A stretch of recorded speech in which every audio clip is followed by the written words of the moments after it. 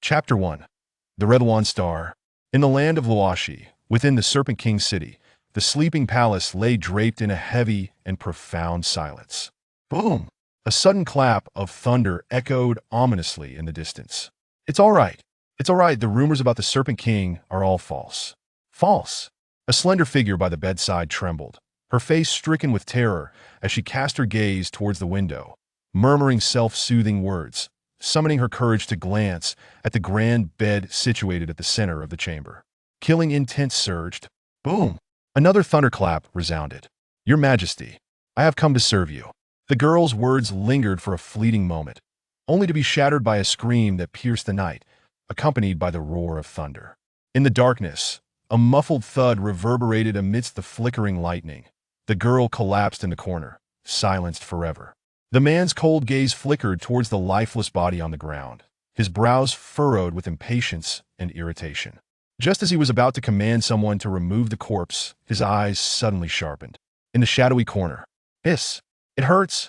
A searing pain coursed through Chio Luiner's body, as if she had been crushed by a massive truck, prompting her to cry out involuntarily. Upon opening her eyes, she found herself in a dimly lit, eerie environment, and before her lay a pair of captivating jade-like feet. Jade? No, wait. Hadn't she been struck dead by lightning? Where did these jade feet come from? A throbbing pain assailed her mind as memories surged forth like a tidal wave. After 3 seconds of processing, Chio Luiner wore a dazed expression. This was a world of beastmen named Luashi, and the original owner of this body was an inconspicuous female from the neglected branch of the Red Serpent clan in Serpent King City.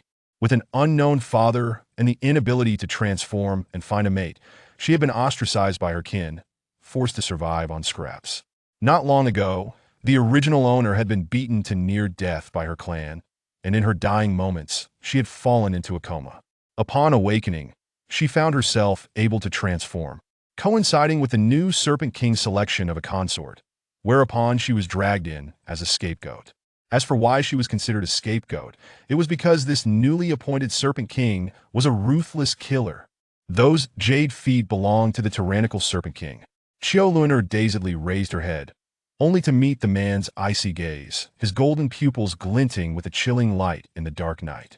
The man possessed an exquisite visage, yet his expression was exceedingly grim, instilling a profound dread within Chio Luiner.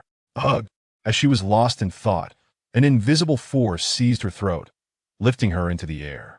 Instinctively, Chio Luiner struggled, attempting to pry away the entity constricting her neck. Her pale face flushed red from lack of oxygen. The man's eyes were filled with indifference, along with a hint of barely perceptible curiosity. She was different now. The earlier female had been utterly timid, her delicate features devoid of any vitality, resembling a flawlessly crafted puppet.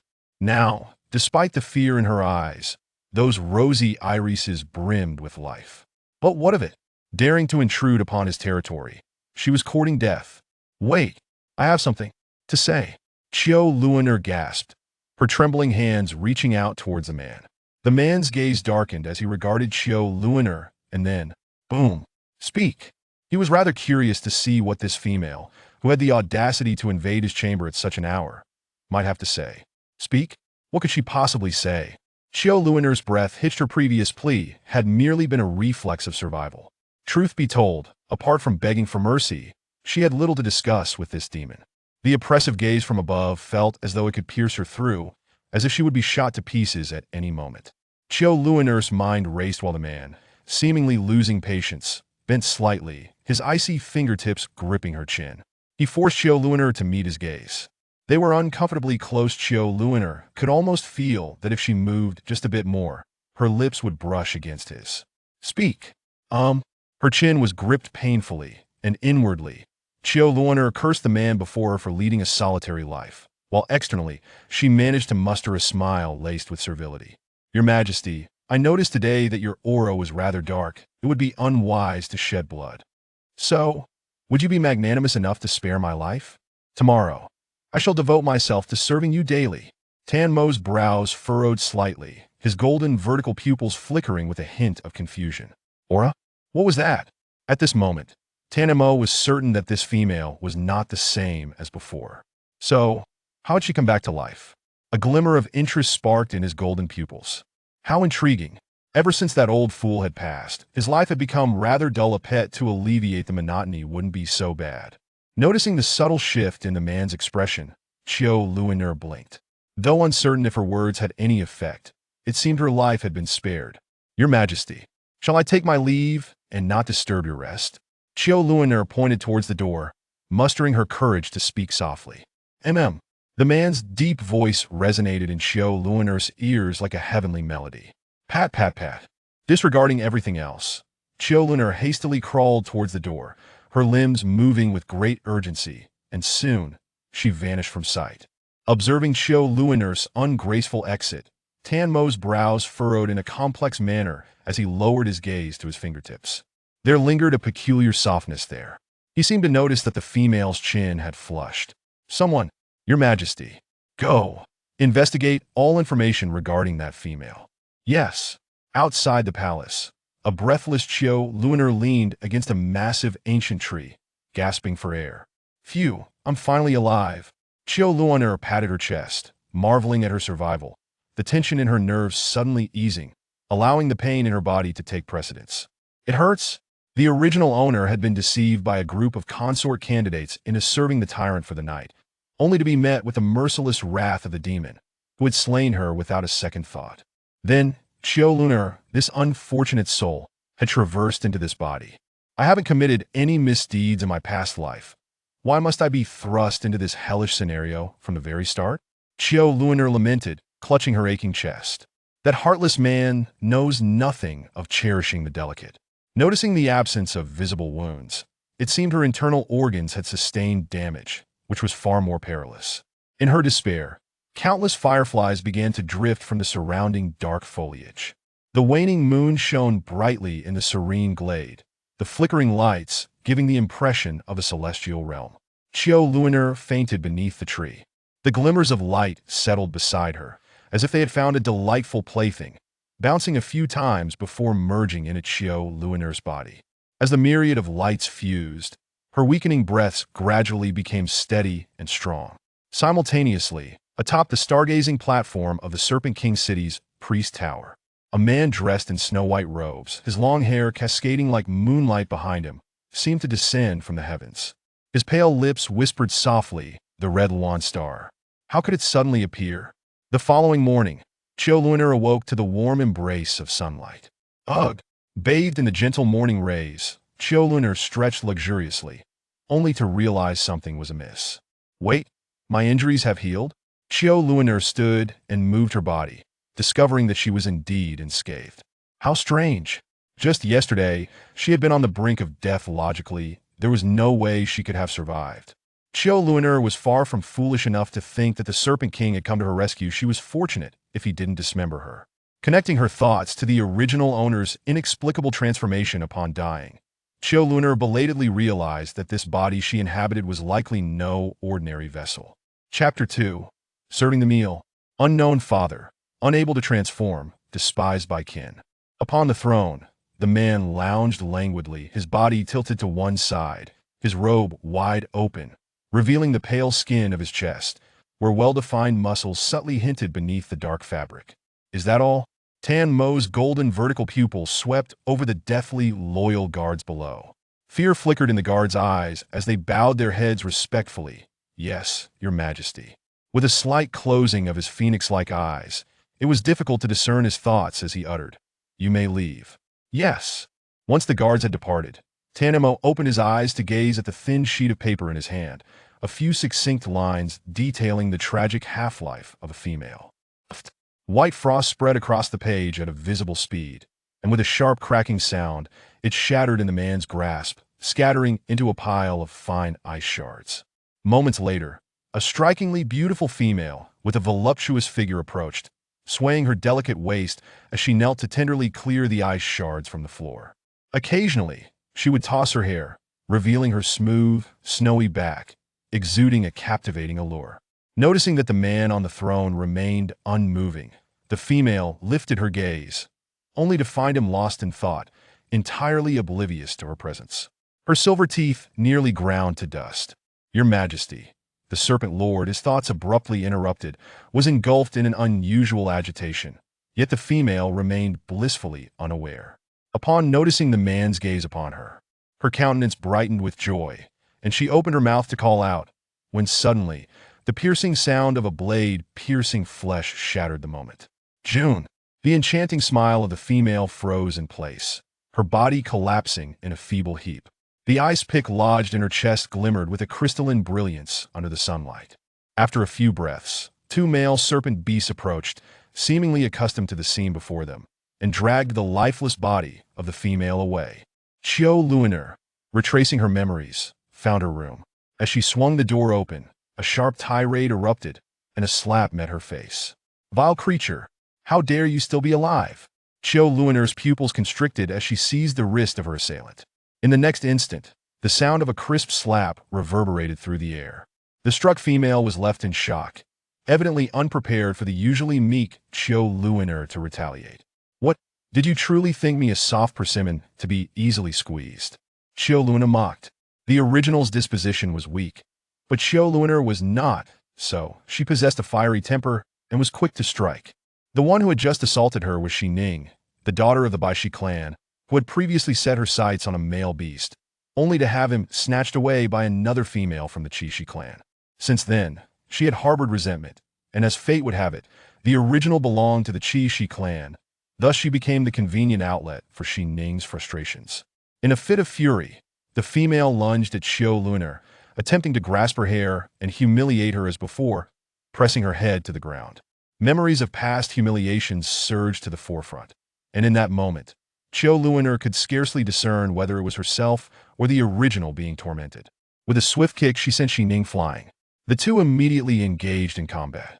For a time, Shi Ning's screams echoed throughout the room. "Ah! Shi Ning! Shi Ning, what has happened to you?" The piercing cries abruptly filled the space, prompting Qiu Luiner to hastily withdraw, retreating several steps to distance herself from Shi Ning. Her heart raced with uncertainty. When had her strength become so formidable? In her memories, the original could hardly lift a finger. Gazing at Shi Ning, now surrounded by a throng of females, Qiu Luiner found the scene utterly ludicrous. Not a soul had come to her aid during the skirmish, yet now they were filled with concern. With an air of impatience, Qiu Luiner coldly addressed them. "Should you not hasten away? Or shall I strike all of you as well?" A group of females, dragging the lamenting Shi Ning, scurried away, while in a corner unnoticed by Qiu Luiner, one female fixated on her, her gaze restrained yet brimming with unadulterated desire. Once the crowd dispersed, silence enveloped the room. With a firm closure of the door, Qiu Luiner stared blankly into the mirror. Sharing a name is one thing, but how can our appearances be so alike? The girl in the mirror possessed skin as fair as snow, with pronounced brows and large eyes, her delicate features combining to create a visage that was both ostentatious and alluring, complemented by a cascade of rose-hued waves that exuded wildness. Despite her strikingly aggressive appearance, the girl's gaze sparkled with clarity, resembling an untainted spring. The sole distinction between her face and that of Qiu Luiner's previous life lay in the color of her hair and ears. The beastly ears were partially pointed, akin to those of an elf. Qiu Luiner brushed aside the strands that had fallen across her forehead, seeking to scrutinize her current appearance more closely, only to discover two protrusions had emerged unexpectedly. With wide eyes, her first reaction was to think them tumors, but then she realized, no, tumors could not sprout overnight, and the positioning was all wrong. Pushing aside the hair surrounding the protrusions, she leaned closer to the mirror for a clearer view, only to be interrupted by a knock at the door. "Is this Qiu Luiner? The Lord requests your attendance for dinner." A jolt of anxiety coursed through her as she dashed to open the door, finding the male serpent beast still lingering. "Brother, isn't there a designated female serving dinner today? The serving female has committed an offense and has just been executed by the Lord. He has specifically summoned you." Qiu Luiner inhaled sharply. Had he not yet satisfied his thirst for blood and sought to recall one left behind from the previous night? Noting her pallid complexion, the male beast could not help but offer comfort. "Little female, do not be overly afraid, the Lord is." Before he could finish, his mouth opened and closed, finally managing to utter, "All right, little female, the Lord has waited long enough, and may grow impatient. You must go now." Perceiving the male beast's discomfort, Lunar dared not squander time, responding affirmatively before hastening toward the residence of the Serpent Lord. Driven by the urgency of her precarious situation, Luna moved with remarkable speed, arriving just as the 18 dishes were yet to be fully served. The man reclined in his chair, engrossed in a book. The glimpse of spring revealed that his collar was lost on Lunar, whose mind was preoccupied. Taking a deep breath to steady her nerves, she approached with a demeanor of deference. Bowing slightly, she intoned, "I pay my respects to the Lord." Lunar. The man's lips parted ever so slightly, uttering her name in a tone that was neither loud nor soft, yet it resonated in a manner that sent shivers through Lunar's ears.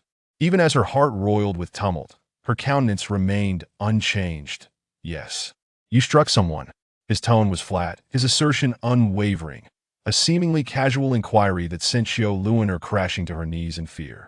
How had she forgotten that everything here belonged solely to the Serpent Lord, including the females offered to him? To strike a person was tantamount to striking the Serpent Lord himself. Beside her, a trembling female knelt, her slender figure quaking slightly from fear, exuding a pitiable aura. A flicker of boredom passed through Mo's eyes. He had initially thought her an intriguing plaything, only to discover she was no different from the others. Chapter 3. Injustice. Machine, discussing the matter with indifference, coldly declared, "Drag her away." In one fell swoop, he pronounced Luanar's death sentence. "Wait."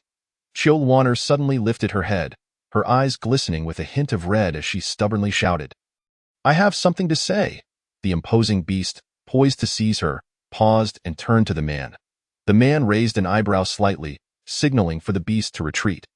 Luanar took a deep breath and spoke. "The female I struck has long conspired with others to oppress me, and last night, she lured me into your chamber, disturbing your rest. Shouldn't I have retaliated? Moreover, the Emperor has turned a blind eye to their misdeeds for so long. Why is it that as soon as I retaliate, you come to confront me?" Her voice escalated in volume as she accused, leaving the two beasts nearby trembling in fear. This Snake Lord was notorious for his ruthless and capricious nature. Known to execute without warning, the beasts could vividly imagine the brutal scene of Luanar meeting her demise, yet to their surprise, the man merely waved his hand dismissively, signaling them to leave. Once the beasts departed, the vast room was left with only Luanar and the Snake Lord. Even though the man sat there with an expression of indifference, the palpable aura of menace emanating from him was unnervingly potent. Luanar's breath hitched. After a brief internal struggle, she resolved to confront him head-on. After all, she was destined for death, and if she did not express the pent-up anger in her heart before her demise, she would surely die with resentment. Additionally, she harbored ulterior motives. The man lowered his gaze upon her, his golden slit pupils strikingly beautiful. "What do you wish to say?" "I find your actions unjust," Luanar blurted out. Her heart stealing, warm tears streamed down her cheeks. Whether it was the experiences of her original self or the relentless life-and-death crises she faced since arriving in this foreign realm, even someone as resilient as Luanar found it hard to maintain composure. As her vision blurred with tears, she thought she saw the man frown, but when she wiped her tears and looked again, he remained impassively seated. The tears flowed uncontrollably as the man's voice, tinged with irritation, cut through the air. "Stop crying. It's just a trivial matter. No need for tears." His voice, though not loud, carried an oppressive weight, causing Luanar to falter, and in the next moment, her tears cascaded down freely. Sobbing, Luanar, in a state of surrender, sought nothing more than to vent her frustrations before her imminent end. Observing her distress, Mo's expression stiffened. Under normal circumstances, this female would not have had the opportunity to shed a single tear. Yet now he found himself unable to act against her. He attributed this rare hesitation to a peculiar tenderness towards his pet. As he noted her reddened eyes, a strange expression flickered across his face. Suddenly, a handkerchief appeared seemingly from nowhere, landing with a soft slap against Luanar's face. She removed it to hear the man command, "Wipe your tears." "Wipe what? Tears?" Luanar's expression brightened, realizing this indicated that the Snake Lord would spare her life.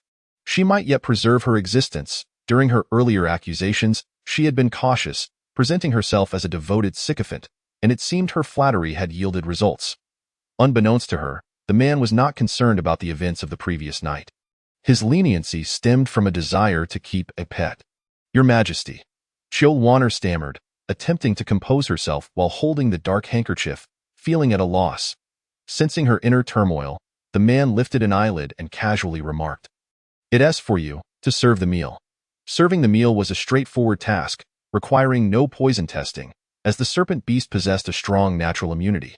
Chilwanner's duty was merely to remember the Snake Lord's culinary preferences for future meals, as well as to tidy up after dining.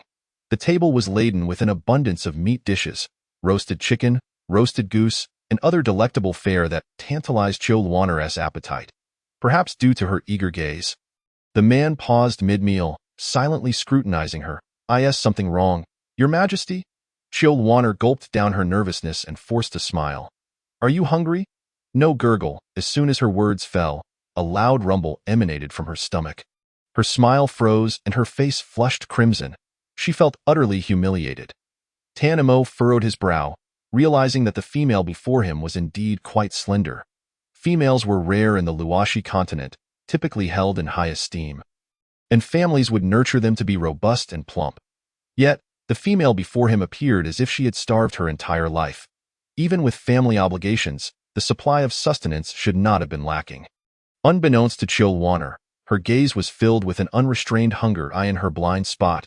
The man pressed his lips together and stood up.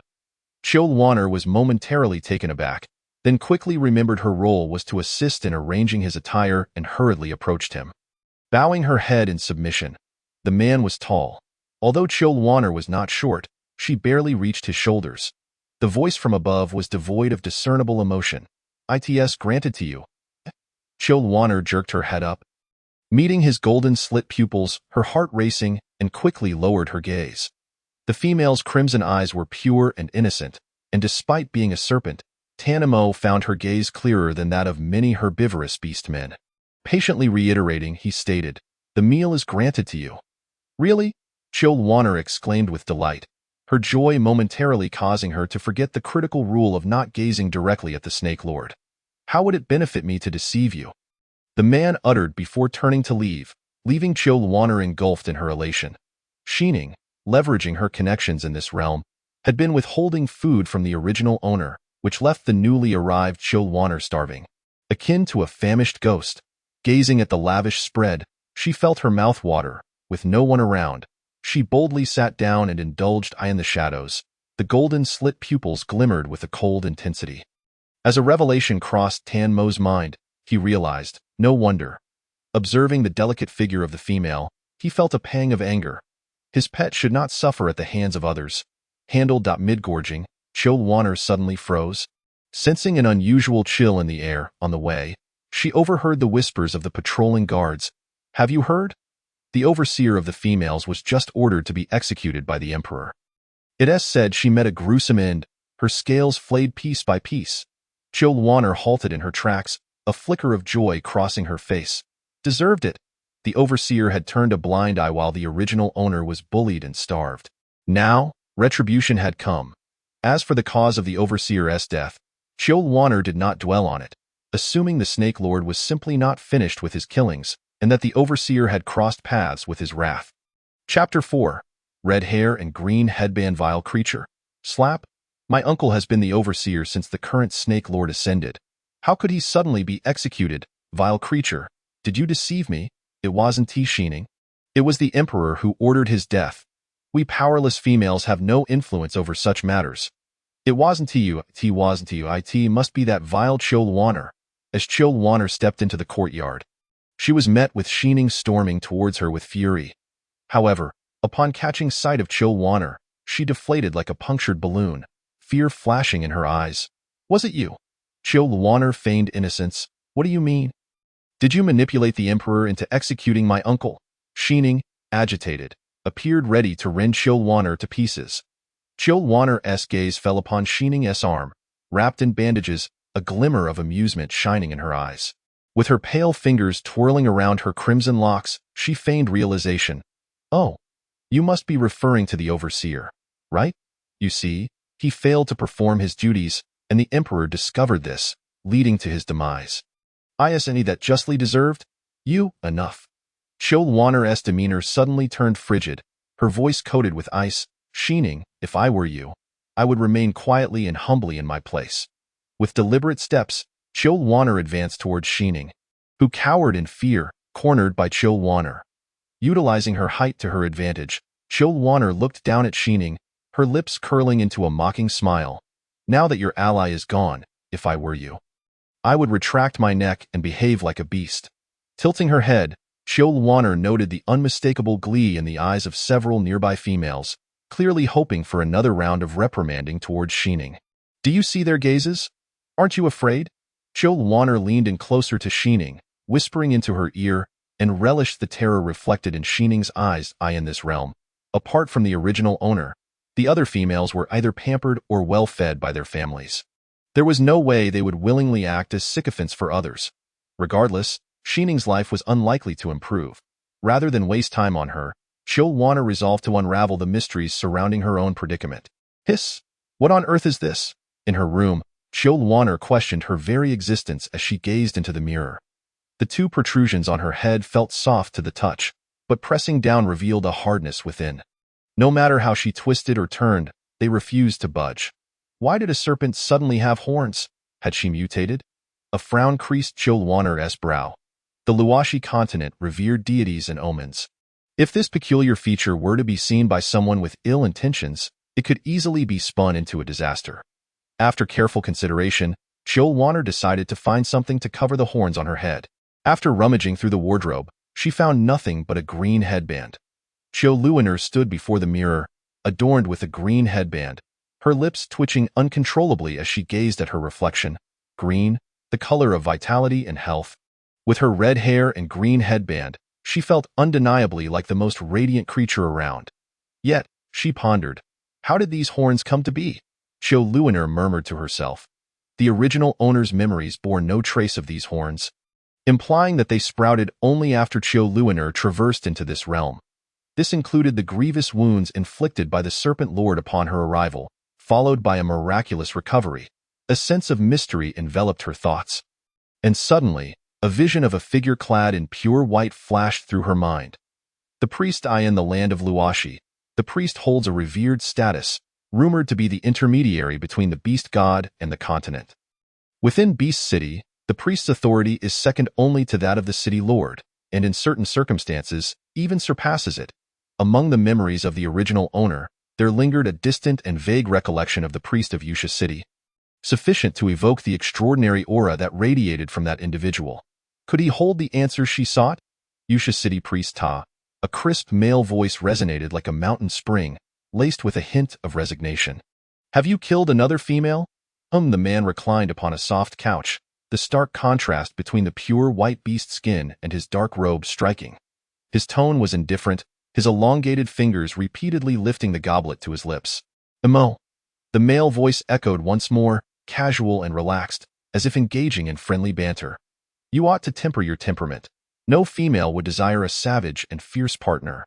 The orc serving wine nearby trembled in fear, knowing only the priest would dare speak so candidly before this man. The man scoffed, not even bothering to lift his eyelids as he continued to drink. The priest then spoke again.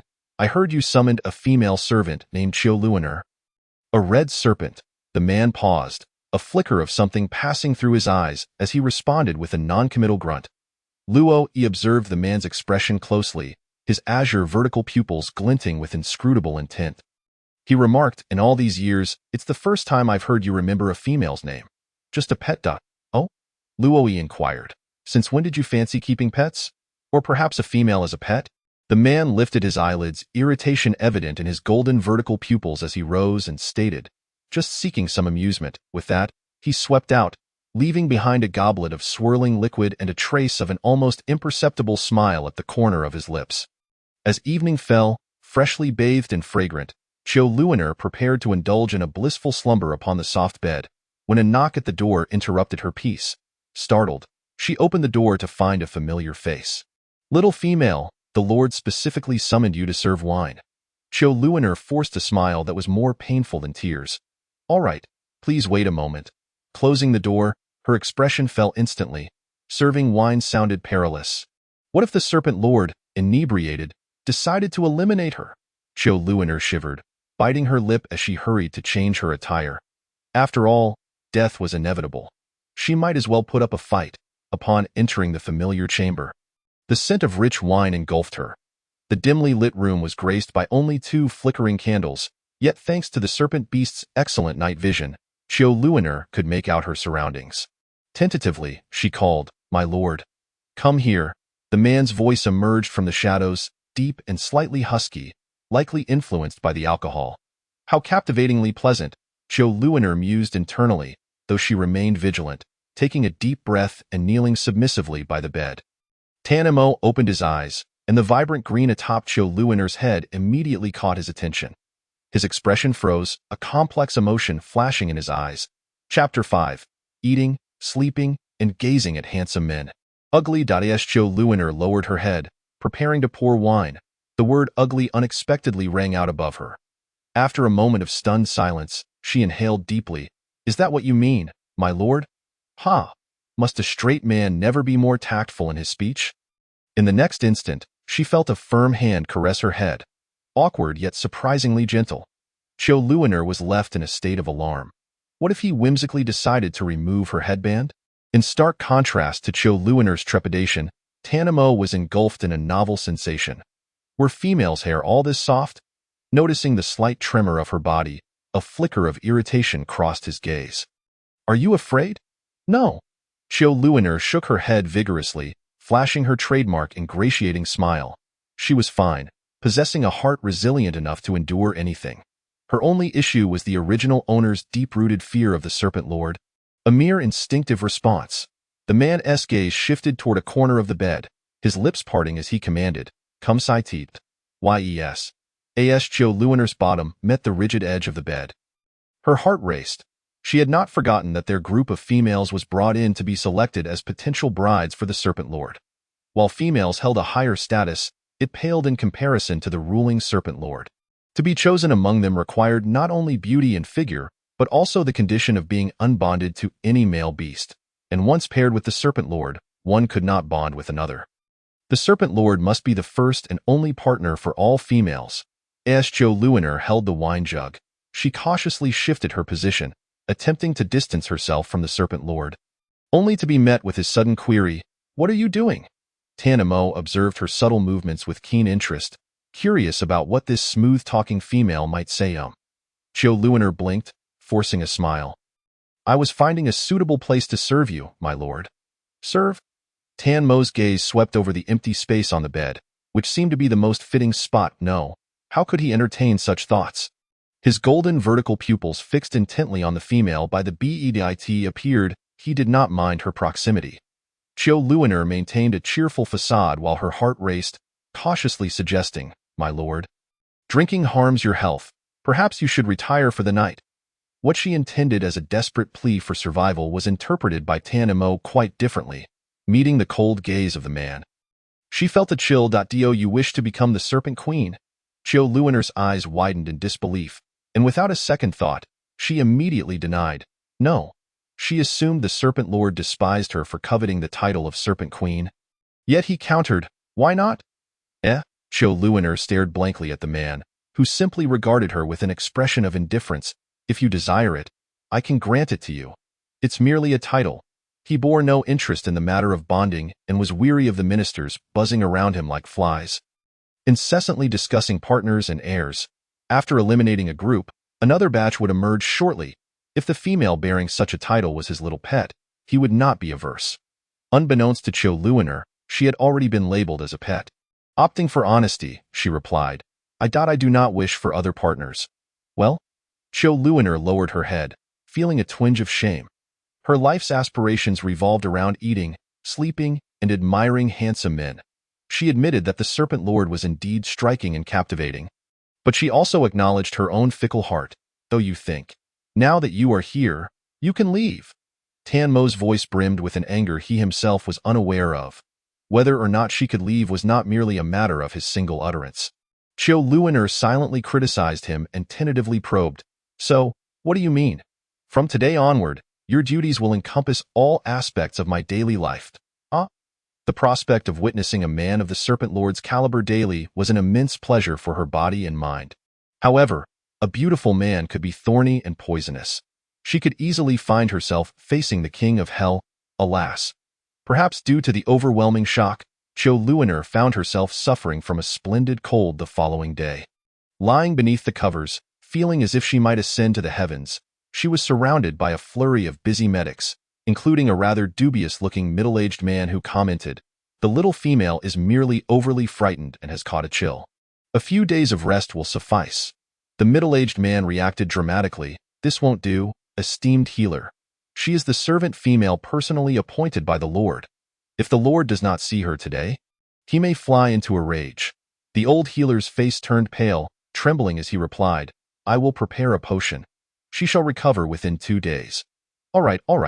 Cho Luiner watched the steward escort the healer away, silently lamenting the poor healer's plight. However, her sympathy for the old healer quickly faded. The new female steward approached with a cheerful smile, placing a set of clothing beside Cho Luiner's bed. "Hello, little female. I am the new steward. You can call me Pineapple." Cough, cough, cough, cough. Cho Luiner couldn't suppress a fit of coughing, leaving Pineapple utterly terrified. "What's wrong, little female?" "And nothing." Her face flushed from coughing. Cho Luiner waved her hand, asking, "You are called Pineapple?" "Yes," Pineapple replied, bewildered.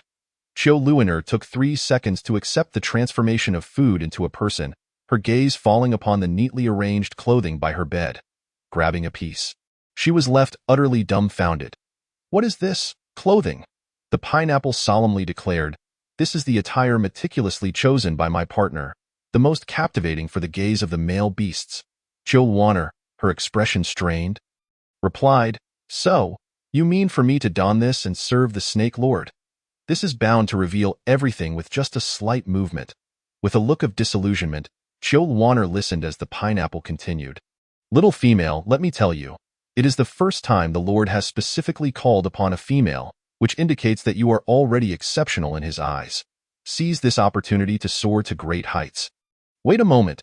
Suddenly, Cho Luiner recalled a grave concern. "I cannot serve the Lord today. Who will attend to his needs?" After some contemplation, she remembered a female from the Bai Shi clan named Xining. She had volunteered, and since the Lord seemed indifferent to any female but you, I thought it best to let her go. Chapter 6. Moonlight Lake Xining? "Yes, what about it, little female?" The Pineapple appeared utterly perplexed. Clearly unaware of the dynamics among the females, "It's nothing." Cho Luiner took a sip from the cup of water on the table, suspecting Xining's intentions. Just as she set the cup down, intending to dismiss the Pineapple for a well-deserved rest, a commotion erupted outside. A male beast rushed in, panic-stricken. "It's terrible, Chief. The female serving today has fallen out of favor with the Lord. She has broken her leg and is on the brink of death." The Pineapple hurriedly dashed out, leaving the room in sudden silence, while Cho Luiner lay on the bed, gazing at the ceiling, savoring the rare tranquility. Knock, knock. The door was rapped upon, and a sweet-faced girl with golden hair entered, her smile bright. "Luiner, I heard you were unwell, so I came to check on you." "I'm all right," Cho Luiner replied with a rehearsed smile. The girl was named Xia, who had maintained a detached attitude during the original owner's moments of distress, neither offering help nor enabling cruelty. As the saying goes, no good deed goes unpunished. Cho Luiner inquired, "Doesn't Xining require someone to watch over her?" And Xia hesitated, then smiled. "Xining is merely arrogant because of her previous position. Now, many are relishing her downfall." Cho Luiner's eyes flickered with interest. "So? You re not concerned?" And Xia chuckled lightly. "Engaging in such petty rivalries is rather tedious. We are all but alternatives for the Lord. It is wiser to focus our thoughts on more substantial pursuits." "Ah, now I understand." Cho Luiner discerned the subtext in Xia's words. The females here generally possess one of two mindsets, like Cho Luiner, who wishes to avoid the Snake Lord for self-preservation, hoping for a stroke of good fortune to escape and find a few partners to enjoy life, or like Xia, who seeks wealth and power through risk. Should one become the Snake Queen, a lifetime of splendor and authority would be secured, something that ordinary male companions could never provide. "Luiner, you're unwell and ought to rest for a couple of days. With Xining in her current state, perhaps I could." Cho Luiner blinked innocently, a harmless smile gracing her lips. All right, I'll inform the chief pineapple that during my rest, you can take my place serving the Lord. Wonderful, and Xia beamed, placing a fruit basket on the bedside. Then you should rest. I won't disturb you any longer. Once the door was closed, the smile vanished from Chilwanner's face as she sighed. Wealth and power are not so easily attained. It is often said that serving a lord is akin to courting a tiger, especially when he is, at his core, a cold-blooded creature. Moreover, the Snake Lord is capable of having numerous female companions, which could very well lead to palace intrigues. Chilwanner grimaced. The aftermath of her fever left her head spinning, and she soon fell asleep, collapsing onto the bed until nightfall. The darkness deepened, and a chill permeated the air. Ugh, so hot. Chilwanner poked her head out from under the covers, feeling her forehead, which was somewhat warm. After nibbling on a few pieces of fruit that Xia had brought, she decided to take a stroll to shake off her illness. Though females were generally forbidden from venturing out at night, Chilwanner, audacious as she was, had heard tales of the former Snake Lord's extravagance in constructing a stunning garden, so she resolved to explore it. This should be the place. Chilwanner adjusted the blanket around her shoulders and examined the towering 4-meter wall, murmuring, "Is there really nothing of value inside to warrant such a high wall? Climbing it directly would be impossible." Instead, she glanced around, her eyes landing on a crooked tree point, one of its branches conveniently stretched into the garden. Chilwanner's eyes sparkled. "You will do," with her mind made up. She exerted herself and effortlessly climbed the tree trunk. It was only when her feet touched the ground that she realized something felt off. Why was climbing the tree so easy? Never mind, she thought, casting the thought aside as she ventured forward under the moonlight. The forest was serene, dotted with countless fireflies and occasionally accompanied by the melodious chirping of birds, resembling a celestial realm.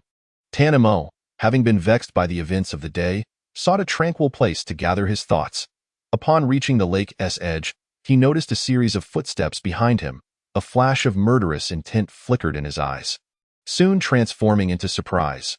What is she doing here? With golden vertical pupils glinting dangerously under the moonlight, he vanished in an instant, while a small black snake slithered into the underbrush. Moments later, Chilwanner parted the bushes and finally beheld her destination, Moonlight Lake. Wow! The moonlight was cool, and the shimmering lake reflected the crescent moon, resembling a mythological fairy lake. After ensuring no one was around, Chilwanner stepped out from the thicket to admire the breathtaking view up close. The breeze from the lake carried a faint floral fragrance. If she could escape one day, she promised herself to explore the entire Luoshi continent. In her previous life, she had longed to travel but had never found the opportunity. This time, she was determined to make up for it. Tanamo listened to Chilwanner's soliloquy, his gaze darkening. Just then, he heard her voice filled with wonder. "Oh, there's a little snake here?" In the next moment, Chilwanner had picked him up, lifting the small black snake into her grasp. "What strange eyes you have." Chilwanner squinted, locking eyes with the small snake. Tanamo froze, realizing he had been transformed into a snake form at midnight and was now being held by a female. If word got out, it would surely provoke laughter among the beasts. Luckily, Chilwanner did not connect the small snake with the merciless Snake Lord from the previous day. "You're quite the curious little snake," she remarked, holding the small creature in her palm. The snake was entirely black, its eyes a striking golden hue, reminiscent of someone she preferred not to name. Noticing that Chilwanner had not recognized him, Tanamo relaxed slightly, flicking his crimson tongue in curiosity. "Why are you out here instead of resting?" Tanamo felt a twinge of annoyance, but could not quite pinpoint the source of his irritation. "Return to rest," he hissed. However, Chilwanner did not hear him, as the patrolling guards were approaching. "Who goes there?" she exclaimed, panic setting in. With no pockets to stow the small snake, she hastily shoved him into her bosom and agilely climbed the tree. Her petite form nestled among the dense branches, rendering her nearly invisible. "You can't see me, you can't see me, you can't see me," Chilwanner silently prayed as the patrolling guards drew near her hiding place. The lead guard sensed something amiss and was about to look up when a cold voice echoed in his mind. "Leave." The guard's eyes widened as he recognized the voice's owner, and he instantly declared, "There's no one here. Let us go." Phew, they actually left just like that. Chilwanner exhaled in relief, only to feel a sudden chill that made her eyes widen. Chapter 7. the dress design regaining her composure. Chilwanner's face flushed crimson as she recalled how, in the heat of the moment, she had shoved the small black snake into her bosom. An awkward atmosphere enveloped them as Chilwanner summoned her courage to retrieve the small snake. The little creature, already somewhat stiff, seemed even more rigid now, unresponsive no matter how she shook it. "Are you a beast man or just an ordinary wild animal?" she tentatively inquired. Then it struck her that the little snake could hardly be a beast man. The Shin snake clan had long been the royal family of the Serpent City, marked by their obsidian scales and golden eyes. The previous snake lord had been quite the charmer, yet there had been no rumors of illegitimate offspring, especially not one so small. Sure enough, the little snake appeared oblivious to human speech, its golden eyes devoid of any awareness. "So, you are just an ordinary little snake. That's a relief." Chilwanner sighed, feeling a wave of anxiety wash away. Not long after Chilwanner departed, the figure of a tall man emerged by Moonlight Lake, his flowing robe lending him an air of casual elegance, as though he ruled over the world itself. "My lord, should we take action regarding that female, no need?" With a gesture, he signaled for the shadow guards to withdraw. Tanamo stepped forward. The water was crystal clear, the moonlight cascading down, and in its reflection, he caught sight of his face tinged with a faint blush. Unable to resist, he reached up to touch the corner of his lips. Moments ago, they had brushed against something soft, an unfamiliar sensation, delightfully tender and oddly addictive.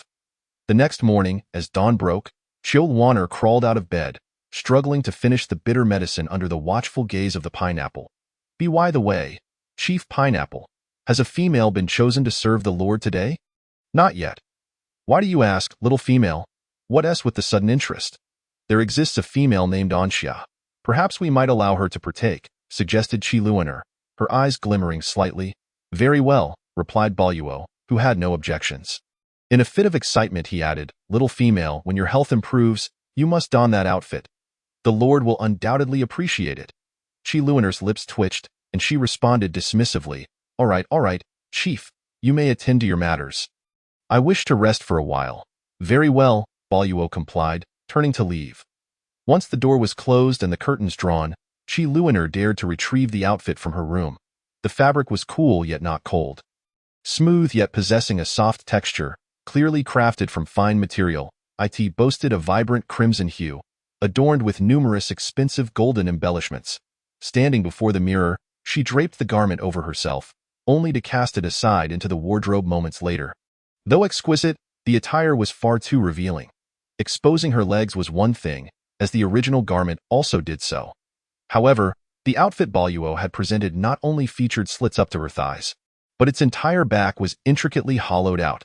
While the front appeared relatively normal, akin to lace or sheer fabric, any significant movement would lead to unintended exposure, embodying a tantalizing allure of feigned modesty. What of it? On the other side, Tanamo regarded Boluo with a cold gaze, his thin lips parting to inquire, "What do you think? Is the spirit commendable?" It seems the previous night's exertions were insufficient. A shadow flickered across his eyes as he listened to Boluo declare, "Your Highness, I have prepared a surprise for you." Tandamo's brow furrowed in intrigue. Observing Boluo's demeanor, he gestured for the nearby Anxia to withdraw. Unbeknownst to him, a female had quietly slipped away, her eyes dimming. "Speak," he commanded. Boluo, with a mischievous glint, produced a design sketch, revealing the very attire he had given to Chilwanner. It even detailed the front and back, alongside instructions for swiftly removing the dress by tugging at a specific strap. "I provided this dress to the little female yesterday. Once her health is restored, she shall wear it to serve you." Boluo wore an expression of pride in his cleverness. Tanmo's brows knitted together. He was on the verge of reprimanding his subordinate for meddling, yet vivid memories and sensations from the previous night flooded his mind. Feeling warmth creep across his face, he suppressed his thoughts, his voice icy as he commanded, "Withdraw." Boluo appeared bewildered, yet did not dare to argue, turning to leave with his precious design. However, Tanmo's voice called out, "Leave the sketches. Of course." Boluo eagerly placed the sketches upon the table before hastily exiting. With slender fingers drumming rhythmically upon the tabletop, Tanamo suddenly recalled something, picking up the sketches for a closer examination. His imagination wandered to the image of the female clad in that red dress standing before him. The outfit was quite fitting, indeed. Ignoring the documents sprawled across the table, Tan Mo gazed at the sketches. A smile, subtle and unnoticed by himself, graced his lips, achoo. Chi Luiner sneezed mightily, oblivious to everything, her mind wandering cheerfully. If Ansha succeeded, perhaps the Serpent Lord would be in a good mood and allow them females to leave. Time slipped away, and 2 days swiftly passed without the arrival of the much-anticipated news. With her health improving, it was time for her to fulfill her duties. On this day, Chi Luiner, adorned with her verdant hairband, stood before the mirror, contemplating her choice of attire. "Oh, little female, what are you up to?" Boluo inquired. Chi Luiner replied earnestly, selecting an outfit. "What sort of outfit?" Boluo pressed. "Did I not mention that you were to wear the one I provided? But I feel that dress is unsuitable for serving the Lord." "How could that be? The Lord specifically requested to see you in it. What could be inappropriate about it?" "Oh dear." Little female Chi Luiner's focus was entirely captured by the phrase "the Lord specifically requested to see you in it," rendering her oblivious to Boluo's subsequent chatter. "The Lord requested? Indeed." Chi Luiner's mouth fell agape. Could it be that the Serpent Lord, who appeared so austere, had an affinity for sensual attire? No, this was hardly the time to dwell on such matters. "Is there no room for negotiation?" she asked, genuinely apprehensive that the Serpent Lord might unleash his primal nature upon her. Boluo queried, "What do you think?" In the end, Chi Luiner reluctantly donned the crimson dress. The silken fabric, smooth as satin, concealed her fair skin, offering her a modicum of comfort. Little did she know, it was precisely the half revealed that proved most alluring. Standing before the man, Chi Luiner endeavored to muster a natural smile. The man's golden-hued vertical pupils scrutinized the little female before him, yet his gaze halted abruptly upon the conspicuous green atop Chi Luiner's head. Chapter 8. Ominous portents. The man's cold eyes fixated on the jarring green atop Chi Luiner's head, and he commanded, "Remove it." Chi Luiner was taken aback, swiftly realizing that the Serpent Lord was instructing her to take off the hairband. Her mind raced, presenting a pleasing smile. "Why, Lord, it is merely a hair accessory. It is of no consequence." The man, however, remained resolute. "Ugly." Having been called ugly for the second time, Chi Luiner maintained her composure. Seeing no alternative, she slowly removed the hairband, taking care to smooth her hair afterward. Thankfully, her hair was voluminous enough to cover her horns. The man beckoned her closer with a crooked finger. As the Serpent Lord did not partake in breakfast, Chi Luiner's task was to assist him in dressing and grooming. With her gaze lowered, she approached, only to hear the man's indifferent voice command, "Look up." Chi Luiner's heart raced as she lifted her eyes to meet the man reclining on the bed. Her breath caught for a moment. Leaning against the bed, the man possessed deep-set features, sharp angles, and thin lips of a rose-like hue. His inky black hair cascaded casually, lending him an air of relaxed nonchalance, devoid of the usual coldness that accompanied his demeanor. His wide-open collar revealed a well-defined chest that exuded masculine strength without being overly ostentatious, leading down to the subtle contours of his abdominal muscles. Those striking golden eyes, devoid of fury and intent to kill, appeared less fearsome in that moment. Setting aside other considerations, Chi Luiner found herself quite taken by the Serpent Lord's appearance. The realization that she was infatuated with this formidable figure sent her heart racing anew. Noticing Chi Luiner's flustered demeanor, a flicker of amusement danced in the man's eyes. How fond he was of black. After considerable deliberation, Chi Luiner ultimately chose a dark garment adorned with golden patterns. "My lord, how about this one?" she inquired, kneeling submissively before him. The man stood and asked, "What is atop your head?" Chi Luiner's smile faltered, her lips stretching into a forced grin. "It is merely a headpiece. If you dislike it, I shall remove it another day." Tan Mo did not overlook the fleeting panic in Chi Luiner's eyes, and a playful thought crossed his mind, but his expression turned cold. "Speak truthfully. Remove it," Chi Luiner stammered. "Now? How does one remove something affixed to her head?" This time, it seemed she was truly doomed. Noticing her expression, Tan Mo sensed something amiss. "Come closer." Chi Luiner closed her eyes, resigned to her fate. The next moment, she felt a gentle caress atop her head, followed by a light pinch at her horns. Her heart began to race. Why, my lord, it is merely a pair of horns. Why must they be hidden? Surprisingly, Chi Luiner did not anticipate the man's response. You do not think this an ominous sign? The moment the words escaped her lips, she regretted them. The man's lips curled into a mocking smile. Ominous? What is deemed ominous is merely the cacophony of the weak banding together for warmth. Chi Luiner was momentarily stunned, as if recalling that the previous Serpent Lord's youngest son had been branded with the title of ominous from birth. Unloved by both father and mother. Only after ascending to the position of Serpent Lord did the rumors begin to dissipate, to the point where none within the Serpent City dared to mention it. Tanimo lowered his gaze. It seemed his little pet remained unaware of the significance of those horns. Then, do you truly not care? Chi Luiner inquired softly, suddenly feeling that the notorious killer of rumors might not be so terrifying after all. What benefit would it bring me to deceive you? The man waved her off, gesturing for her to assist him in dressing. Chi Luiner rose, recalling the manner in which she had seen to his attire in the past. Aside from the occasional need to prevent accidental exposure, the task unfolded smoothly. From Tanimo's perspective, a fluffy head nestled against his chest, so close that he could discern the small horns peeking through her hair. Her slender form seemed like it could be easily embraced. What a fuss you make! The sound of the man's reprimand brought Chi Luiner's courage to the fore.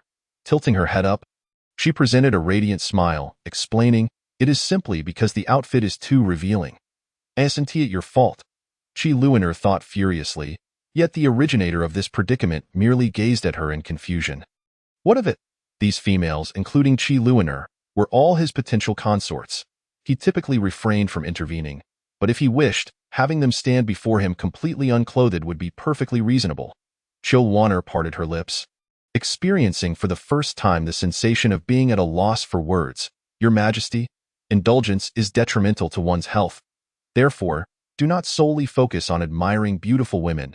A shadow flickered in the man's eyes as he swiftly pulled her into his embrace. Unprepared, Chi Luiner collided with the man's chest, causing her eyes to instantly redden from the pain. She wanted to curse but lacked the courage. Upon realizing whose arms she was in, her cheeks uncontrollably flushed with a rosy hue. Your Majesty, I have no partner, so how could indulgence be a concern? The man's tone shifted. Perhaps you should. Wait. Chi Luiner suddenly jolted free from the man's grasp, her mouth racing ahead. Your Majesty? My attire is fully donned. You may go about your business now. I shall check on the lunch I have prepared for you in the kitchen. With that, Chi Luiner quickly performed a bow and dashed away, leaving the man standing in place, gazing at his empty arms, chuckling softly. I have touched the waist of my little pet. The sensation is rather pleasant, albeit a bit slender. Yes, he contemplated Chi Luiner. A deeper meaning flickered in his eyes. Summon the priest? Yes. Meanwhile, Chi Luiner rushed out of the palace, tidying her hair and ensuring her horns were hidden before heading towards the kitchen. She needed to prepare lunch for the Snake Lord, as well as satisfy her own hunger. What should I eat? Chi Luiner mumbled to herself as she walked, nearly colliding with a female figure approaching her. Luiner, and Xia wore an expression of hesitation. What is the matter? Now that your health has improved, will you be serving the Lord from now on? I suppose so, Chi Luiner replied, stroking her chin. If the Snake Lord refuses to change attendance, I will inevitably toil endlessly without rest. Just the thought is exhausting. An Xia opened her mouth, seemingly conflicted. Chi Luiner sighed internally. Truly, the droughts claim the thirsty while the floods drown the sated. Chapter 9. The secret of the horns. Chi Luiner was not so benevolent as to risk being silenced by connecting others. So she hastily concocted an excuse to dismiss An Xia before making her way to the kitchen. Once Chi Luiner departed, An Xia's expression darkened abruptly, her gaze turning cold and menacing, completely devoid of the gentleness she had just shown. What should I eat? Upon entering the kitchen, Chi Luiner was warmly welcomed by the male beasts, who allowed her to choose her food freely. The males here were all beastmen with families, hired for their services. In the continent of Luoshi, a currency known as spiritual crystal is universally used. These male beasts could earn 5,000 spiritual crystals a month, sufficient to cover a typical beastman's household expenses for half a year. Suddenly, while savoring a chicken leg, Chi Luiner remembered something. The male beasts cooking in the kitchen received spiritual crystals, yet the females serving the Snake Lord seemed to receive none. Undeterred, Chill Wanner sought out Bo Luo, only to receive the following response. Spiritual crystals? Females do not receive spiritual crystals, Bo Luo stated. To serve the Lord is an unparalleled honor, far beyond the measure of spiritual crystals. Chill Wanner nearly lost her composure. What about daily necessities, clothing, and accessories? We need spiritual crystals to purchase those. Moreover, there is nothing here. If you were to become the Snake Queen, you would have countless riches and would hardly need spiritual crystals. Chill Wanner finally understood. This place was akin to a luxurious prison, with the Snake Lord as the warden wielding absolute power. Little female, Bo Luo glanced around before leaning in to whisper, I can tell the Lord has some interest in you. Chill Wanner forced a smile, responding, Perhaps, but I must get back to my duties now. After sending Bo Luo away, Chill Wanner leaned against the corridor, lost in thought. Setting aside the Snake Lord's true intentions, she had no desire to become the Snake Queen. She abhorred schemes and intrigue. She cherished her freedom. Yet, becoming the Snake Queen meant a lifetime of confinement in this place. My handsome man, my freedom. Chill Wanner let out a mournful wail, her expression tragic. I in the council chamber, the crystal table illuminated. Mo, you called for me? Yes. The man paused in his review of documents, something flickering in his eyes as he asked, Do dragons truly exist? Why this sudden inquiry? They do. Within the priest's tower, Loi's snow-white eyelashes fluttered as she contemplated before responding. Or perhaps they once existed. Be more specific. The dragon clan indeed existed in ancient legends. The first lord of the Serpent City was of the Shimming Dragon clan, which belongs to the water element. Thus, the royal family of Serpent City inherently possesses the power to manipulate water and ice. Many serpent beasts may still carry traces of dragon blood, albeit in exceedingly diluted forms. The man seized upon the critical point, inquiring, What if dragon horns were born? Dragon horns? Loi instinctively asked. Have you grown dragon horns? The man rubbed his brow with long fingers, saying, No, just provide me with the answer. The dragon clan's bloodline has largely degenerated, losing all dragon characteristics. To produce dragon horns, one must either possess pure dragon blood or experience an exceedingly rare ancestral phenomenon. Understood. With that, the man unilaterally severed the connection. On the other end, Loi observed the dimming crystal with a hint of a smile. Someone is harboring secrets. 18 noon. During lunch hour, Chill Wanner stood outside the council chamber awaiting her turn. To preserved the freshness of the dishes. Lunch is only prepared after the Snake Lord has declared it. Chill Wanner must wait until the Snake Lord finishes dining before she can eat. As the clock struck noon, the door showed no signs of opening, prompting Chill Wanner to sigh. Alas, when will you emerge, Your Majesty? The guarding beast man dared not meet Chill Wanner's gaze, replying, Little female, please bear with it a little longer. The Lord seems particularly busy lately. Won't he be hungry if he doesn't eat? Chill Wanner gazed at the tightly shut door. Male serpent beasts can easily go days without food after a hearty meal, so Chill Wanner was not concerned about the Snake Lord's hunger, but rather her own. A snake's hunger is a pressing matter. The thin door could not obstruct Tan Mo's thoughts. Seeing Chill Wanner's forlorn expression, he unconsciously chuckled softly, silly. Having reached the end of the documents before him, the man rose to declare the meal, finally granting Chill Wanner her release. At the dining table, she wore her sensuous red dress, thankfully remaining still, thus avoiding any wardrobe malfunctions. From a perspective unbeknownst to Chill Wanner, the man's gaze drifted to her waist, dimming for a moment as his fingers brushed under his long sleeves. Noticing the man's hesitation with his chopsticks, Chill Wanner quietly inquired, Your Majesty? Is something wrong? Are the dishes unappetizing? Tan Mo glanced at Chill Wanner. Since the dishes were served, her eyes had been glued to the food. Rather than asking him what he liked, it would be more accurate to ask her what she disliked. Are you hungry? The man countered. Chill Wanner offered a shy smile. Just a little. After nibbling on a chicken leg in the morning due to a certain matter, she had lost her appetite but was now feeling ravenous. Originally intending for him to finish quickly, the man abruptly stood and declared, I grant it to you. Really? Chill Wanner exclaimed in delight. A tone that seemed impatient, yet Chill Wanner felt no trepidation. She quickly bowed, saying, Thank you, Your Majesty. Tan Mo regarded the delicate waist of the female, feeling an odd sensation. He promptly turned to leave, leaving Chill Wanner to joyfully enjoy her meal. The Snake Lord is rather decent. His mood seems more stable than the rumors suggest, devoid of any violent outbursts. Chilwaner 8. She wrapped her clothes around her, ensuring modesty even in solitude. I must find Bo Luo another day. I cannot wear this every day. Should the Snake Lord's primal instincts awaken, it would be inconvenient. Your Majesty, did you summon me? Bo Luo knelt respectfully. The female's attire, did you provide it? The man's voice was inscrutable. Bo Luo dared not conceal anything and spoke honestly. If the Lord dislikes it. No, the man's golden vertical pupils flickered with a different light. Make several more sets of similar styles. Certainly, my little pet truly suits sensuous and luxurious attire. Ah Chu! In the midst of her meal, Chilwaner unexpectedly sneezed, sniffing her nose and muttering to herself. Strange, I feel quite well, so how could I still sneeze? Chapter 10. A heartfelt inquiry time slipped away imperceptibly, and in the blink of an eye, 7 days had passed. Through these days of interaction, Chilwaner gradually discerned some of the Snake Lord's temperament.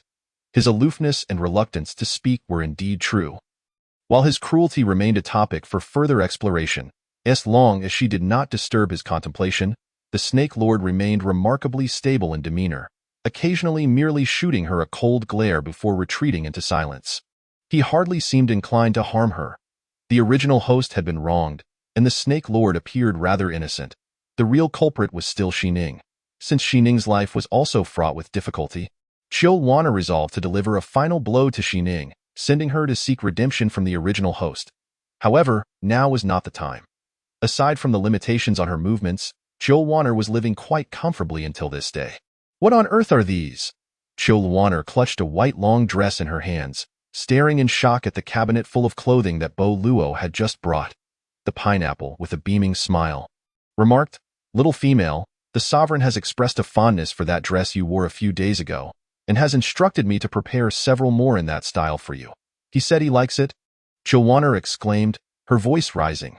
The stoic demeanor of the Snake Lord, who seemed utterly devoid of desire, could indeed appreciate such alluring attire. Although clothing was not entirely unbecoming in public, Chilwaner, accustomed to loose t-shirts and baggy shorts in her past life, found herself somewhat out of sorts. She selected a white dress from a vibrant array of garments and donned it. The hall was enveloped in silence, save for the occasional rustle of pages being turned by the man, while the tinkling of the bells on Chilwaner's ankles seemed jarringly loud. Your Majesty, the man set aside his book and turned his gaze upon Chilwaner, his golden vertical pupils flashing with a hint of satisfaction.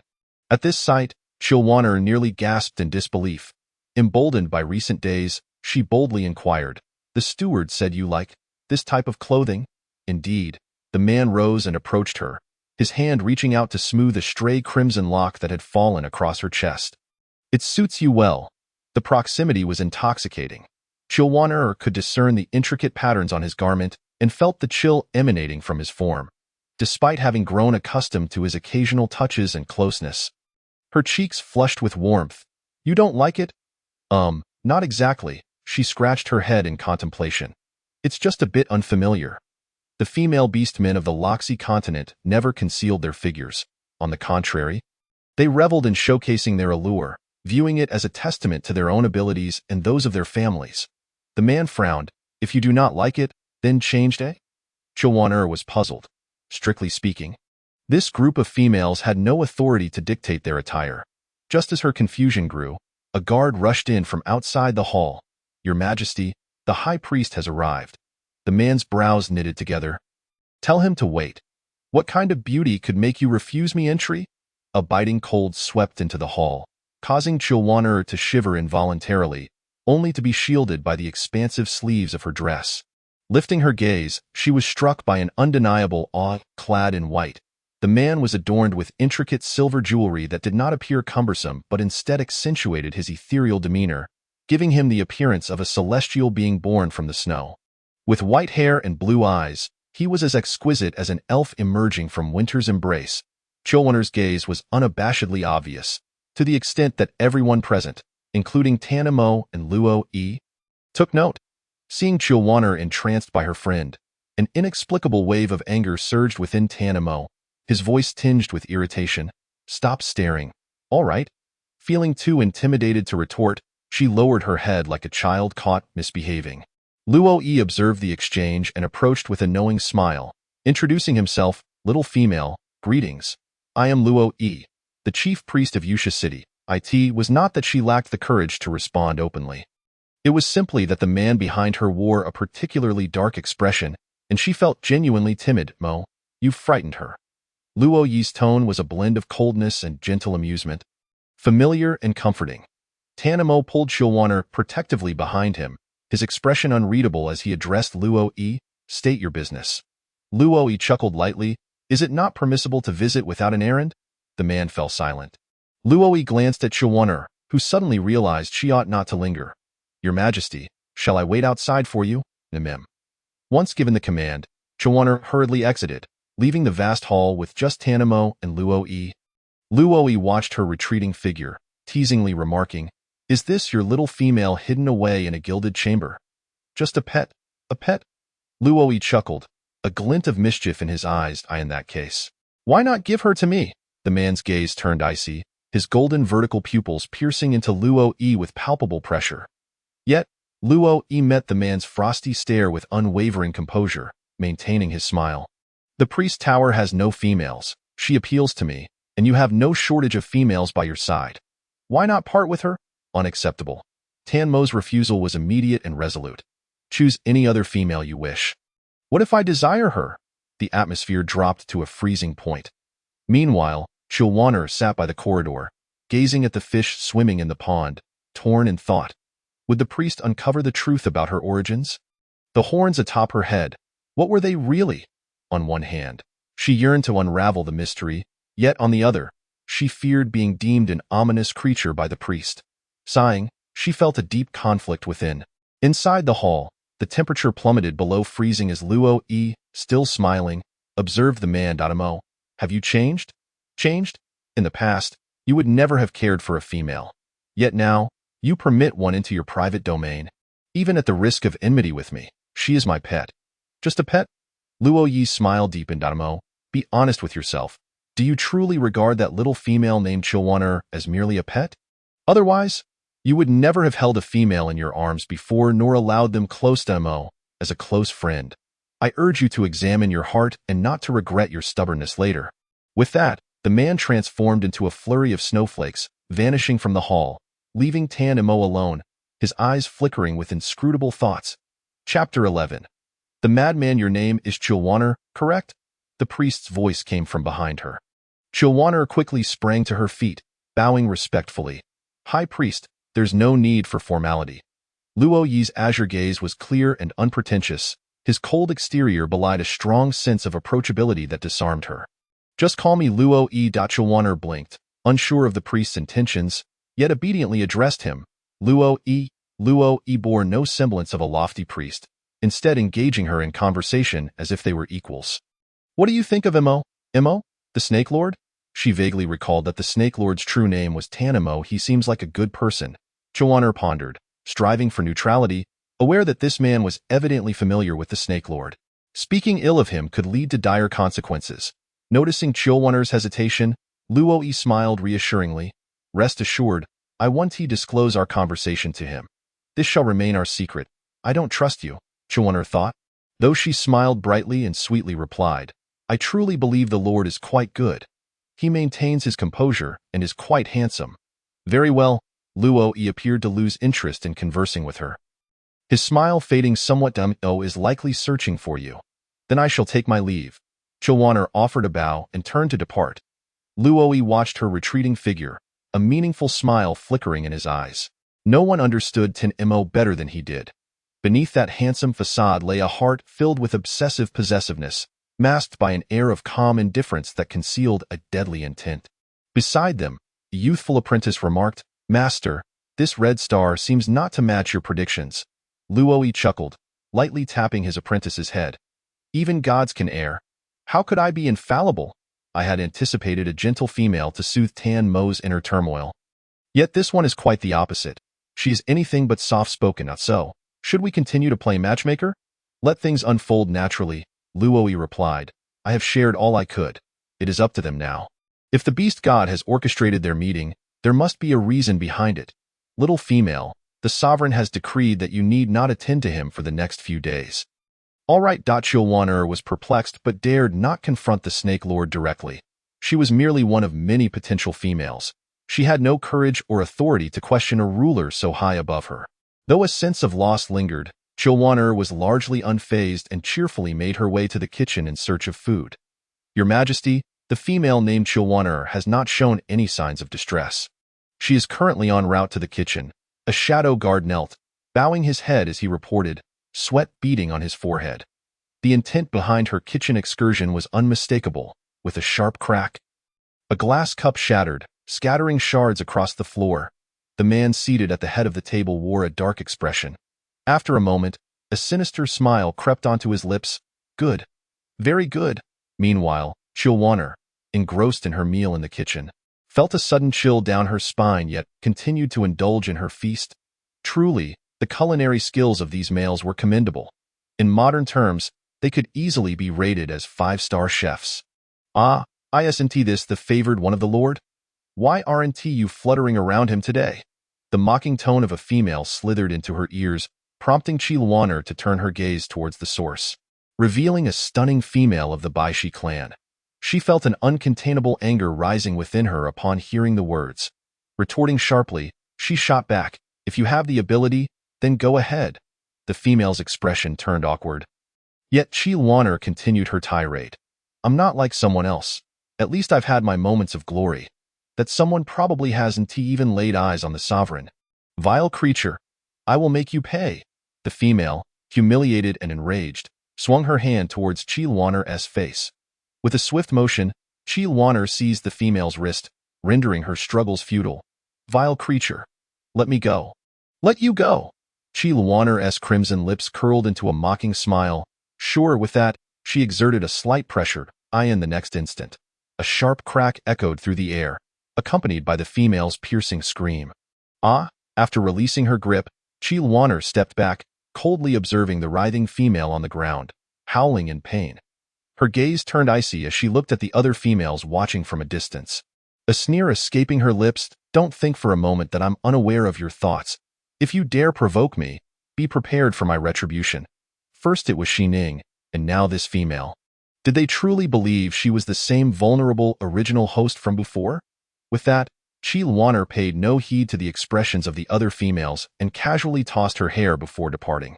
Once she was away from the crowd, her imposing aura dissipated in an instant, leaving her with an indescribable discomfort.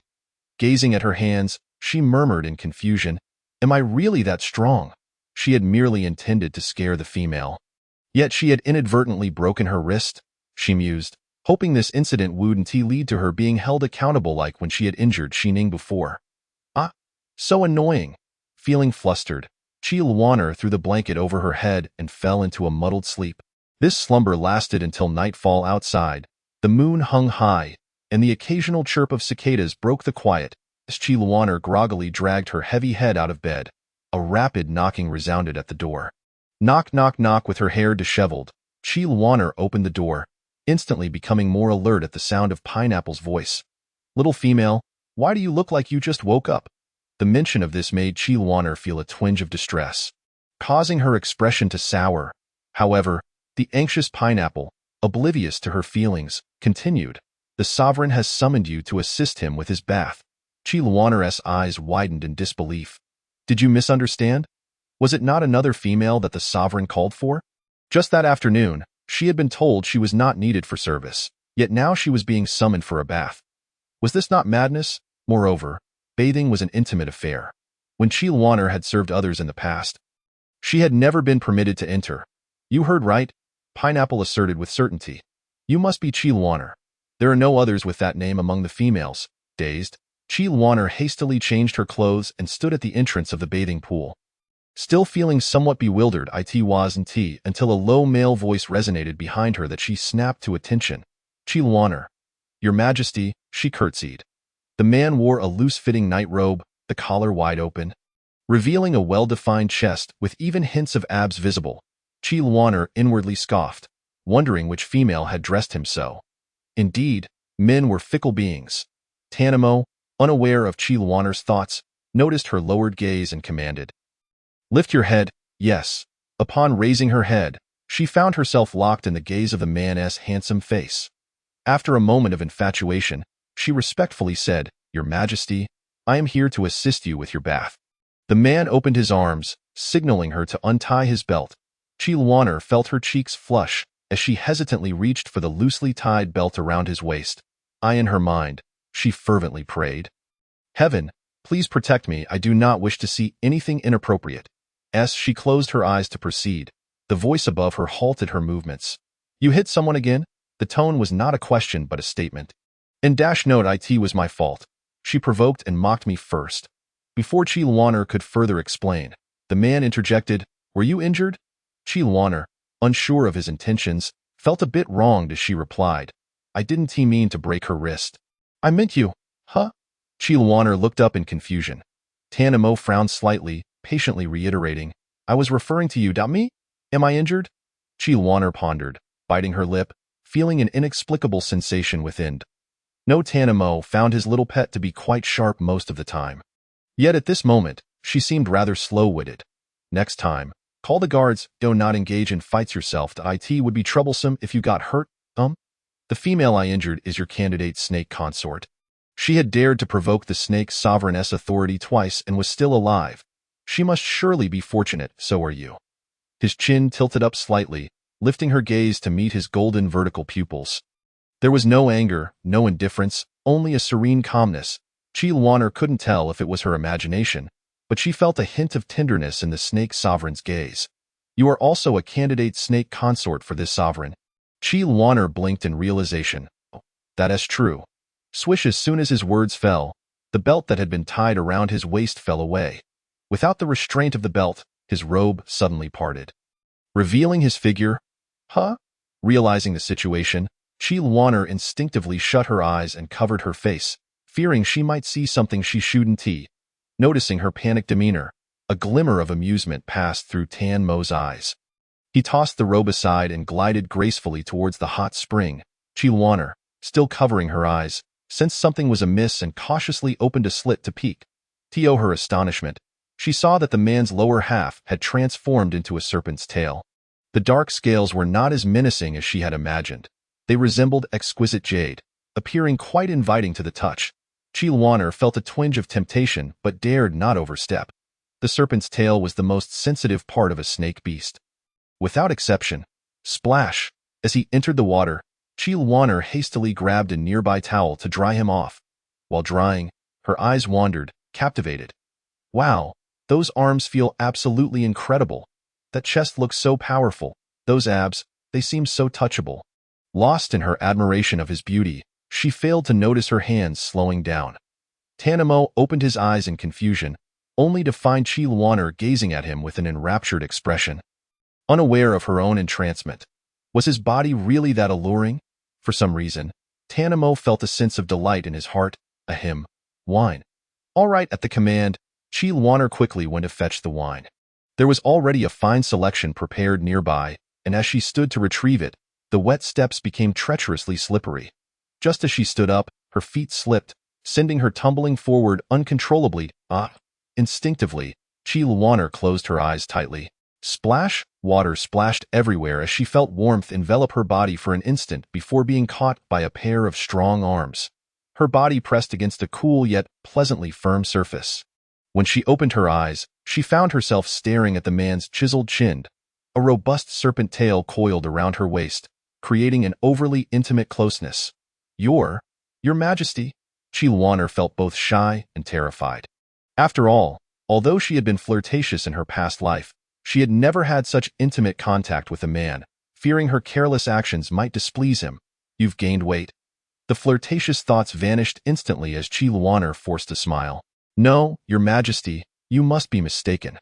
The man raised an eyebrow, his little pet seemingly displeased by the term fat. The serpent's tail offered a soft caress, and the man's gaze darkened, his throat bobbing as he pressed Chilwaner closer to his chest. "You've got quite the nerve, daring to contradict me." Chilwaner's face was pressed against his heart, and she could even hear the slow beating of his heart, causing her face to flush. The serpent's tail gently stroked her waist.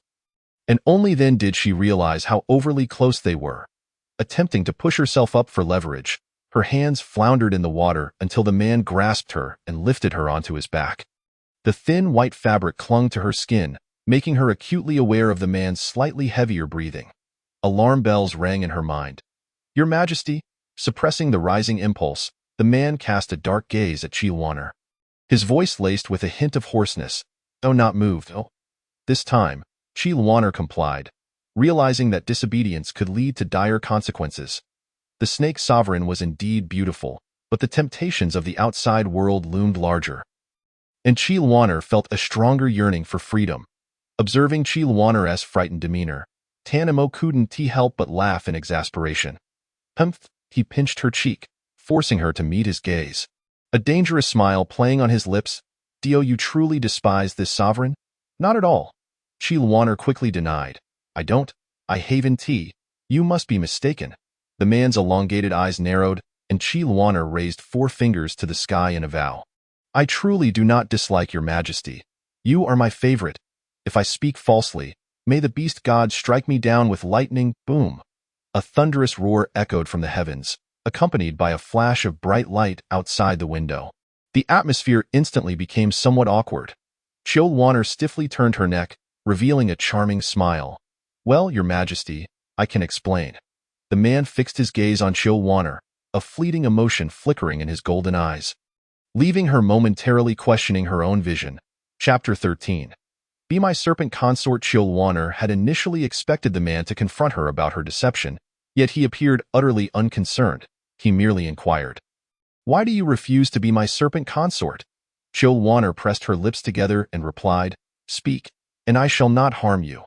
Glancing at the man, she could not discern any hint of emotion on his expression. I cherish my freedom. I desire to explore the world beyond, to witness the scenery and handsome men that lie beyond." "Very well," the man said, lowering his gaze. "Change your attire." "Understood."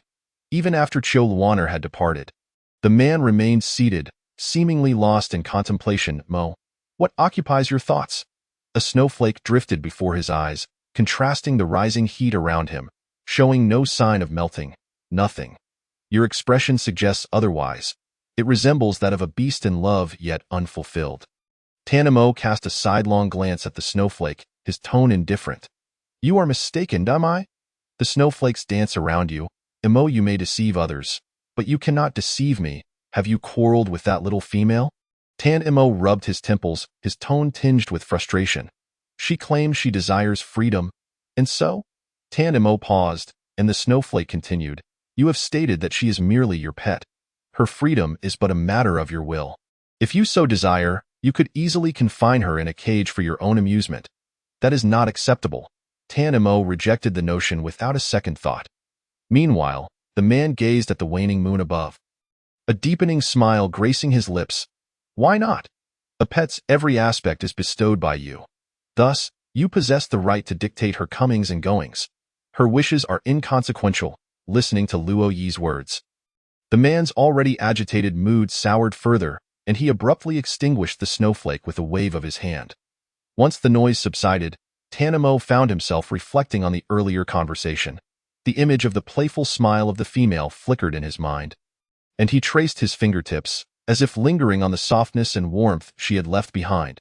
Go craft a delicate cage and confine her within, thus her laughter would be his alone to behold, and her skin would be touched solely by him. Everything about her would belong to him. As he envisioned this scene, the madness in his gaze abruptly halted. But why should he care for her feelings? After all, she was merely a pet. The priest tower. Master, why provoke the sovereign? What if he, in a fit of despair, truly harms that little female? The young apprentice dared not proceed further. Luo Yi ruffled the apprentice's hair, saying, "Some individuals possess a mind of stubborn wood. Without a little provocation, how could they ever awaken?" As the night deepened, Chilwaner hastily donned more practical attire and arrived after a brief interval. The bathing pool, specially treated, retained its warmth, steam rising in gentle tendrils. The man remained seated in the same position as when she had left. Through the mist, Chilwaner felt as if she were gazing upon a deity from a painting. "Your Majesty?" she whispered. With a splash, the water rippled as the man rose, maintaining his usual indifferent expression. raising a hand to signal Chilwanner to change. Following the earlier awkwardness, Chilwanner dared not speak further. Silently taking a towel to dry the man's body. Chilwanner, that I am here. Her heart skipped a beat. It was not the first time he had called her name, yet this time sent a shiver down her spine. What kind of partner do you prefer? Ah, Chilwanner had not anticipated such a question. After a moment's thought, she replied, well, first and foremost, they must be handsome. Waking each day to the exquisite visage of a handsome man by my side sounds delightful. Chilwanner mused happily, and, additionally, they should treat me well, and their character should not be lacking. She certainly did not wish to engage in a battle of wits with her partner daily, and that is all. Chilwanner shook her head. I can't think of anything else for now. The pain of being single her entire life left her momentarily stumped. The man lowered his gaze and stated, power. At the moment his words fell, an alarm blared within Chilwanner's mind. Power? Wasn't he the most powerful beast in this realm right before her? Just moments ago, he had asked what kind of beast she admired. Could it be? Power is merely an external possession. I still prefer the life of an ordinary beast. The man hummed in acknowledgement, waving his sleeve as he departed, leaving Chilwanner, heart racing, to ponder, what does he find appealing about me? Gazing at her reflection in the water, Chilwanner tugged at her own cheeks.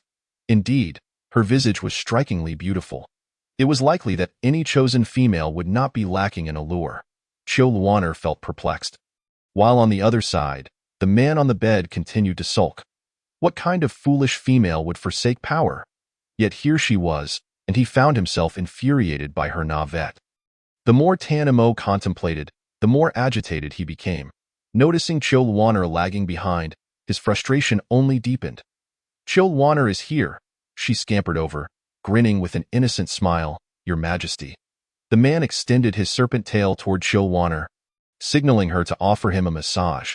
Chilwanner hesitated. Are you certain? The tail is quite sensitive.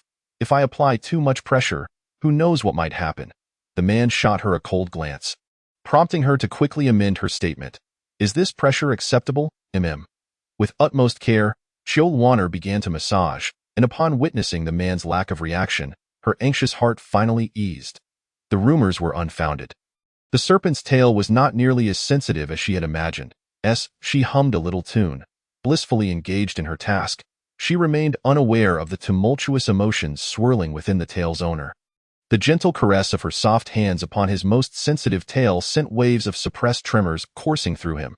Tanimo felt as though he had lost his mind for allowing Chilwanner to massage his tail. To refrain from indulging in the one so close to him was a torment. He was a normal beast. Though he typically disliked the proximity of others, this female was different. His gaze darkened. She was the one he had set his sights on yet had not yet claimed. The impulse within him clamored to lay exclusive claim to her, yet reason countered, warning him that such actions would not win her heart. A competent hunter must fully conquer their prey. The instinct and reason wrestled within his mind, and finally, the man spoke. Chilwanner, I am here. Chilwanner ceased her movements, sensing that this time, the way he called her name felt unsettling. As expected, the next moment, the man declared, This is your final chance. Become my serpent consort. Chilwanner's pupils dilated sharply as the man's expression darkened. I shall not harm you, but neither will I allow you to leave. Chapter 14. Disqualification. The only certainty was that if she uttered a single affirmative, she would bid farewell to her freedom forever. Your Majesty, I declined. Aha. The man let out a cold laugh. Very well. Chilwanner gazed at him, her lashes fluttering, wanting to say more, yet he interrupted her directly. Leave.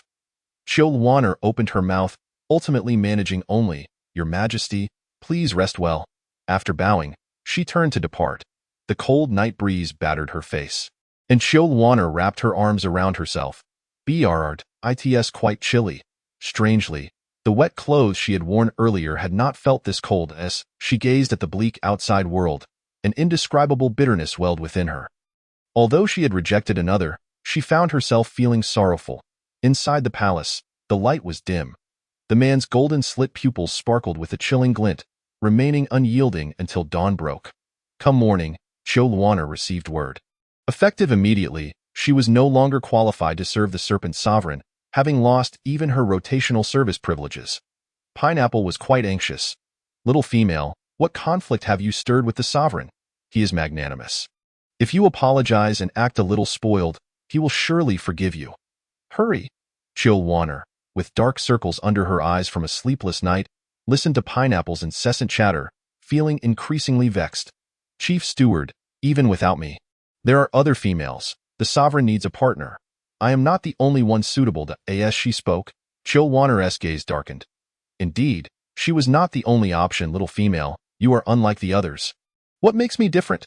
Noticing Pineapple's rare seriousness, Chill Warner grew curious. Pineapple replied, from our interactions these days, you are the most unique among all the females. When they speak of the sovereign, their eyes are often filled with disdain and fear. Some merely see him as a means to ascend. But you are different. Chill Warner was confused. What is different? Feelings. The pineapple pondered for a moment before speaking. It seems that in your eyes, your majesty is merely your majesty. No longer the ruthless demon lord who slaughters without a second thought, nor a mere tool for ascending the heights of power. He is simply a serpent beast, an orc. Chill Warner tugged at the corner of her lips and replied. At this point, words are futile.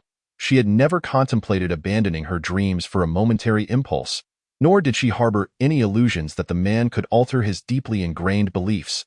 Head Steward. I am ill-suited for your majesty. This is the best outcome for both of us. Her voice was so soft it could be swept away by a breeze. After a moment of silence, the pineapple turned and departed. Chill Warner gazed at the retreating figure, tears cascading down her cheeks uncontrollably, unreliable. Chill Warner, have some dignity. It was you who rejected him. If anyone should be heartbroken, it should be him. Frustrated and distracted, Chill Warner lost the desire to venture outside, locking herself in her room and sleeping until she was oblivious to the world around her. The setting sun cast a warm glow, painting the horizon with fiery clouds. Your Majesty, that female has not stepped outside all day. The man's hand stilled as he shook his wine glass, a shadow of gloom enveloping him. The deliberately alluring voice of the female was particularly grating. Yet Tanimo suppressed his disdain and refrained from dismissing her. The female continued to embellish her words. Why bother with that ungrateful Chill Warner? Just look at me. I surpass her in every way. The man's cold gaze flicked towards her, his thin lips parting slightly. What is your name? At this, the female's face lit up with delight, her sultry voice sending shivers down the spine. Your Majesty, I am called Xining. Xining? Tan Mo's eyes glimmered with recognition. This name belonged to one of the few females he remembered. She was the instigator of Chill Warner's prior humiliation. A glint of coldness flashed in his eyes. And in the next moment, a piercing scream erupted. The man's brow furrowed in annoyance as he coldly uttered two words. Noisy .2 beastmen entered calmly, dragging the gasping Xining away as the moon rose above the willow branches. Chill Warner awoke from hunger. Outside her window, the whispers of females filled the air. Have you heard? Xining has fallen out of favor with your Majesty. This time, it's worse than before. She nearly lost her life. What did Xining do to deserve this? How could it happen? I heard she offered herself to the bed, but your Majesty rejected her and found her unbearable. Hence, the whispers were rife with speculation as the once lofty Xining now faced the backlash of her prior arrogance. While Chill Warner remained the victim, never having bullied anyone herself. Yet, her fleeting moments of favor had catapulted her to heights she had never imagined, distorting the hearts of those around her. I'm so hungry. Chill Warner rubbed her growling stomach, uninterested in the gossip outside. Once the voices faded, she stealthily made her way to the kitchen. Fortunately, the male beasts remained welcoming. Upon hearing about Chill Warner, they offered comforting words. Little female, do not be disheartened. You surely hold a place in your Majesty's heart. Just soften your approach. Males can hardly resist a female's charms. Chill Warner forced a smile, not wishing to dismiss their goodwill. Days turned into 3, and still, Chill Warner remained sequestered, while the Serpent Lord seemed to revert to his usual unpredictable demeanor, no longer mentioning her as if she had vanished from his world. Abandoned, Chill Warner felt numb.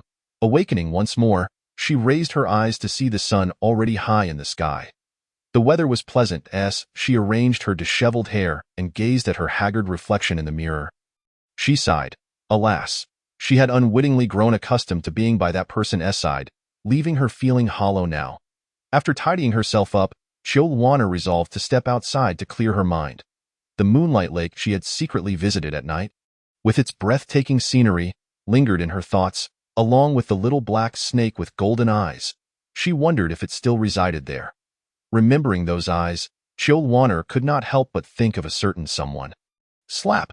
She smacked herself on the face, muttering, "Just a man, merely a man. If I can move on quickly, there's no sorrow, only love." Chapter 15. Another fight. Just as Chilwana was engaged in her self-psychological therapy, a discordant sound suddenly broke the serene atmosphere. "Have you heard? That wretched woman has fallen from grace. I've long found that wretched woman displeasing. She flaunts her looks before your majesty, thinking herself superior. I see this as her just deserts. She has nothing but a beguiling face. Your majesty only sought her novelty. Now that she has lost favor, let us see how she revels." The resentful voices of the females reached Chilwana's ears, leaving her feeling awkward and a pang of pain tugging at her heart, though she instinctively brushed it aside. Chilwana was aware that this group of females loathed her. She simply did not anticipate that their derision would follow her everywhere. While she was indifferent to their opinions, the constant buzzing in her ears was irksome. Moreover, her mood was far from splendid, a lovely garden, yet swarmed by flies. The voice of a girl, sultry and laced with deliberate mockery, filtered into the ears of the other females. They were momentarily stunned, exchanging glances before realizing Chilwana was mocking them. They erupted in outrage. One particularly voluptuous blonde female swung her hand, aiming a slap at Chilwana's face, cursing as she did so. "Wretched woman, today, I shall tear your mouth apart." Smack. For reasons unknown, Chilwana seemed to possess greater strength than the other females. Despite exerting minimal effort, the blonde's face swelled visibly.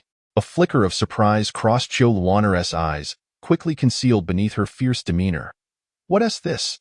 If you dare gossip behind my back, you should be prepared for my retaliation. Wretched woman, how dare you strike me? Do you know who I am?" The blonde's beautiful features twisted grotesquely due to the swelling. Chilwana shrugged off the female's arm, rifling through her memory for information about her. A realization dawned upon her. "So it's you. You're from the Golden Serpent clan, named Lushan.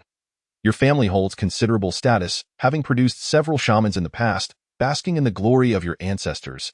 You've gained a reputation for being domineering within your clan." Chilwana crossed her arms, towering over Lushan with her height, and spoke without reservations. "Oh, what? We are all candidates for your majesty's selection here. What gives you the right to act like a spoiled princess?" With that, she even waved her fist. Lushan's eyes blazed with fury, a sight Chilwana observed keenly. "Wretched woman, do you truly believe you're still the same as before? Your majesty has long grown weary of you." "Oh," Chilwana calmly responded, punctuating her words with a poignant remark. "At least I'm better than someone whose name your majesty doesn't even remember." "You? What about me? Did I say it was you? Why are you taking it personally?" Her rapid-fire questions rendered Lushan speechless. Initially, Chilwana had intended to clear her mind and had no desire to squander time on her, but after putting Lushan in her place, she flicked her hair and turned to leave. However, the group of females had no intention of letting her off the hook. Just as she turned, she sensed a murderous intent approaching from behind, and a stone the size of a fist hurtled toward her, accompanied by Lushan's sharp curses. "Die, wretched woman!" Chilwana's pupils dilated, and she swiftly sidestepped, narrowly avoiding the stone. She then turned to face the instigator. "Are you trying to kill me?" It appeared that Lushan bore no deep-seated grudge against her.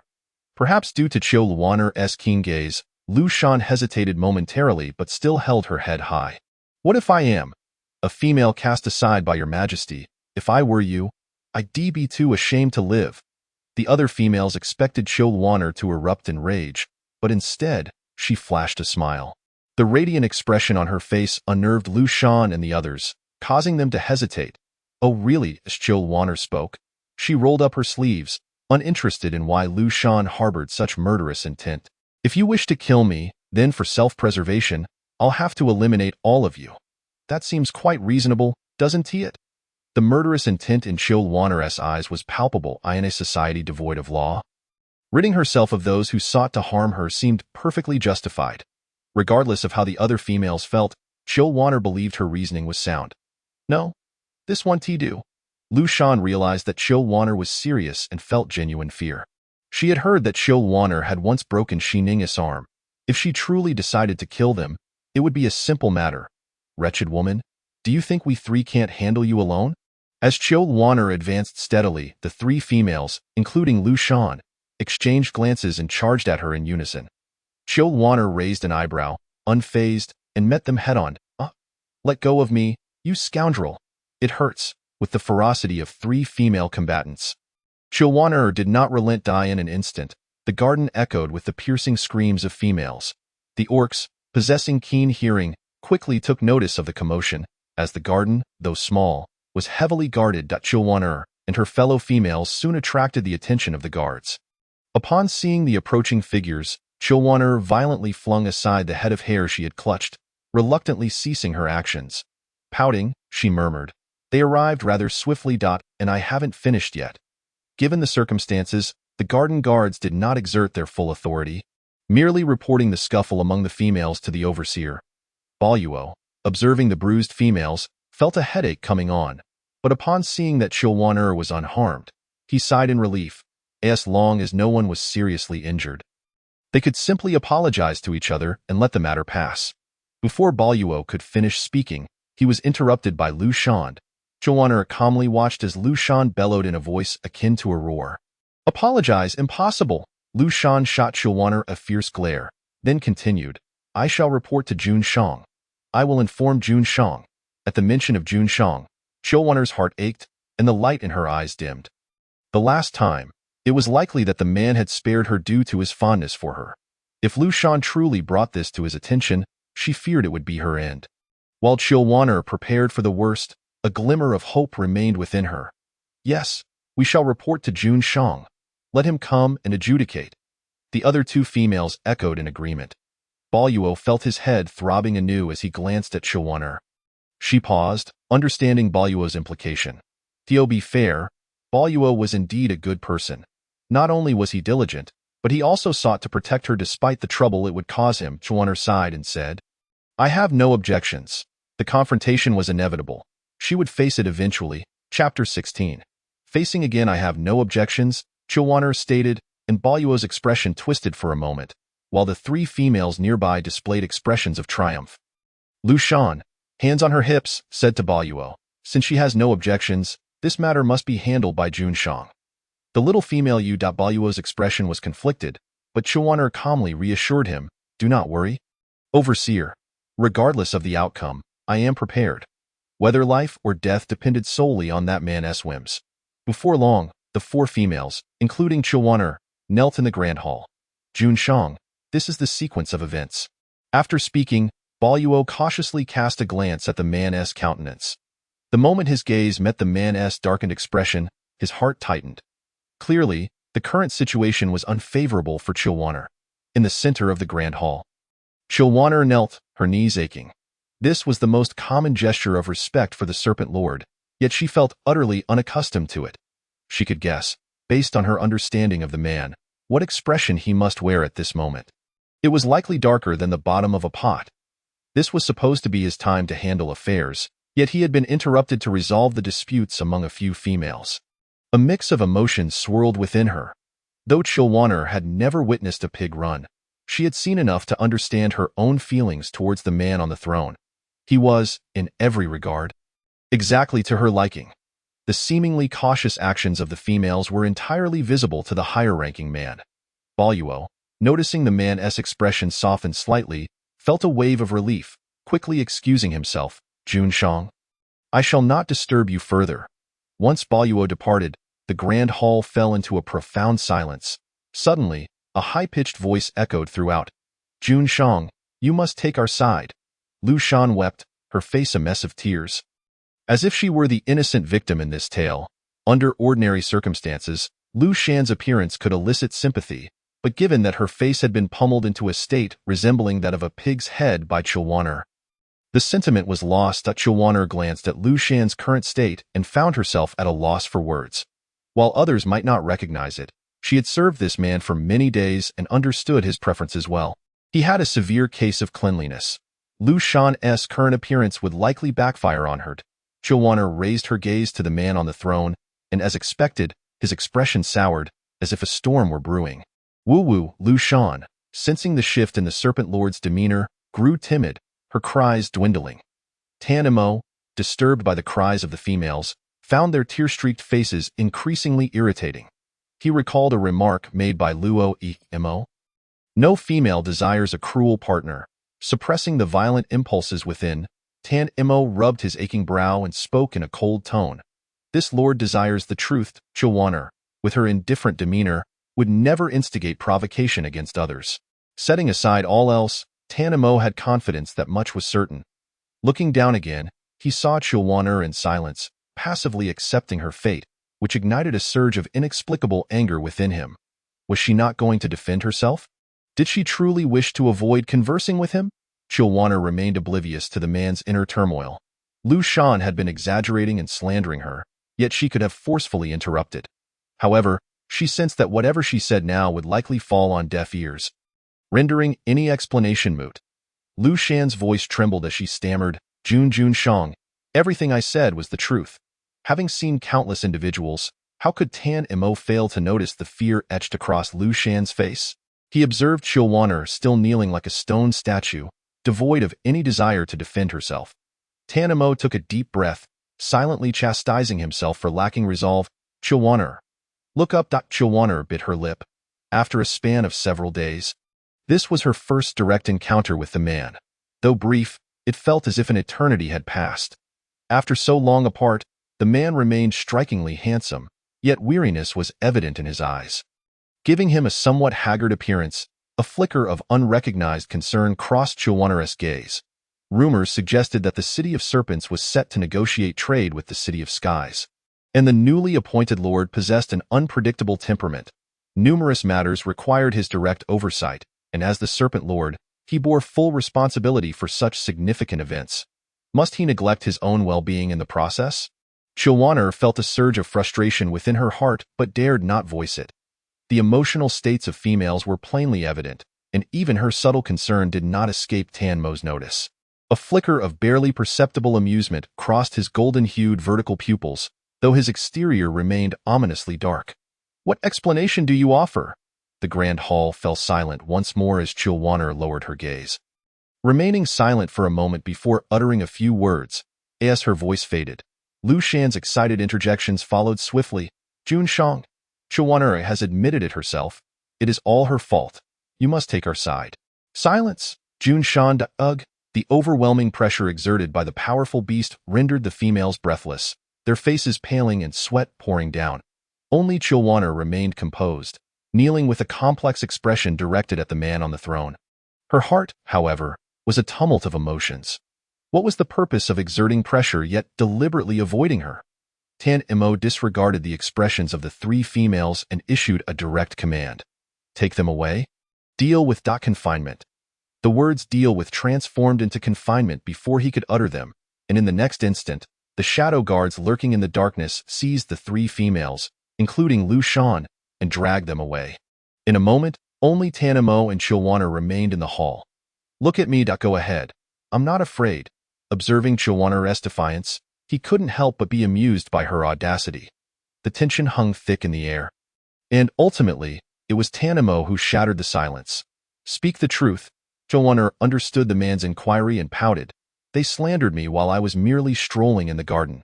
Chilwaner bowed her head, appearing as though she had been wronged and had no outlet for her grievances, finally able to speak. Chapter 17. I desire their lives. Tan Mo found himself both infuriated and amused by Chilwaner's series of actions. Why did you not speak earlier? The discernible anger in his tone made Chilwaner shrink back slightly, and she murmured, I thought that whatever I said, you would not listen to him. Chilwaner swiftly pivoted, obediently admitting her fault. It was my mistake. I should have told the truth from the beginning. Despite her naivete, she could sense the man's leniency toward her. Otherwise, he would have eliminated her long ago during Lu Shan's slander. To be honest, Chilwaner felt quite guilty. With the man falling silent again, she found herself at a loss for words, and the atmosphere once more became awkwardly tense. After several minutes, Chilwaner finally broke the exasperating silence. Junshang, what do you intend to do with Lu Shan and the others? The man's gaze flickered with confusion, as if he did not recall who Chilwaner was referring to. Chilwaner widened her eyes. Suddenly realizing that he simply did not remember unimportant individuals, she clarified, the female who led the slander against me, along with the other two, all of them. Tan Mo's gaze shifted to Chilwaner, his lips parting slightly. What would you have me do with them? Chilwaner paused, taken aback. Was he placing the decision in her hands? After a moment of contemplation, she resolved to speak candidly. I desire their lives. Are you certain? Absolutely. Chilwaner bit her lower lip and declared, they originally intended to kill me, and it is now utterly impossible for them to show mercy. It would be better to take decisive action and resolve this trouble directly through the Serpent Lord's hand. Chilwaner never considered herself a good person, let alone a benevolent one. On the contrary, there existed a certain cold-bloodedness in her very nature, coupled with a desire for retribution. Hiss. Had she spoken too bluntly just now? Yet, she truly wished for Lu Shan and the other two females to perish. No matter how delicately she phrased it, her true intent could not be concealed. It seemed that men generally did not favor cruel women. Thus, she wondered if he would deem her too ruthless. Chilwaner mused internally, only to hear the man on the throne calmly respond, very well. Startled, Chilwaner abruptly lifted her head to gaze at the tall figure in the main seat. Uncertainly inquiring, really? Truly? Killing Lu Shan and the others could not possibly benefit his reputation. He must be aware of the implications. Observing Chilwaner's dazed expression, a barely perceptible smile flickered in the golden vertical pupils of the man. When have I ever deceived you? Chilwaner choked on her words. It seemed he had a point. The man was always true to his word. Yet, her concerns resurfaced. Aren't you afraid your reputation will be affected? Tan Mo scoffed. When have I ever feared anything? Then you don't think I am too cruel? Chilwaner voiced her most pressing concern.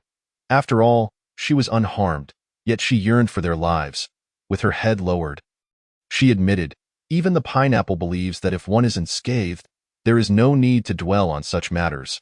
For a fleeting moment, her expression darkened, but a sudden chill enveloped her, and she noticed a dark hem of fabric at her feet.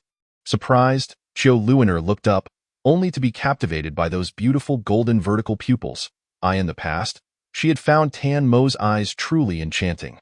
Whether it was the upward tilt of the outer corners or the unique color of his pupils, they commanded one's gaze. She could only look at the man. What are you going to do? Given the current nature of their relationship, combined with the uncomfortable proximity, it was indeed quite awkward. The man, however, appeared unfazed, even puzzled. I am contemplating what exactly occupies your mind. Chilwaner blinked her watery eyes in confusion. Tan Mo queried, not killing them will leave endless troubles? When Chilwaner had expressed her desire for their lives, Tan Mo had been astonished. In his experience, most females lack the heart to act so ruthlessly. Yet, upon reflection, he realized that Chilwaner was no ordinary female. She could not be judged through the lens of typical femininity. Indeed, she was worthy of his attention. Avoiding his gaze, Chilwaner nevertheless asked, then why are you helping me? The man's icy fingertips grazed the soft skin of her chin, a glint of greed flickering in the hidden corners of his eyes. If I do not help you, shall I assist them instead? That's not what I meant. Chilwaner hastily replied, realizing her words were perhaps inappropriate, and she awkwardly fell silent. Noticing her expression, Tan Mo raised an eyebrow. What are you evading? Who is avoiding anything? Chilwaner retorted defiantly, unwilling to appear weak before others, insisting, I am merely contemplating matters. Contemplating what? Tan Mo pressed further, a rare smile breaking through the usual impatience and irritation on his handsome face. Chilwaner glanced at his expression, and after considerable hesitation, she decided to be forthright. When I rejected you before, did you not feel embarrassed? Not at all, Tan Mo replied candidly, though he did not feel slighted. Disappointment and anger were indeed true emotions. Otherwise, he would not have hastily reassigned Chilwaner in a fit of pique. Seeing her still reluctant to speak, the man sighed, gently stroking Chilwaner's head. I was impulsive. I apologize. Huh? Chilwaner was genuinely taken aback, gazing at the man in disbelief. This person was apologizing to her. Fearing she had misheard, she pointed at herself, asking, "You are apologizing to me?" "Indeed," Tanamo nodded calmly. "It is my responsibility to express my feelings. You have every right to refuse." Over the past few days, Tanamo had pondered much and learned significantly from Luo Yi. Xiao Luoner was not like ordinary females. Her heart could not be won through a hierarchical approach. If he truly wished to capture her heart, he must first approach her as an equal. Seeing the man display such a sincere attitude of accountability, Xiao Luoner pouted, a rush of grievance welling up within her. Whether it was due to long-suppressed emotions or other reasons, she suddenly felt vulnerable, and tears streamed down her cheeks like pearls slipping from a broken string. The sight startled the man. What happened? How could she still be crying after he had apologized? Tanamo, perplexed, instinctively raised his sleeve to wipe the tears from her face. Chapter 18. The Second Confession. It's nothing. Xiao Luoner attempted to dry her tears with her sleeve, her bold demeanor causing the man's lips to twitch. What is going on? Tanamo was displeased by her tears. A competent male beast should never allow his partner or beloved female to weep.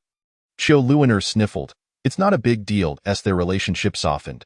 Xiao Luoner felt less constrained, lightly tugging at the man's sleeve, an action so intimate that she herself did not notice. It's just that I've been bothered by a swarm of flies buzzing around me all day. Her unintentional closeness caused a slight smile to grace the man's lips, but upon hearing her words, his expression darkened. Intelligent as he was, he instantly grasped the implication behind Xiao Luoner's statement. His eyes turned ominously cold. Those who chatter too much. What do you intend to do? Observing the man's unusual demeanor, Xiao Luoner quickly inquired. Tanamo suppressed his aura, and seeing the little female gazing at him with concern, a hint of gentleness flickered in his eyes. Yet, the words that escaped his lips were ruthlessly cruel. I will deal with those who chatter excessively. Huh? Xiao Luoner's eyes widened in disbelief. Are you serious? Otherwise, since her disqualification, it was not just those who had secretly mocked her behind her back. Even those who had ridiculed her openly could be counted on both hands. If Tanamo were to truly handle all those individuals, half the court would perish. Regardless, it would undoubtedly tarnish Tanmo's reputation. Xiao Luoner immediately rejected. No. The man pressed his lips together in dissatisfaction. Noticing his displeasure, Xiao Luoner added, if you genuinely wish to help me take revenge, just drive them away. This position was a coveted one, impossible for outsiders to attain. Besides, these individuals were merely seeking fleeting moments of triumph through their words. Though Xiao Luoner desired to teach them a lesson, she did not wish for their lives. Most importantly, she did not want Tanmo's reputation to suffer further damage. Had Lu Shan not harbored murderous intentions towards her, Xiao Luoner would not have sought their demise. Reflecting on this, Xiao Luoner voiced a question that had lingered in her mind. I have no grievances with Lu Shan and the other two females. I can understand their disdain for me. But why do they wish to kill me? Tanamo scoffed, a chilling glimmer passing through his eyes. It is in their nature. People claimed he was cold-blooded and brutal, yet they failed to understand that females spoiled by their families often displayed a complete lack of humanity.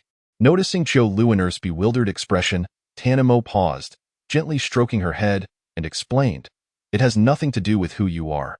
Had it been any other female, she might have long ago fallen victim to their hands. Not all females possess the opportunity and capability to resist as Xiao Luoner did.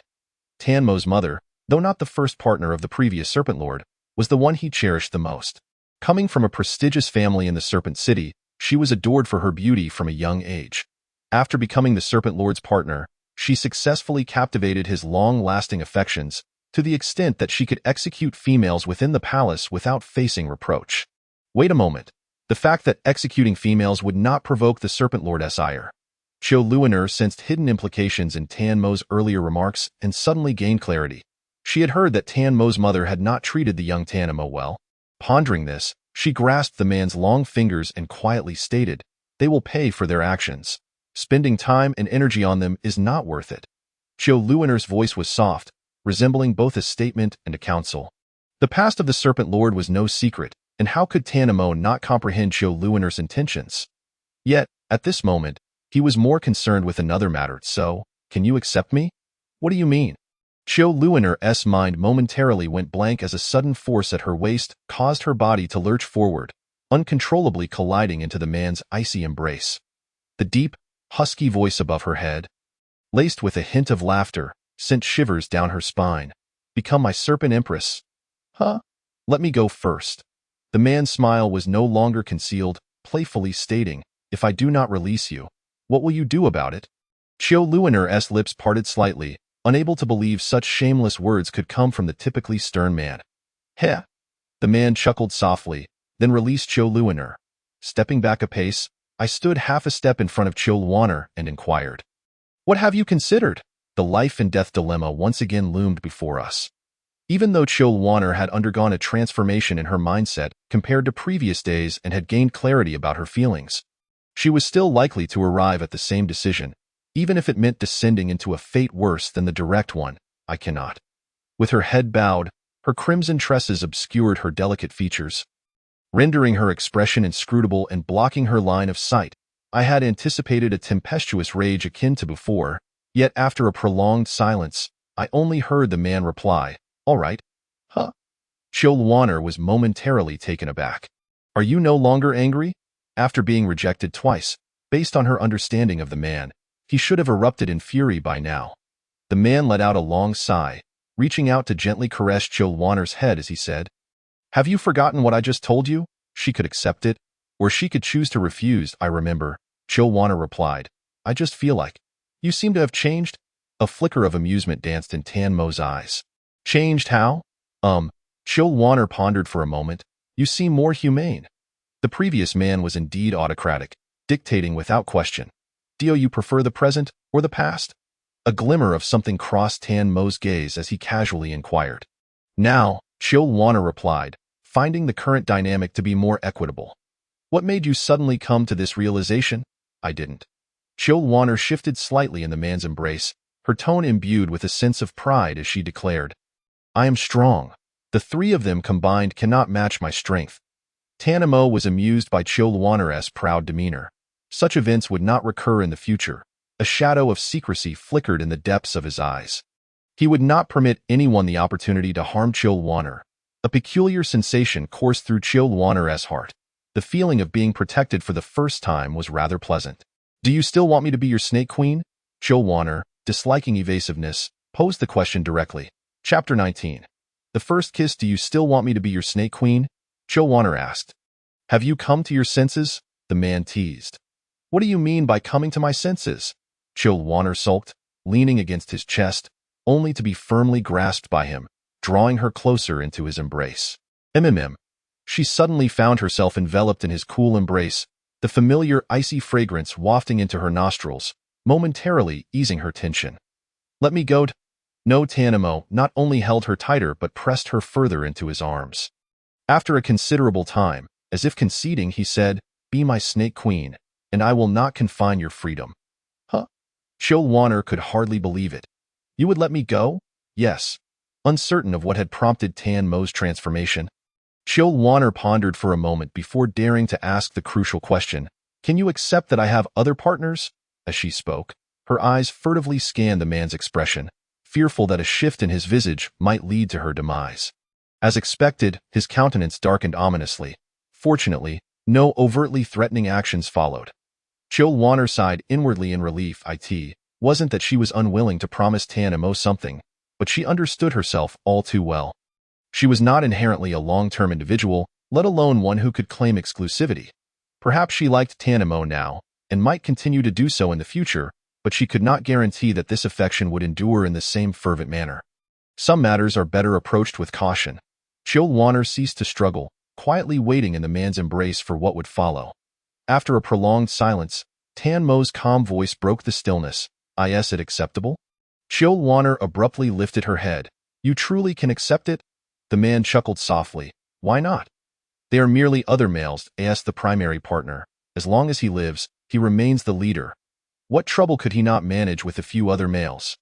Tan Mo calculated his own agenda in silence, all the while maintaining an air of indifference, squeezing Chiu Luoner's cheek gently. It's so. Have you agreed now? Let me think it over. A low growl emanated from his throat, tinged with a hint of menace. Chiu Luoner recoiled slightly and suggested, I believe we could start by interacting as friends in a romantic context. If it doesn't suit us, we can stop promptly. If it does, we can consider formalizing our bond later. Chilwaner asserted, becoming partners is a significant life decision and should not be taken lightly. Tanamo comprehended her intent, though one term eluded him. Friends in a romantic context? Chilwaner scratched her head, her gaze drifting. I forgot. That term is modern and does not exist in the Loxy continent. It means we won't formalize our bond yet. But we'll try to interact in a partner-like manner. She paused before adding, it's akin to an experiment. Tanamo pondered for a moment before responding, agreed. He had little fixation on formalizing their bond, as long as Chilwaner remained by his side. Chilwaner's face lit up with joy, ready to extend an olive branch to Tanamo, when he abruptly lifted her chin with a firm hand. The man's handsome visage loomed closer, and she felt the cool softness of his lips brush against her own. Chilwaner's eyes widened in shock. For a moment, she was rendered speechless. My first kiss. The realization struck her abruptly. Noticing Chilwaner's dazed expression, Tanamo released her, perplexed, surprised? Should I not be surprised? This was her first kiss, lost in such an unexpected manner that she hadn't even processed it. Perhaps I don't mind after all. In fact, it felt rather delightful. Observing Chilwaner's reaction, Tanamo deduced an astonishing truth. You've never been kissed? No, Chilwaner replied earnestly, this is indeed my first kiss. As she spoke, the realization dawned on her. In the Loxy continent, societal norms were more liberal, and while females in their youth might not readily formalize partnerships, they were educated on matters related to such relationships, including kissing. Many females lost their first kisses in childhood. It was not just females who needed to learn. All males did as well, often even more extensively, covering topics such as how to please their partners in intimate matters and how to win their partner's affections in daily life. Chilwaner remarked, you should have investigated my past. I've been unable to transform since childhood, so who would teach me such things? No male would waste time pursuing a female who cannot transform. Speaking of transformation, Tanamo recalled another matter. How can you transform? Chilwaner shook her head. I do not know. Logically, someone like me, deemed congenitally disabled, should never be able to transform. Gently kneading her brow with cool fingers, Chilwaner gazed up, her expression momentarily vacant. Your Majesty, call me by my name. The girl's lashes fluttered, her rosy lips softly articulating. Tanamo the man, satisfied, pinched Chilwaner's chubby cheeks, pleased. Now that's more like it.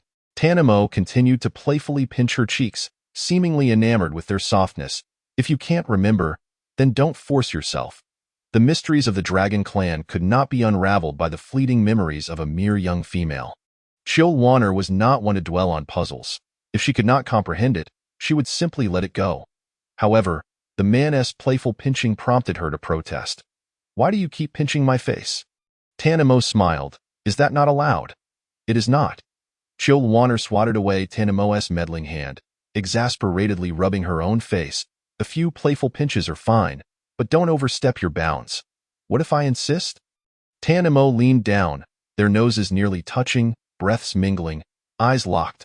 Chilwaner could even feel the tremors of his breath and the weight of his exhalations, heavier than her own. If I truly desired it, you would have no chance to resist. The strength of a male was something a female could hardly contend with. Not mentioning it was one thing, but once it was said, Chilwaner's competitive spirit flared. Who says that? Hee. Tanamo chuckled, wrapping his arm around Chilwaner's waist, securing her firmly in his embrace, raising an eyebrow as he asked, do you think you can escape? Chilwaner puffed her cheeks. Of course I can. I am incredibly strong. Then let us see you try. Challenge accepted. I fear no one. Chapter 20. Training MMM. MMM? Hiss. Who? The hall echoed with the soft, delicate gasps of a female, igniting a torrent of imagination. Inside, Chilwaner leaned against Tanamo, breathing heavily, while the man remained composed, gently smoothing her disheveled hair from their struggle.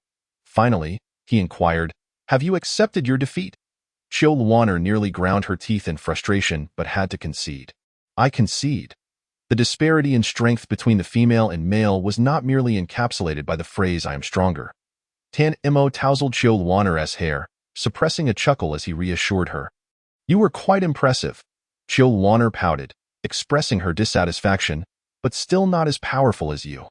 The man paused, his tone a mix of incredulity and amusement as he remarked, if I were so easily surpassed. The one standing here would not be me. The Serpent Lord ascended to the throne through sheer force, having wrested it from the jaws of ferocious beasts. He was one of the most formidable among the mighty creatures. Chilwaner, feeling powerless, replied, "But in that case, I will be unable to protect myself when encountering the fierce beasts. I will protect you." A cold glint flickered in his eyes as Tanamo gently patted Chilwaner's head, assuring her what transpired today shall not occur again. Chilwaner undoubtedly believed in Tanmo's desire to safeguard her, yet she maintained, "While I appreciate your intention to protect me, I still wish to rely on my own strength. Relying on oneself is far more reassuring than depending on others." Tanamo, somewhat exasperated, stated, "Your physical constitution is unlike that of ordinary females. Perhaps you could attempt the training of the fierce beasts." "Really?" Chilwaner's face brightened, only to realize something felt amiss. She stood on her toes to lean closer to the man and inquired, "Do you know something I don't?" A secret hidden among her hair was grasped by the man. An unusual tingling sensation coursing through her body, prompting Chilwaner to stifle a whimper. "Please, don't." She trembled uncontrollably, yet the man, with a mischievous glint, refused to relent. It wasn't until Chilwaner could bear it no longer. Gripping his hand with both of hers and gasping for breath, that she pleaded, "Stop squeezing, or I will get angry." A soft cough escaped her lips, her delicate face paired with a seemingly petulant gaze, rendered utterly non-threatening. Tanamo coughed lightly, realizing he had perhaps gone too far, and obediently withdrew his hand, responding, "I have indeed learned a few things." "What have you learned?" After finally regaining her composure, Chilwaner pressed eagerly. Tanamo comforted her, "Do not rush. I am still uncertain." Disappointment flickered across Chilwaner's face as she touched the small horns sprouting from her head, fretting, "I have no idea when this appeared, nor if it will grow in the future. If it doesn't grow, that would be fine. But if it does, how will I conceal it? Not everyone is as indifferent as you. I will find a way." A gentle touch graced her head, and the man's deep voice deliberately slowed, momentarily calming Chilwaner's anxious heart. Rather than fretting over how to hide it, it would be far better to possess the power to protect oneself absolutely. When one's strength is formidable enough to confront the world, who can define whether one is righteous or wicked? Chilwaner looked up at the man, his golden vertical pupils shimmering brightly at that moment. Stunned, she suddenly declared, "I understand now. I want to grow stronger." Tanamo smiled with satisfaction. "That's the spirit. So how should I train?" "There's no rush." "Why not?" "Your physical condition is inadequate." Tanamo scrutinized Chilwaner's slender arms and legs, commenting, "You are too thin." With a serious tone, he added, "Are you neglecting your own well-being?" Chilwaner retorted without hesitation, poking at the exposed skin of the man, indignantly declaring, "And you have the audacity to lecture me? Look at yourself in the mirror. Have you seen how haggard you are? Can you disregard your own health while dealing with affairs? Males are not that fragile. I don't care if you're fragile or not." Chilwaner's tone was resolute, akin to a soldier brandishing a feather as a weapon, standing tall. Someone who doesn't cherish their own body has no right to criticize others. Have you considered that your reckless treatment of your body might cause concern for others? As she spoke, a flush crept into her eyes, tears threatening to spill as she felt anger towards Tanamo for neglecting himself while she felt helpless. Concern? Am I actually concerned for him?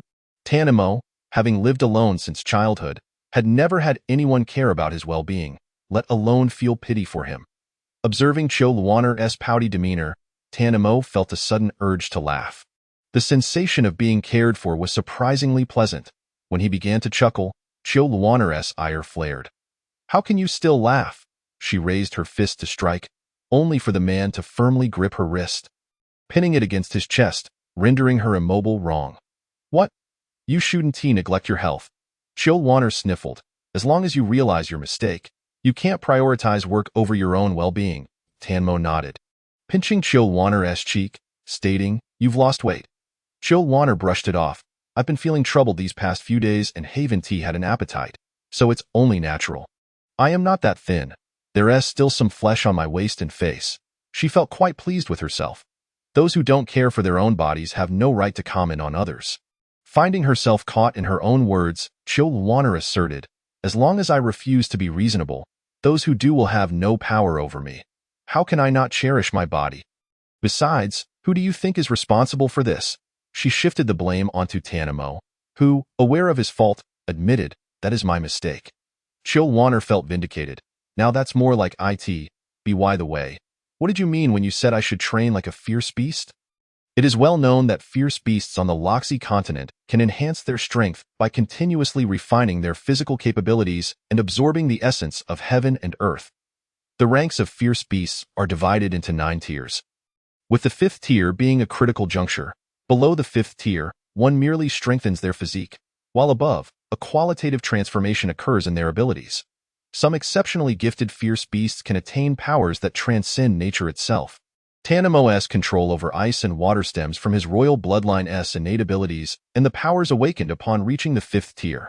The Loxy continent is home to numerous large beast cities similar to Yusha City, with their rulers typically around the 6th tier. For ordinary fierce beasts, reaching the 2nd tier is already remarkable. While some may not possess any tier at all, females, due to their physical constitution, cannot train. Yet, Tanamo suggested that Chilwaner could train like a fierce beast. It was not merely a fanciful notion. It seemed almost impossible. Chilwaner suspected that Tanamo was jesting. Are you joking with me? In the thousands of years of history on the Loxy continent, I've never heard of a female who could train. Tanamo, understanding her skepticism, gently ruffled Chilwaner's hair, reassuringly stating, I never deceive. Chilwaner glanced at her slender limbs and then at the man's robust physique, her eyes sparkling with curiosity. If I work hard at training, is there a possibility I could surpass you in the future? The mere thought of pinning the man down and witnessing him beg for mercy stirred a thrill within her. It seemed Tanamo caught onto her thoughts as he teasingly pinched her cheeks.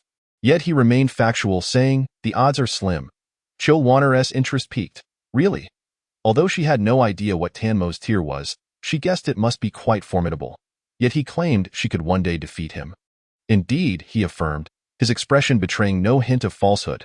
Chilwaner, puzzled, asked, how can you be so sure I can train?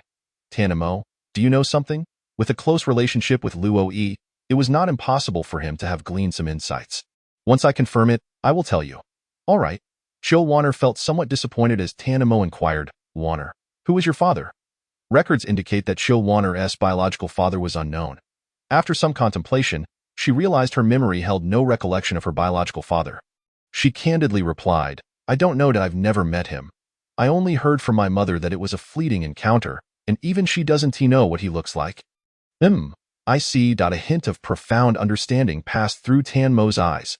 Chilwaner's mother hailed from the pure-blooded Red Serpent clan, meaning that the anomalies in Chilwaner's body must originate from her paternal lineage. Tanamo gently pinched the small horn protruding from Chilwaner's head, a look of contemplation crossing his features.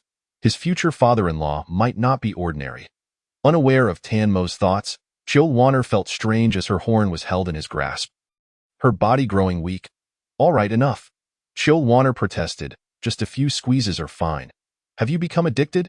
She pouted, though in Tanmo's eyes, she exuded no threat. Can I? No, why not? Why are there so many questions? Chilwaner placed her hands on her hips, asserting, it's my horn. I have the final say. If I don't want it touched, it shall not be. Tanamo raised an eyebrow, seemingly dismissive of her objections. A light smile playing on his lips. Dio, you think you can resist me? Chilwaner's expression stiffened, her bravado faltering, yet she persisted in seeking justification for herself. No. Coercion is wrong. Oh? Tanamo eagerly awaited her elaboration. Chilwaner's mind raced, searching for an excuse, when suddenly a brilliant idea struck her. Are you my boyfriend? Tanamo, perplexed, replied, yes, that's right. Chilwaner circled around Tanamo like a proud cat surveying her domain. The first essential of a romantic relationship is respect. Chilwaner stood before Tanamo, her delicate fingers poking at the exposed skin of his chest. We must respect each other's thoughts and opinions. Do you understand? What do you mean? A flicker of confusion crossed Tanmo's eyes. After pondering for a moment, Chilwaner explained, for instance, if I don't want you to touch my horns, it's fine for you to do so playfully sometimes. But if I express my seriousness, then you must refrain. The same applies to me as well. In intimate relationships, there are always secrets and privacy that cannot be spoken aloud. Noticing that Tanamo had fallen into contemplation, Chill Warner could not help but wave her hand in front of his eyes. What are you thinking about? Nothing. Tanamo shook his head, memories of his recent conversation with Luoi surfacing in his mind. Imo, do you know what love is? I don't. Do you? I don't know, but my teacher once told me that love, at its peak, is respect, restraint, and the joy of sharing in another's happiness and sorrow. What does that mean? Luoi smiled mysteriously. You will understand. Someone will teach you. But for now, let me tell you to never force the female you like, even if it goes against your nature, if you truly love her. Allow her to make her own choices. Chill Warner, with a strange expression, noted that Tanamo had ceased to touch her horns and then asked, You mentioned I could cultivate like a male beast. What exactly does that entail? To be honest, Chill Warner was quite curious.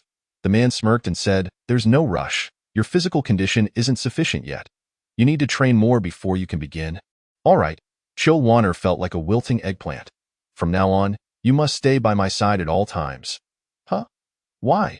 Chill Warner, momentarily taken aback, instinctively asked, Do you want me to serve you, pour tea, and watch you eat? Cough. Tanamo cleared his throat, his golden vertical pupils gleaming with affection as he lightly tapped Chill Warner's head with his finger. Are you suggesting that I allow other females to accompany me? Absolutely not. Chill Warner looked as if she were ready to bite, successfully eliciting a chuckle from Tanamo. Then that's settled. Chill Warner felt like she had been outmaneuvered. So, I still have to behave as before? I'm not tired, but I'm just lazy, wanting to lie down and be served, rather than standing to serve others. The man shook his head, extending his long arm to gently pull the petite female into his embrace. Resting his chin atop her head, I will take care of you. Chill Warner immediately seized upon the key point. I don't have to work like a packhorse anymore? When have you ever worked like a packhorse? Tanamo asked, puzzled at Chill Warner's gaze wandered, just a slip of the tongue. While Chill Warner was unsure about other females, she genuinely felt quite relaxed. It was just that, by nature, she longed to lie down and do nothing. After their relationship eased, Chill Warner felt exceedingly cheerful. Tanamo wished for her to move to the palace to live with him, and she did not refuse, as living amidst other females was chaotic. It would be far more peaceful at Tanmo's place. As Chill Warner stepped into the female quarters, she soon heard the hushed yet unmistakable whispers of the females. Internally, she marveled at how swiftly news traveled. Even before her arrival, the gossip had already spread. One must admit, the efficiency was quite impressive. Chapter 22. Incitement. Chill Warner, uninterested in the gossiping females, strode directly into her room. Just as she crossed the threshold, the excited voice of Pineapple followed closely behind. Little female. Pineapple approached with uncontainable enthusiasm, making it seem as if he had just received a promotion. Chill Warner couldn't help but chuckle. Chief Steward, why do you look even happier than I do? Of course, Pineapple exclaimed, his tone brimming with excitement, akin to a fervent fan witnessing their favorite couple come to fruition. Little female, I heard you're moving to the main hall to live with the ruler? Yes, Chill Warner nodded. There's really nothing for me to do here, and it will be more convenient to work at Tanmo's place. And no longer would she be under the watchful eyes of the females. Becoming a topic of their idle chatter, Pineapple's eyes lit up. Little female, are you planning to become mates with the ruler? Chill Warner's expression froze, feeling as if she had been stripped bare. That's not urgent. Not urgent at all right. Seeing Pineapple's disappointment, Chill Warner sighed. All right, Chief Steward, you should get back to your duties. I'm not busy, Pineapple replied. The ruler asked me to help you pack your belongings. Chill Warner felt a warmth in her heart. That dog of a man still had some conscience. Though her possessions were few, packing alone could be quite cumbersome. The other females certainly wouldn't come to assist her, and she disliked having strangers invade her personal space. With Pineapple's help, Chill Warner quickly gathered her things. As she prepared to leave, she encountered an unexpected visitor. The golden-haired female wore a sweet and friendly smile. Warner. For this unfamiliar yet harmless female, Chill Warner maintained a distant demeanor. Her face adorned with a customary smile. What brings you here, Xia? Is there something you need? Xia's smile appeared innocent. Warner, I heard you're moving to live with the ruler. As she spoke, Xia discreetly glanced at the luggage Chill Warner had packed. Unbeknownst to her, every action was observed by Chill Warner. It was merely some belongings, and Chill Warner didn't mind, allowing Xia to look. Yes, what of it? Xia's expression revealed hesitation, as if debating whether to speak. Chill Warner raised an eyebrow, curious about Anxia's intentions, and casually found an excuse to send Pineapple away. Now that it's just us, you can speak. Anxia seemed to make a firm decision, saying, Warner, I advise you to think carefully. Oh? Why? Haven't you heard the rumors about the snake ruler? I have, Chill Warner replied calmly, her slender, pale fingers idly twirling a lock of her crimson hair. What are you trying to say? Observing Chill Warner's nonchalant attitude, Anxia's expression faltered. You sought me out just to say this? To sow discord? Such a clumsy tactic? Feeling bored, Chill Warner turned to leave, but Anxia grabbed her arm. Wait! Chill Warner's gaze turned icy, landing on Anxia's hands gripping her arm. Her tone was frosty. Let go. She despised physical contact from strangers. Anxia released her grip, her expression anxious. Warner, I'm doing this for your own good. The ruler is not a good match. You could easily find a male beast who treats you well. Chill Warner crossed her arms, smirking. Not a good match. That statement is erroneous. I distinctly recall that when I was ill, you volunteered to serve him. Standing tall, Chill Warner towered over Anxia, using her height to inch closer. Leaning down to whisper in Anxia's ear, she deliberately lowered her voice. None of us are foolish. I am well aware of your intentions back then. After speaking, Chill Warner noticed the girl stiffen, a shadow passing over her eyes. What you choose to do is your business, and I have no say in it. Likewise, you need not come all this way to meddle in my decisions. With that, Chill Warner turned and departed without a trace of regret. Once Chill Warner was gone, the golden-haired girl's expression darkened. The once sunny afternoon now feeling chillingly bleak. Gazing in the direction of Chill Warner's departure, the golden-haired girl murmured, Why don't you understand me? Anxia bit her nails, her expression a blend of turmoil and an unsettling hint of madness. Her gentle features contorting into something terrifying. Why he is not your perfect match? Why won't you listen to me? Unbeknownst to Chill Warner, Tanimo truly seemed busy. During the short time she took to pack her things, he had returned to his official duties. Was he really that busy? Chill Warner gazed at the fiery clouds in the sky, puffing her cheeks in frustration. Pineapple explained, recently, the Serpent City is negotiating a deal with the Sky City of the Wing Tribe. So the ruler has been quite occupied. He isn't intentionally neglecting you. I understand he doesn't mean to overlook me, Chill Warner sighed. I'm just concerned he might wear himself out. Oh, little female, male beasts are quite robust. And the ruler even more so. A bit of fatigue won't harm him. Chill Warner shook her head, remaining silent. Of course, she was aware of Tan Mo's excellent health. A few days of fatigue wouldn't make him ill. However, not falling sick did not equate to not feeling exhausted. The pineapple was summoned away by an official notice, leaving the vast chamber in solitude, with only Chill Warner remaining. As the evening chill wafted in, she hugged her arms and shivered. Brr, it's quite cold. Retreating indoors, Chill Warner suddenly smacked her forehead, realizing she had forgotten something of great importance. Her visit to the garden today was twofold: to seek solace and to find the little snake she had encountered a few nights prior. The commotion caused by Lu Shan made her forget about the snake. Sitting at the edge of her bed, her expression was one of conflict. The garden was now off limits, so should she sneak in as she did last time? Since childhood, Chill Warner had harbored a dream of keeping a pet, but in her previous life, due to various reasons, she had never fulfilled this desire. The little snake she had encountered recently piqued her interest, igniting a longing to adopt it. Just as Chill Warner was in turmoil, a faint yet alluring fragrance wafted to her nostrils. What is that scent? Her nose twitched, and she was instantly entranced by the aroma.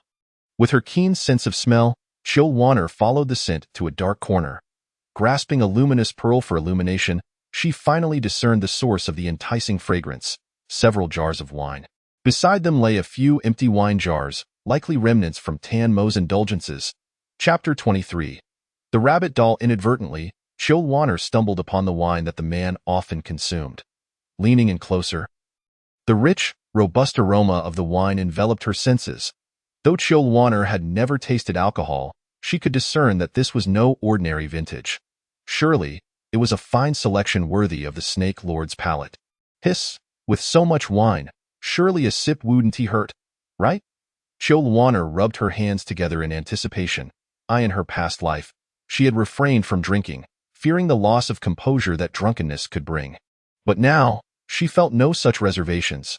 Resolutely, She seized a glass, not quite sure where it had come from, and filled it to the brim. That dog of a man certainly knew how to indulge. Returning to the bedside, the gentle glow of the luminous pearl illuminated her youthful face, and the glass, crystal clear, showcased the liquid within. Chill Warner swirled the wine in her glass, her delicate fingers and the exquisite vessel creating a perfect tableau. How fragrant! The scent of the wine enveloped her, and her gaze grew hazy. The wine was not intoxicating. Rather, it was she who succumbed to its allure. Chill Warner raised the glass and drank it down in one go. Cough, cough, cough. The first taste of wine overwhelmed her, causing her to cough incessantly.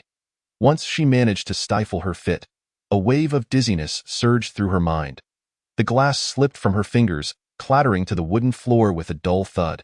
Chill Warner leaned against the bed, her complexion flushed, eyes glazed, mumbling incoherently in her drunken stupor.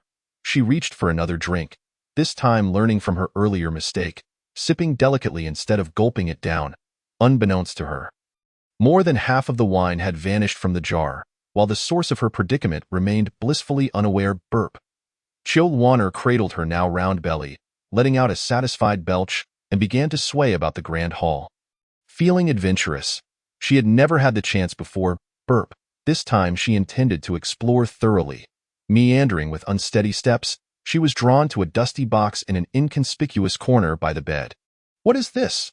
Chill Warner picked up the box and wiped away the dust with a handkerchief, fiddling with it curiously.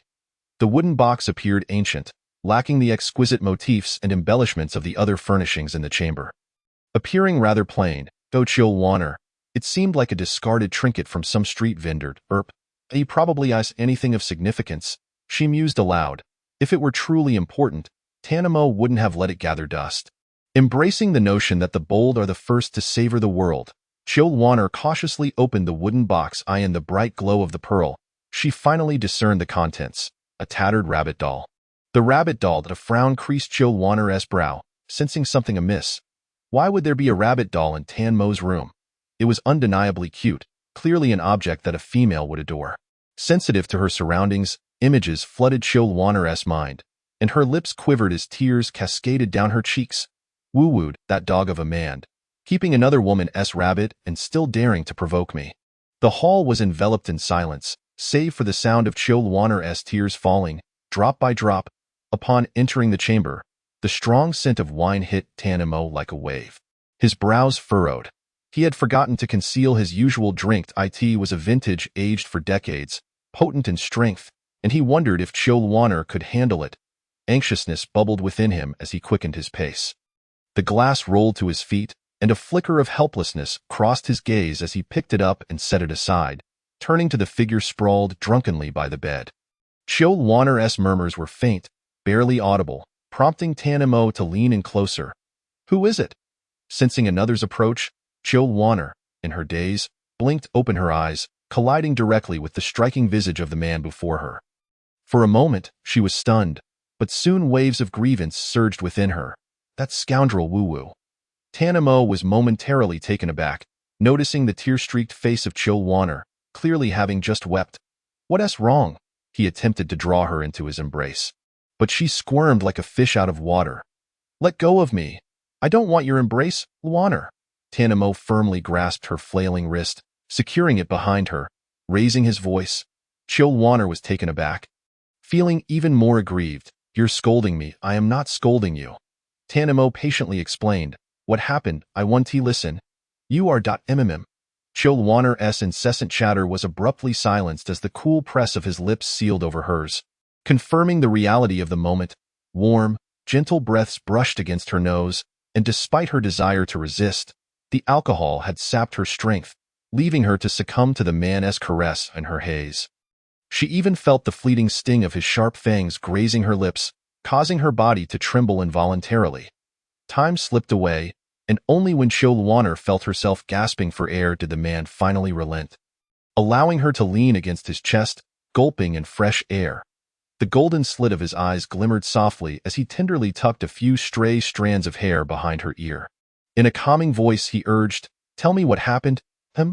Huff. Chill Warner's mind was a chaotic fog, and upon hearing his placid inquiry, she instinctively bit down on his chest, Mm. The suddenness of her assault caught Tanamo off guard, and he let out a muffled grunt of pain, the sound echoing in Chilwanner's ears. Her bite instinctively tightened. His voice was simply too enchanting. She craved to hear more, however. Her chin was tilted upward, and in the next moment, she was met with the gentle radiance of his golden eyes. "Have you had enough?" His tone held a hint of amusement, devoid of any reproach. "Not yet," Chilwanner pouted, her eyes still glistening with unshed tears, looking pitiful. "Then continue biting?" "No." Chilwanner shook her head. Tanamo pinched her cheek playfully, chuckling. "So what's the matter? Why cry alone and then scold me?" After futile struggles, Chilwanner surrendered, mumbling incoherently, "It's all because of you." "Because of me?" Tanamo furrowed his brow in confusion. Chapter 24. His toy, his bed because of me? Tanamo was bewildered. Chilwanner, not one to conceal her feelings, pointed at the lifeless rabbit doll on the bed. "This wasn't it a token you used to win the favor of other females?" The doll appeared somewhat aged, yet it was preserved meticulously by its owner, signifying its importance. Just the thought of it made Chilwanner's heart ache, and seeing Tanamo lost in thought over the rabbit doll only deepened her sense of injustice. "Why, if you already have someone you like? Do you still come to provoke me?" Woo-woo. "No, I don't." Before Chilwanner could finish, she was enveloped in his embrace. The crisp scent of the man filled her nostrils, and even in her drunken haze, she felt a semblance of clarity. Yet, the more lucid she became, the more her heart ached. Then, his deep voice resonated above her, striking her like a thunderbolt, making her want to vanish into the ground. "That rabbit was not a gift for charming females. It was my childhood toy." A shadow of sorrow flickered in Tanmo's eyes, swiftly concealed. Toy. Chilwanner was taken aback, struggling to reconcile the soft, adorable rabbit doll with the stern man before her. "Yes." Tanamo nodded, patiently elaborating. "My mother regarded me as a freak, and my father held disdain for me. While other royal children had numerous toys, I had only that one." His tone was flat, yet Chilwanner couldn't help but shed tears. "Why are you crying?" I'm fine." Chilwanner hastily wiped her tears away, apologizing. "I misunderstood you." Beyond her guilt in wrongfully accusing him, her heart ached for him. She had long been aware of the hardships Tanamo faced in his childhood, but now it seemed far worse than the rumors suggested. "It's all right." Tanamo gently pressed Chilwanner's head against his chest, his fingers caressing the girl's smooth hair in a rhythmic manner. "Aside from you, I have never held affection for any other female," he declared, his tone resolute. "So, the next time we find ourselves in a similar situation, will you allow me to explain first?" Chilwanner, feeling a pang of guilt, obediently nodded in agreement. "All right." Observing her docile demeanor, Tanamo seized the moment to settle accounts. Lowering his voice to a dangerous whisper, he inquired, "So, why did you drink so much?"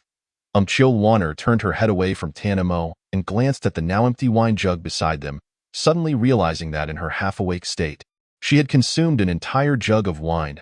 No wonder her head felt so dizzy now. Noticing that Chilwanner seemed lost in thought again, Tanamo firmly grasped her chin, compelling her to meet his gaze, and admonished, "You cannot drink so much next time." "I understand," she replied, her inebriated mind particularly sensitive. Seeing the seriousness etched on his face made her uncomfortable, and she added, "I shouldn't have touched your wine without permission. I won't do it again." "That's not what I meant," Tanamo clarified. "The wine is too potent, and I fear your body cannot withstand it." With tenderness, he wiped away the tears at the corners of Chilwanner's eyes, softly assuring her, "Everything I possess, including myself, belongs to you. As long as you desire it, you may take anything that is mine, including me." Chilwanner's gaze flickered, and in the next moment, the effects of the wine began to overwhelm her with drowsiness. "Tanamo, I feel so sleepy. Can we talk about it tomorrow?" Having finally embraced the person he had longed for throughout the day, Tanamo was unwilling to relent. Gritting his teeth, he exclaimed, "You shall not sleep." "No." Chilwanner playfully protested, her voice soft and coaxing, only to be silenced by his kiss. Unlike their previous encounters, this kiss bore a distinct intensity, prying open her lips with a gentleness that was laced with an undeniable assertiveness. Claiming every breath she had to offer, Chilwanner attempted to resist, but her feeble body betrayed her, rendering her unable to fight back. As the kiss lingered, she gasped for fresh air, only to be swept into the air moments later. Landing onto a hard surface, the fabric beneath her was soft, and instinctively, she raised her head, only to find her mouth once again captured by the man. In her drunken haze, Chilwanner had long lost the will to resist.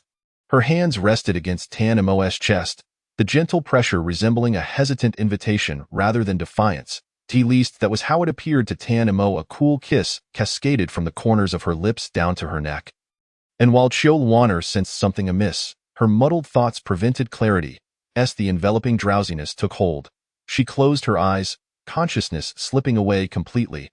After a while, the man, his attire disheveled, stood at the bedside.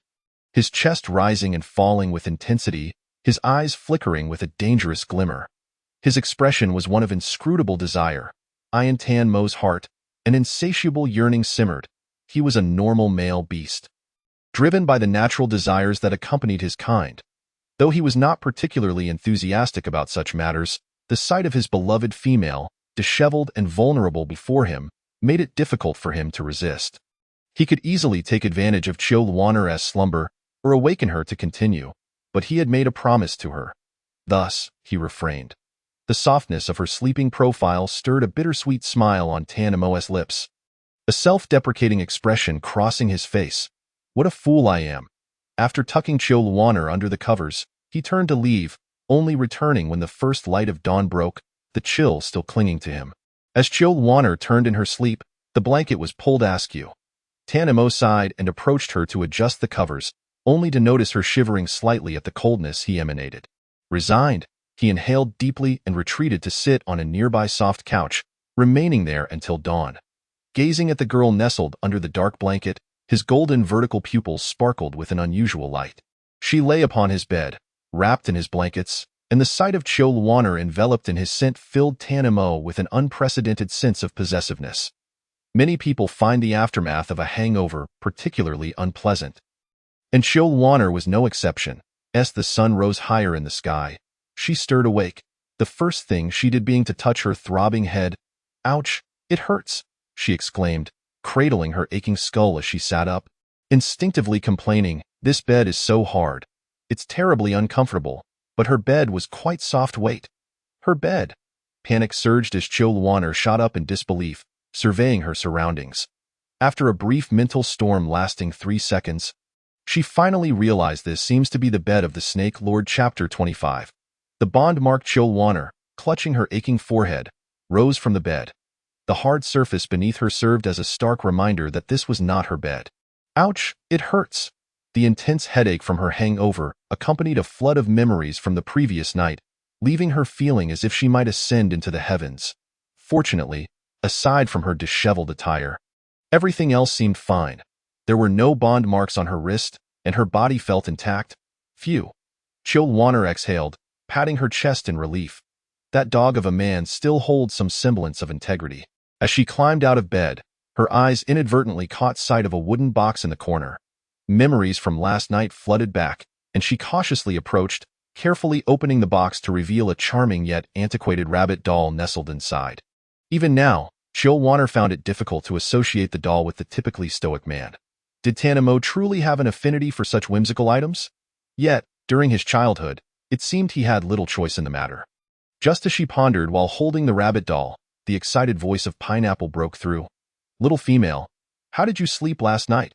Pineapple bore a mischievous expression, causing Chilwanner to instinctively step back, revealing her distaste. "Chief Steward, if you have something to say, please do so without that lewd smile. It's quite frightening." With a grin, Pineapple commented, "Since the bond, the female will bear the beastly form of her partner. Each species has a different mark. For snake beasts, the partner's mark is located on the inner side of the right wrist. The Lord has been quite tardy today, emerging from his quarters half an hour after sunrise." "Huh." Chilwanner was bewildered. "I didn't know. I just woke up." Pineapple's expression turned knowing. "Oh, I understand, little female. You need not explain.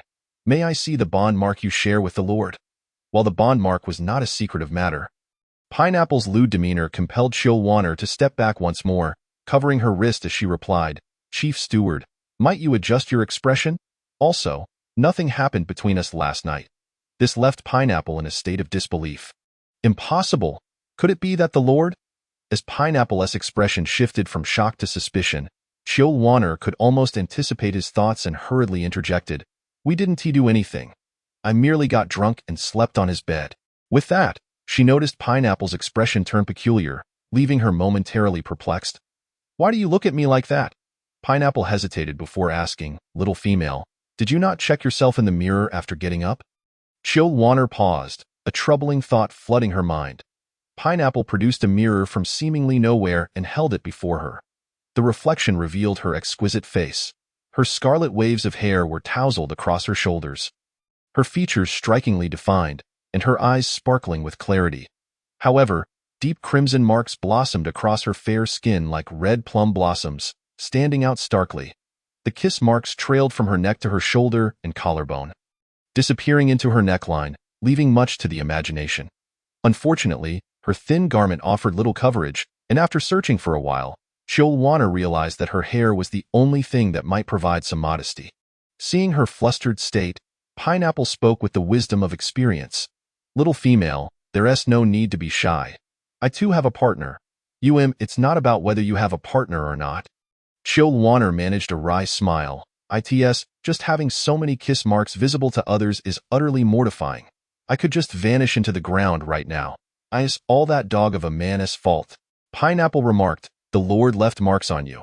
It signifies his affection, little female." "Hey, little female, what's with the wooden box you're holding?" Chill Warner snapped back to reality, glancing at the wooden box in her arms before turning to Pineapple. Suddenly, she inquired, "Chief Steward, how well do you know Tanamo? After all, I've been following the Lord since his youth." Chill Warner's eyes brightened. "Then you must know about his childhood experiences and preferences?" "Well, little female, you can ask directly. If I know and can share, I will certainly do so."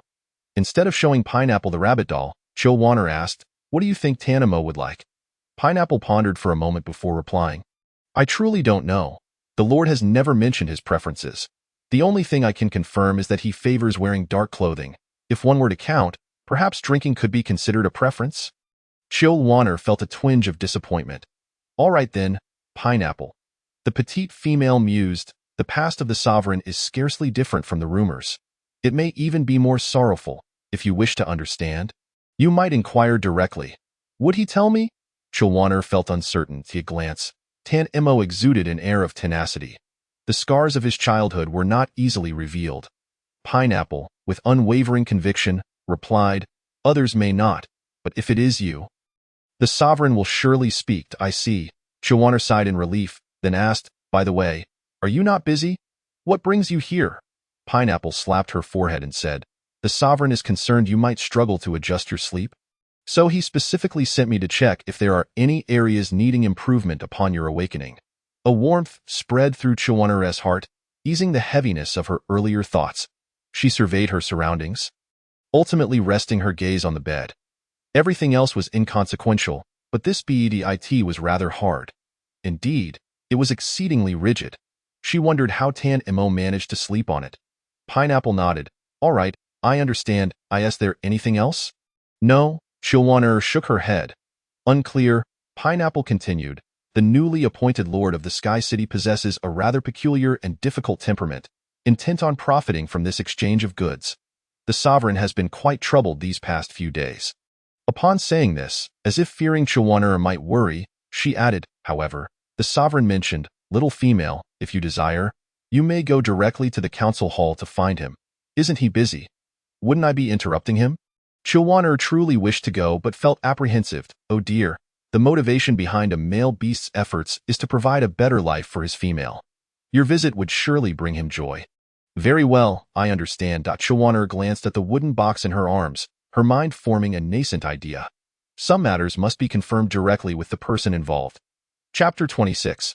Understanding your past, engaging in your future. Having solidified her decision, Chill Warner quickly consumed a light breakfast before setting off towards the council hall. The distance between the sleeping quarters and the council hall was considerable, and Chill Warner ambled along the route marked on her map. Carrying her lunchbox, the guard seemed to have received prior notice, allowing her passage without hindrance, Chilwaner blinked in surprise. She hadn't mentioned her visit to anyone. Just as she stood outside the door, astonished, a man's low voice filled with irritation echoed from within. He thinks quite highly of himself. Chilwaner halted, her hand poised to knock, pondering whether her timing was ill-fated. Just as she was about to depart, the man's voice called out, "Chilwaner." With a sudden motion, the door swung open, and Chilwaner found herself pulled into a cold embrace, landing in a bewildered state against his chest. She lifted her gaze to find a room full of astonished courtiers. Chilwaner instinctively raised her lunchbox to shield herself. Murmuring, "Hello," an awkward silence ensued, quickly interrupted by the man's timely interjection. Indeed, as the crowd dispersed, the room was left with only Tanamo and Chilwaner. Leaning against him, Chilwaner could even feel the faint rise and fall of his chest as he breathed. Remembering the guards from earlier, she asked, "Did you already know I would come?" "I did not," Tanamo replied with a faint smile, shaking his head, "but it never hurts to be prepared." "Well then," she muttered. "You can't really predict the future, can you?" She extended the lunchbox toward him, saying, "Here, I figured you hadn't eaten, so I brought you your favorites. Regardless of your appetite, you should eat something." Tanamo raised an eyebrow. Glancing at the box but making no move to take it, Chilwaner, puzzled, pushed it closer, insisting, "You must eat, even if you're busy. Surely you don't think your body is made of iron?" Noticing her growing frustration, Tanamo finally spoke softly, "Feed me." "What?" Chilwaner blinked in surprise, slamming the lunchbox onto the table in irritation. "You have hands, feed yourself if you want." Tanmo's smile deepened as he suddenly rested his head on her shoulder. Chilwaner stiffened, asking, "What are you doing?" The man, sounding weary, replied, "I've been handling affairs for quite some time. I'm a bit exhausted." "Let me lean on you." Chilwaner pursed her lips, catching sight of the faint shadows under his eyes. Feeling a pang of sympathy, resolutely, she set the lunchbox aside and offered him a delicacy from within, holding it to his lips. "You prefer lighter flavors. After not eating for so long, you shouldn't indulge in something too rich. I visited the kitchen today and saw the uncle had created some new pastries, which I heard other females quite enjoy. So I thought to bring you some." Chilwaner chattered away, oblivious to the way the man's gaze had shifted, filled with a different kind of warmth. When he hesitated to open his mouth, she furrowed her brows in confusion, about to ask why, when he suddenly cupped her chin, his lips brushing against hers with a familiar chill. "Are you unwell? Mm." The pastry slipped from her fingers, forgotten in the moment. The kiss lingered until Chilwaner found herself gasping for air, and Tanamo reluctantly released her. Gasping, Chilwaner leaned against him, inhaling the fresh air with irritation. "It's your fault. Now the pastry is ruined and inedible. I only brought a few. It can still be eaten," he murmured, gently stroking her hair, his voice deep and soothing. "How can it be eaten after it's fallen on the ground?" Chilwaner's words faltered as she stared at him, tears welling in her eyes. She remembered a tale she had heard. The current Serpent King was once neglected by his mother, often beaten and starved. While wild cubs could hunt for food, within the vast city, there were no avenues for hunting, only domesticated beasts for consumption. The young Serpent King, unable to hunt, had to compete with other females' pets for sustenance. As Chilwaner gazed at the sharp contours of his profile, tears spilled over. "Why are you crying?" Tanamo asked, a hint of urgency in his voice as he reached for a handkerchief to wipe her tears. "Do not be upset if you like those pastries. I can have someone bring them to you soon. It won't take long," he patiently comforted her, his usually taciturn demeanor surprisingly loquacious at this moment. Chilwaner leaned against him, listening to the steady beat of his heart, gradually calming her own. "Tanamo, I am here." He did not dwell on her peculiar address but inquired, "What is it?" "I want to know about your past." Tanamo paused, a flicker of sadness crossing his eyes. "It is all in the past. Besides, most of the rumors are true." Chilwaner seemed to have anticipated this outcome, just as she was about to speak. He asked, "So, why the tears?" Because it pains me to think of you." Chilwaner buried her face against his chest, unable to meet his gaze, the words feeling foreign yet sincere. The surprise in his eyes quickly transformed into an overwhelming affection. "You feel pain for me?" "Yes," Chilwaner mumbled. "You just said that the pastries on the ground could still be eaten, which means you've eaten them before." "I have indeed eaten them," he replied calmly. Recalling the lengths he had gone to survive in his youth. Chilwaner Have you forgotten? Forgotten what? Your own childhood was not easy either. Joanna blinked, memories flooding back, and after a moment, she responded, I suppose that is true. It seemed that she and Tanamo shared a peculiar bond, their painful childhoods mirroring one another. So, can I hear about your past? Joanna pressed, her curiosity insatiable. Why is it so important? I want to understand you, to engage in your future, and to comprehend your past. Tanamo smiled softly. There will be ample time in the future for you to learn about me gradually, if you wish to hear it. I will share it with you in detail later. His eyes sparkled with warmth as he glanced at the lunchbox on the table. However, I recall someone mentioned they were bringing me food. Joanna feigned stubbornness. I came to bring you food, and to get to know you a little better. What's wrong with that?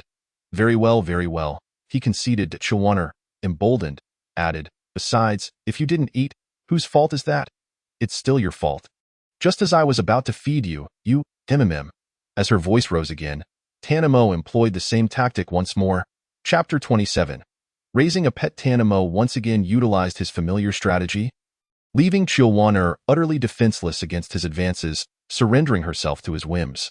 After a prolonged moment, Tanamo finally released her, a gentle smile gracing his lips as he regarded her with tender affection.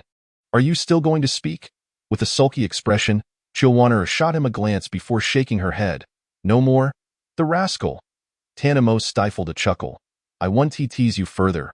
With that, he picked up a piece of pastry and popped it into his mouth, adding with a hint of approval, not be it as a creature of pure carnivorous lineage. For a vegetarian pastry to receive such praise from him was quite an achievement. Joanna, observing his demeanor, couldn't help but retort. If you hadn't been such a nuisance, you would have already eaten. Tanamo bent down, resting against Joanna's shoulder, and said, There's no helping it.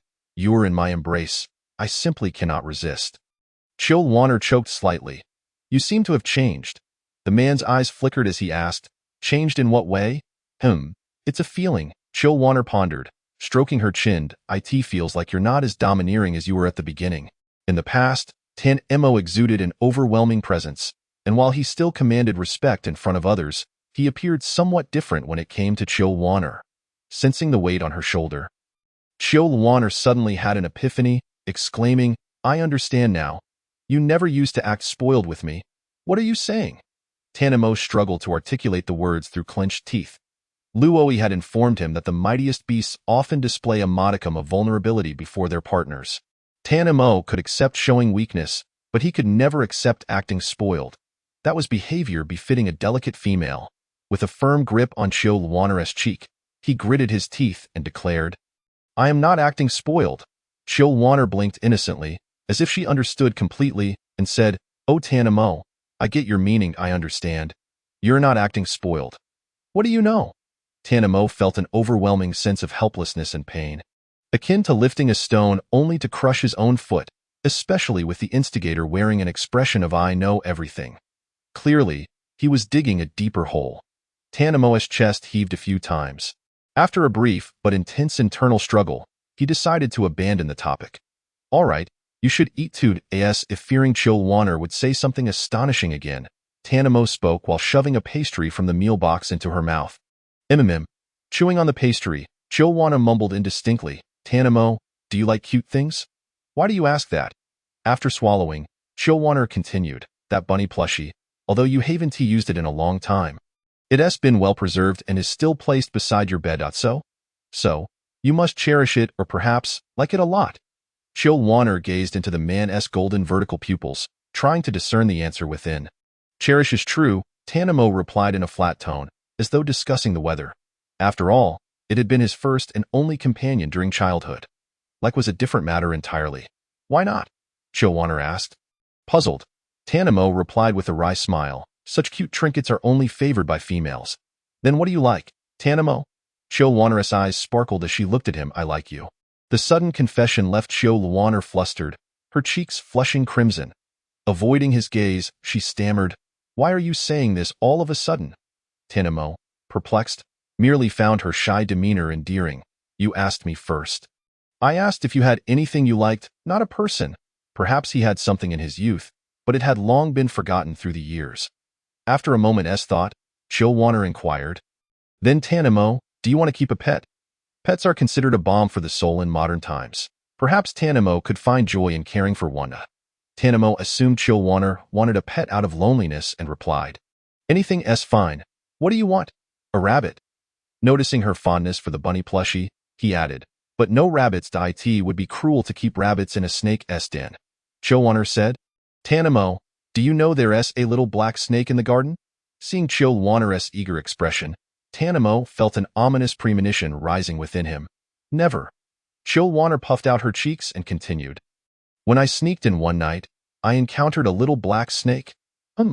That little black snake was quite beautiful, and you know, Tanamo," she leaned closer to his ear and whispered, "its eyes are the same golden hue as yours." Tanamo asked, "Do you want to keep that little snake?" "Yes." Chillwater nodded excitedly. "This place isn't suitable for other pets, so I think a little snake would be just fine." "And don't you think that little snake has a connection with you? It resembles your beast form. It might have been in the garden a few days ago, but it's probably long gone by now. So it's best to dismiss this idea." Chillwater remained resolute, pleading, "I know, but Tanamo, I truly want to keep that little snake. Just send someone to help me look for it. If it can't be found, we'll discuss other options, all right?" Tanamo was perplexed by Chillwater's persistence and asked, "Do you really like that little snake so much?" The crucial point was that the little snake was unlikely to be found. "Because that little snake truly resembles you." "Resembles me?" "Yes." Chillwater lowered her head and said, "I just feel that little snake and I share a bond. It's very important to me." A hint of helplessness flashed in the man's eyes as he replied, "I will send someone to search. As for the outcome, be prepared." "All right," Chillwater readily agreed, only to catch a glimpse of the fatigue that was hard to hide in his eyes, as well as the mountain of paperwork piled on the table. "Have you really been this busy lately?" A chill passed through the man's gaze. "Only temporarily." Chillwater looked at him with concern. "I heard it's the new Lord of Sky City causing trouble. The trade between the two cities has been ongoing for hundreds of years without change. What does the new Lord truly want?" "Indeed." Tanamo gestured to the map on the table, his gaze landing on a floating stone island in the west. "That is Sky City, the territory of the Winged Clan, and the largest settlement of the Winged Clan. Greed is nothing more than a snake trying to swallow an elephant, but trade benefits both cities. Dragging this out is harmful to Sky City, not beneficial," Chillwater remarked. Tanamo scoffed. "Let's see how capable he is." Chapter 28. Sky City in the western region of the Losai continent. Amidst layers of ethereal clouds, a series of stone isles float between the clouds and the azure sky. Everything proceeds according to established rules. Among the countless floating isles, one stands out as the largest, the main isle of Sky City. On the main isle of Sky City, within the opulent royal city, atop a lavish throne, a young man with long red hair reclined languidly, idly toying with a crystal cup in his hand, the clear liquid within creating whimsical ripples. His lips were a deep crimson, akin to blood, and his fair skin was adorned with an open collar that revealed a generous expanse of skin, embellished with exquisite gems and gold. This did not appear vulgar. Rather, the young man's languid demeanor accentuated the grandeur. Most strikingly, the young man wore a mask that covered half of his face from forehead to chin, obscuring his true appearance. "So, the Serpent King still refuses to yield." The young man licked his lips, a playful smirk gracing his face. "Then let us continue to drag this out." The lower-ranking ministers exchanged glances, and one stepped forward, saying, "Your Majesty, our trade agreement with Serpent City has remained unchanged for hundreds of years. Why must it change now?" A middle-aged beast lowered his head, stating, "The benefits we seek are substantial, and the newly appointed Serpent King is said to be cruel and ruthless. Continuing this stalemate may not yield favorable results." The minister's earnest persuasion seemed to have little effect on the man on the throne, who maintained a nonchalant demeanor. "You wish for me to relent?" Several beasts exchanged glances, falling silent. The young man smiled wickedly. "If he want to yield, how can I lose face by doing so?" However, one of the ministers attempted to speak again but was silenced by the other's glances. "So, this new lord wishes to extract more wealth." Chillwater nestled in Tanamo's embrace, patiently listening to the unfolding events. Tanamo nodded. "The Winged Clan's speed is unrivaled by other beast clans. Many goods require their transport." A shadow flickered in Tanamo's eyes. "Otherwise, why would he waste time with Sky City?" Yet, The cities must remain interconnected, and at this moment, the winged clan's advantages were evident. As the rulers of the skies, they could disregard the challenges posed by terrain and the dangers of transporting goods on land. The fabric of Chilwanar's clothing was made from an exceptionally rare material, shark silk. Serpent City is situated in the heart of the Losai continent, far from the sea where the shark people reside. Obtaining shark silk is impossible without the winged clan. Likewise, Sky City lacks the arable land necessary for growing plants. While grains might be manageable, the most scarce resource is medicinal herbs. Many herbs have stringent growth requirements. Not only does Sky City struggle to sustain them, but even on land, they are rarely found. Meanwhile, Serpent City enjoys a spring-like climate year-round, ideal for various plants to thrive. Sigh. Chilwanar sighed, saying, "You two are both new lords. Why must newcomers make things difficult for one another?" Tanamo scoffed. "Who knows?" Chilwanar shook her head helplessly. "They say new officials ignite 3 fires. Perhaps it's an attempt to establish authority, but she truly cannot fathom the intentions of the new king of Sky City. He is destined to be remembered as an eternal sinner." All right. Chilwanar playfully caressed the man's face, her tone lighthearted as she said, "Since we cannot resolve this now, let us set it aside for the time being." Her fingertips brushed against the man's furrowed brows, and she puffed out her cheeks, remarking, "Look at you. Always frowning. Don't you know that frowning ages you quickly?" The man grasped Chilwanar's hand in his palm, squeezing it with a hint of danger in his voice. "If I'm aging, what do you intend to do about it?" Chilwanar averted her gaze. "You're not old yet, and besides, with your prowess, your lifespan should be considerable." He pulled her closer by the waist, making their bodies almost touch. "You will too. After forming a bond, the life of a male beast intertwines with that of its partner, which is one reason many females prefer strong males as companions." The large hand at her waist began to playfully roam, causing a ticklish sensation that made Chilwanar squirm, but the man held her firmly. "What are you hiding from? It tickles." Tanamo chuckled softly, lightening his grip as his fingers danced around Chilwanar's waist. As he felt her skin tremble beneath his touch, a deeper smile formed on his lips. All right. Aware she couldn't escape, Chilwanar surrendered with a soft plea, "Please, stop teasing me." Her cheeks flushed, lips slightly parted as she gasped for breath, her bright scarlet eyes reflecting her own image. Tanmo's gaze darkened, unable to resist leaning down for a kiss. Uncertain of why Tanamo wanted to kiss her again, Chilwanar decided to yield instead of resisting. After all, she had nothing to lose. When the kiss broke, she leaned against Tanmo's shoulder, breathing heavily, while he remained unfazed, save for the faint blush on his ears. "You've lost weight, is it that noticeable?" "I've just slimmed down a bit," Chilwanar remarked, pinching the soft flesh at her waist. "Eat more." "No, why not?" "I'll gain weight." "And what if you do?" Tanamo asked, perplexed. Chilwanar retorted, "You big straight man. How could any female enjoy looking like a balloon?" "But you're not fat," Tanamo replied earnestly. "I was merely making a comparison. I don't want to see a roll of extra flesh around my waist every time I put on clothes." For Chilwanar, maintaining a slender figure without compromising health was important. Yet Tanamo, unusually, countered, "You need to become stronger. Cultivation requires a healthy and robust body." Chilwanar blinked. "So when do I start cultivating?" "After your physical fitness meets the standards." Chilwanar flashed a charming smile, "But I feel my fitness is already quite good. Look." She demonstrated her slight build. "3 female competitors can't match me." "Not enough." Tanamo shook his head. "A typical male beast could achieve that." "Fine." Chilwanar sighed, disappointed. The differences between genders were indeed stark. Tanamo gently patted her head, reassuring her, "No need to rush if it's you. Cultivation won't be too difficult." "Why?" Tanamo smiled faintly, remaining silent. "The dragon clan is inherently powerful." In a secluded corner of the garden, Chilwanar asked, "Tanamo, have you finished your official duties?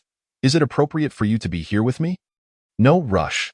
Tanamo removed the red fluffy headband from her hair, freeing her little horns, which made Chilwanar feel a bit lighter. Seeing her look relaxed, Tanmo's eyes sparkled with amusement as he said, "It mainly depends on the attitude of the Sky City. The other bee cities will follow the precedent." Chilwanar nodded. "So why did you bring me here? To enjoy the scenery? On a date?" "No." Tanamo waved his sleeve, and a gentle breeze stirred the flowers, dazzling Chilwanar. One could not deny that despite the former Snake King's shortcomings, His aesthetic sense was unparalleled. The garden-esque arrangement was exquisite, with even the most remote corners holding unique charm. A delicate floral fragrance wafted through the air, and Chilwanner closed her eyes in bliss. How long have I stood here without you calling me? Tanamo ruffled her hair and asked, what do you feel? A sense of security, a very comforting feeling. Chilwanner sensed something amiss and turned to ask, Tanamo, does this feeling relate to my background? It does, Tanamo admitted without evasion. But it is too early to tell you now. Wanner, when you are capable of standing on your own, I will share everything I know with you. Chilwanner's eyes sparkled. All right, what should I do now? It seems that male beasts don't cultivate like this. According to the original owner's memories, male beasts primarily focus on physical training through various methods. Correct, Tanamo explained. Your strength differs from that of ordinary beast men. So you simply need to strengthen your body. The Dragon Clan's power system leans more towards the spiritual. I want you to communicate with the plants here. Huh? Chilwanner was puzzled. I feel a closeness to these plants. But that doesn't mean I can communicate with them. That's a question for you to ponder, Tanamo replied, expressing his own uncertainty. Even Loy did not know how the Dragon Clan cultivated, so it would depend on Chilwanner's own insight. Chilwanner looked disillusioned. Are you serious? Yes. The man nodded seriously, then pretended to comfort her. I believe in you. Chilwanner sighed. I don't even believe in myself. Yet you do. The man couldn't help but chuckle, leaning down to place a kiss on her forehead, saying, just do your best and don't push yourself too hard. Got it. Chilwanner perked up. I will try my best. She desired the strength to protect herself and also wished to uncover the secrets within her.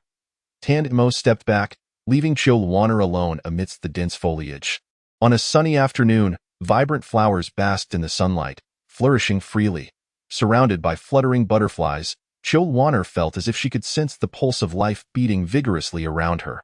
She squatted down, propping her chin on her hands as she fiddled with the flower's green leaves, feeling quite troubled.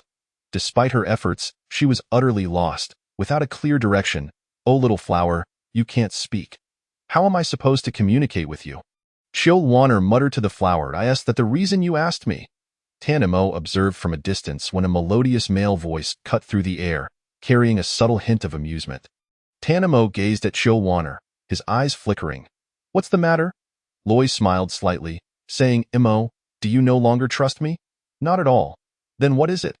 Loy's ice-blue vertical pupils fell upon Chilwanner, whose expression was one of distress as she fiddled with the flower. His gaze froze when it caught the little horns peeking through her hair. She is, yes, Tanamo nodded. It's a secret. You don't need to remind me. But what? Does she know her identity? Tanamo shook his head. And Loy looked surprised. You didn't tell her? What use is telling her? Tanamo turned away. Would you have her worry about her identity all day long? The emergence of the Dragon Clan may very well alter the current dynamics of this continent. Do you think she can bear such a heavy burden now? Though true, one cannot hide the fire beneath the paper. She will have to face it sooner or later. That's why I'm helping her grow. Tanamo observed Chilwanner, who was frantically scratching her head, a hint of amusement flickering in his eyes. Loy, standing nearby, quietly watched the scene before suddenly saying, Imo, you have changed? I mentioned before that your red star is shining brightly these days. Tanamo's eyes sparkled. Are you implying? Yes, it's her. The white-haired youth smiled gently, and as the breeze caressed his snow-white locks, the world seemed to gain an enchanting hue. Tanamo's eyes widened in surprise, and after a moment of silence, he chose not to elaborate. Unbeknownst to Chilwanner, who was grappling with her thoughts in the flower patch, she was in a state of frenzy.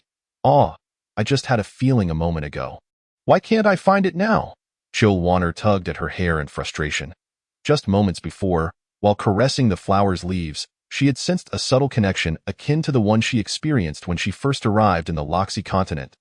Teetering between life and death, that wondrous feeling had vanished before she could grasp it. Communicating with nature requires a calm heart. The man's clear voice reached her ears, distinct from Tan Mo's deep timbre. If she were to describe it in one word, she would say it resembled peppermint. Chilwanner turned to see the person approaching. Priest? Loy maintained a friendly demeanor, saying, Didn't I tell you last time to just call me by my name? Do you know each other? Tan Mo's eyes flickered with a hint of danger. Loy's smile deepened. We met once, and since she is your partner, we will become acquainted eventually, isn't it so, Imo? She sighed. Well, I suppose it's not too bad, Chilwaner lamented. Perhaps I am simply lacking in talent. I am the novels of my past life. Those transmigrated heroines learned everything effortlessly, endowed with extraordinary gifts, yet I find myself at a loss. Chapter 30. The Blessing of Life. What did you feel just now? Loy inquired. Chilwaner glanced at Tanamo, and only after he nodded did she respond. I sensed the emotions of the little flower. They were quite vague, but I am certain they were genuine. Loy observed their subtle exchange, but refrained from breaking the silence, merely remarking, "You are too hasty." A gentle breeze rustled a fallen leaf from the treetops. Landing in Loy's palm, he lifted his hand, presenting the leaf before Chilwaner, asking, "What do you see?" Chilwaner replied, puzzled, "A fallen leaf, a leaf that has yet to wither." "Try to feel it," Loy encouraged. Chilwaner blinked, taking the leaf into her hand. As Loy's clear voice enveloped her, instilling a sense of inexplicable comfort. "Close your eyes, calm your mind, and attempt to feel and perceive." Obeying, Chilwaner shut her eyes, and the world around her faded into darkness, leaving only the whisper of wind through the leaves and the faint hum of buzzing wings. Moments later, she abruptly opened her eyes, gripping the leaf in excitement, exclaiming, "I felt it." Loy smiled slightly. "What did you feel?" "Sadness," Chilwaner replied, her expression dimming as she gazed at the leaf resting in her palm. Her lips pressed together. "I sensed sadness. And the passage of life." An indelible despair clung to her heart, affecting her own emotions, leaving her momentarily ensnared in her feelings. Wanner. Tanmo's brow furrowed as he was about to speak, only to be restrained by Loy. Shaking his head, Loy gently asked, "Wanner, are you feeling sorrowful?" "A bit," Chilwaner admitted, clutching the leaf, her complexion paling. The fear and despair of death weighed heavily on her, making it hard to confront, even after having faced it once before. Life and death are intrinsic to existence. Loy pulled a branch from a nearby sapling. When Chilwaner raised her gaze, she spotted fresh buds emerging from the little tree, and in that moment, she seemed to experience the joy and delight of life anew. Observing her reaction, Loy softly guided, "Do you remember the feeling you had just now?" "I do," Chilwaner nodded. Loy pointed towards an ancient tree not far off, saying, "Shall we try there?" Chilwaner hesitated for a moment before stepping towards the old tree. "How do you wish to proceed?" Tanamo inquired, casting a sidelong glance. "Rest assured, I am more knowledgeable about the ways of the Dragon Clan than you," Loy assured with a smile. Tanamo ceased his inquiries. The ancient tree stood in a corner of the garden, its branches adorned with only a few yellowed leaves. Its gnarled roots were deeply embedded in the soil, and the massive canopy seemed to narrate tales of its former glory. Chilwaner halted beneath the tree, gently caressing its weathered trunk and closing her eyes, instinctively seeking to perceive. Within her spiritual sea, silence reigned. With stars twinkling, Chilwaner felt herself enveloped in a mysterious state. A vine emerged from behind the tree. Resting lightly on her shoulder, as if greeting her, the vine gently tapped her shoulder. "Your body seems to be unwell. Is there anything I can assist you with?" "Why?" Chilwaner questioned, bewildered. "Do you not wish to live?" Life instinctively fears death and the unknown. It is a primal reaction. The vine slowly lifted, tapping her forehead, then, like a benevolent elder, gently stroked her head. In that moment, Chilwaner seemed to understand. Aging, illness, and death are the natural order of existence. Regardless of the length of one's life, death and cessation will ultimately arrive. Outside her consciousness, an extraordinary event unfolded in the serene garden. The withered old tree rejuvenated at a visible pace, while surrounding flowers and grasses swayed without wind, inclining towards the ancient tree. Yet, Chilwaner remained oblivious, her hand still resting upon the tree. Tanmo's brow furrowed, witnessing the situation spiraling beyond control. He was about to intervene when Loy stopped him. "You should have faith in her. You know she is not as fragile as she appears," Loy asserted. Reluctantly, Tanmo restrained his impulse. In the time they conversed, the old tree completed its transformation from frail to vibrant. Its branches swayed, resembling the final dance of life. Specks of green light emerged from the leaves and branches, transforming into red hues as they approached Chilwaner, entering her being. Tanmo's gaze remained fixed, and upon seeing Chilwaner's complexion flush and her breath steady, he suppressed his inner turmoil. "This is the blessing of life," Loy elucidated. "What?" Chilwaner asked, Intrigued, it is said that the Dragon Clan are favored by the heavens. Born priests with divine qualities and the ability to commune with nature. Loy smiled gently. Indeed, today's encounter affirms that. What ordinary priest would struggle to achieve through arduous trials and complex formations, Chilwaner accomplished effortlessly. The blessing of life brought her nothing but benefit, and all they needed to do was wait patiently. With that, Loy waved his hand, summoning countless vines that intertwined to form 2 chairs. The pair settled into the chairs, quietly awaiting the completion of the blessing. At the center of the transformation, a red light flickered above Chilwaner's head. Ethereal radiance coalesced into a rough shape, resembling a pair of dragon horns upon closer inspection. An hour later, the tumult gradually subsided. Chilwaner slowly opened her eyes, her scarlet vertical pupils gleaming with brilliance. Tanamo swiftly moved to her side. Concerned, Chilwaner. Tanamo, I am fine, Chilwaner reassured, lifting her gaze to the now completely withered old tree. The once vibrant tree now appeared utterly desiccated, its trunk seemingly fragile to the touch. Grandfather Tree helped me, Chilwaner said, her eyes misting over to it bestowed upon me its final vestige of vitality before peacefully passing away. The blessing of life has concluded, and its duty has been fulfilled. Blessing of life? Tanamo echoed. Yes, Chilwaner, you possess a strong affinity for life. Until you are capable of self-protection, do not disclose this to anyone, Loy warned gravely. Do not allow anyone to touch the horns upon your head. One cannot guarantee that other beastmen on the continent are unaware of the Dragon Clan's legends. Not even Tanamo?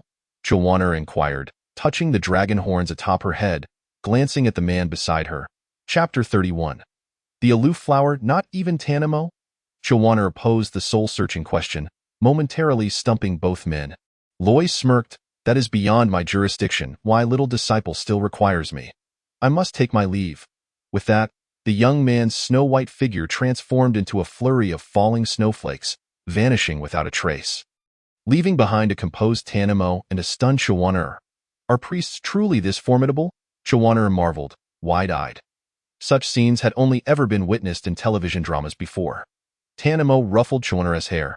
It is merely a simple spell. If you wish to learn, you can ask him to teach you in the future. Teach me? Chilwaner questioned. Aren't the priestly arts reserved for disciples alone? That is because only beastmen with talent can qualify as priest apprentices after passing tests. Tanamo explained. Chilwaner realized. So does this mean I have talent? Indeed, Tanamo affirmed with a nod and a light chuckle. Do you feel anything else after the blessing? Yes, Chilwaner exclaimed, her eyes sparkling like red gems glinting in the sunlight. I feel as though my vision has become clearer and my perception has sharpened. I can even sense the slightest movement of air around me. If the old tree had possessed enough spiritual energy, it could have cleansed the impurities within your body and enhanced your physical constitution. Grandfather Tree has already helped me immensely, Chilwaner said, gazing at the deceased old tree, a veil of sorrow clouding her eyes. Tanamo, I wish to bury Grandfather Tree. Tanamo replied, perplexed. As Chilwaner elaborated, this was Grandfather Tree's final wish. Though Tanamo did not share her sentiment, he acknowledged her request, nodding, very well. What shall we do now? Where to next? Chilwaner asked, and I fear I may disturb your work. Tanamo narrowed his eyes dangerously. Are you certain? Chilwaner said bashfully, well, I suppose I will be bored. She clasped her hands together in a gesture of supplication. Tanamo, I truly will be very bored. I have nothing to occupy myself with. Who said you have nothing to do? Huh? You are to cultivate. But I just finished cultivating, Chilwaner protested. A rare, mischievous smile graced Tanamo's lips, and Chilwaner sensed impending trouble. This was only the beginning. Before long, Chilwaner understood what Tanamo meant by the beginning. In the council chamber, the man sat at the table, diligently attending to the affairs laid before him, exuding an air of composure, while Chilwaner sat beside him, cradling a pot of flowers, troubled, alas. Tanmo's hand paused over the ink, and a splotch fell onto the paper, creating a small stain that he did not seem to mind. He lifted his gaze to the person nearby, his tone laced with a hint of amusement. What is wrong? Not happy? Chilwaner shot him an exasperated glance, puffing up with indignation. I suspect you are deliberately making things difficult for me. Tanamo raised an eyebrow. On what grounds do you say that? Just because I can communicate with plants doesn't mean I can make them bloom ahead of time, does it? Chill Wanner placed the flower pot firmly on the table, hands on her hips, and retorted, I'm not trying to make things hard for you. Tanamo calmly set down his brush. It's a task given to you by Roy, a task assigned to me by Roy? She echoed, bewildered. Continuous practice is necessary to hone one's skills. Chill Wanner frowned in confusion. But what's the point? Tanamo smiled mysteriously. What may seem useless now does not imply it will remain so in the future. Fine, Chill Wanner conceded, clutching the flower pot and redoubling her efforts. Tanamo watched her slender silhouette, but his gaze lingered on the bud that had yet to bloom. Roy actually entrusted her with this flower. In the priest's tower, Master, the wanling flower is gone. This is terrible. We promised the priest of Beast City to deliver it within a month. Now not only has it not bloomed, but the flower itself is missing. If the flower is lost, Beast City will surely be enraged. But where in the continent of Luashi can we find another wanling flower? Roy, seated by the window, heard his disciples' frantic cries and raised a hand to soothe him. The flower is still here. How is that possible? The youth exclaimed, raking his fingers through his hair in frustration. I've searched the entire priest's tower. There's no sign of it, not even the pot. Roy sighed, lightly tapping the boy's head with his finger, exasperated. Did I not teach you to remain calm in the face of adversity? Have you forgotten? The boy's face flushed crimson as he scratched his head. I am sorry, Master. I was too anxious. But the flower, I said, the flower is still here. Roy continued. The flower is for my own use. You need not worry. All right, I in the council hall. Chill Wanner gazed at the flower pot with a woeful expression. Unable to restrain herself from speaking. Tanamo, why do I feel that this flower is not like an ordinary one? Tanamo's eyes flickered slightly. In what way is it different? Chill Wanner held the flower before him, saying, it doesn't appear particularly unique. Green leaves, white petals. Aside from the faint purple hue at the bud, it seems like any common flower in the garden. Yet, it gives me a strange feeling. What do you mean by strange? It feels aloof, Chill Wanner surmised after some contemplation. Ever since receiving her blessing, whenever she passed by natural plants, she could sense their jubilant emotions, a desire to draw near to her. Yet this flower exhibited none of that. On the contrary, it remained indifferent to her attempts at communication, sometimes even ignoring her altogether, which left Chill Wanner perplexed. Tanamo, well aware of the difficulty in getting it to bloom, reassured her, just do your best. If it doesn't work out, leave it to Roy. But that's his task. If he can't manage it, why should I be the one to take a chance? No way. Chill Wanner clenched her fist determinedly. I can do it. It's just a cold flower, after all. Even if I have to press my warm face against its cold backside, I will make it bloom. As the sun dipped below the horizon, the sky darkened completely. Goo goo. Chill Wanner rubbed her slightly distended belly, casting an awkward glance at Tanamo the man, suppressing a smile, asked, Are you hungry? A little, she admitted, her cheeks flushing, caught up in her efforts to nurture the flower. She had forgotten to satisfy her own hunger. Let us go eat. All right. The kitchen staff worked efficiently, and in no time, a feast of visually appealing and fragrant dishes was laid out before them. At the dining table, however, Chill Wanner continued to fiddle with the aloof flower. How strange, she mused. Chapter 32. Share a bed? Here, Tanamo said, picking up a piece of chicken and holding it to Chill Wanner's lips. Without glancing at it, she instinctively opened her mouth and ate while murmuring, Something feels off. But what exactly? Tanamo set down his chopsticks, speaking with a hint of exasperation. Wanner, there's no rush regarding the flower. You must first take care of your own health. After swallowing the chicken, she recognized the wisdom in not rushing things, and reluctantly set the flower pot aside. The spread was entirely to her liking, but as she surveyed her surroundings, she felt an inexplicable sense of unease. It wasn't until halfway through the meal that she realized what was amiss. Hey, where is everyone? What people? The serving maid. Chill Wanner looked around, noting that besides herself and Tanamo, there was no one else present. Regardless of whether the Snake Lord had a partner, a female serving attendant was always required during meals, given her current status. Tanamo had made it clear that she could not occupy that role. Tanamo set down his chopsticks, his golden slit pupils fixating on Chill Wanner, a glimmer of light passing through them. Is it not enough that it's just the two of us? There's nothing wrong with that, she replied, momentarily taken aback, as comprehension dawned on her regarding Tan Mo's intentions. A smile began to tug at the corners of her lips. All right, let us eat. With that, Chiu Wanner dove into her meal, her movements swift. Tan Mo observed the flush creeping up her ears, a knowing smile gracing his lips. No one desires to share their partner. He certainly did not, and neither did she. Chiu Wanner understood herself well. If she saw other females standing beside Tan Mo, even if their behavior remained within the bounds of normal social interaction, she would feel uncomfortable. Yet she had not anticipated that Tan Mo would be aware of this, and even more so, that he would take action to ensure no other females were around him. After all, she had once openly expressed her feelings to him. After dinner, Chiu Wanner temporarily set aside thoughts of the flower, opting instead to reject Tan Mo's invitation for a moonlit stroll. She chose to snuggle together in bed. Oh, Tan Mo, what is the point of walking? It's windy outside. It's so cold. Chiu Wanner nestled into the freshly made soft bed, with only her eyes and the hand gripping Tan Mo's sleeve visible. She shook her head, insisting, besides, moving around right after eating isn't good for your health. We should live healthily. Tan Mo found himself at a loss for words at her nonsensical arguments. The slight chill was, in fact, the most comfortable state for a serpent beast. What do you want to do? I want to sleep, Chiu Wanner replied, curling up under the covers, fatigue evident in her eyes. She had experienced too much throughout the day. While her body could endure, her spirit needed rest. Seeing her like this, Tan Mo agreed. All right.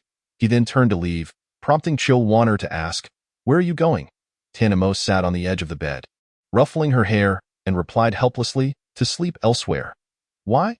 Wanner, Tan Mo said seriously, I am a normal male beast. I know that, she replied, though still seeming puzzled. Tan Mo, sensing her confusion, boldly inquired, would you like to bond with me? Chiu Wanner fell silent, her gaze dropping as her expression became inscrutable. Wanner, I understand that it will take time for you to accept me, but I am a healthy male beast, and with the one I cherish in my embrace. I may not be able to restrain myself. He drew her into his arms, his tone softening to a near whisper. Listen well, do not overthink it. I will wait for the day you willingly accept me. And by then, you won't be able to separate from me, even if you desire to. In the unseen depths of his golden slit pupils, a hint of profound obsession flickered. All right. Once Tan Mo departed, his presence dissipated entirely, and Chiu Wanner peeked out from under the covers, her eyes downcast, lost in thought. The luminous pearl cast a gentle glow, rendering the spacious chamber somewhat chilly. Sigh, Chiu Wanner lamented, just as she was about to turn over and sleep when she sensed a movement beside the bed. What could that be? She rose to investigate, discovering that besides the aloof flower, there was nothing else. How strange, she mused, scratching her head in confusion, suspecting that her exhaustion from the day had led to a hallucination. Just as she prepared to sleep again, she heard the noise once more, this time managing to pinpoint its source. Is it you? She asked the flower beside her, illuminated by the soft glow of the pearl. You were so aloof during the day. Why do you want to talk to me now? Chiu Wanner found it remarkable that she was conversing with a flower, especially one that had been indifferent to her earlier. She sensed an emotion akin to pride emanating from the flower and decided to overlook its previous demeanor. Do you have a question for me? The flower shook its leaves, and Chiu Wanner immediately grasped its meaning. Are you asking me why I like that snake beast but am unwilling to bond with him? The bud swayed in affirmation. Surprised that a flower could ponder such matters, Chiu Wanner felt a weight lift off her chest. I like him, which is precisely why I must consider the consequences. Yes, both he and I could find many partners, but the truth is, I cannot accept the idea of him having other females around. As for Tan Mo, Chiu Wanner was uncertain, yet based on her understanding of him, it was highly likely he would not permit the presence of other formidable beasts in her vicinity. Thus, while she harbored feelings for him, the possibility of a lasting relationship remained an enigma. The flower bud shook violently, as if chastising Chiu Wanner. Sensing the flower's emotions, she felt no irritation and replied, I am not one to be particularly devoted. You know, disgusted by her own callous remarks, Chiu Wanner was painfully aware of her own nature. The flower bud, visibly agitated, made her feel as if it might leap forward to strike her, she mused.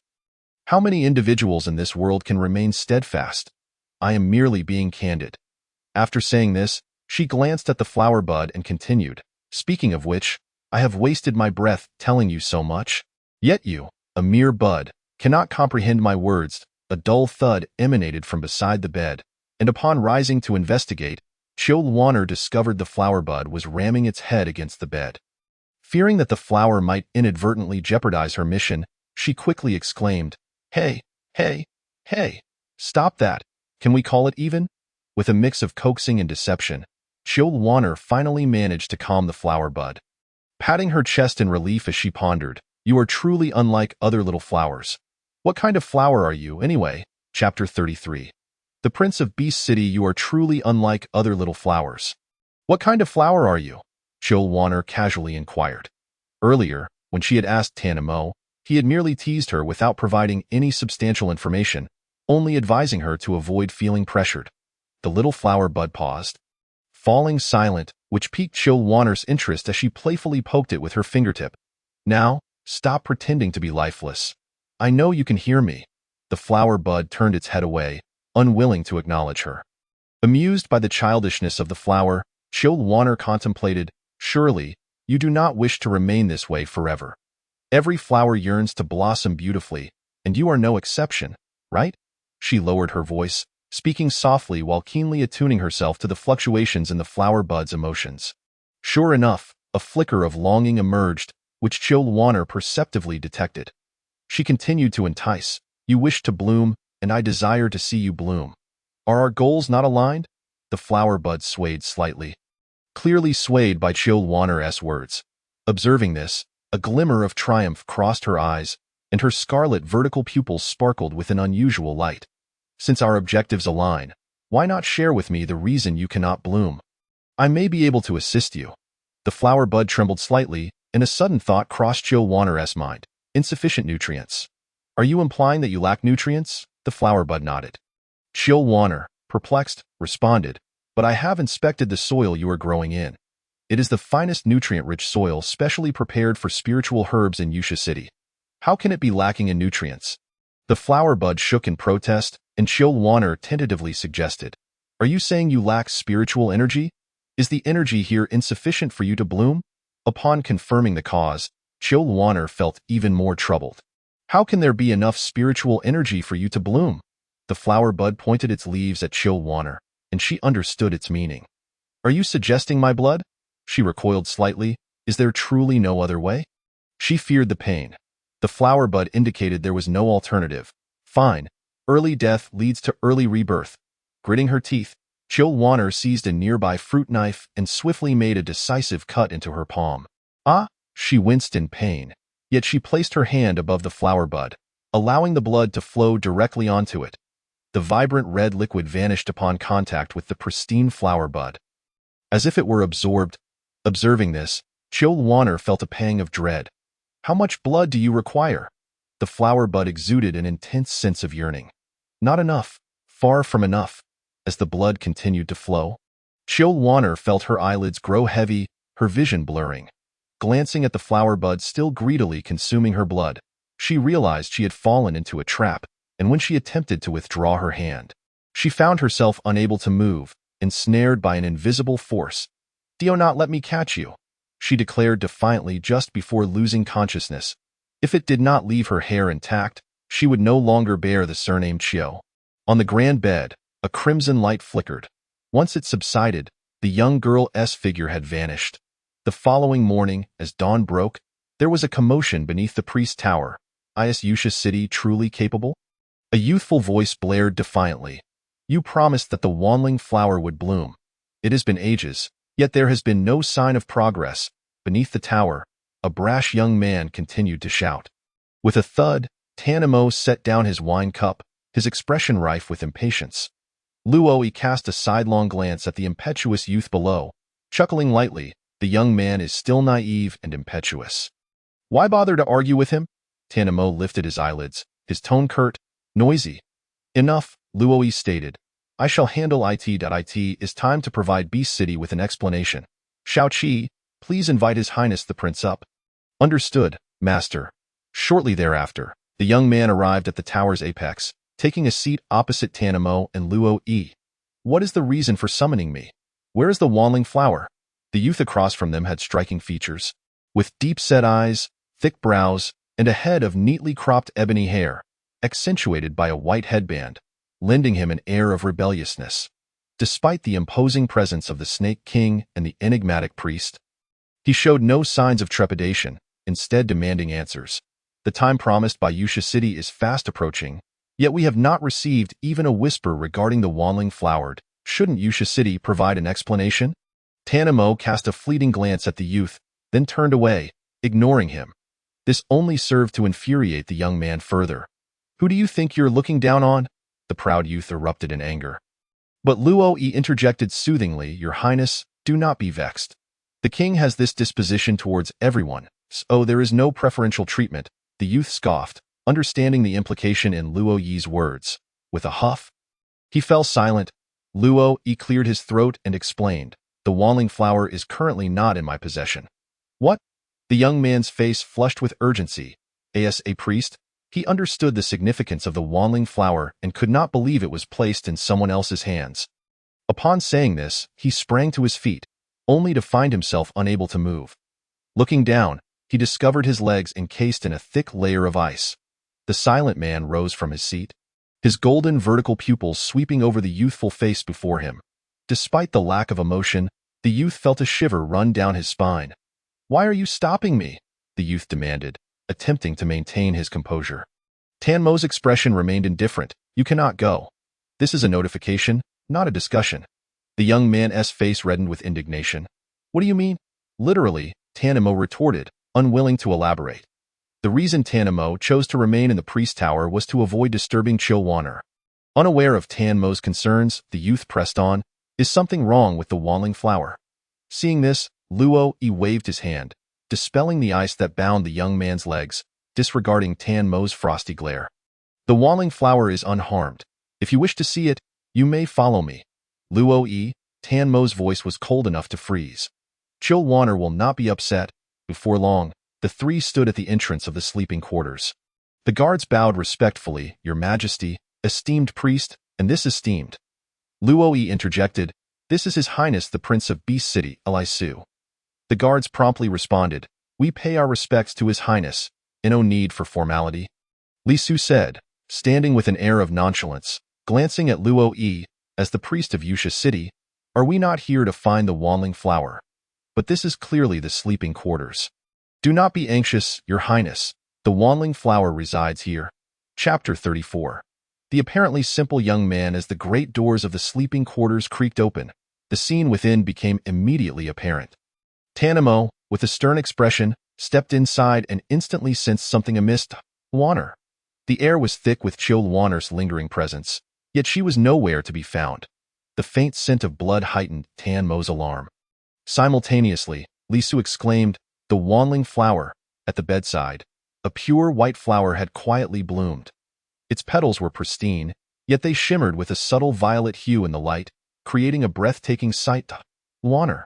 Tanmo's pupils constricted as he strode towards the bed, while Li Su dashed towards the now-blooming wanling flower. Tanmo scanned the entire bed, finding no sign of Chilwaner, but he did catch sight of a red snake tail peeking from beneath the blankets. Lifting the covers, he was met with the sight of a small red snake, roughly the thickness of an infant's arm and measuring about a meter in length. While Li Su cherished the wanling flower, he inadvertently glanced at the snake on the bed and remarked, Hey, why is there a little red snake on the bed? Tanamo shot him a sharp glare, silencing the young man immediately. What are you looking at? It's not like you are the only one who can see, Li Su muttered under his breath, clutching the wanling flower. Tanamo, however, paid him no mind. Instead, he gently touched the snake's nose and, upon feeling its steady breathing, felt a wave of relief wash over him. Wanner, Wanner, he called softly. Well, what is the matter, Tanamo? Chilwaner slowly awoke, her first reaction being a sensation of pain coursing through her entire body. Attempting to raise her hand, she quickly realized something was amiss. Though the snake-faced figure displayed no discernible expression, Chilwaner's terror was palpable. Wanner, do not panic. Tanamo gently reassured. What transpired last night? Last night, Elisu, cradling the wanling flower, leaned closer to Luo Yi, exclaiming in astonishment, "The priest of the Snake City, what is going on? Why is there a female in the bed of your snake lord? Just look at her demeanor. She appears to be quite cherished." He had heard from his father that the newly appointed young snake lord of the Snake City was a rather aloof individual, one who had taken numerous lives of male beasts and was stained with the blood of many females. Luo Yi, maintaining his composure, cast a discreet glance at the wanling flower in Li Su's arms. Smiling as he said, "That is Mo's partner. To be precise, a prospective partner." Prospective partner.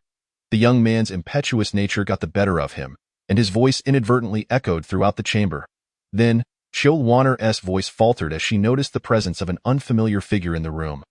Turning her head towards the source of the sound, she beheld a handsome young man clad in white, reminiscent of the youthful basketball players she had encountered in her past life, emanating a vibrant vitality. As their gazes met, Chil Wanner momentarily froze, only for her view to be obstructed by the towering figure of Tan Mo, who fixated his cold eyes upon Li Su. "Since the wanling flower has been obtained, Your Highness should take your leave." The authoritative tone incited Li Su's displeasure. The spirited youth, fearless and proud, detested being commanded by others, especially when Tan Mo was but a year older than he. Barely qualifying as a peer, as the cherished young prince of the Beast City, he could not abide such affronts. Tan Mo inhaled deeply, suppressing the urge to eliminate the young man, and coldly retorted, "No comment. Then do not blame me for reporting to my father. The Snake Lord would not wish for this to adversely affect the relations between our two cities, would he?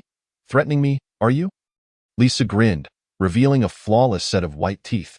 If the Snake Lord believes so, then so be it. The atmosphere between them grew tense, but at that critical moment, Luo Yi stepped forward once more. "Emo, since His Highness is curious, it would be prudent to enlighten him, for transparency is essential between our two cities." Tan Mo cast a disapproving glance at Luo Yi, who merely smiled subtly, however, before that. "His Highness must agree to one condition." "What condition?"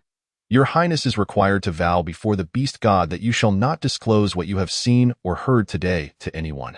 After a moment's contemplation, Li Su acquiesced, agreed.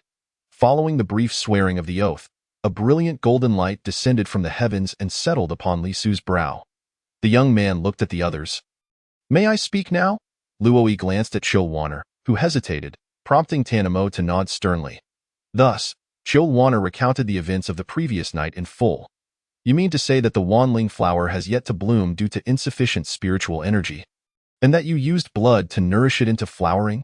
Li Su's expression was one of utter disillusionment. Chil Wanner, realizing the gravity of the situation, added, "Is there something particularly unique about this flower? Last night, she had nearly been drained to the point of becoming a desiccated corpse by the little flower.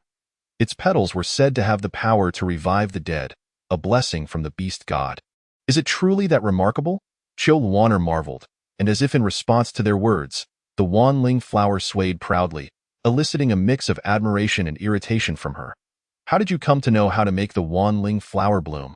This has been a long-standing dilemma in the Luoshi continent. The young man's piercing gaze and the accusatory tone made Chil Wanner quite uncomfortable. However, given his elevated status as a member of the Snake City, she could not allow her personal feelings to jeopardize the relations between their cities. "I have the ability to communicate with plants." "Communicate with plants?" Lisa queried, perplexed. "Are you a priest apprentice?" "No, then how?" "I am the Prince of Beasts." Tan Mo interrupted, his tone icy as he added, "The reasons have been disclosed. You may take your leave now." A mischievous glint flashed in the young man's amber eyes as he licked his right canine and beamed brightly. "The Snake Lord has made his presence known. As a prince, I seldom venture far from home. This time, I simply wish to witness the splendor of the Snake City. Surely, the Snake Lord would not wish to send me away." With that remark, the tension between the two cities escalated once more. Chil Wanner glanced at the man whose expression was as dark as ink, then at the seemingly innocent young man, suddenly realizing that some individuals are not as simple as they appear.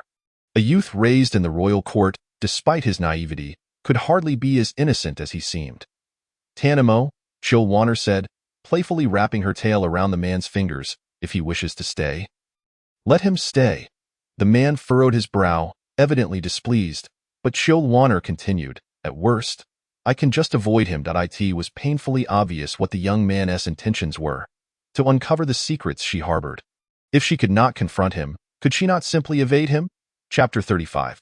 The Xian Bing seal. Once the attendants had escorted the young man away, Chill Wanner prodded Tan Mo's cool palm with the tip of her tail. Tan Mo, do not be upset. Now that I am aware of his intentions, I can simply avoid him. Surely, we cannot allow a petty child to disrupt the delicate balance between our two cities. Chill Wanner was determined not to become a figure of historical infamy. Tan Mo gently tapped Chill Wanner on the head, exhaling in resignation. I will prohibit him from coming here, so for now, please endure and refrain from going out. Transforming into a snake felt remarkably disconcerting. Under Tan Mo's watchful gaze, Luoyi smiled reassuringly. Rest assured, Wanner, your body is exceptionally resilient after receiving the blessing of life.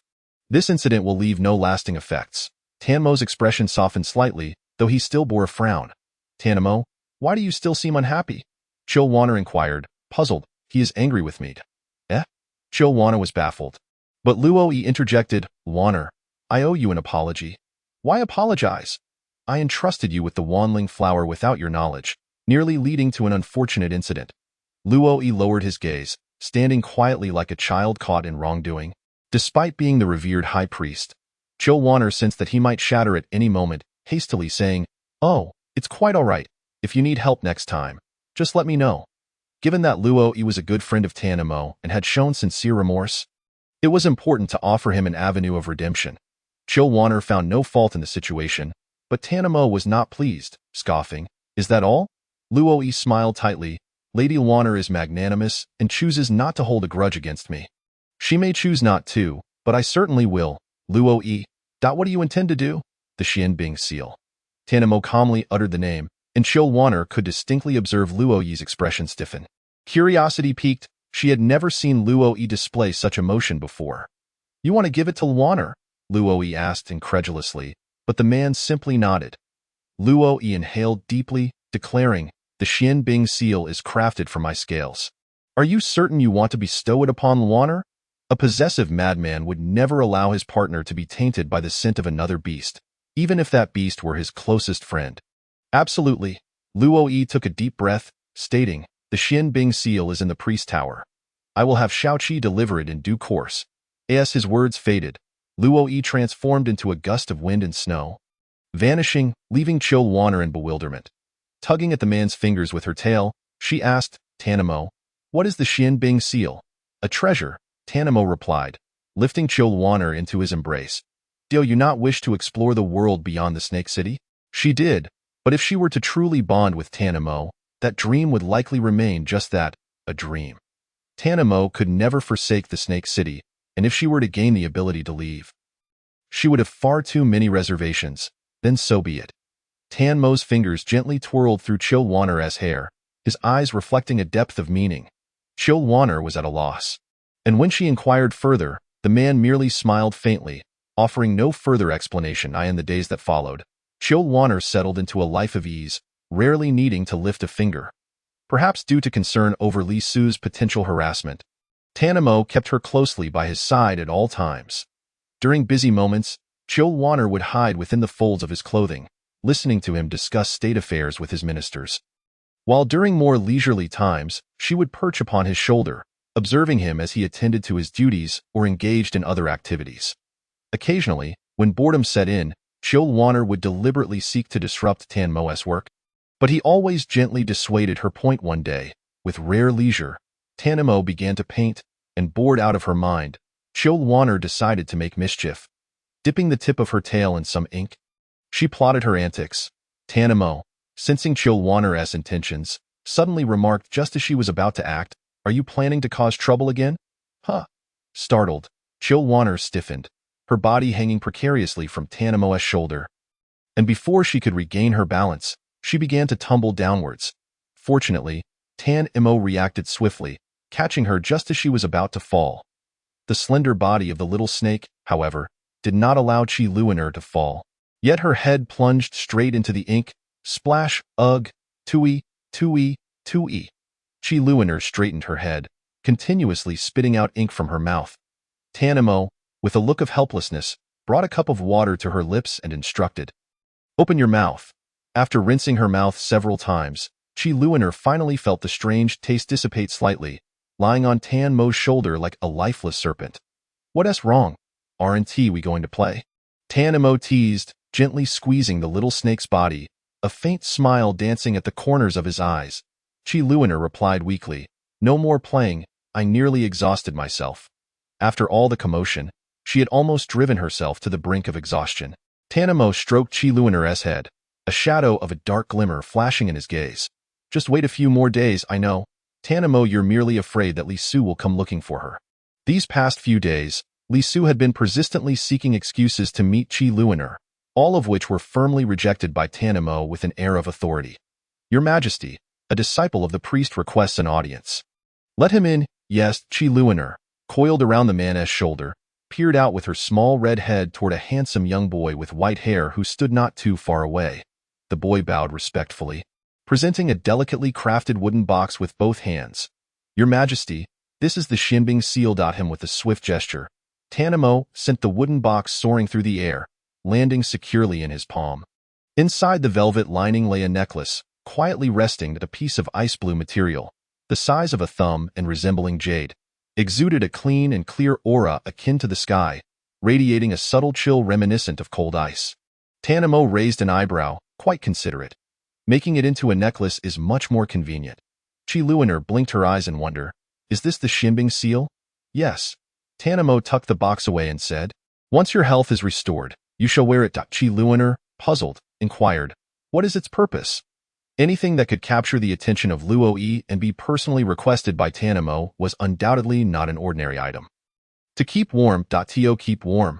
"But I don't need warmth," Chi Luiner said, bewildered. As a cold-blooded beast, the snake would become sluggish in low temperatures, even entering hibernation. Yushan City, situated in the warm and humid southern part of the Luoxi continent, boasted a mild climate suitable for serpentine creatures. However, other regions were not so accommodating. If Chi Luiner wished to travel across the continent, she would need to prepare for various challenges, including climatic ones. Therefore, the reason you sought the Xinbing seal from Luo Yi is so that I can roam freely without being bound by the climate, correct? Chi Luiner stared blankly at the man, and upon seeing him nod, her heart, though prepared, felt a rush of emotions that made her nose tingle. "Tan Mo, what is it?" Tan Mo turned to her, an icy sensation brushing against his cheek. Chi Luiner tilted her head and planted a fleeting kiss on his cheek, pulling away instantly. "Thank you." It would be a lie to say she wasn't touched. In their ordinary interactions, Chi Luiner could sense Tan Mo's strong possessiveness. He wasn't one to enjoy wandering aimlessly. Yet, he would go to the lengths of requesting the Xinbing seal made from scales to carry with him to support her aspirations. At that moment, Chi Luiner felt a vivid heartbeat before her, a tangible expression of genuine affection. Immersed in her emotions, she failed to notice the flicker of madness and excitement dancing in Tan Mo's eyes, his slightly pursed lips betraying the tumultuous waves of emotion within. This was Chi Luiner's first active gesture of affection. She rubbed her head affectionately against the man's neck, suddenly pondering a question. "Tan Mo, when I have the means to protect myself and can travel freely across the continent, will you feel lonely?" Tan Mo, concealing his emotions, gently stroked the little snake's head and replied softly, "Why do you think so? If I leave, you'll be stuck here dealing with affairs all day. It must be dreadfully boring." "Who said I have to stay here?" "Him." Chi Luiner tilted her head in confusion. "But you are the Snake King. You can't just abandon Yushan City to come with me." Of course, Chi Luiner yearned for Tan Mo's company, but responsibilities weighed heavily, making it not merely a question of desire. As this thought crossed her mind, her elevated spirits plummeted with disappointment.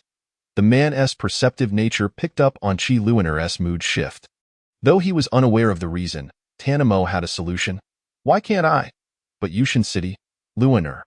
Tan Mo placed the little snake on the table, ensuring she looked at him as he continued. "If I leave, there will naturally be someone to take over." The scent of ink and paper mingled in the air, and in that moment of shared gazes, Chi Luiner saw her reflection in Tan Mo's eyes. A small red snake, neither too big nor too small, coiled on the table, its large, expressive eyes filled with spirit, two little bumps atop its head making it look quite comical. In that instant, it felt as if the world contained only the two of them. Who will take over? Your illegitimate child. When did you have an illegitimate child? Haha. Chi Luiner's instinctive barrage of questions left Tan Mo chuckling in exasperation. Embarrassed, Chi Luiner rubbed her head. I'm sorry. Tan Mo, I spoke without thinking. Just pretend you didn't hear that. All right? Little did she know how much she regretted saying those words. Tan Mo lightly tapped the little snake's head, his tone tinged with a mix of exasperation and helplessness. What on earth are you thinking? Thinking of you, Chi Luiner replied, her large, watery eyes radiating sincerity as if demanding belief. Tan Mo paused, a peculiar warmth creeping up to his ears. Chi Luiner's eyes sparkled, and with a swift movement, she wrapped herself around the man's neck, nuzzling her head against his cheek and sweetly coaxing. Oh, Tan Mo, you occupy my thoughts entirely. Are you not pleased? Cough. The man cleared his throat, replying, pleased. His tone was calm, and had Chi Luiner not perceived the subtle change in temperature on his icy cheek, she might have thought he was entirely indifferent. Noticing Tan Mo's slight shift, Chi Luiner smiled with satisfaction. She knew that this stoic man, akin to an old bureaucrat, could hardly withstand teasing. Even the simplest of sweet words could render him bashful. She resolved to seize future opportunities to witness the usually composed man lose his composure. Just the thought of it stirred a mischievous excitement within her. Tan Mo, you mentioned that someone would take over after you leave. Who is it?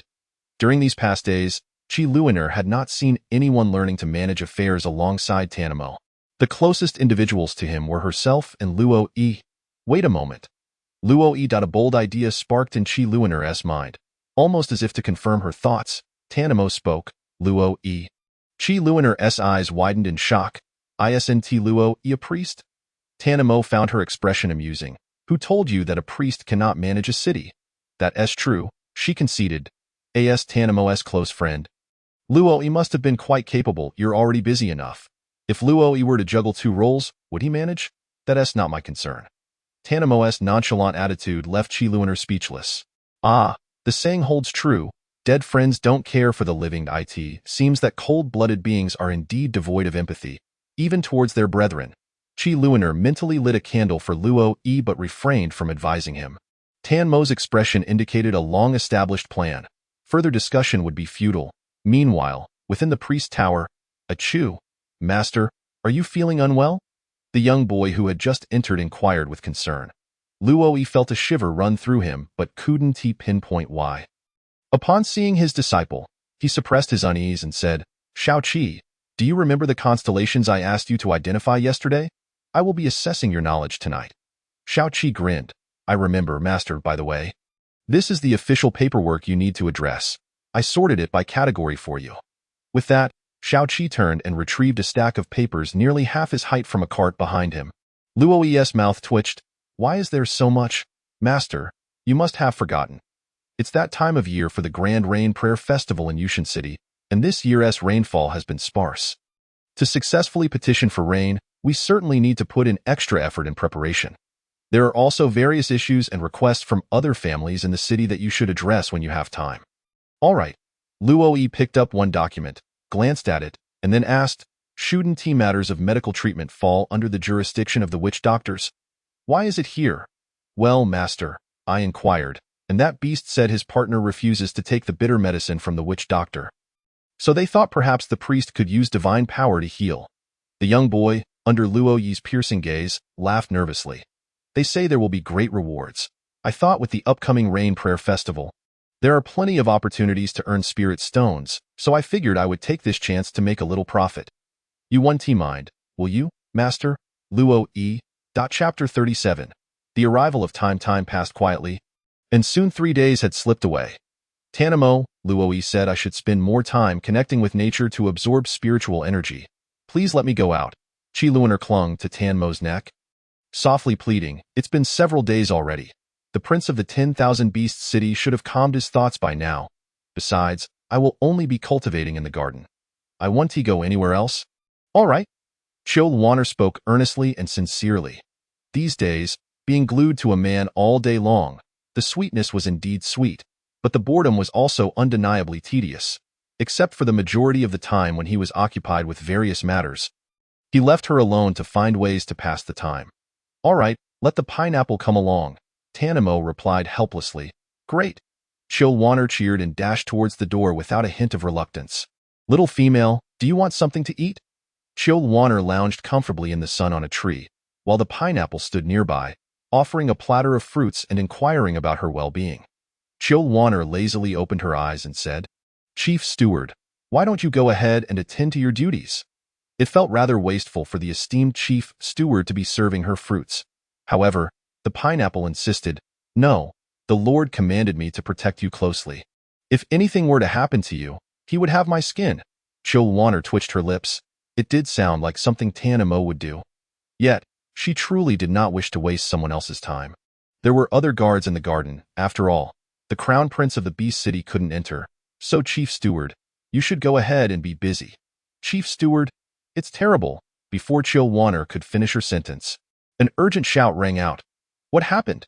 The rushing beast man reported anxiously. Chief Steward, a female named Insia has suddenly fallen gravely ill for unknown reasons. The pineapple exclaimed, Then what are you waiting for? Hurry and find a shaman. Our dispatched person, El said the shaman is attending to another urgent case and cannot come. Oh dear. The pineapple slapped his thigh.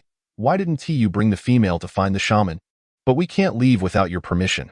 Seeing this, Chill Warner quickly interjected, Chief Steward, you should go ahead and be busy. I will stay here, and nothing will happen to me. After saying that, the pineapple turned and left, allowing Chill Warner to enjoy her leisure time alone. Perhaps having been human for too long, Chill Warner found the sun, which ordinary snake beasts disliked, particularly delightful. She especially appreciated the warm sensation of sunlight bathing her. A snake beast actually enjoys basking in the sun?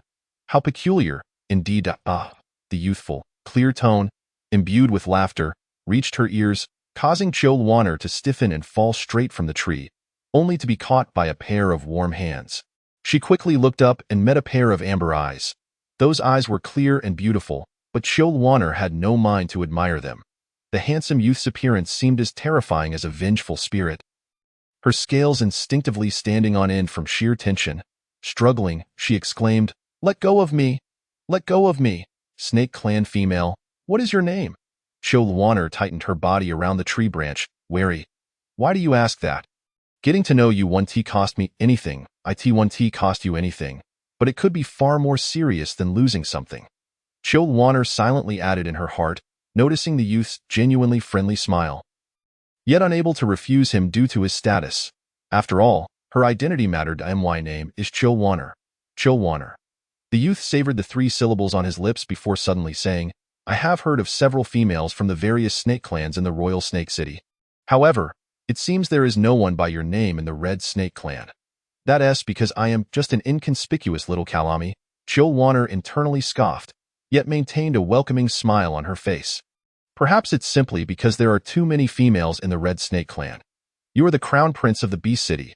It's normal not to be familiar with the affairs of the Royal Snake City. And you? The youth smiled mysteriously. Why so distant? Otherwise, Chill Warner twitched her lips. You are the crown prince of the Beast City, and your status is noble. This is the expected decorum. Don't be so distant. Warner. The youth suddenly leaned closer, nearly causing Chill Warner to fall from the tree again.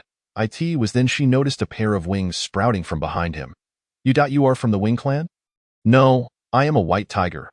The youth folded his wings and landed gracefully. The royal bloodline of the Beast City carries a portion of the ancient divine beast white tiger's blood, which is why I have wings. Did you not know? Li Su was puzzled. This should be common knowledge among the beastmen of the Loxi continent. Unbeknownst to him, Chill Warner was silently lamenting. Truly, in the world of beastmen, fierce beasts could not only transform into humans but also grow wings to fly. Returning to the point, Warner. What is it? Chill Warner felt uneasy with the stranger addressing her so intimately and instinctively shrank further into the tree. The youth keenly noticed this and chuckled. You need not fear me. I genuinely wish to befriend you. Chill Warner scanned her surroundings, realizing no guards were approaching, and concluded that this person must have used some means to evade them. Currently, she could only rely on herself. But I am merely an inconspicuous female. Chill Warner feigned disappointment, while her heart screamed, Hurry! Look down on me! Turn and leave, however. The youth did not play by the rules, casually responding, It's all right. It's just a matter of status. I am not someone who values identity and position. Chilwanner widened her eyes, yet the youth laughed heartily, revealing his pristine tiger teeth, resembling a simple child. Still, Chilwanner dared not relax. However, if the Lord finds out you came to see me, he will be angry. Perhaps you should leave for now. With no other choice, Chilwanner had to invoke Tan Mo's authority, yet the youth carelessly remarked, the Snake Lord cannot do anything to me. But he can do something to me, Chilwanner internally shouted, while the youth provocatively continued, if you side with him, you may find it difficult to find another partner. Moreover, you might have to share your partner with other females in the future. The youth's words struck at the very core of Chilwanner's deepest fears. Seeing her expression falter, a glimmer of triumph flickered in the youth's eyes as he added, why not follow me? The royal family of the Beast City is monogamous. My father and grandfather each only have one partner. Leaving Tan Mo behind to follow him? She gazed at the seemingly innocuous smile of the youth with trepidation. What had she just been contemplating? Was she truly considering leaving Tan Mo because of a couple of casual remarks from this youth? Chapter 38. The dangerous youth Chilwanner was astonished at her own wavering due to the youth's seemingly trivial provocations. Yet she remained oblivious to the astonishment that flickered in his eyes. The royal family of the Beast City possessed a little-known, nearly supernatural ability beyond the power of flight that terrestrial beastmen lacked, mental manipulation. Much like hypnosis, it could subtly alter or sway others' thoughts through words or direct physical contact. Elisu had mastered this skill exceptionally well and had employed it on many, never failing. Today, facing Chilwanner, it was his first attempt that a glint of intrigue passed through the youth's eyes as he casually inquired, Wanner, what are you thinking about? Upon meeting the youth's seemingly playful gaze, a chill ran down her spine. A wave of cold washed over her, spreading from her tail to her entire body. She had let her guard down.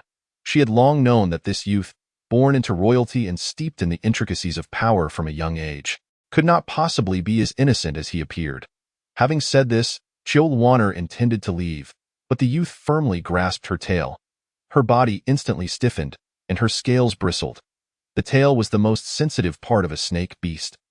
And in a state of heightened tension, being held in such a manner nearly caused her to faint. The Snake Lord is, after all, the master of a city. How could he be so petty as to restrict the time for a female to go out? The youth's attitude was clearly one of not wanting to let Chilwanner leave. Calm down. Stay composed. This is the royal Snake City, even if he holds the high status of the crown prince of the Beast City. So what? This is not his territory. He cannot act at will. Chilwanner repeatedly reassured herself to remain calm. Taking a deep breath, she stated, I do not know if the Lord will be angry, but I do know, Your Highness, that casually grabbing a female's tail is a highly impolite act. The youth paused, seemingly taken aback by Chilwanner's directness. After a brief moment of surprise, he donned his usual smile. My apologies, I was too abrupt. Although the youth was apologizing, there was no trace of remorse on his face as he continued the topic that had been overlooked. Wanner, it is common knowledge that the Snake Lord is unpredictable. Are you not afraid that one day he might kill you on a whim? The youth appeared to express concern for Chilwanner, yet his words were laced with an intent to undermine Tan Mo, albeit they were grounded in truth. However, Chilwanner disliked others speaking in such a manner. Whom I choose to be with seems to be my freedom, Your Highness. Pointing out their statuses, he was the crown prince of the Beast City, and she was merely an ordinary female of the royal Snake City. He had no authority over her. The youth's gaze flickered slightly as he replied, Indeed, it is your freedom. Wanner, my earlier invitation remains open. Invitation? Chilwanner momentarily failed to comprehend. The youth smilingly reminded her, If you do not wish to choose him, you may choose me. Chilwanner scrutinized the youth's face, desperately seeking any hint of jest, only to find that his expression was as meticulously crafted as the finest mask. Even his gaze was impeccably concealed, without a hint of flaw. However, Chilwanner's attention shifted elsewhere. Your Highness, I recall that you have yet to reach adulthood. In the realm of Luashi, one becomes an adult at the age of 18. I happened to overhear Tan Mo mention that you, the youth before me, will not turn 18 for several more months. To contemplate seducing a female before reaching maturity, or perhaps to encroach upon another's territory. Regardless of whether such actions stem from genuine affection or ulterior motives, Chilwanner could not help but scoff. Indeed, Men only behave themselves when they are hanging on the wall. The youth, seemingly indifferent, replied, "What of it? It is merely a matter of a few months. No difference at all." O's amber eyes fixated intently on the small red snake in the tree, harboring a predatory glint that hinted at a ferocity inherent to beasts. Luinar's attention lingered on the youth's dismissive remark, "No difference," casting him a curious glance. Does he not fear that I might genuinely agree? Is he willing to risk himself for a secret? Such a spirit of sacrifice. One must commend him, for he is indeed the prince of a city, possessing a commendable level of awareness. No, Your Highness. You are far too young. I find myself drawn to the maturity of the king instead. With that, Luinar nimbly descended from the tree, moving toward the garden exit with an air of nonchalance. All while under the youth's scrutinizing gaze. Warner, I have heard that in a few days, the rain prayer festival of your serpent city will take place, and it shall be quite lively. The youth extended an invitation. Would you care to accompany me for some fun? Luinar replied, somewhat dazed, I think not. Why not? The youth grinned. The Serpent King is preoccupied with negotiations with the Sky City and will surely lack the time to accompany you. I could keep you company. Would that not be fortuitous? Luinar regarded him intently, yet discerned no flaws in his seemingly flawless facade. Yet her intuition whispered that something was amiss. With a deep sigh, she remarked, Your Highness, playing mind games is quite exhausting. I am aware of your curiosity regarding my secrets, and I understand the significance of the secret surrounding the wanling flower. However, everyone possesses their own unspeakable secrets, and one should not intrude upon the secrets of others. The youth's mirth faded from his eyes, revealing a layer of frost beneath his warm exterior. Since you are cognizant of my intentions, why not simply divulge them to me? What difference does it make if it is your own unspeakable secret? He tilted his head, as you know, if I so desire, I possess ample means to uncover your secrets. Luinar's pupils contracted sharply. So, her fleeting doubts moments ago were indeed the result of the youth's machinations. She forced herself to regain her composure and responded, And what of it? Do you truly believe that my association with the king renders me merely an ordinary female? You are the prince of a city, and your actions must consider the consequences, for a mere whim of yours could affect the relationship between our two cities. Are you prepared to bear such responsibility? This was the same individual who had previously threatened Tanimo with the relationship between their cities to compel him to stay. Now, Luinar was employing the same tactic against him. Who is to fear whom? Ha! The youth regarded Luinar and suddenly burst into laughter, sending a shiver down her spine. A gust of wind swept through, forcing Luinar to squint against the dust. When she opened her eyes again, the youth's figure had vanished from where he stood. Only his voice lingered in the air. Luinar, you are quite intriguing. I shall await you at the Rain Prayer Festival. Let us not miss our meeting. Wait! Luinar exclaimed, her frustration causing her to stomp her feet. She had yet to agree. This was hardly an invitation but rather a notification. Once she calmed her thoughts, Luinar felt overwhelmed. How was she to explain this to Tanimo? Chapter 39. The jester, and thus, the events unfolded. Luinar stood with her head bowed, resembling a schoolchild caught in wrongdoing, unwilling to meet the man's gaze. Warner. The man spoke gently, yet Luinar still dared not lift her head until she heard his resigned voice above her. Oh, not blame yourself. But if I had not ventured out, I would not have stirred up trouble. Warner. Tanimo interjected. The trouble was not caused by you. If he truly wished to find you, there would be no escaping him. Moreover, if we were to trace the origins of this predicament, it would lead us back to Luo. Then what shall we do now? Luinar inquired softly. Go. Huh? Luinar lifted her head in confusion. She had assumed Tanimo would find a way to dismiss Lisu. Noting her bewilderment, Tanimo elucidated. You will have to face this sooner or later. Indeed, what is meant to come will come. One cannot evade it forever. I will accompany you. Really? Luinar's eyes brightened. But are you able to manage it? Indeed. Lisu had not stated that Luinar could not bring anyone along, thus inadvertently providing Tanimo with an opportunity. A glint of coldness flickered in the man's eyes. He was curious to see what tricks this little tiger would employ. As the days passed, 3 days had swiftly elapsed. Luinar finally regained her strength, no longer needing to present herself in the form of a small snake. Tanimo was in the council chamber, preparing to allocate time for the evening's rain prayer festival. While Chiu Luoner was in her room selecting suitable attire, Dalwaner, do you not like any of these clothes? The frail and pale Xia inquired, her weakened state evident.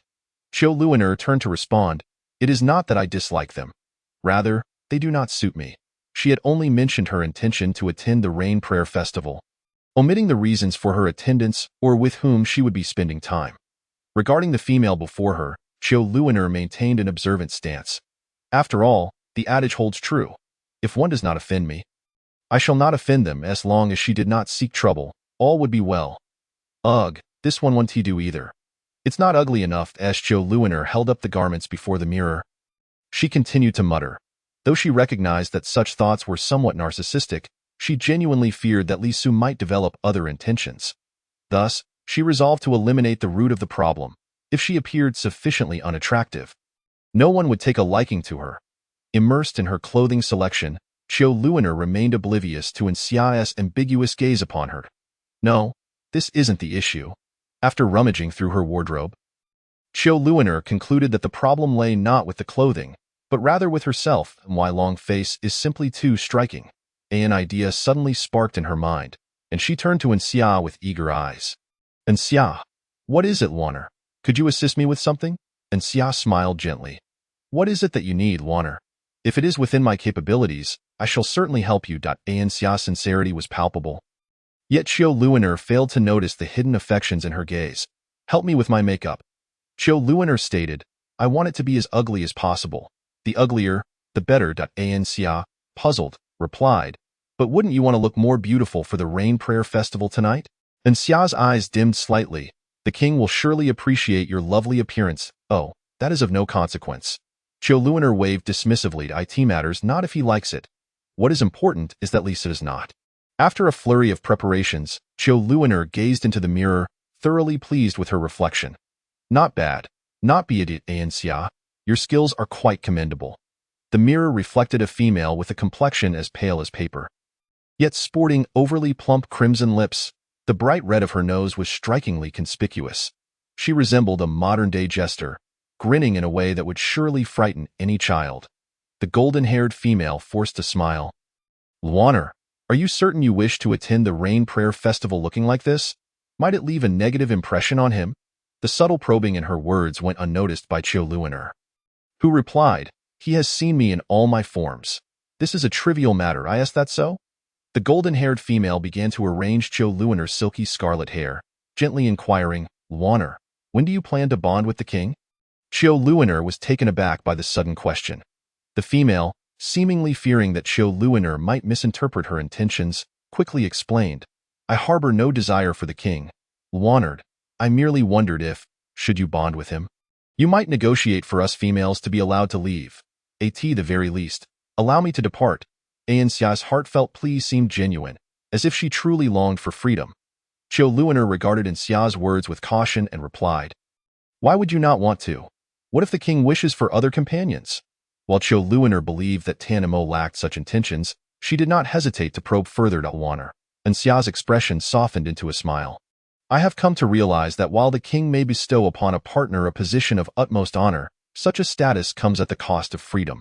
After much contemplation, I find the world outside far more alluring. Chiu Luoner blinked, her face adorned with a comical makeup that added an element of humor to her expression. She had not previously recognized Xia's level of awareness. I cannot guarantee that I will secure your freedom, but I shall certainly do my utmost. Xia's voice was gentle. I believe in you, Luoner. Indeed. Chiu Luoner sincerely stated, then I wish you the best in finding a suitable partner and pursuing your desires. Pursuing my desires? Xia's gaze fell upon the slender neck of the female, her eyes swirling with fervor. The things she yearned for could not be fulfilled outside. Luoner, when do you intend to bond with the king?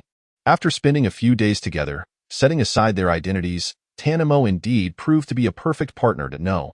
Even when considering their statuses, he remained so. Chiu Luoner mused to herself when Xia's exclamation broke her reverie. So soon? Indeed. All right, I believe we are nearly ready. Chiu Luoner stood and declared, Xia, I need to change my clothes. We shall continue our conversation later. Sure. Xia, as always, spoke in a soft and gentle tone. The moment the door closed, the softness on the golden-haired female's face vanished entirely. So soon? No. It can't be that as night fell, the evening breeze turned cool, and the stars adorned the sky. Chilwaner, having completed her makeup, casually selected a garment and declined to meet with Boluo. Boluo, from the other side of the door, called out, "Little female, what is the matter?"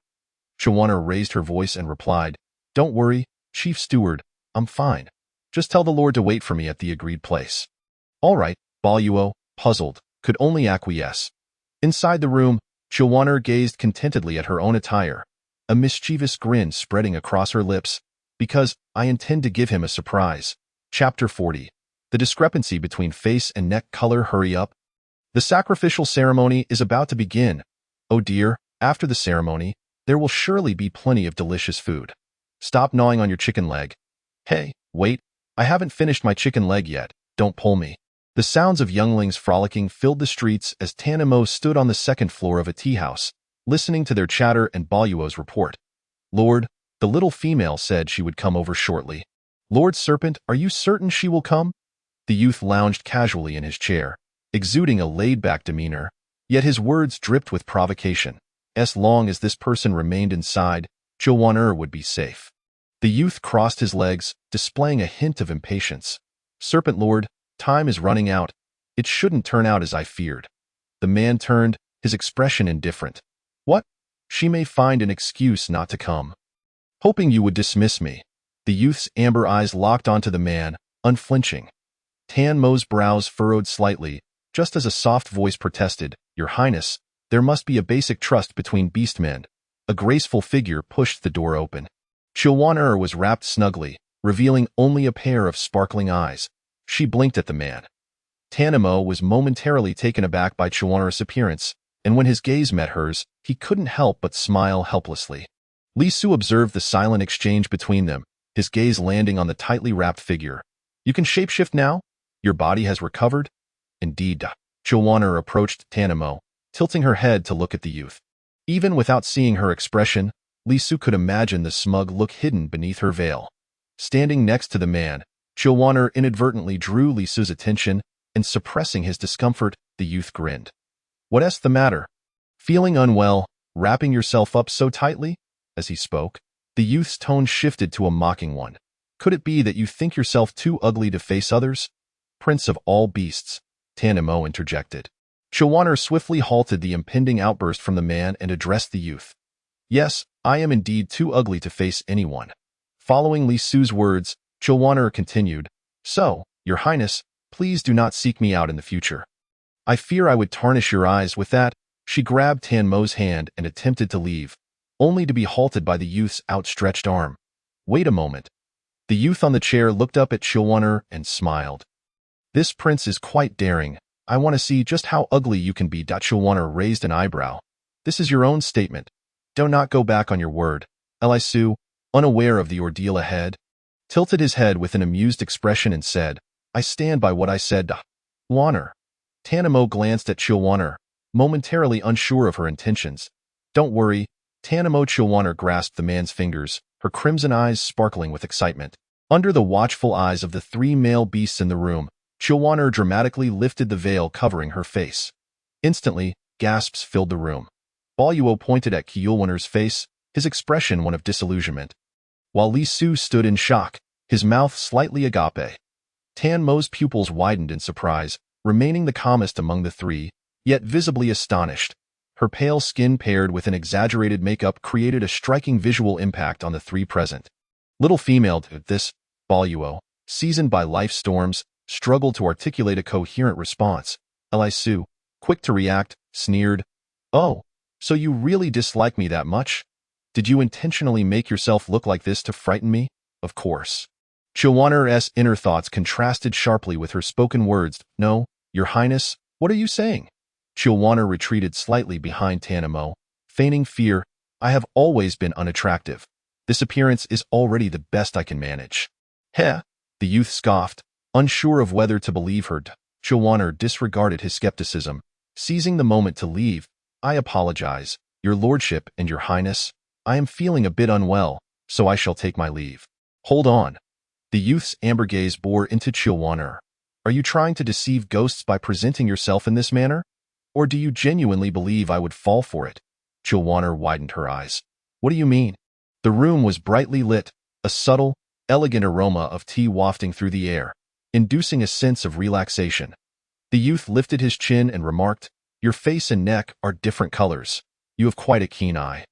Chilwaner stammered. "You clearly went to great lengths to make yourself appear repulsive, hoping I would detest you and keep my distance. Stop spouting nonsense, Warner." Tanamo intervened gently, placing his hand on Chilwaner's head. "Be obedient and wash off the makeup." But Chilwaner glanced anxiously at Lisa. "It's fine. I'm here," Tanamo assured her, prompting Chilwaner to reluctantly head to the wash basin. The youth's casual glance lingered on Chilwaner's face. Unable to tear his gaze away, Chilwaner shrank her neck and peeked out from behind Tanamo. "What are you looking at?" A bit surprised. "Surprised?" Chilwaner touched her face. "What, do I not meet your expectations?" Indeed, in their previous interactions, the female's gaze was bright and innocent, and her demeanor indicated she was easily deceived. Yet, upon seeing Chilwaner's face, Lisu had to admit he had misjudged her. The girl's eyes were exceptionally pure. Her features striking and even aggressive. Two entirely different essences coexisted within her, harmoniously intertwined without creating a sense of discord. Both innocent and alluring, Chilwaner, unfazed by Lisu's thoughts, rubbed her slightly empty stomach and tugged at the man's sleeve. "Tanamo? I am a bit hungry." In her pursuit of the earlier surprise, she had skipped dinner. Tanamo ruffled Chilwaner's hair and said, "We can order food downstairs. Shall we go see?" "Yes." Chilwaner bounced down the stairs, oblivious to the dark figure lurking at the corridor's corner. Chapter 41. Twisted Love. What shall we eat? Chilwaner strolled leisurely, suddenly feeling a chill behind her. She whirled around, only to find Anxia standing not far behind her, a smile gracing her face. For some inexplicable reason, facing Anxia's beaming expression made Chilwaner want to flee. A sense of dread washed over her. Suppressing her unease, Chilwaner greeted Anxia as usual. "Anxia, are you here to play too?" "Yes." The golden-haired female offered a gentle smile, her expression obscured in the shadows. "Warner, aren't you supposed to be with the Lord? Why isn't he with you?" Chilwaner, unaware of any oddity, replied, "He is in the room. I stepped out to find something to eat. I see." Chilwaner, disinterested in prolonging the conversation, sought an excuse to head downstairs. She stepped onto the first stair, her eyes narrowed, and she sidestepped an unexpected attack from behind. "What do you think you're doing?" Chilwaner glared coldly at the smiling golden-haired female. Anxia seemed taken aback by Chilwaner's evasion, momentarily stunned before resuming her usual smile. "Warner, don't be so serious. I won't harm you. I trust you about as far as I can throw you." Had she reacted just a fraction slower, Anxia would have succeeded. Although she was uncertain of Anxia's intentions, her intuition warned her that no good would come of it. "You don't believe me?" Anxia's expression shifted dramatically, causing Chilwaner to pause in confusion. First tell me what you want." The person before her exhibited an unmistakable abnormality, and Chilwaner dared not lower her guard, subtly shifting her position. Tanmo's room was at the end of the corridor, while she was at the staircase, heading in the opposite direction, with the ambiguous and dangerous Anxia between them. Chilwaner hesitated to resort to force, fearing that pressing the matter could provoke a desperate move from Anxia. "Warner, what are you doing?" Anxia approached Chilwaner with measured steps, prompting the latter to hastily raise her hand. "Wait, Anxia, let us converse calmly. You stand there and do not move." Observing Chilwaner's anxious demeanor, Anxia let out a soft chuckle, her serpentine pupils glimmering in the dim light. "Hee, Warner, why do you fear me? I have assured you that I shall not harm you." Chilwaner, harboring disbelief, nevertheless felt compelled to respond, "I understand. But my point is that I do not appreciate others standing so close to me. If there is something to discuss, you may do so from a distance." Chilwaner's intention was to keep Anxia at bay, yet it seemed that Anxia's focus diverged from her own. "Others." Anxia's tone shifted, causing Chilwaner to stiffen. What's wrong?" Anxia advanced, each step resonating like a heartbeat against Chilwaner's chest. "I am not just anyone, Warner. Chilwaner leaned against the stairway, retreating to the point of no escape, her expression fraught with panic. What do you mean?" "Quite literally, Warner." The cool touch of Anxia's hand grazed Chilwaner's cheek. Unlike the larger hands of Tanma, Anxia's were smaller and softer, yet the gentle pressure felt akin to a ghostly caress, sending chills down Chilwaner's spine. What do you intend to do? Anxia stepped out from the shadows, allowing Chilwaner to discern the tumult of emotions swirling in her eyes, an expression she had only ever witnessed in Tanmod. A bold hypothesis took shape within Chilwaner, causing her pupils to tremble.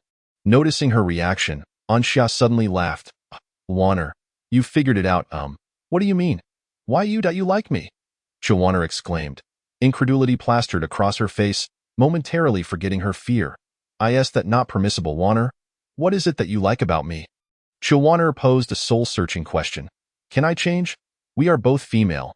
This cannot lead to anything. Chilwaner held no prejudice against orientations, yet the notion was utterly foreign to her. Anxia's expression turned pained. Waner, you have not even tried. How can you presume that we cannot have a future?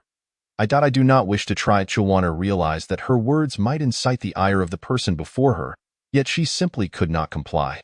As anticipated, Anxia's expression turned frosty, her gaze piercing into Chilwaner as she demanded, Is it because of him? Chilwaner blinked. It has nothing to do with Tanma. Really, she murmured. But Anxia seemed to dismiss her words. Muttering to herself, It must be him. It must be his presence. Waner. What is the matter? Anxia's voice suddenly escalated, startling Chilwaner. The female grasped Chilwaner's shoulders, and from her perspective, the madness in Anxia's eyes was laid bare. He is not suitable for you. Anxia leaned in closer, leaving Chilwaner with no means of escape, forcing her to look up defiantly. I know. Just stand still, and let us converse properly. Chilwaner aimed to stabilize the situation before contemplating her next move. But Anxia saw through her intentions. I know what you're thinking, Waner. You are seeking an opportunity to escape. Anxia's smile was eerily unsettling, sending shivers through Chilwaner's heart. I shall not grant you the chance to leave me. This is not your decision to make. Realizing that reason had failed, Chilwaner ceased to waste time. Seizing the moment while Anxia was still caught off guard, she pushed her away and sprinted towards the corridor's end. Whoosh! A chill swept past her, and Chilwaner skillfully sidestepped. Crack! A dart grazed her cheek, embedding itself into the wall, warmth spreading across her face as the metallic scent of blood filled her nostrils. Chilwaner's expression hardened. Do you insist on this persistence? Dream on. As her words fell, dizziness overwhelmed her, the world around her blurring. Crack! Leaning against the wall for support, Chilwaner felt the coolness of blood on her cheek. A jolt of alarm coursed through her as she raised her gaze to Anxia. It was you? Indeed, Waner. I am aware that in terms of strength, I cannot match you. Chilwaner's body weakened, leaving her helpless to stop Anxia from drawing near. Just before her consciousness faded, she gasped out, You will regret this. With that, Chilwaner's body slumped to the ground, only to be caught in Anxia's embrace. The female gazed adoringly at the figure in her arms, tenderly smoothing the disheveled strands of hair from her face. Love shimmering in her eyes. Regret? How could I? My darling, I would never regret anything for you. At the end of the corridor, in a room, a young man lounged with his legs crossed, expressing impatience. Why is it taking so long for Chilwaner to order something? How much time has passed? If she dawdles any longer, the rain prayer ceremony will commence. Tama's brows knitted together, an unsettling premonition gnawing at him. Go find her. Yes, replied Buello.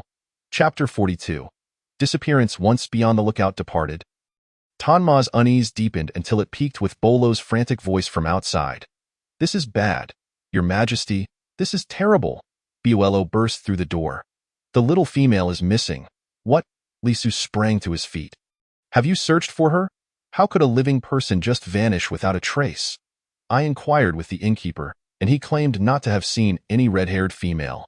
Buello continued urgently, Furthermore, Your Majesty, I found bloodstains in the corridor that bore the scent of the little female.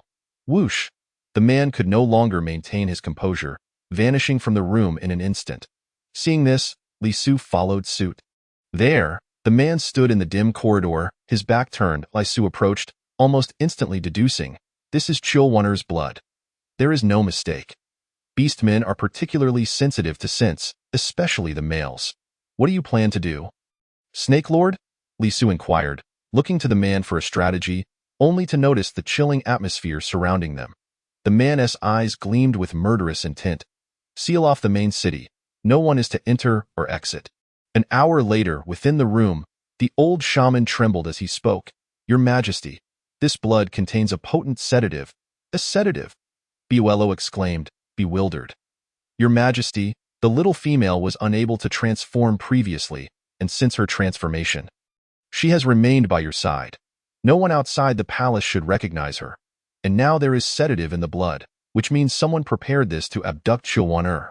The man's expression darkened, his thin lips uttering two words. Where did the sedative come from? Sedatives are strictly forbidden in Yusha City. Common folk cannot acquire them. The situation was urgent, so I took her outside the palace to seek the shaman's help. Anxia.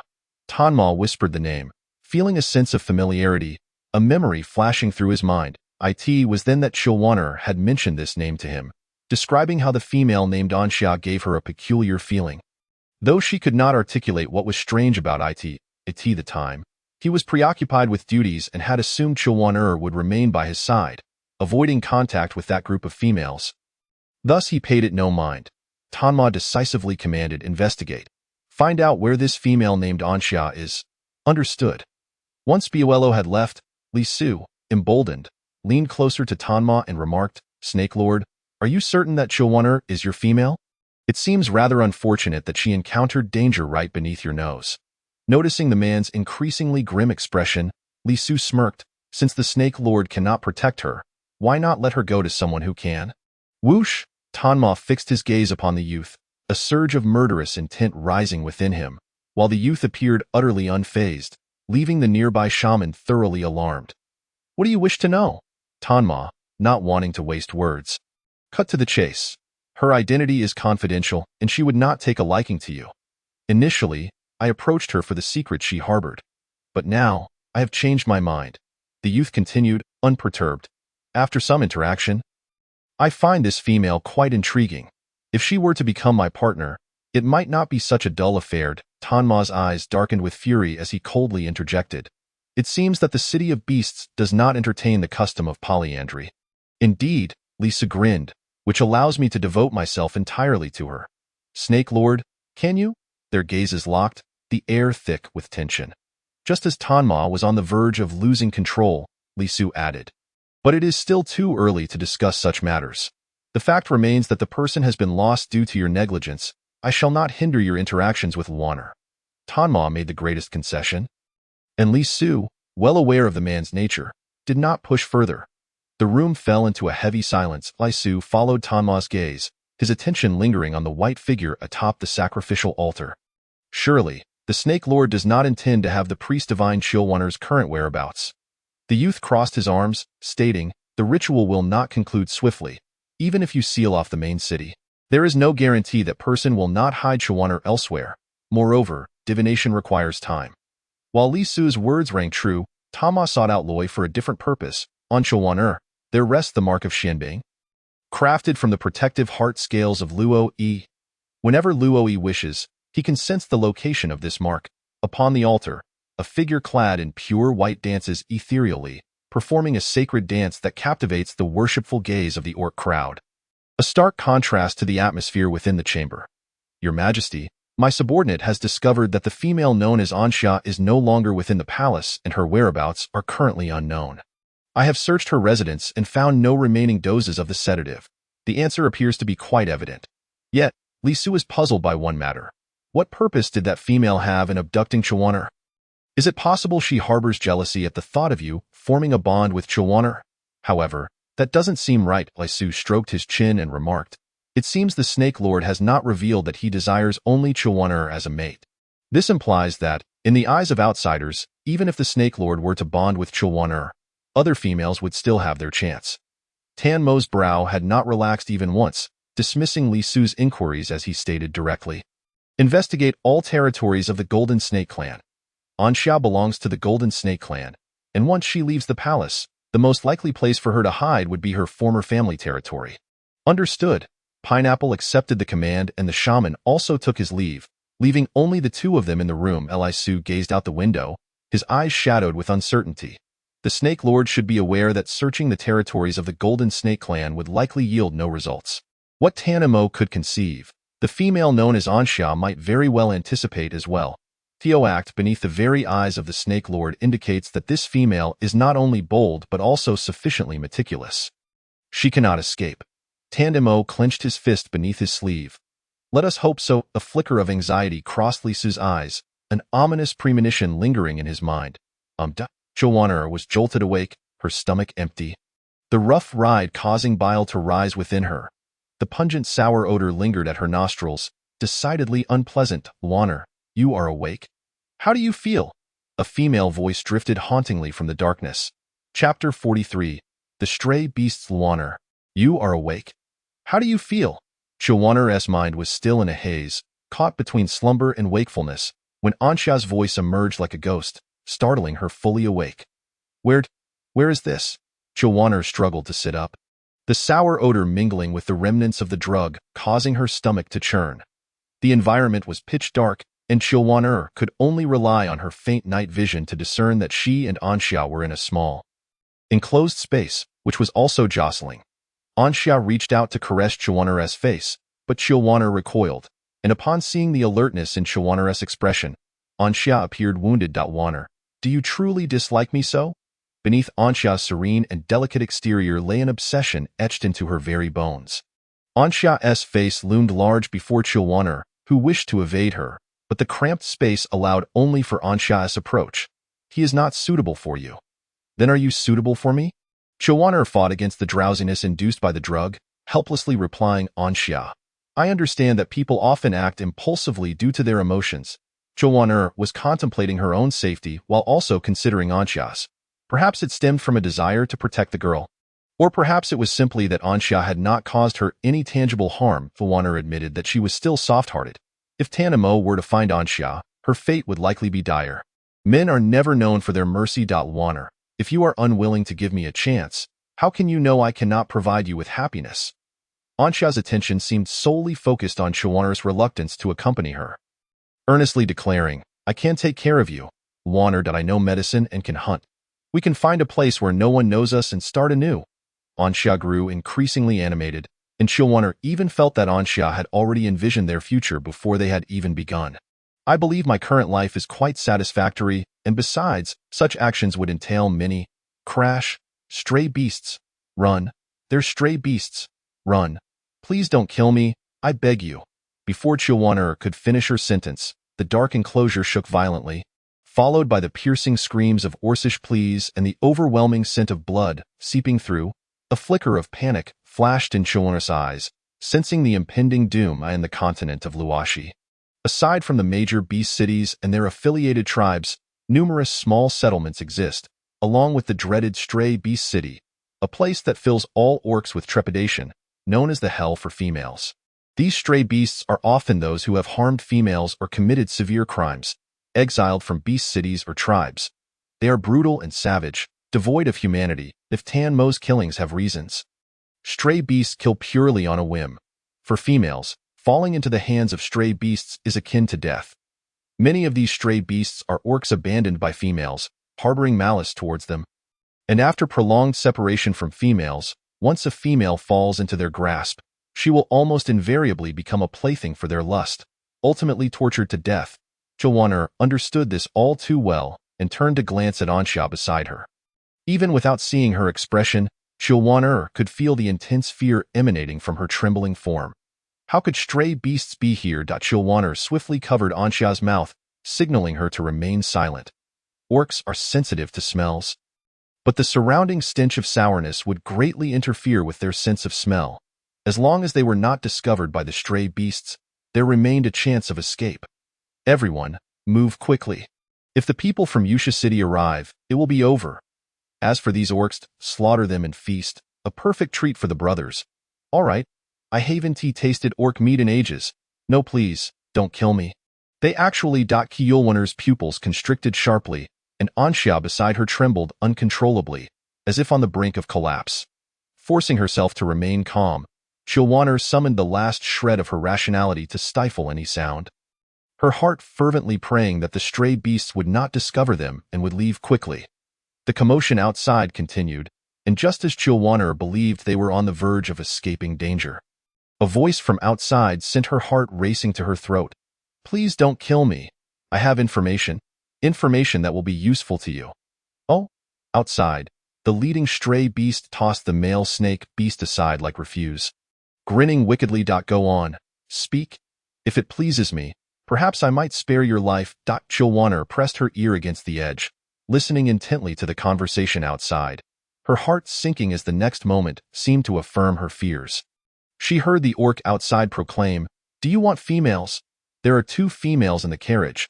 They've been raised in Yusha City, far more beautiful than any females you've captured from those small tribes." Inside the carriage, beneath the waist, there's a hidden compartment with 2 females. Almost the instant the male beast's words fell, the top of the carriage was wrenched open. Chilwaner instinctively looked up and illuminated by the bright moonlight. She finally beheld the true visage of the stray beasts. Unlike the amiable males from the beast city, these stray beasts exuded a malevolence from head to toe. Their unkempt appearances combined with their sinister gazes were as terrifying as vengeful spirits. The beast that had torn open the carriage wore an expression of delight. "Indeed, there are 2 females." Chilwaner clutched Anshia's trembling body, her internal fear at odds with the last remnants of her rationality. The leading orc examined Chilwaner and Anshia, his eyes ablaze with excitement. "Damn, these females from the great beast city are indeed stunning." The leading stray beast reached out to touch Chilwaner's face, but she instinctively recoiled. The stray beast laughed heartily, showing no signs of annoyance. "I've never seen such a beautiful female." With a command from the leading stray beast, 2 others roughly yanked Chilwaner and Anshia from the carriage. Chilwaner felt utterly powerless, allowing the stray beasts to drag her along. Unlike Tan Mo's gentleness, the stray beast showed no regard for her strength. Pain shot through her shoulder and arms. She didn't need to look to know they were likely bruised. "Great Lord." The orc who revealed Chilwaner and Anshia's location gazed hopefully at the stray beasts. Chapter 44. Inhumanity. Great Lord. The orc who disclosed Chilwaner and Anshia's whereabouts looked at the stray beasts with a glimmer of hope. "Am I free to leave now?" His voice trailed off abruptly. The leading stray beast withdrew the blade from the orc's chest, letting blood spray across the ground. Chilwaner observed the scene with cold detachment. When one colludes with a tiger, one must be prepared to be devoured. However, this individual has found release. Her nightmare is only just beginning.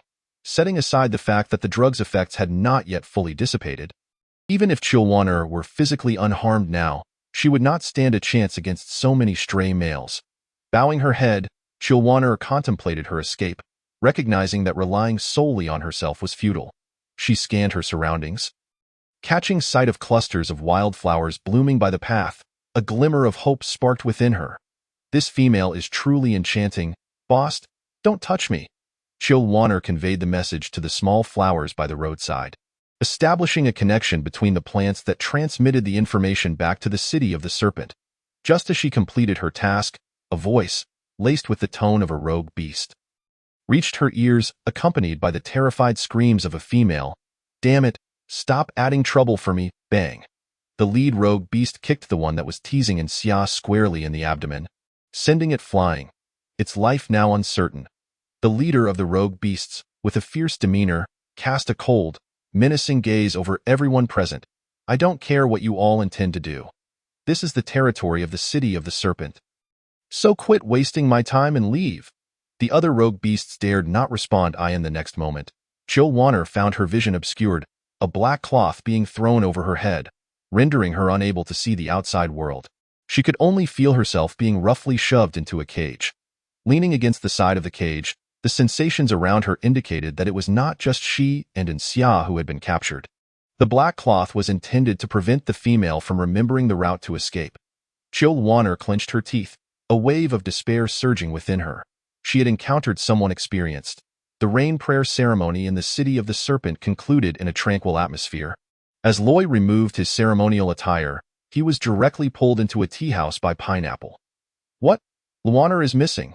Li Su leaned against the window and remarked, "Yes, it seems she was abducted by one of your Serpent King's concubines. One must say, your city of the serpent is indeed filled with talent. Even females can abduct females." Loy ignored the sarcasm embedded in Li Su's words, and in the instant he locked eyes with Tan Mo. Everything became clear. "The shimbing mark is on Luana?" The man's brow furrowed. Clearly, the time since Chilwaner had been taken was not long, and he had swiftly sealed off the main city. And Xia was still a female. No matter what, she couldn't possibly harm Chill Wanner. Yet, for an unknown reason, an ominous feeling lingered in Tan Mo's heart. The shimbing mark? Lisu clicked his tongue and said. It is no surprise that the Serpent King has such a broad mind, allowing his female to carry the heart-protecting scales of his brother. One must say, such tolerance is rare among most males. If His Highness the Prince is truly that idol, perhaps he should look after the wanling flower. Loi was annoyed by Li Su's incessant chatter and, noticing Tan Mo's darkened expression, ceased to engage in idle talk, instead focusing on contacting the Shinbing mark. Meanwhile, on the outskirts of the City of the Serpent, Chill Wanner huddled in a corner, trying to avoid becoming the target of the rogue beast's wrath. It seemed that the cage also contained other females who had been abducted from various places. Among them was a particularly fiery female who, upon realizing she was captured by rogue beasts, chose to dash her head against the cage, perhaps unwilling to endure humiliation before meeting a tragic end. Fortunately, one of the captured females possessed medical knowledge and was currently doing her utmost to save the one who attempted to take her own life. The leader of the rogue beasts was angrily berating the others. Useless. I told you to watch a few females, and you can't even comprehend that. Do you have any idea how many spirit stones I would lose if this female dies? Even though Chill Wanner had grown accustomed to the bloody environment, the scent in the air still made her nauseous. The leader's scoldings, the pleas for mercy from the other rogue beasts, and the sounds of bones breaking and flesh being torn apart filled the air incessantly. Many females nearby were softly sobbing. However, Chill Wanner managed to extract useful information from the leader's words. This group of rogue beasts seemed to be using females to exchange for spirit stones. Thus, it could be concluded that for the time being, both her and the other females' lives were preserved. After all, living beings were far more valuable. That said, Chill Wanner dared not let her guard down. She did not believe these merciless beasts would treat the females with kindness. Wanner, I'm sorry. Just as Chill Wanner attempted to channel her internal spiritual energy to dispel the effects of the medicine, she suddenly heard a female's apology nearby. At this point, it was too late for words. What Chill Wanner stated was the truth, and she had no intention of quarreling with Xia over rights or wrongs. Yet, Xia seemed to care deeply. No, it's useful. Although Chill Wanner could not see Xia's expression, she felt that something was off with her. Wanner, I'm sorry. I shouldn't have brought you here for my personal desires. Just as she said, it was pointless to say anything now. It would be better to pray that Tan Mo could arrive swiftly. Damn. A bunch of useless fools. It seemed the leader of the rogue beasts had finished venting his anger. And soon after, Chill Wanner heard the sound of the iron cage opening. Her chin was roughly lifted, and despite her struggles, she was unable to resist. If I recall correctly, you seem to be the most beautiful among these females. Hearing the rogue beast's words, Chill Wanner's heart tightened. What do you want? Your voice is quite pleasant. Calling you will certainly be more enchanting than those ugly ones. Chill Wanner trembled. It was as she feared. A sharp pain shot through her shoulder as the rogue beast, devoid of any gentleness, yanked her up, dragging her out. The medicinal effects still lingered within her body, leaving her weak and unable to resist. What was about to happen was clear to everyone. Just as despair surged in Chill Wanner's heart, a soft feminine voice suddenly rang out. Master. Xia. Chill Wanner turned her neck slightly, trying to locate the source of the voice. But all she saw was darkness. Unlike her usual gentle tone, Xia seemed to be deliberately creating a seductive persona. Master, look at her. She is as lifeless as a dead fish. It's pointless to play with her. Why not play with me instead? My figure is far better than hers, master. Bang! Ugh! Chill Wanner was flung away by a tremendous force, crashing painfully against the cage. Chapter 45. Self-Rescue Master, she is like a dead fish without any charm. I am different. I understand. Xia's voice, unlike her usual gentle demeanor, now carried an alluring undertone.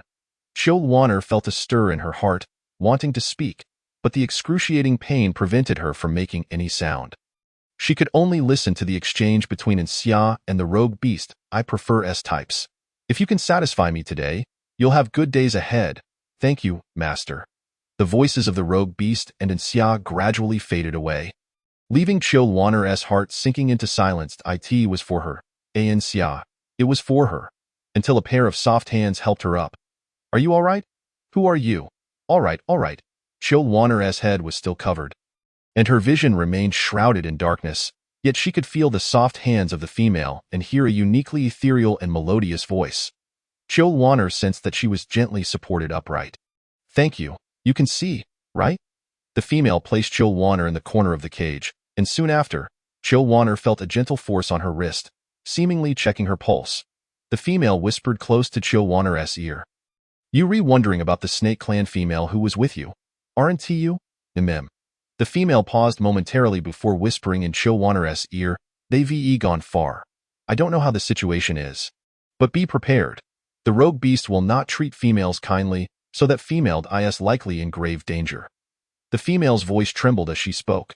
Chill Wanner took a deep breath, the sharp pain in her chest making it hard to breathe. In the city of the serpent, a blue ice light enveloped the young man in white, casting a divine glow around him, rendering him almost otherworldly. Moments later, the light dissipated, and Loy opened his eyes. A flicker of difference flashing in his gaze. Odd. The location of the Xianbing mark is outside the city of the serpent, and it's quite a distance away. If Xia abducted someone, a female carrying another unconscious female could not have possibly fled so far in such a short time. Tanimo's unease intensified. Despite the lockdown, Xia indeed had a slight chance of escape. Li Su interjected, "What is so strange about it? This indicates that the female has an accomplice.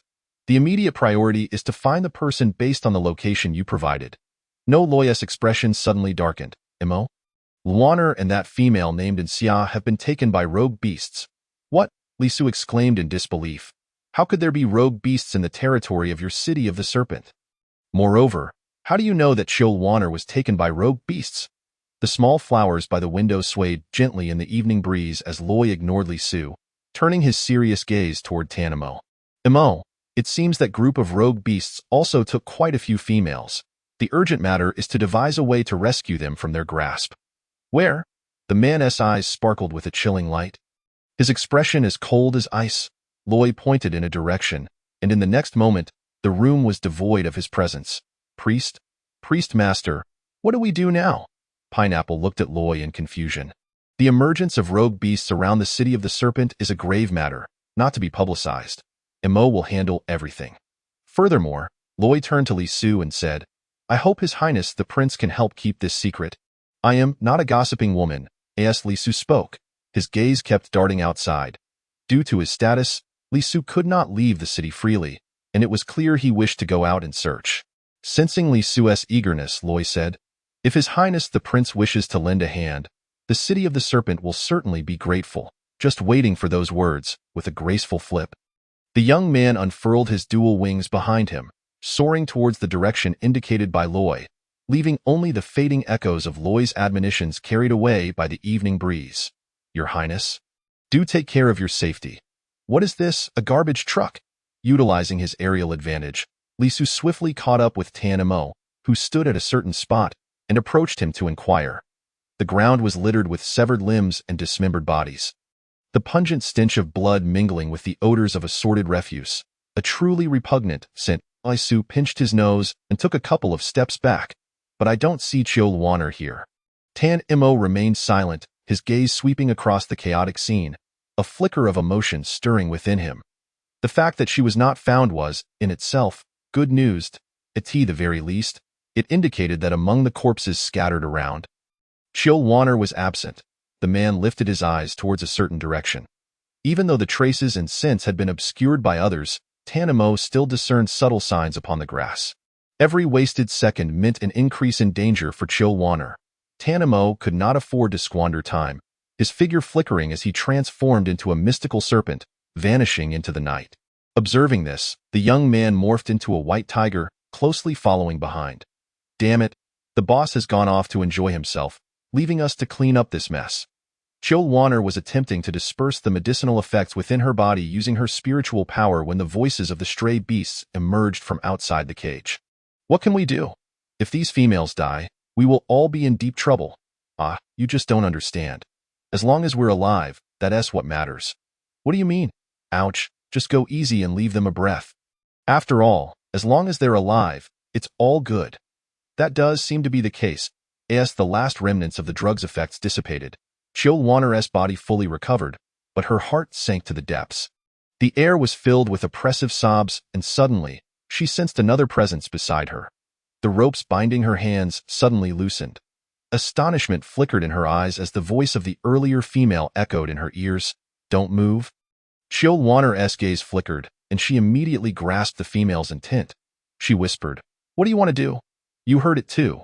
This group of strays want to let us go. Are you willing to make a bet with me?" Without a moment's hesitation, Chill Warner replied, "What do you propose?"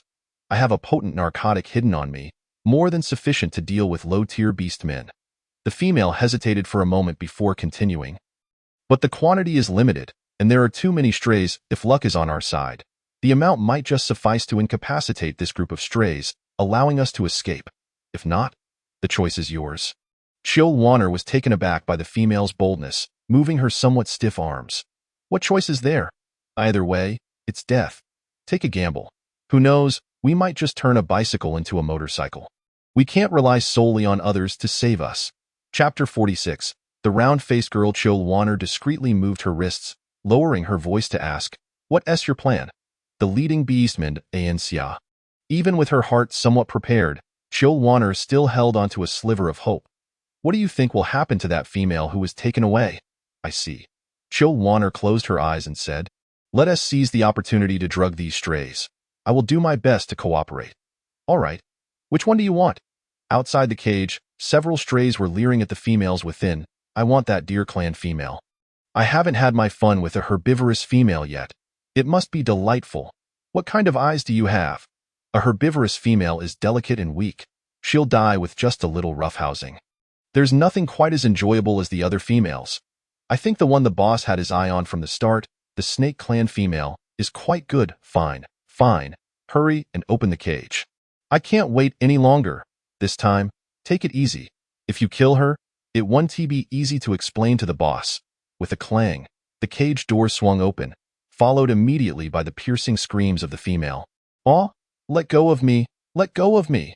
The more she struggled, the more excited the beastman became. "Scream louder." "No, please don't." Even though Chill Warner couldn't see the scene outside, she could easily imagine the female's desperate state. Footsteps approached, and a rough force gripped her shoulder, lifting Chill Warner violently. The black hood covering her head was ripped away, and the first sight that met her eyes was the beastman's grotesque face. Hair matted and face marred with scars, it was impossible to discern his original features. Murky eyes glimmered with a lewd light. Chill Warner suppressed the urge to vomit, fixing her gaze on the stray beast. Her eyes showing no fear, the stray beast was taken aback. "You're not afraid of me? Why should I be afraid?" A strange light flashed in Chill Warner's gaze, causing the stray beast's expression to shift slightly. At that moment, a white smoke wafted in from an unknown source. "Damn it, you little wretch!" The stray beast's expression changed drastically, and he suddenly released Chill Warner. Now that she had regained her strength, Chill Warner steadied herself.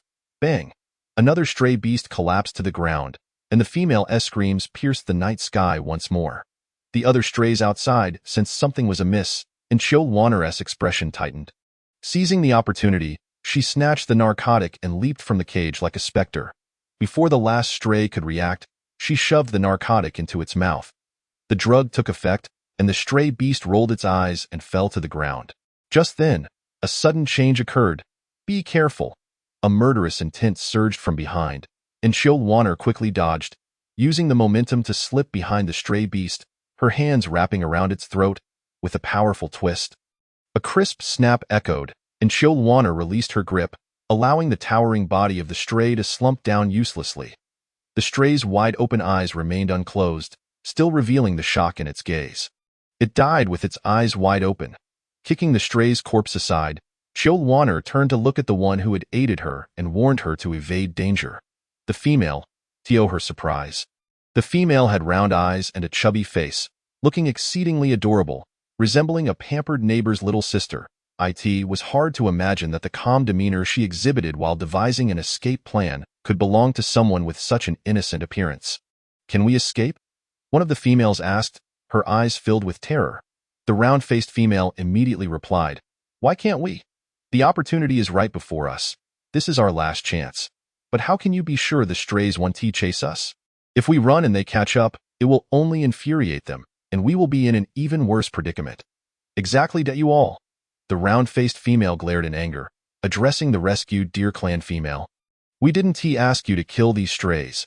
Now look, they're definitely enraged. We had a chance to survive, and now we have none. The accusatory tone left the round-faced female momentarily stunned. You all enough. Chill Warner grasped the round-faced female's hand and said, everyone has their own fate. If they don't leave, then we shall. Time is of the essence. If we delay further, we might not be able to leave at all. The round-faced female hesitated for a moment before saying, let us go. Go? Can you all really escape? A booming voice emerged from behind, causing Chill Warner's body to stiffen as she turned around in shock. Before she could react, the female's sharp voice rang out beside her. It's them. They killed your companions. They're the ones trying to escape. We don't want to leave. It was all their plan. So that's how it is. The stray beast licked its dark lips, its fierce gaze scanning Chill Warner inch by inch. In an instant, a bone-deep fear surged through her, occupying her mind. I'll give you a chance. You can either resolve this yourselves, or I'll take action. The stray beast regarded them as mere insects, leaving Chill Warner and her companion to make a choice. I will do my best to hold him off. You must run quickly. The words pierced Chill Warner's heart. Someone among us must escape, right? You're faster than I am. Your chances of getting away are greater. It has to be this way. The round-faced female smiled slightly, stepping forward, her petite figure standing protectively in front of Chill Warner. Resolve this ourselves? You must be out of your mind. That Snake Clan female has exhausted her strength and can barely stand. The stray beast was taken aback, seemingly not expecting to be provoked, letting out a sinister laugh. You think you can provoke me? You will die a most miserable death. Yet the female seemed unperturbed. Continuing, no wonder you're a stray beast. Being ugly is one thing, but, bang, oh, help, don't kill me. The overwhelming force struck, and before Chill Warner could even react, she was sent flying. Chapter 47, Death. The strength of the beast man was formidable. Even though Chill Warner was not the primary target, the shockwave still injured her, causing her to collapse to the ground and spit out a mouthful of blood. Her vision blurred, and as she lifted her gaze, all she could see was the blurred figure of the stray beast walking away in a certain direction. I told you, you will die a most miserable death. No, please don't. Chill Warner wished to intervene, yet the weight of her body rendered even the slightest movement a distant dream, leaving her to helplessly witness the stray beast raise its lethal claws. No, the sound of a blade piercing flesh suddenly pierced the air, and the stray beast looked down in astonishment at the icicle that had pierced through its chest, its robust form crashing to the ground. What happened? I don't know. Are we saved? The uncertain murmurs of the female arose as Chill Warner gazed at the lifeless body of the stray beast, tears glimmering in her eyes. Almost immediately, she found herself enveloped in a cold yet profoundly familiar embrace. The man's breath warmed her neck, and his trembling voice reached her ears. Warner, I'm sorry, in that direction. Chill Warner pointed towards the round-faced female, her vision blurred. She could not discern clearly, but it seemed the round-faced female had transformed into a beast form. That was the instinctual self-preservation state of a beast man in extreme weakness, indicating that the female's condition was perilous. Hey, slow down.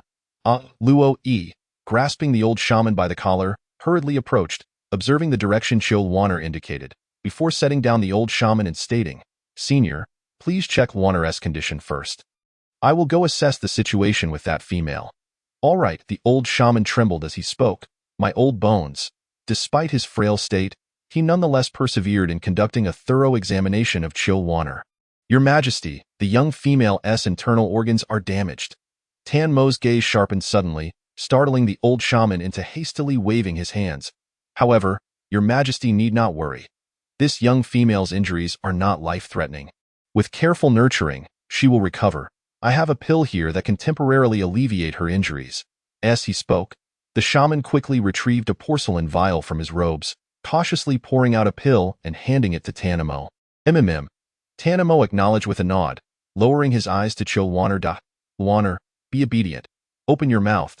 That moment, Chill Warner heard nothing, her foggy vision only able to see the man's lips moving soundlessly. Tanamo furrowed his brows, lifted her head, and pressed the pill into her mouth with a kiss. Not you guys. Li Su, upon arriving, was greeted by the sight of Tan Mo kissing Chilwaner's forehead, rendering him momentarily dumbfounded. Even if you are infatuated with this female's form, you should wait until she recovers before doing anything, right? This person is on the brink of meeting the beast god. And yet still, the man didn't even flinch, allowing the youth beside him to spiral into a frenzy. The old shaman, unable to bear it any longer, weakly clarified, "No, this young female is too weak to take the medicine herself. Your Majesty is feeding her the medicine." "Oh, I see." Realizing his blunder, the youth's gaze wandered, catching sight of a group of females huddling together in the corner for warmth. He immediately declared, "You all continue with your business. I, the prince, shall check on those females." Moments later, the man released his grip, wiped the blood from the corner of his mouth, and gently brushed the disheveled hair from the female's forehead. "Water," Tan Mo murmured. The bitter taste of the medicine lingered in her mouth, and Chilwaner scrunched her face in distaste. "It's so bitter." "All right." Taking a few deep breaths, Chilwaner could guess that the medicine the man had fed her was likely a life-saving remedy. The scent of blood filled her nostrils, and a figure flashed through her mind, prompting her to grasp the man's sleeve anxiously. "Anxia. Anxia." The mention of Anxia caused Tan Mo's expression to darken visibly. Chilwaner tugged at his sleeve, pointing in a direction, her urgency palpable. "Tan Mo, Anxia. Anxia is over there." Tan Mo stroked Chilwaner's head, reassuring her. "I will handle her." No, Chilwaner shook her head, wanting to explain but unable to articulate her thoughts. Noticing something was amiss, Tan Mo urged, "Don't rush, Waner, take your time." Chilwaner gasped for breath, briefly recounting what had just transpired, and understanding dawned in Tan Mo's eyes. So that was it could also be seen as a slight recompense for a mistake made. Tan Mo's brows knitted together, unwilling to waste time over someone inconsequential. He wished to remain by Chilwaner's side. At that moment, a clear youthful voice rang out. "In critical times, one must rely on this prince." "Enough, Chilwaner, do not fret. This prince shall seek out Anxia for you." "Thank you." Chilwaner expressed her sincere gratitude. Tan Mo sighed. "Waner, if it weren't for her, you wouldn't have been injured, I know." Chilwaner leaned wearily against Tan Mo's chest. Today's ordeal had been too perilous, leaving her utterly drained. "I understand that Anxia's actions were extreme, but who hasn't he acted foolishly in their youth? Are you very old? Just listen to me. Do not change the subject. Fine, I understand Anxia erred, but she is also trying to make amends. People often act foolishly due to emotions. Tan Mo, at the very least, spare Anxia's life. She need not be exiled." The youth's voice broke in, and as Chilwaner looked up, she noticed the hesitation in his expression, a wave of foreboding rising within her. Scanning her surroundings, she still could not find the familiar figure. "Where is Anxia?" The youth sighed, stepping closer to Chilwaner and opening his palm. A bloodied necklace lay quietly within his grasp. Chilwaner recognized this necklace. It was the golden snake necklace that Anxia often wore. Anxia belonged to the Golden Snake clan, so it was normal for her to wear it. Yet the tiny golden snake's eyes were made of two small rubies, eerily similar to Chilwaner's own eyes. She had paid special attention to it before. Chilwaner's gaze fixated on the golden snake necklace, and her previously steady breath grew erratic. "Waner." Tan Mo pulled her into his embrace, softly instructing, "Take a deep breath. Your body cannot handle excessive movement right now." A single tear slipped from her eye, tracing down Chilwaner's dirt-streaked cheek, falling into the night. Chilwaner turned in shock. How could this happen? Li Su. The stray beast would not show mercy to a female. She must have known this and chosen to serve that stray beast in your stead. Chapter 48. Salvation. The stray beast would not show mercy to a female. She must have known this and chosen to serve that stray beast in your stead. So, she was aware of the outcome all along? Yes. A heavy silence ensued. Tan Mo had not anticipated that the so-called female who cared for Chilwaner would truly risk her life for her. Even with resentment brewing in his heart, he could not utter a single word of blame when his gaze fell upon the tears in Chilwaner's eyes. The dead cannot be brought back to life. Though Anxia had committed a grave error, she had paid the price with her life. No, before Chilwaner could fully comprehend the situation, grim news arrived from Luo Yi. That female had transformed in an effort to save her, and moreover, she had not personally known that female. Thus, no matter what, Chill Wanner could not allow this kind-hearted and brave creature to meet her demise. Go. Tanamo decisively scooped up Chill Wanner, ready to leave. Wait, wait. Li Su pointed towards the trembling group of females in the corner. What about them? Just leave them here. That wouldn't be right. Luo Yi, employing some secret technique, had managed to collect the barely conscious iron-eating beast. Vanishing into the air like snowflakes along with the old shaman, in mere seconds, the once expansive area was left with only a dazed youth and a group of shivering females. After a few moments of stunned silence, the youth gritted his teeth and cursed. A bunch of heartless creatures. And Master, a doe-like female, had somehow approached Li Su from behind, attempting to tug on his sleeve. The youth sidestepped, stepping back to create distance. The rejected female's doe-like eyes brimmed with tears, her pitiful appearance evoking a sense of sympathy. I can help, Master. I can too, Master. Just go slowly. I can keep up. Me too. Me too. Most of these females had been captured from small tribes by the stray beasts. Unlike those nurtured within the beast city, the small tribes lacked the resources to pamper females as the beast city did. Seeing the situation, Li Su grew weary of idle chatter and stated, "The journey is somewhat long. Prepare yourselves and follow me." Wait. The youth turned in confusion, only to find the doe-like female from earlier looking at him with trepidation. Although he had done nothing, she appeared frightened. Li Su felt a twinge of annoyance, but mindful that she was a female and had just been rescued from the stray beast, he held his tongue. Patience wearing thin, he inquired, "What's the matter?" The female trembled slightly and spoke softly, "Master, my leg is injured. I cannot walk properly." She pointed to her bleeding calf, which looked truly pitiful. Under normal circumstances, any male beast encountering such a vulnerable display from a female would likely soften their heart immediately. But Li Su was different. The arrogant young prince of the 10,000 Beast City had never even catered to his own mother. How could he possibly tend to a female he did not know? Just as the doe-like female's eyes lit with hope, the youth's impatient voice doused her aspirations like cold water. How troublesome! With a swift motion, the youth tore off a corner of his garment and tossed it to the female, stating amidst her astonished gaze, "Use this to bandage your injured leg.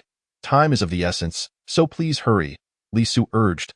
His gaze shifted toward the female, a flicker of ominous light glinting in his eyes. "The longer you linger here, the more perilous your situation becomes. Surely, you do not wish for your companions to be endangered because of you?" The Doe clan female paused, abruptly turning her head, as expected. The expressions of the females behind her bore traces of hostility. Some, lacking restraint, bluntly remarked, "What's the fuss about a little blood? It's not as if you are going to die from it. Do you truly think of yourself as a female of the Beast City, wasting others' precious time over a minor injury? Indeed, how bothersome." Another chimed in. Li Su absorbed the myriad of expressions from the females, ultimately fixating on the trembling Doe clan female. A shadow of cunning flickered in his amber eyes. They were all playing games. How could he not discern the subtle intentions of this Doe clan female? She merely sought to latch onto someone from the Beast City, seizing this opportunity to escape her humble tribe and pursue a better life. Li Su felt indifferent to such aspirations. It was only natural for individuals to strive for greater heights. After enduring the recent trials of life and death, discomfort was to be expected. With this thought, he impatiently urged once more, "Hurry, we must reach Yusha City before dawn. There are arrangements to be made for your accommodations and health assessments, all of which require time." Yes. The Doe clan female lowered her head, her hair veiling her expression, and swiftly completed the task of bandaging her wound under Li's watchful gaze. The females, already slow in their pace, were further hindered by their injuries, and it was only when the first light of dawn broke that they finally beheld the grand gates of Yusha City. "Is this really Yusha City?" One female gasped, her face as pale as a sheet, as though she might collapse at any moment. Yet she marveled at the city's magnificence. "I have heard tales of the grandeur of the Beast City, but I never imagined it would be like this. Enough of this awe. You will have ample opportunities to marvel at the city's vastness in the coming days. For now, we must hurry inside. Wasting so much time that I wonder how that little snake is faring. Tangamo, how is that iron-eating beast female?" Chill Wanner, who had fallen asleep in Tang Mo's arms during their journey, had just awakened. fighting off fatigue to inquire about the iron-eating beast female from the previous night. The man shook his head, gently wiping the sweat from Chil Wanner's forehead with a damp towel. The iron-eating beast is in the care of Luo Yi. She will not perish. You are running a fever, which the shaman says is normal. What you need now is rest as long as she is alive. There is hope. Chapter 49. Li Su's intentions after temporarily settling the females at the relay station. Li Su hurried to find Chil Wanner. Chil Wanner, you. The youth's voice faltered mid-sentence as he noticed the cold glint in the golden vertical pupils of the man. Your Majesty, we could not stop him. Withdraw. Yes. Once the guards departed, Tang Emo finally turned his attention to Li Su, lowering his voice to issue a warning. She is resting, so do not create a disturbance. Li Su glared, only then realizing Chil Wanner was still deep in slumber. He quickly gestured for silence and signaled to Tang Emo that they should speak outside. Tang Emo cast a glance at the still pale Chil Wanner, tucked her in properly, and then stood up. The two stepped outside, closing the door to ensure their voices would not carry into the room. The youth spoke first. How is Chil Wanner? Tang Emo glanced at the youth and replied. She is unharmed. That's a relief. Upon hearing that Chil Wanner was well, the youth's demeanor shifted to one of casual indifference as he leaned against the wall. Now we should discuss some serious matters. Snake Lord. Tang Emo remained silent, merely observing Li Su with a detached expression. Li Su, undeterred, continued, let us speak plainly. The emergence of stray beasts around Yusha City, along with the abduction of females, is not a matter that reflects well on the city's reputation. I am not a resident of Yusha City and bear no responsibility or obligation to keep your secrets. If you wish to prevent this news from spreading, Snake Lord, you must offer me some incentive. The man's eyes darkened as he regarded the youth for the first time with earnestness. What do you want? The youth pointed toward the door, smiling as he uttered a single word, her. As Li Su's words fell, an icy chill enveloped the surroundings, yet the youth remained unfazed. Tang Emo regarded the youth with a penetrating stare and said, You are not suited for her. Why not? Li Su shrugged. I just recalled. Chil Wanner has not yet pledged herself to you. Li Su exuded an air of provocation, as though daring someone to challenge him. Surely, you are not afraid that Chil Wanner might prefer me and wish to leave with me instead of becoming your mate? Tang Mo's gaze remained fixed on the youth, and after a brief pause, he stated, Your true intentions. The intention is to win her over. Tang Emo fell silent. The two exchanged intense glances for a considerable time before the youth finally conceded. All right, I admit it. Li Su raised his hands in surrender. I initially approached Chil Wanner for the secrets she possesses. However, I have changed my mind. I find her quite intriguing. Tang Emo's cold eyes swept over him, and Li Su pounded his chest in assurance. Truly, moreover, consider this. If I were to become Chil Wanner's mate, regardless of what the secret may be, I would keep it safe. A beast mate is the most loyal of companions. Not only that, but I would also keep the news of the stray beasts around Yusha City confidential. It's a win-win for you. Snake Lord Li Su passionately promoted his case. Although it appeared to be a mutually beneficial proposal, the youth overlooked its most crucial point. Tang Emo replied calmly, she would not agree no matter how well the argument was framed or how many benefits were presented. The prerequisite was Chil Wanner's willingness to accept Li Su. If she did not accept, all would be for naught. She will agree, Li Su stated confidently.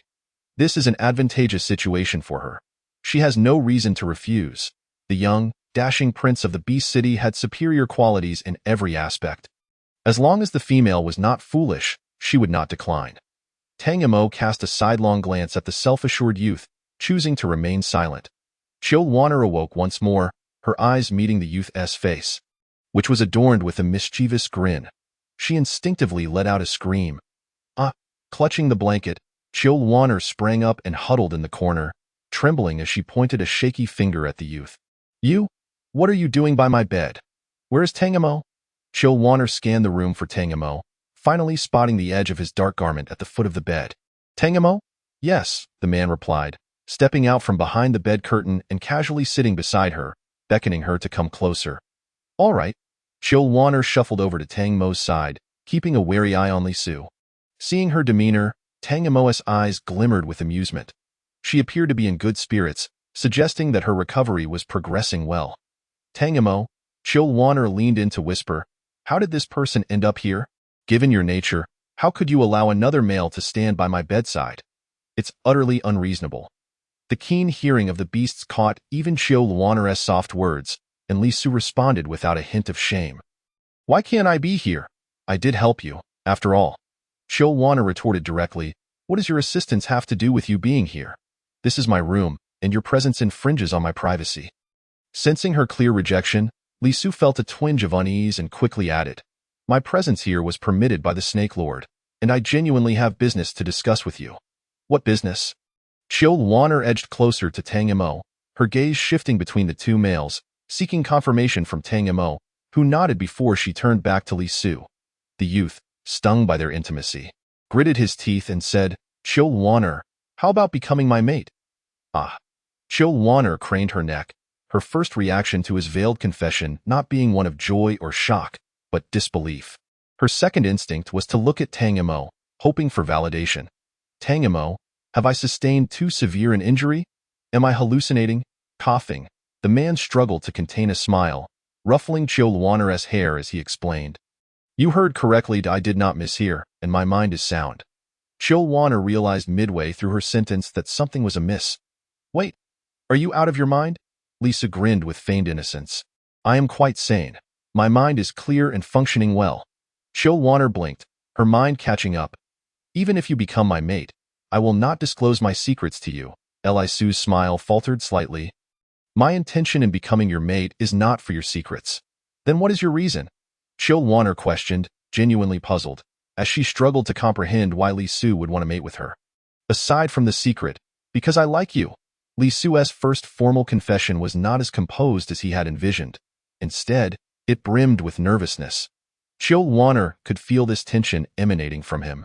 She had always sensed that the youth harbored profound thoughts, but in this moment, she realized he was just a child at heart. However, Xiao Luana still found it hard to believe. You? Like me? Are you joking? Chapter 50. Like you? Like me? Are you joking? Xiao Luana pointed at herself, still unable to accept the idea. She knew her appearance was decent. Otherwise, Tang Mo would not have taken interest in her. Yet for someone like Li Su, who had been steeped in power since childhood, beauty was perhaps the least noteworthy of attributes. I speak with sincerity. Li Su inhaled deeply and stated, Why do you doubt me? Why should I believe you? Xiao Luana retorted, I have every reason to think you are merely approaching me for some ulterior motive regarding secrets. After saying this, she abruptly clamped her mouth shut, realizing her words had been too blunt. It would not do to provoke anger and humiliation in someone. Yet to her surprise, the young man not only did not become enraged but instead explained, I admit, I initially approached you with a purpose. There is no need to disguise that. With a serious demeanor, he discarded his previous playful facade. I still wish to uncover the secrets you hold, but whether I find out or not has become inconsequential. Inconsequential? Xiao Luana's mind momentarily faltered, struggling to comprehend Li Su's side. What I mean is, in comparison to you as a person, that secret pales in significance. It was evident she remained unconvinced. Indeed, Xiao Luana did not trust him. A person like Li Su could lie without a hint of hesitation, his face devoid of any telltale signs, and even if he were deceiving her, she doubted her ability to discern the truth. Thus, she decided to dismiss him entirely. You don't believe me? Being caught off guard by the implication, Xiao Luana felt a bit embarrassed and tugged at the man's sleeve, hoping Tang Mo would come to her aid. Yet the normally possessive man remained as still as a statue, not uttering a single word. With no other option, Xiao Luana steeled herself and said, I doubt I believe you. You don't? Li Su's chest heaved with frustration. What must I say for you to trust me? I trust nothing you say. Her words thoroughly exasperated Li Su. O great beast god, a vow was made by Li Su of the White Tiger clan. If there was even an ounce of falsehood in his previous statement, he would never ascend in this life. With a flash, a golden light descended from above, vanishing into the center of the young man's brow. Xiao Luana stared at him in disbelief. You swore the beast goddess oath. Of course, he replied, his tongue brushing against his tiger fang, his eyes filled with a youthful defiance and vigor. Didn't you say you didn't believe me? This is the most compelling proof. The aspirations of a proud beast revolve around companionship, offspring, and immense power. This holds true for ordinary male beasts, but for one like Li Su, the sole son of the Beast City's lord. His pursuit of strength was even more stringent in the strict hierarchy of the Loxii continent. Strength reigned supreme. Tan Mo, who had been holding back his emotions, remained silent, but when the vow echoed, a flicker of surprise crossed his golden vertical pupils. He, too, did not believe it. He merely wished to see what this young man would articulate. It seemed there was some sincerity behind his words. In a certain sense, the boy indeed appeared to be more suitable for Chilwaner than Tan Mo himself. The Beast City had no system of polygamy, so should Chilwaner wish to, she could find another partner even after bonding with Li Su. Even if she chose not to pursue others, the freedom offered in the Beast City was undoubtedly greater than that in the Serpent City, which was the kind of freedom Chilwaner yearned for. Within a brief span of time, Tan Mo had compared himself with the young man in the most straightforward manner, ultimately realizing that Li Su could meet all of Chilwaner's concerns, and indeed, he could do so more effectively than himself. Thus, the question of whom to choose appeared to have a rather obvious answer. The man's hand, concealed within his sleeve, instinctively clenched, his eyes flashing with an inscrutable light in her state of shock. Chilwaner failed to notice the man's unusual demeanor. After a moment of stunned silence, she finally spoke. So, what you just said was all serious, indeed. Chilwaner spread her hands. What do you even like about me? Surely you've seen many beauties. I cannot possibly be the most striking one, as expected. Chilwaner felt no surprise at his response, while Li Su, accustomed to such exchanges, remarked, perhaps, because you are rather foolish? You are the foolish one, Chilwaner instinctively countered. The young man merely smiled, remaining silent. It was clearly due to that female of the Golden Serpent clan that he had found himself in such peril. Yet he still expressed concern for her well-being. What else could it be but foolishness? If it were true to his nature, that female of the Golden Serpent clan would have suffered an even graver fate. Li Su found Chilwaner rather naive, yet he could not deny that he was irresistibly drawn to this foolish female.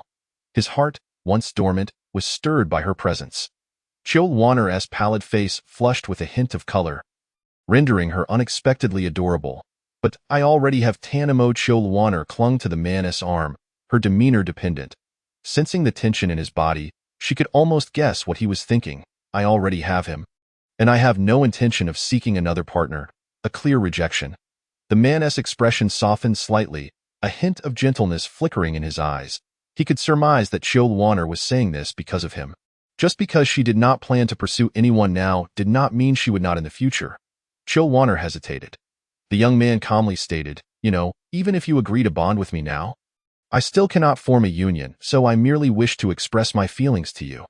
There is no need to avoid me as you have done before. But even if I were to seek someone, I wouldn't want to find you.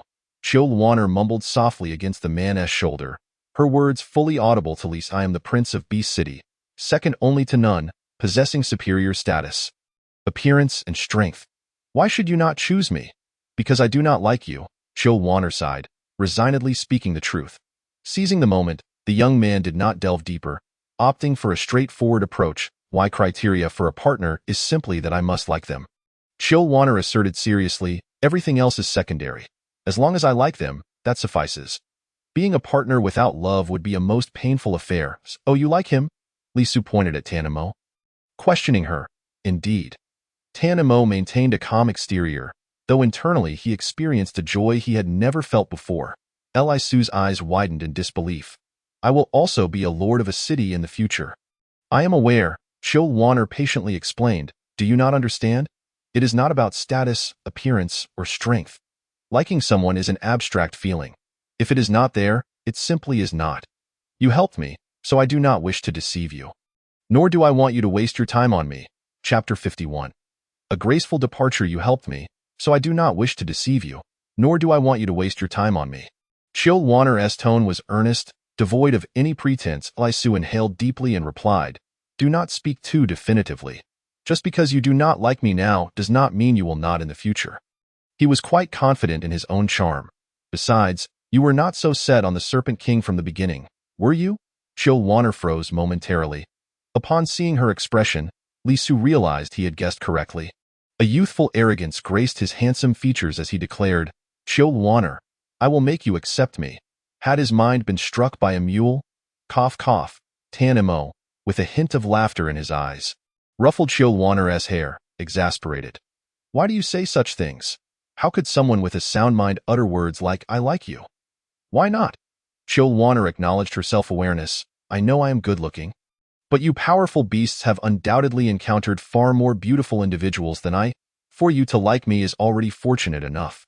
To hope for more is unrealistic. It is merely my good fortune. Oh?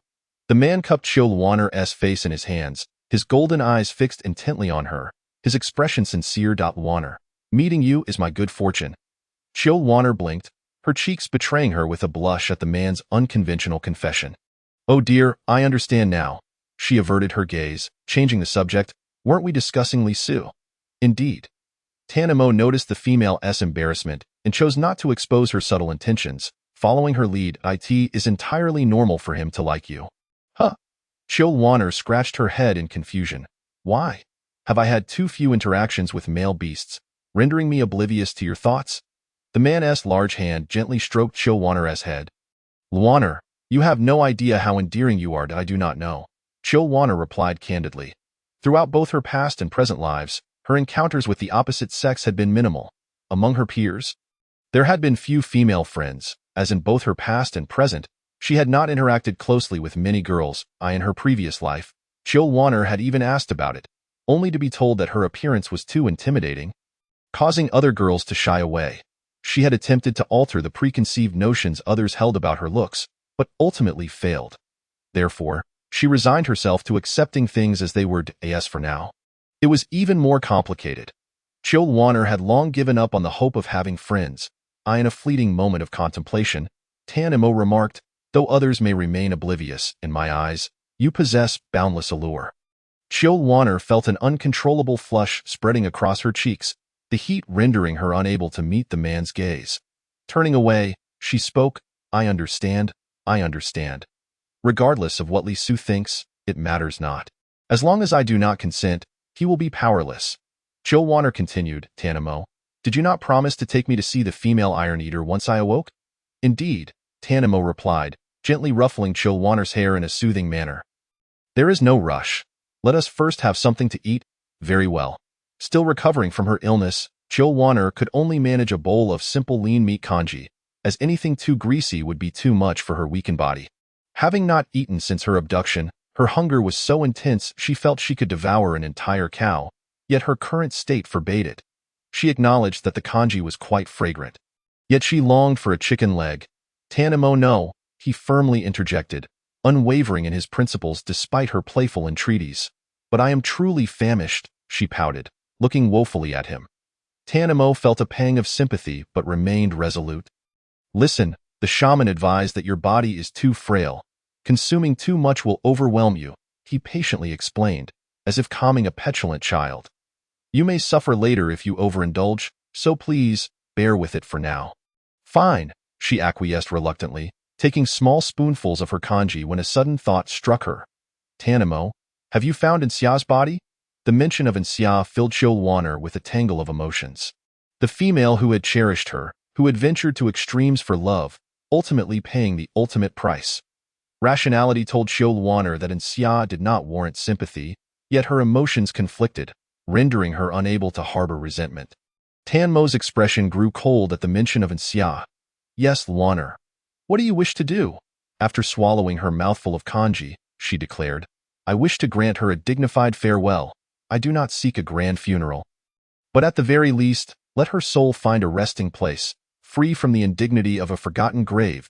Wanner, excessive kindness may not be a virtue, I understand, she replied. I am not overly kind. I have shown no mercy when necessary. I simply believe that Insia does not deserve such a fate. A dignified farewell could be seen as the final act of closure. After finishing their meal, Tanamo honored his promise and escorted Chilwanner to the priest's tower. Beneath the tower, she peeked out from his cloak, saying, Tanamo, I believe I can walk on my own. You cannot. Very well. Trust me, your beast form will expedite your recovery. All right. A youth named Xiaoqi seemed to have received prior word and awaited them at the entrance, bowing respectfully as he addressed them, Your Majesty. Your Highness, please follow me. Very well.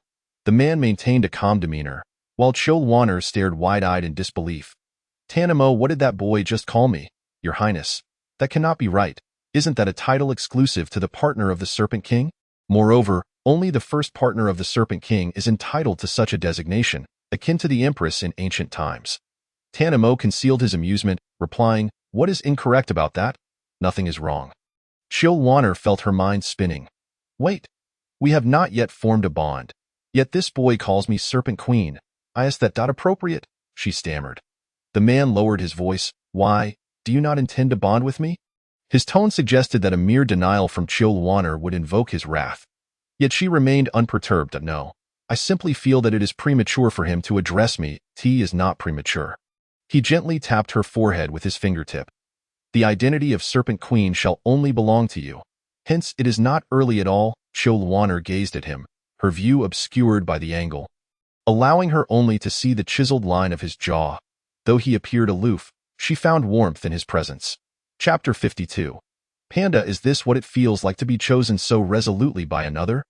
Chilwaner placed her tail against her heart, acutely aware of its racing pulse.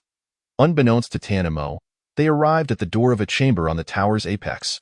The youth slightly bowed, saying, "Your Majesty, the master is inside tending to the female Iron Eater. You may enter directly." "Very well," Tanamo replied, stepping inside. Chilwaner once more peered from his cloak, her large, curious eyes filled with wonder. This was her first visit to the priest's tower, and it appeared to be a concealed chamber. Realizing this only intensified her curiosity, urging her to explore. "Are you intrigued by my priest's tower, Wanner?" The gentle voice of a young man, laced with mirth, reached her ears. Following the sound, she beheld a figure amidst a blue rune array, where a tranquil Iron Eater lay. The youth, clad in pure white, with silvery hair cascading like a waterfall, possessed an ethereal beauty that seemed almost otherworldly, reminiscent of a snow sprite fallen from grace. "Huh?" Chilwaner gasped, her pupils dilating, not solely due to the youth's striking appearance or the array's initial awe, but because of the Iron Eater at its center. In the critical moment yesterday, she had fainted without registering much else. Now awake, her thoughts raced with urgency. Iron Eater. Iron Eater. The modern name for the Iron Eater is Panda? Panda! Chilwaner exclaimed, her eyes sparkling with excitement like a wolf spotting its prey. The unfamiliar name puzzled Luo-Yi, who smiled and remarked, "Panda. What a delightful name, quite fitting for an Iron Eater." Indeed, Iron Eaters possess a strength akin to that of bears, yet lack their ferocity and martial disposition, making them one of the most peaceful beast tribes on the continent of Luo 11. Panda, is this truly a panda? I have encountered a panda in the Luoshi continent, and it is alive. No wonder this female is so kind and brave. It turns out she is a panda. No wonder I found her irresistibly adorable at first sight. Truly, pandas transformed into humans are the most endearing beings in this world, without exception. Oh, so cute. Luo-Yi observed the fervent excitement radiating from Chilwaner, silently moving to Tan Mo's side and cautiously inquiring, "Are you certain Wanner favors males?" "No way." Tan Mo gritted his teeth. "She does not favor females." Luo-Yi patted the man's shoulder, adopting an understanding demeanor. "Mo, I know this is hard to accept, but as the Serpent King, you must maintain composure regardless of circumstances." I said no. "What do you mean no?" The small serpent looked bewildered at the two men, asking, "What are you discussing?" "We were discussing your preferences." "Never mind." Luo-Yi's sentence was truncated as Tan Mo interrupted. Though he was cut off, Chilwaner caught snippets of their conversation. "Preferences? Do I have preferences?" "Yes," the man inquired casually. "It seems you have a fondness for Iron Eaters?" "MMHM." Chilwaner nodded fervently, her excitement evident, which darkened Tan Mo's expression. Observing the scene, Luo-Yi wore a smirk of schadenfreude, a visage incongruent with his ethereal aura. Tan Mo was adept at masking his emotions, thus Chilwaner remained oblivious to any abnormality, lost in her elation at encountering a panda in this foreign realm. She attempted to extol the wonders of pandas to her companions. "Do you not think the Iron Eater is adorable?" The two exchanged glances before Tan Mo, under Chilwaner's expectant gaze, nodded stiffly, while Luo-Yi maintained his smiling facade, affirming her sentiment. "The Iron Eater's beast form is indeed unique among all beastmen. It is entirely normal for you to be fond of it. Right? With reassurance, Chilwaner turned her attention back to the panda lying quietly within the array. worry creeping into her gaze. Luo Yi? Is she all right? She has sustained severe injuries, hence she requires an extended period of recuperation. Tears welled in Chill Wanner's eyes. It is all my fault. If she had not intervened to protect me, she would not have had to provoke that rogue beast. Do not say that, Wanner. Luo Yi crouched before her. This female is brave, strong, and decisive. I believe she had already prepared for the worst when she chose to save you. Yet she still made the choice to protect you. Yes, she truly is remarkable. Chill Wanner gazed at the Iron Eater, her vision blurred with tears. But, Wanner, that is precisely why you should not grieve. Why? Chill Wanner asked. Perplexed, her purpose was to save you. Now that she has accomplished her goal, I believe if she knew, she would be immensely pleased. Chill Wanner stared blankly at the young man, suddenly breaking into a smile. I understand now. I was just being stubborn earlier. Thank you, Luo Yi. We are friends, aren't we? She cast a glance at the silent man behind her, and upon seeing him nod, she nodded affirmatively as well. Luo Yi smiled and said, Since we are friends, there is no need for such formality. Good, however, you needn't worry. Although the female Iron Eater is severely injured, she has received timely treatment and is no longer in danger of losing her life. That's wonderful, Chill Wanner cheered. But she will need a considerable amount of time to recover, and I have just contacted her clan. They should be arriving shortly. Clan? Yes. Luo Yi explained, the Iron Eater tribe is quite unique. They are self-sufficient and do not rely on the protection of Beast City. Every generation of Iron Eater beastmen, whether female or male, is well versed in medicine. The vast majority of the shamans in Beast City have studied medicine in the Iron Eater tribe. I see, Chill Wanner exclaimed, suddenly enlightened. No wonder this female, who couldn't even cook, possesses medical skills and carries potent narcotics with her. She must come from a family of healers. Now we just need to wait for her clan to arrive. Luo Yi said, turning to the man and adding, I have investigated the other females taken by the rogue beasts. They are all from small tribes without the protection of Beast City. What do you intend to do? Stay or leave? Chapter 53. Inner Dan, the decision of whether those rescued females stay or leave rests with you, Luo Yi stated. The man asked indifferently, Have you inquired about their wishes? Luo Yi replied with a slight nod. A flicker of something unusual crossing her eyes, quickly caught by the man. Speak your mind. Of the 6 females, 5 expressed a desire to remain in Isha City, regardless of whether they had partners before. Let them find someone in Isha City. Understood. Luo Yi nodded, hesitating for a moment. What is it? There is one female whose request is somewhat special. After saying this, Luo Yi intentionally glanced at Chill Wanner. Seemingly cautious, the man furrowed his brows. Just say it.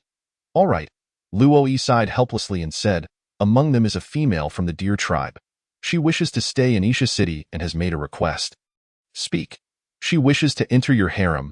As Luo Yi's words fell, the atmosphere fell into a profound silence. Chill Wanner blinked, trying hard to appear as if she hadn't heard anything, continuing to gaze at the unconscious Iron Eater within the formation. Wanner, called by her name, Chill Wanner jolted, stiffening as she turned her head. I didn't hear anything. The matter of Tan Mo taking concubines was something Chill Wanner had long been avoiding. With her head bowed, she felt as if she were a child caught doing something wrong, even though she had done nothing at all. Sensing the awkward atmosphere, Luo Yi, ever perceptive, said, Mo, I just remembered that I haven't checked on Shao Qi's homework. I should take my leave. Please be cautious around the formation. Stepping in would disrupt the gathering of spiritual energy.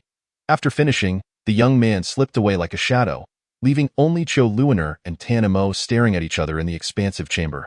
The man remained silent, and Chill Wanner couldn't decipher his thoughts. After a long silence, Chill Wanner could no longer contain herself and broke the quiet. Tan Mo. The man responded, casually finding a place to sit, his gaze unwaveringly fixed on Chill Wanner. After contemplating for a moment, she finally spoke. I heard everything you discussed with Luo Yi. Tan Mo, truly, you need not consider my feelings. Just follow your own desires. After a moment of hesitation, Chill Wanner decided to speak her mind. Despite her attempts to conceal it, she admitted to herself that she felt an overwhelming lack of security. Her childhood experiences taught her that enduring love only existed in literature. In the most passionate moments of love, a man might offer you wealth or even his life. But people are fickle, and even the most intense feelings can fade into dullness or even vanish. The promises made in fervor will ultimately become sharp thorns, piercing deep into the heart of one unable to let go. Thus, Cho Luiner did not wish to impose her desires. Firstly, she felt that anything obtained through coercion held no significance. Secondly, she feared that Tan Mo might regret it later, leading to discontent between them. The man's gaze remained locked on Cho Luiner, his eyes shimmering with unspoken emotions. Luiner, what do you wish for? Oh dear, I've already said, just follow your own wishes. Cho Luiner feigned nonchalance. If I agree, what then? I suppose it would be as it is. Cho Luiner lowered her head, her expression one of desolation. Even though she was mentally prepared, hearing those words from Tan Mo still hurt. Could she leave Tan Mo? In the short term, it was highly improbable, yet she also couldn't interact with him as she once did. Tan Mo observed the subtle shifts in Cho Luiner's emotions, and upon seeing her begin to feel sorrow, an unnameable fury ignited within him. Cho Luiner. Huh? Cho Luiner looked up in confusion, unable to comprehend the reason for the man's anger. Humph. Tan Mo let out a cold laugh. You're infuriating. Cho Luiner blinked, her innocent, clear eyes bewildered. What's wrong? Why do you not trust me? Tan Mo was genuinely upset, frustrated that Cho Luiner did not stand up to oppose the notion and that she didn't assert that she would not accept other females. Did he not merit her trust? Or was he merely an option in Cho Luiner's heart, something dispensable? Their thoughts had diverged from the beginning, leading to their current predicament. Perhaps it was the sensitivity of feminine emotions that allowed Cho Luiner to perceive the obvious anger etched on the man's face. And she seemed to come to a realization. I do not distrust you. I merely fear your regret. Regret? Yes, Cho Luiner nodded. You are currently refusing all females for my sake, but what if in the future? I mean, just hypothetically. What if you regret it later? Time, once past, cannot be reclaimed. There are no potions for regret. Cho Luiner continued.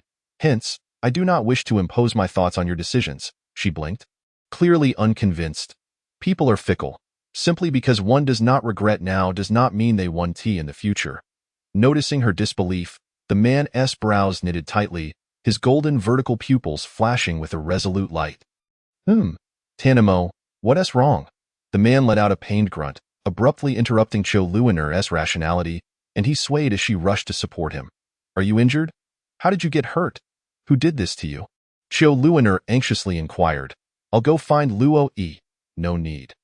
Tan Mo grasped her arm as she attempted to rise, calmly wiping the blood that seeped from the corner of his mouth. Stating, I'm fine? Huh? Cho Luiner's eyes widened in shock as she watched the man slowly open his hand, revealing a green orb about the size of a coin, resting quietly in his palm. The orb was smooth and translucent, akin to exquisite jade, emitting a soft glow. As Cho Luiner gazed at the orb, a name suddenly surfaced in her mind, and she looked at the man in astonishment. This is. A faint smile tugged at the corners of the man's lips as he replied, just as you imagined. What on earth are you doing taking out your inner Dan? Cho Luiner exclaimed. Nearly in tears, in the continent of Loxi, once beastmen embark on the path of cultivation. An inner Dan forms within them, represents the most concentrated essence of a male beast's power. Intricately linked to their very life, if the inner Dan shatters, no matter how powerful the beastman, they will perish. Perhaps it is a jest by the beast god. The stronger the beastman, the more fragile their inner Dan. For a beastman of Tan Mo's caliber, the inner Dan was as delicate as a cookie, seemingly shattering at the slightest touch. Thus, Cho Luiner felt such urgency upon witnessing Tan Mo remove his inner Dan. That was not merely an inner Dan. It was a life. Chapter 54. Trust me. Faced with Tan Mo's reckless act of offering his life so casually, Cho Luiner felt her heart could not bear the weight. What are you doing? She cried. Do you not realize how fragile your inner Dan is? This is extremely dangerous. You do not trust me. Cho Luiner was puzzled. What does your taking out of the inner Dan have to do with trust? The man raised his hand, presenting the glowing inner Dan before her eyes. For you. For me? Cho Luiner suddenly understood something, a pang of bittersweetness washing over her heart. The man was a king of a city, meant to stand tall and receive the admiration of all. Yet here he was, offering his inner Dan to prove his sincerity. What's wrong? Nothing. Nothing at all. Cho Luiner suppressed the urge to weep and said, I do not want your inner Dan. I understand your intentions well enough. You should keep the inner Dan for yourself. Unlike Tanimo, she understood the fragility of the inner Dan. Should anything happen to her, and it shatters, wouldn't Tanimo be doomed? Tanimo's expression grew stern, and though he said nothing, he wore a look that conveyed his displeasure at her refusal. I have no place to keep the inner Dan. She lamented, feeling that it was too fragile to be left anywhere. There is a place. As a flicker of enigmatic light flashed through Tanmo's eyes, Chill Warner, poised to inquire about its source, felt her arm abruptly seized by the man. With a decisive tug, Tanimo drew Chill Warner into his embrace. What are you doing?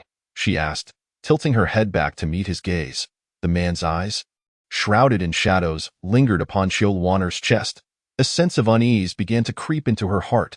What's wrong, Tanimo? She asked nervously. As her words fell, Chill Warner felt a sudden chill at her chest and instinctively let out a startled cry. Ah!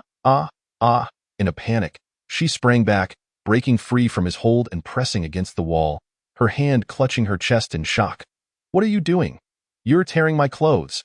Chill Warner was adorned in a simple red knee-length dress, secured only by two slender shoulder straps.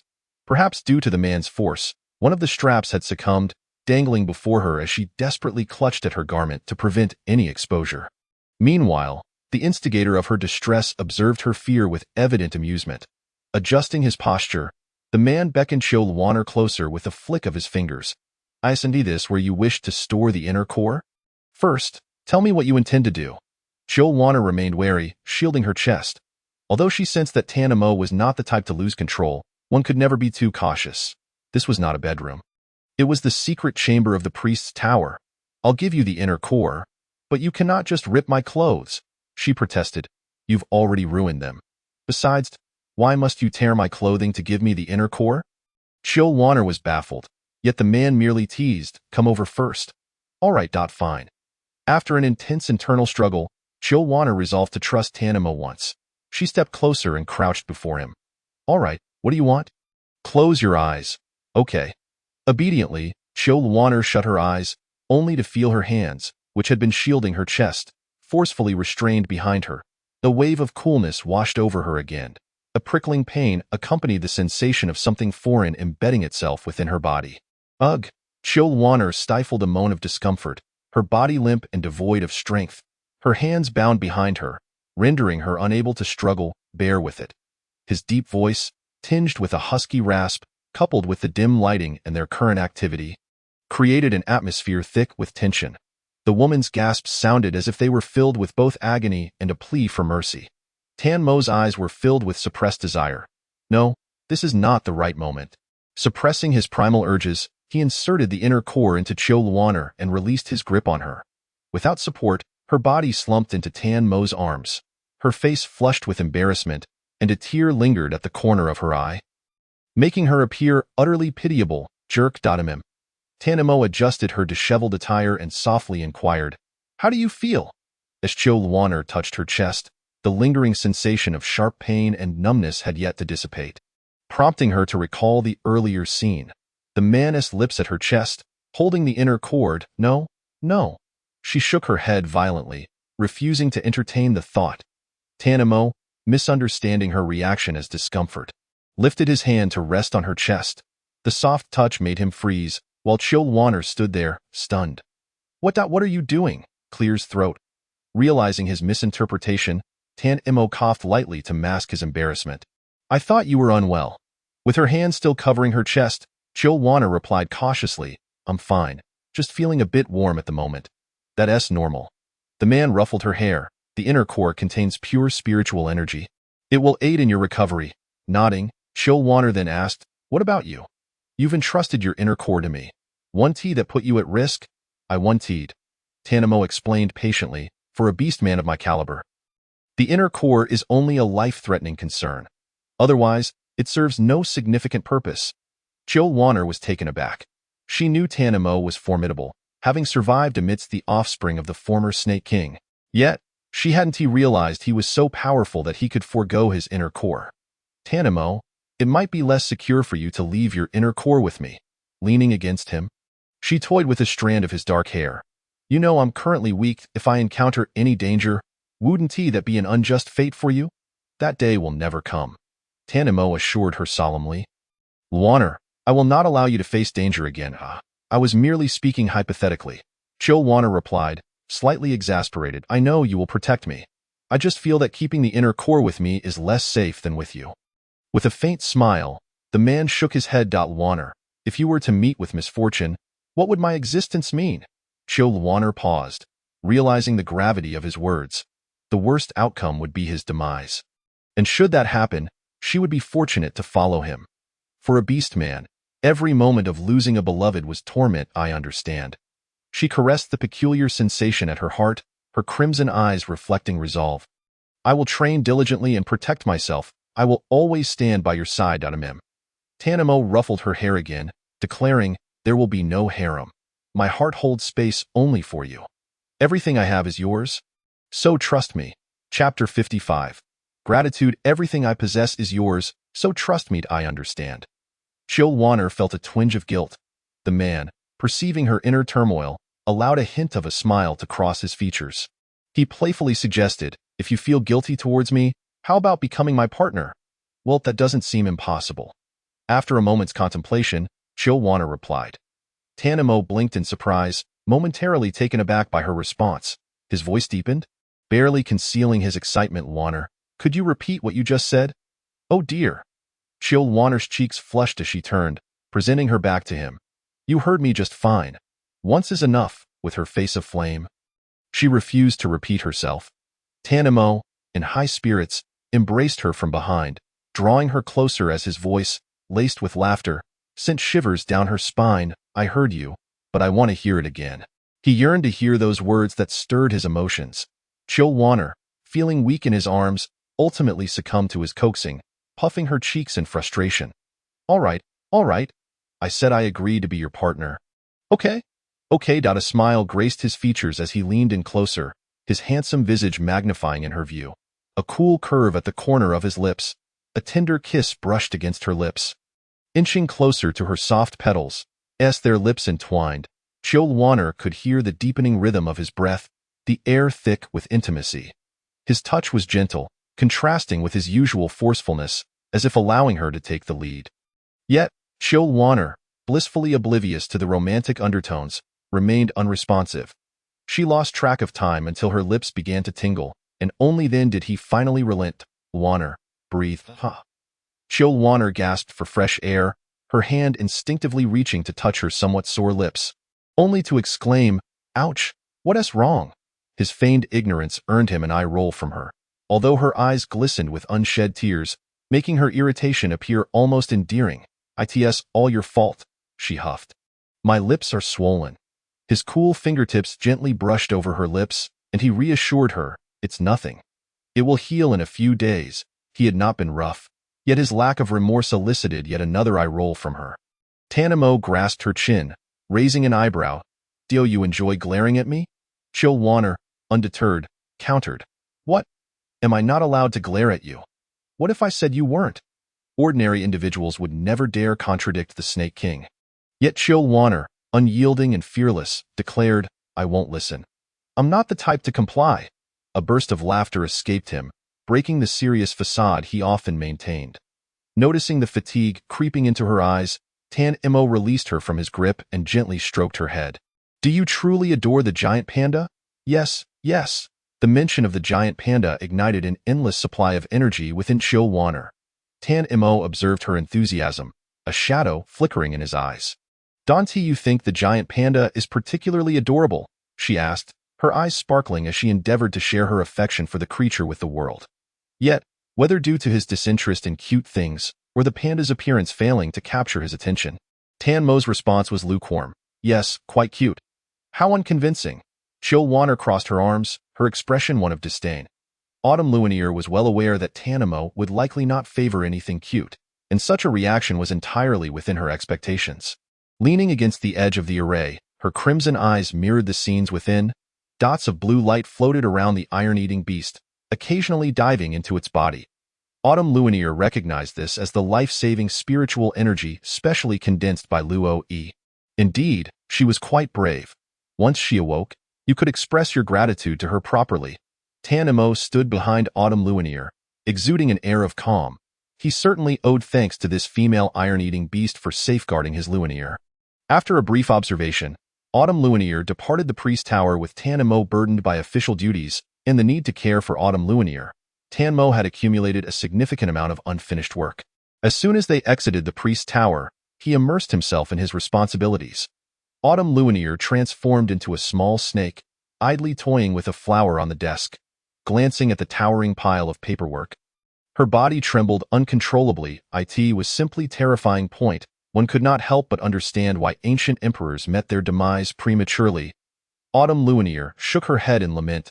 With such a workload, even the donkeys of the production team would weep, and dogs would shake their heads in disbelief. Tan Mo, catching sight of Autumn Luinier shaking her head at the mountain of documents, smiled and asked if she was bored. A little, she admitted, as she lay on the desk like a lifeless snake. Tan Mo chuckled and suggested, "Let us go out and play." Really? Autumn Luinier was taken aback. Given her current condition, she had assumed he wouldn't allow her to go out. He lightly tapped her small snake head with his fingertip. "I wouldn't let you go out if I feared you might encounter the crown prince of the Beast City and be unable to handle it.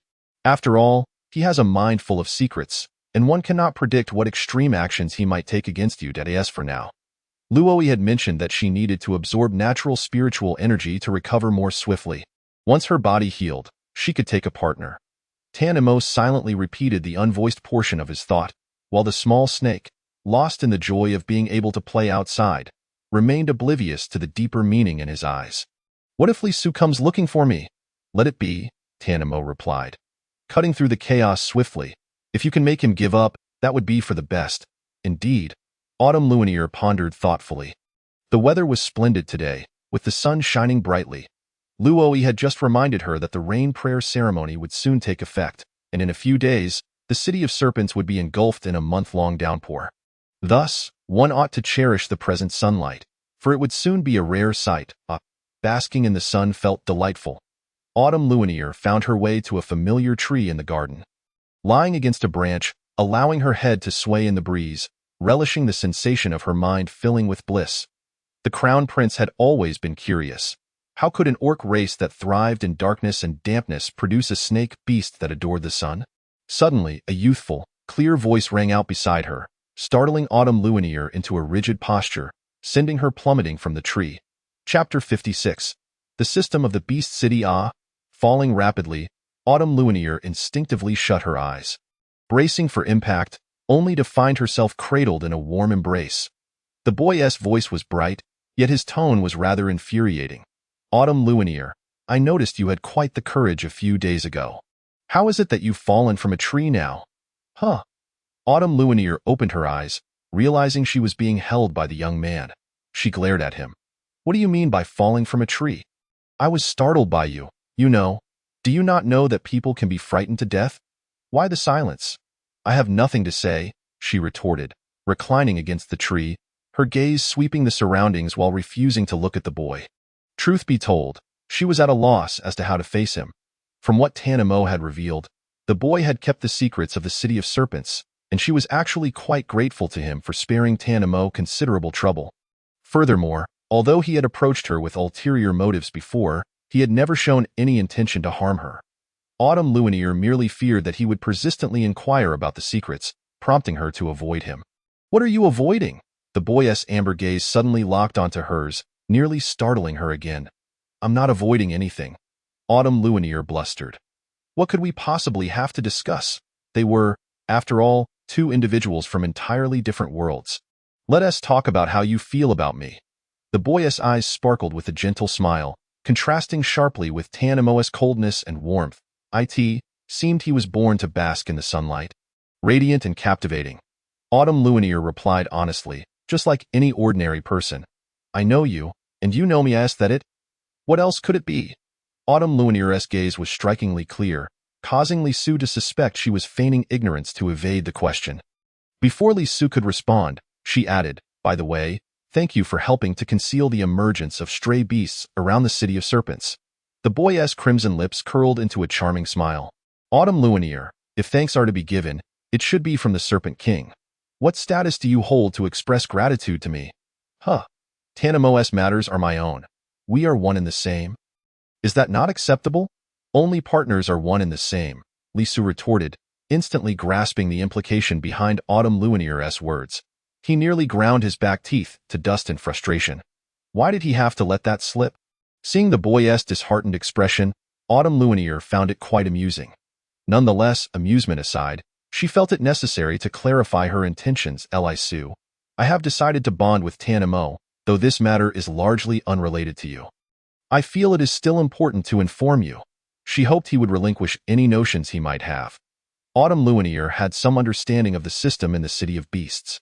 The royal family had adhered to a monogamous system throughout the generations, meaning that as the next Beast King, Lisu could not have other male partners. By choosing to bond with Tanimo, Autumn Luminier effectively relinquished the opportunity to become Lisu's partner. At least that was how she perceived it. Lisu, discerning Autumn Luminier's intent, remarked, just yesterday I spoke to you, and today you tell me you've decided to bond with him? Are you not deliberately cornering me? Autumn Luminier sighed, transforming back into her human form as she perched on the branch, raising her hand to her heart. In the next moment, a luminous green pearl appeared in her palm, radiating immense power. Seeing the powerful energy emanating from the pearl, Lisu's eyes widened in astonishment. He could actually achieve such a feat. The significance of the inner core was clear to Lisu. Looking at the astonished boy, she stated, I wish for my partner to be wholly devoted to me, and of course, I know that you can achieve this as well. However, Your Highness, love itself is an exception to principles. Just as before, Autumn Luminier had not believed that Tanimo would entrust his life's inner core to her. Yet here they were. Closing her eyes, she continued, Your Highness, it is an honor to be seen by you. Yet you have your principles to uphold. To have a beloved I cannot forsake. We are fated to be apart. If we can be friends, that would not be amiss, friends? The boy smiled, but Autumn Luminier could not discern his intentions. Yes, she affirmed. Being friends is not a bad thing. Should Your Highness require my assistance in the future, I shall do my utmost to help. How Navi? Huh. Autumn Luminier was perplexed. The royal family of the City of Beasts did not have a binding law of monogamy. The tradition had merely persisted due to a former Beast King's belief that it was better to cultivate a single heir to greatness rather than spreading their resources thin. You people from the City of Serpents are unaware of the royal family's system, nor do you comprehend the reasons behind it, the boy shrugged, concluding with a light-hearted jab. After processing Lisu's explanation for 3 seconds, Autumn Luminier finally grasped the information. Even if it were not compulsory, could you accept me having partners aside from you? Noticing the boy's gaze had turned somewhat peculiar, Autumn Luminier hastily clarified. I mean if, absolutely not, the boy replied candidly. No male beast desires to share a partner. The more powerful the lion, the stronger the possessiveness. You should know this. Autumn Luminier nodded in understanding. The Serpent King currently believed that you would not accept her. Hence his calm demeanor. Though seemingly youthful, the boy's words carried profound meaning. Lisu mischievously suggested, you could tell him that you accept me, and see how he reacts. Absolutely not. Autumn Luminier retorted without hesitation. Do you really think I'm that foolish? Provoking Tanimo would bring her no benefit. Are you not foolish? Lisu leaned closer to Autumn Luminier, puzzled. Do you not understand? I meet all your requirements for a partner. Perhaps even more so than the Serpent King, and I can accept you having other partners. And you? Why do you persist in your silence? The youth asserted with certainty. I can sense that you do not harbor any dislike towards me. So why do you refuse my advances? Chapter 57. The Serpent? Indeed, I do not dislike you, Chilwaner replied earnestly, but that does not imply that I am obliged to like you. Liking is not merely the absence of dislike. It may simply be a nod of acknowledgement from a passing stranger. I am confident that I can make you grow fond of me. Chilwaner felt a headache coming on from the boy's relentless determination. Surely, you must have encountered females more beautiful than I. Why then do you choose to hang your hopes on this crooked-necked tree? I possess few virtues, and I already have a partner. In an attempt to dissuade the youth, Chilwaner enumerated her perceived flaws, yet the youth appeared utterly undeterred. It was as if he were on the verge of asking, what do you like about me? I can change. An attractive exterior is commonplace, but a captivating soul is truly rare. Chilwaner inhaled sharply, Observing the youth's unwavering demeanor as he seemed unfazed by her rejection, I wish to bask in the sun. Please do not disturb me. Li Su interjected, is it not preferable to sunbathe together? It is rather lonely to do so alone. I am a cold-blooded creature. I enjoy sunbathing alone, Chilwaner replied with a stoic expression. Unexpectedly, the boy drew closer, his amber eyes twinkling with charming mirth. No worries, I too enjoy sunbathing. I do not wish to be alone, so you shall accompany me. Chilwaner was taken aback by the boy's audacity. The garden is vast. You could find another spot. This place is precisely where I wish to be. Then I shall take my leave. If I cannot contend with you, I shall evade you. Chilwaner turned to descend from the tree, only to have her tail grasped by a hand. Struggling in vain, she exclaimed in frustration, "What are you doing?" The youth leaned against the tree casually, stating, I merely wish for you to accompany me while I bask in the sun. It is not a life or death matter. Chilwaner glanced at the charming youth and then at the hand clutching her tail. Release me. Very well. The youth complied, and as Chilwaner flexed her tail, his voice cut in unexpectedly. Chilwaner, the reason you reject me is not solely your own feelings. You are also concerned about that serpent's feelings, are you not? That serpent? You mean Tanamo? Chilwaner questioned, her brows furrowing in confusion as she met the youth's gaze, which held an inscrutable depth. Though Chilwaner did not comprehend Li Su's meaning, she could not deny the clarity with which he perceived the situation. She understood Tanamo all too well. His possessiveness, while often restrained, was quite intense. If she were to pursue another partner, Tanamo might not express his displeasure openly, but internally, it would undoubtedly be a different story. From the moment she decided to be Tanmo's partner, Chilwaner had made her resolution. Regardless of whom I might concern myself with, the fact remains that I reject you, Chilwaner stated firmly, yet Li Su's focus seemed to differ from hers. In other words, you are indeed considering that serpent's feelings, and what of it? They say a woman's heart is as elusive as a needle in the ocean, yet Chilwaner now pondered if a man's heart was not equally enigmatic. Just moments ago, he referred to the serpent with such reverence, and now he reduced it to merely that serpent. Li Su's gaze flickered as he turned towards a certain part of the garden. Have you been eavesdropping for so long without revealing yourself? Did you not hear what you wished to hear? A voice replied, and Chilwaner turned in surprise to see a figure clad in dark attire walking calmly from behind a tree. Li Su nodded, smiling at the man. I wonder what it is you wish to know. Faced with Chilwaner's confusion, the man did not immediately clarify. Instead, he turned his gaze to Li Su and said, Your Highness, please depart. I have matters to discuss with Chilwaner privately. The youth raised an eyebrow but said nothing, vanishing into the garden in a flash. The vast garden was left with just one human and one serpent. Silently exchanging glances, a gentle breeze carried the faint fragrance of flowers to Chilwaner's nostrils. Tanamo, why have you come? Have you finished your official duties? Chilwaner sensed something amiss, but chose not to dwell on it. That perceptive youth, he seems quite amiable and acts with discretion. It is only fitting for a noble lady. Then why not have him as your partner? Ah? Chilwaner was rendered speechless by this startling proposition. Are you truly Tanamo? Could it be that someone has taken over his body? Noticing Chilwaner's shock, the man smiled gently as he stroked her serpent head. You do not dislike him, do you? Dislike is one thing, but I do not have any affection for him, Chilwaner replied. Moreover, Chilwaner, the man interjected, his smile fading. Do not concern yourself with my feelings. Chilwaner scrutinized the man before her, searching for any hint of insincerity on his face. Perhaps his mask was seamless, or perhaps he had genuinely come to terms with his emotions. Unaware of anything amiss, Chilwaner inquired, Tanamo, why did you suddenly bring this up? Tanamo replied earnestly, Chilwaner, you require him. Why? Your identity is unique, and you need a formidable power behind you for protection, Tanamo explained. Chilwaner's special status meant that she could never lead a life of ease like an ordinary female. The truth would inevitably come to light. Her identity could not remain concealed forever. Even if Chilwaner were capable of self-defense, she would still be vulnerable against the strength of many. Although Yusha City was one of the major beast cities, it remained relatively weak. Therefore, Li Su indeed seemed to be a suitable partner. As the future king of Wanshou City, he would represent the entire Wanshou City, possessing considerable strength and integrity. Is it because of my identity? Chilwaner was not naive. She could glean some insight from Tan Mo's serious demeanor. Indeed. Then what will you do?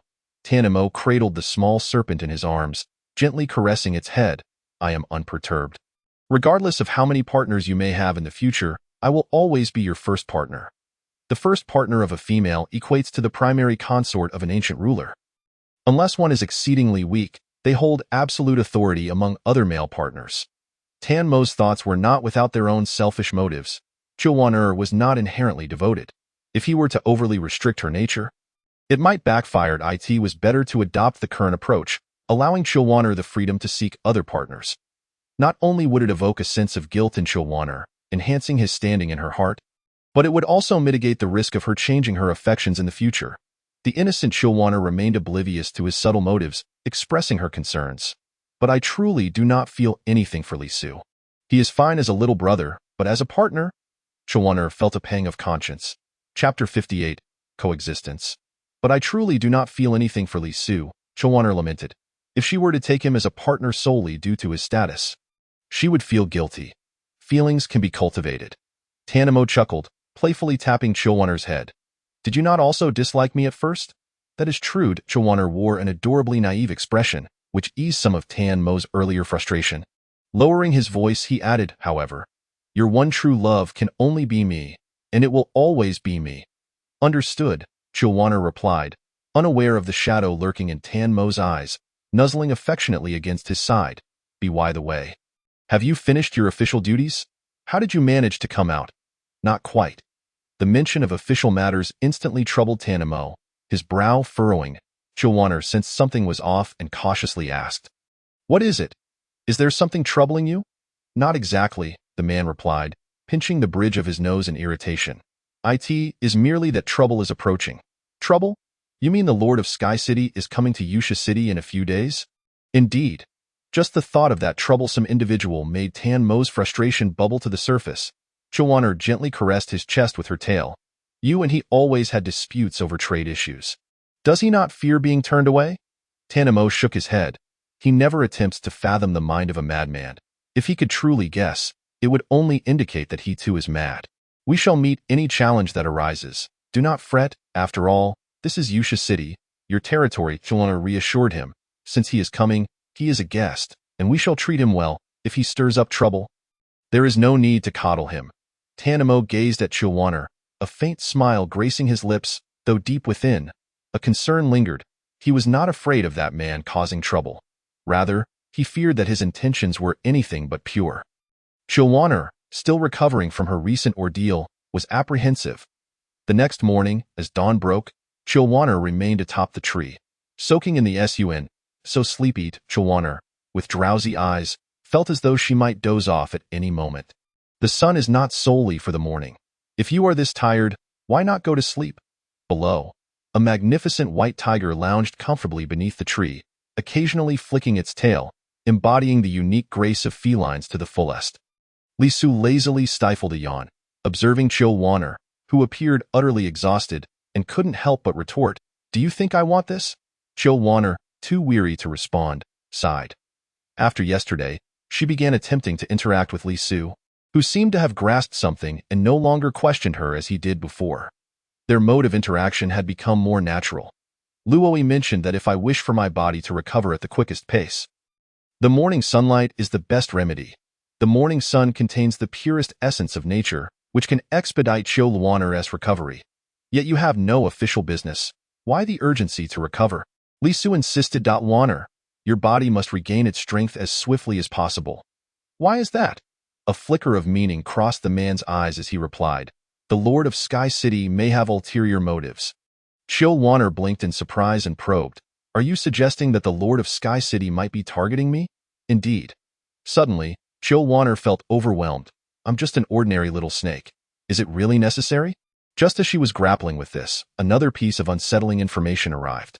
Now I understand, Li Su remarked after listening to Chilwan-er's explanation. Although the matter of the Wanling flower has been classified, every city has its spies. It's not surprising that Sky City has received this information, I know. Chilwan-er sighed, then asked, Li Su, how much do you know about that Lord of Sky City? The white tiger responded leisurely, like your little snake, he is also regarded as a promising young lord. However, this prince is far superior to them. Choosing me is undoubtedly the right decision. The young man took a moment to promote himself, prompting Chilwanner to respond with exasperation. Got it, Your Highness. Can we please discuss serious matters? The white tiger clicked his tongue and continued. If that snake is notorious for its brutality and gloom, then the bird of Sky City is known for its capriciousness and unpredictability, echoing throughout the continent. That sounds terrifying, Chilwanner thought, picturing a formidable demon even more fearsome than Tano, at least with brutality and gloom. There's a prelude, but capriciousness is like starting from scratch. As for their prowess, the white tiger stated, however, the strength of the Beast City lords generally hovers around the 7th tier. The Lord of Sky City is likely no different. Is that so? Chilwanner suddenly recalled that she had yet to ascertain Tan Mo's level of prowess. She had merely sensed his strength through her own experiences and the attitudes of others. Suddenly struck by inspiration, she turned to the white tiger, who was squinting in the sunlight below, and asked, Li Su, what tier are you? What? Chilwanner muttered. Could it be that your tier is too low for you to admit? The white tiger opened his eyes, spread his wings, and stirred up a gust of wind. Ugh! Chilwanner struggled to open her eyes against the wind. Once the storm settled, she looked back to find the white tiger had vanished from where he had been. Are you looking for this prince? The young man's clear voice rang in her ears as Chilwanner felt herself lifted into a warm embrace. Why is your mouth so unruly? He teased, giving her head a playful tap. Chilwanner clutched her aching head, her expression stiffening. What? Am I not allowed to retort? Or is it that I've struck a nerve? Before she could finish her retort, Lisa covered her mouth, leaving her to glare silently. However, the young man was unfazed, calmly stating, I'm merely teasing you. Do you truly think this prince is weak? Consider this. I am destined to inherit the throne.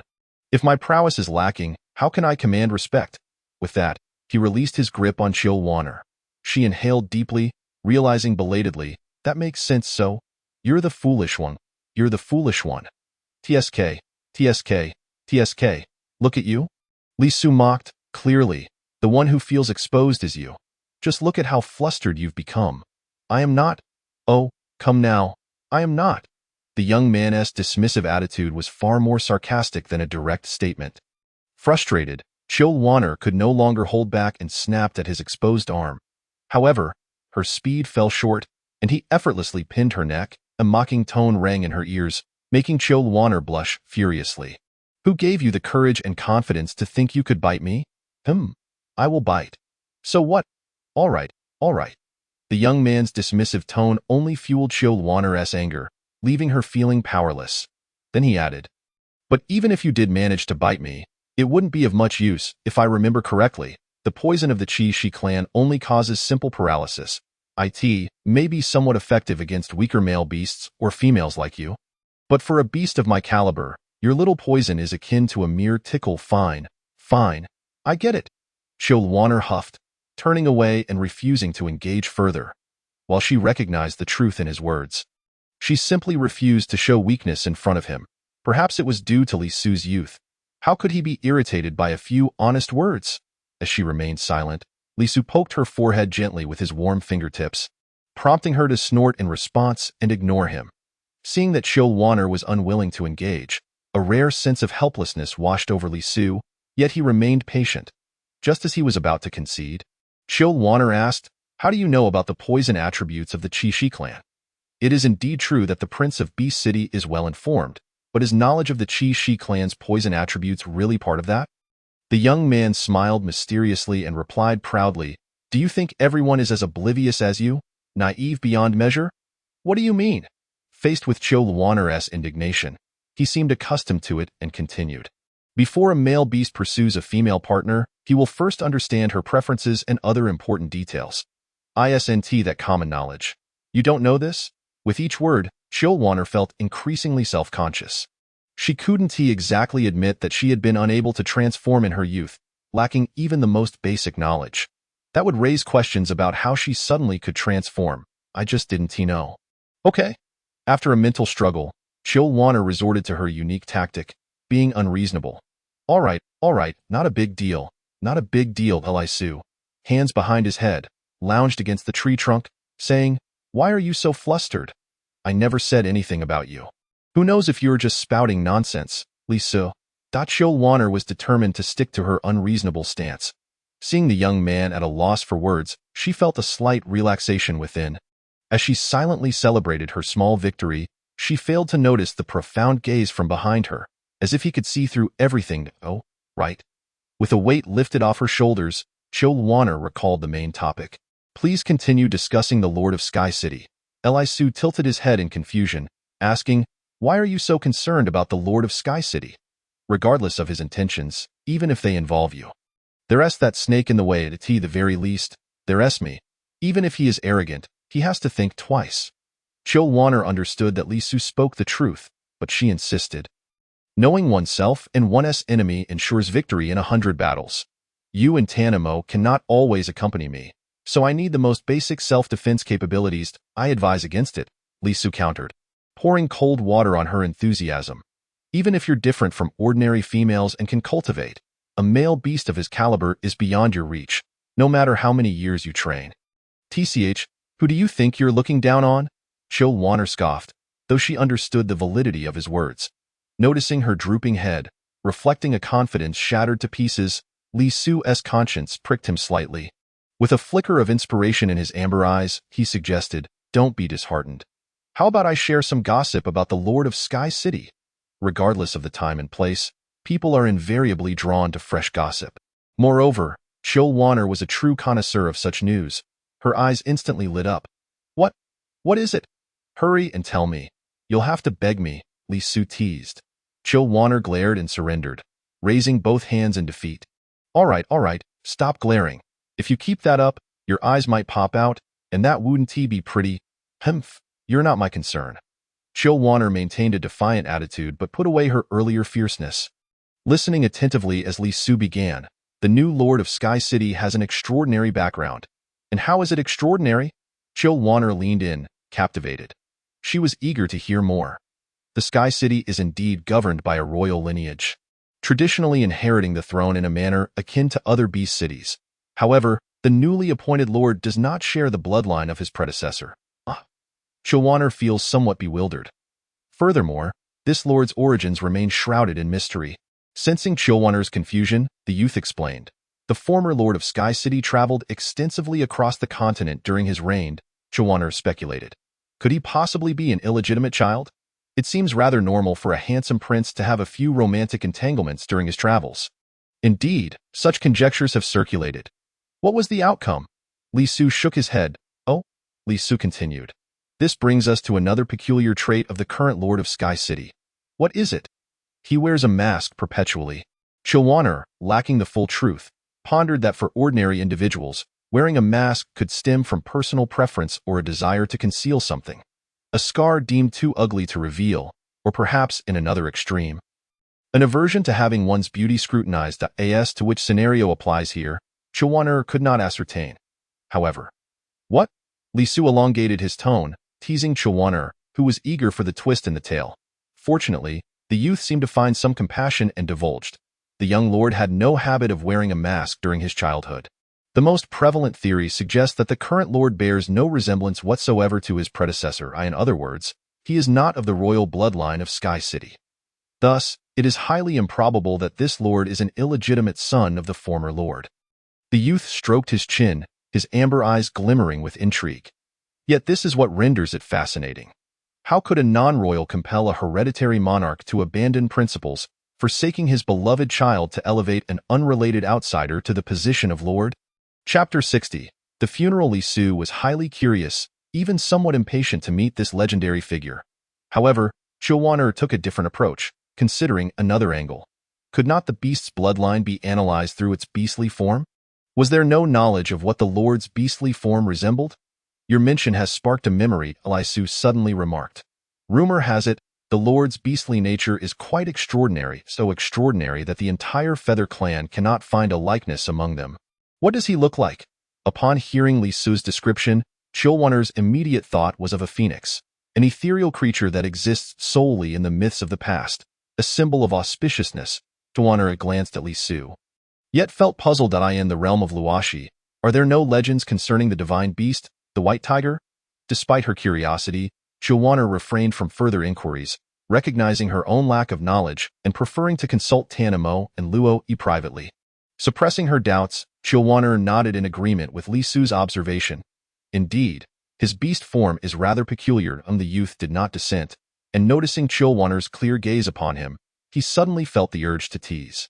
He extended his mischievous claw toward her, but was interrupted by the sudden arrival of Pineapple. The small female Pineapple announced her presence before even arriving. With her hands crossed over her chest, she glared at the instigator. "What is it, Supervisor?" Chilwaner inquired. Pineapple, standing firmly beneath the tree, replied, "Young female, the funeral for the female named Anxia has been prepared. His Majesty specifically instructed that you be informed before the ceremony begins." A glimmer of moisture flashed in Chilwaner's eyes, prompting the nearby youth to scoff. "What is there to cry about?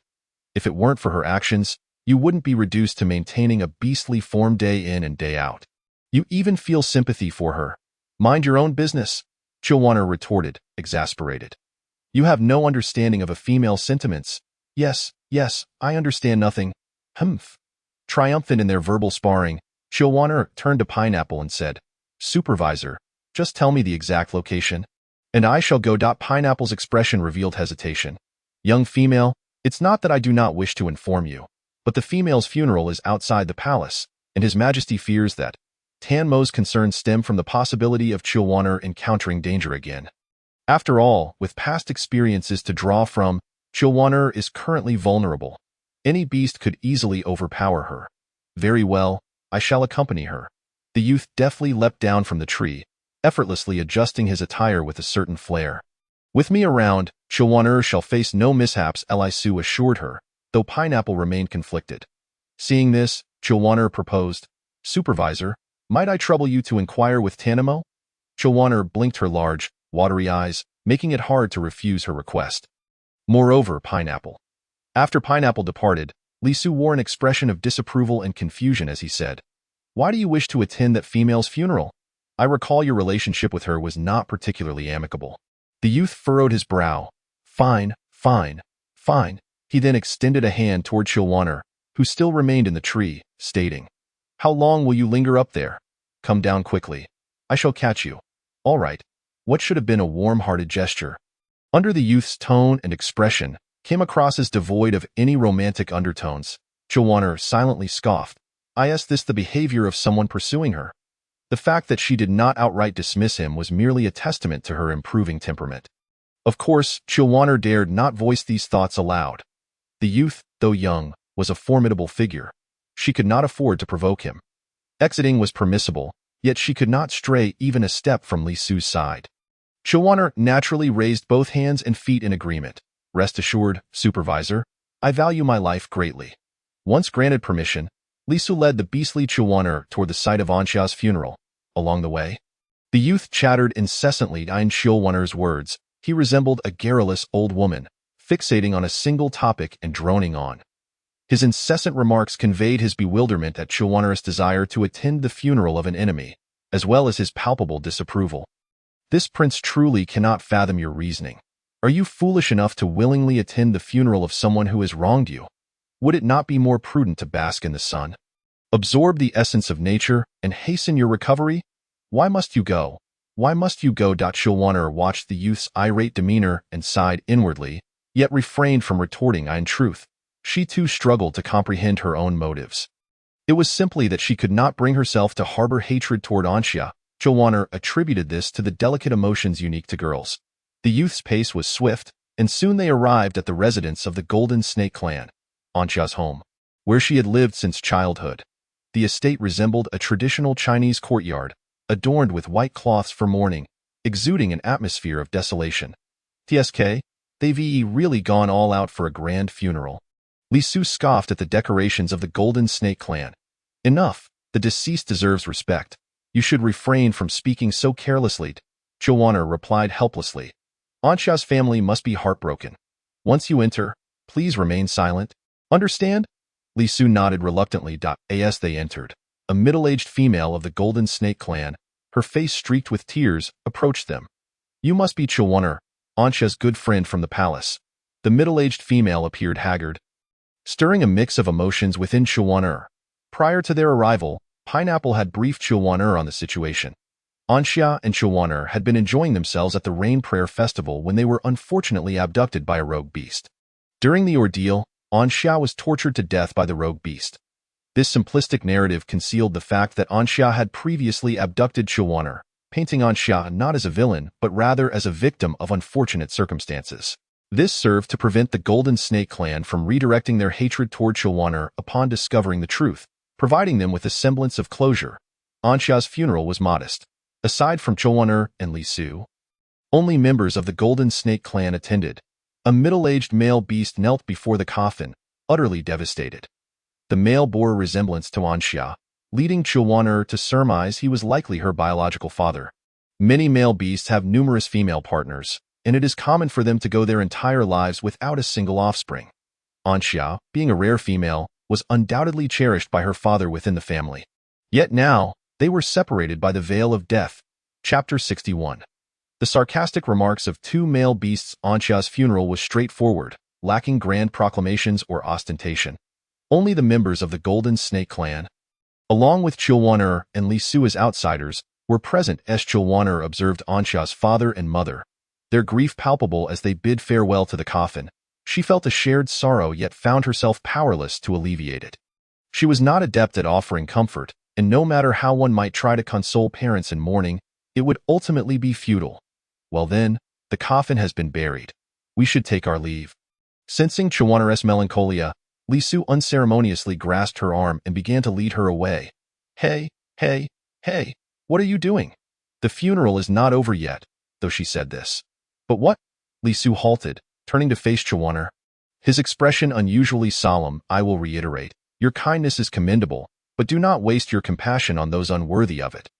But Chilwaner attempted to counter, only to be interrupted by Li Su. Oh, you think that the snake has no objections to your presence? Li Su let out a cold laugh. The snake's opinions might outweigh mine, but it simply does not wish to cause you sorrow. I understand. Chilwaner lowered her head, her somewhat pale lips pressed together, her hands nervously tugging at her clothing. From Li Su's perspective, the female seemed to bear an immense grievance, lost in melancholy. With a sigh, Li Su's heart softened upon facing Chilwaner. Enough. I have no intention of placing blame on you. It's perfectly normal for a female to be a bit naive. Just be obedient in the future. The young man was not adept at providing comfort, his tone rather stiffed. I understand. Chilwaner continued to bow her head, uttering the words while internally singing a different tune. It's not a significant matter. She was never one to comply easily. Just as she contemplated this, a question from above caused her heart to leap into her throat. Why do you always wear that hairband? As he spoke, Li Su raised his hand to remove the hairband from Chilwaner's head, but she swiftly dodged, covering her forehead, and exclaimed, What are you doing? With arms crossed, Li Su raised an eyebrow and replied, It's merely a hairband. Why such a strong reaction? Chilwaner glared at him, thinking it was not good. Her appearance was evidently more suited to being bold and expressive, while this hairband constrained her natural essence. Seeing the topic shift, Chilwaner secretly sighed with relief, disregarding Li Su's comment on her taste. It's none of your business. I like wearing hairbands. After declaring this, Chilwaner paid no heed to Li Su's expression and strode past him with determination. Left standing there, the young man watched her retreating figure, murmuring, Interesting. Noon arrived, marking lunchtime. In the past, Tang Mo would often skip this meal due to his busy affairs. Reasoning that a beast could easily forego a meal, however, since establishing a relationship with Chilwaner, regardless of how hectic his duties became, Tang Mo's routines and meals remained remarkably regular. The dining table. Chilwaner gazed at a spread of delectable dishes but had lost her appetite. Instead, she felt as though she were sitting on pins and needles, wishing to end this torturous lunch without eating. The atmosphere at the table was tense. Chilwaner did not touch her chopsticks, yet her bowl was filled with food. Li Su, oblivious to the man's darkening gaze, continued to fuss over her, saying, Chilwaner, hurry and eat. Haven't you always wanted to enjoy something delicious? All of this is what you like, Chilwaner felt alarm bells ringing in her mind as she shot Li Su a glare, then turned her gaze toward Tang Mo. Instantly, her heart sank. After a prolonged silence, she managed to utter, Tang Mo, why aren't you eating? You should eat. Immediately, Chill Warner regretted her choice of words, as they sounded like an urgent plea for him to finish quickly and leave. Li Su added fuel to the fire. Why does the Snake King wear such a grim expression? If you're busy with affairs, I can accompany Warner for lunch. Chill Warner stared in shock, her eyes wide with disbelief. This statement, while innocuous in itself, was simply Li Su attempting to sideline Tang Yimou, wishing to send him away. However, there was an even more critical point. This was Yusha City, where Li Su was a guest. And Tang Yimou was the host. It was Chill Warner's first time witnessing a guest trying to drive away the host during a meal. She could almost envision Tang Mo's face darkening. As she had predicted, the man's expression turned as black as the bottom of a pot, his aura growing increasingly frigid. His gaze narrowed on Li Su. If looks could kill, Li Su would have been pierced through by now. Yet the young man seemed unfazed, reclining in his chair and accepting the scrutiny with nonchalance. The man let out a cold laugh, not reacting with the fury Chill Warner had anticipated. The Crown Prince is truly understanding. Chill Warner covered her face with her hands, unwilling to acknowledge her acquaintance with the person beside her. How could one individual, no, how could an entire beast, possess such audacity, since the Crown Prince is so understanding? He must also know that disturbing a partner during a meal is quite rude. The last 4 words were nearly ground out between Tang Mo's teeth, each syllable deliberate. Tang Yimou's intent to dismiss was unmistakable. Yet Li Su was unperturbed, countering, the Snake King's statement is erroneous. Although Warner has agreed to be your partner, the bond has yet to be formalized. This relationship is still in its infancy.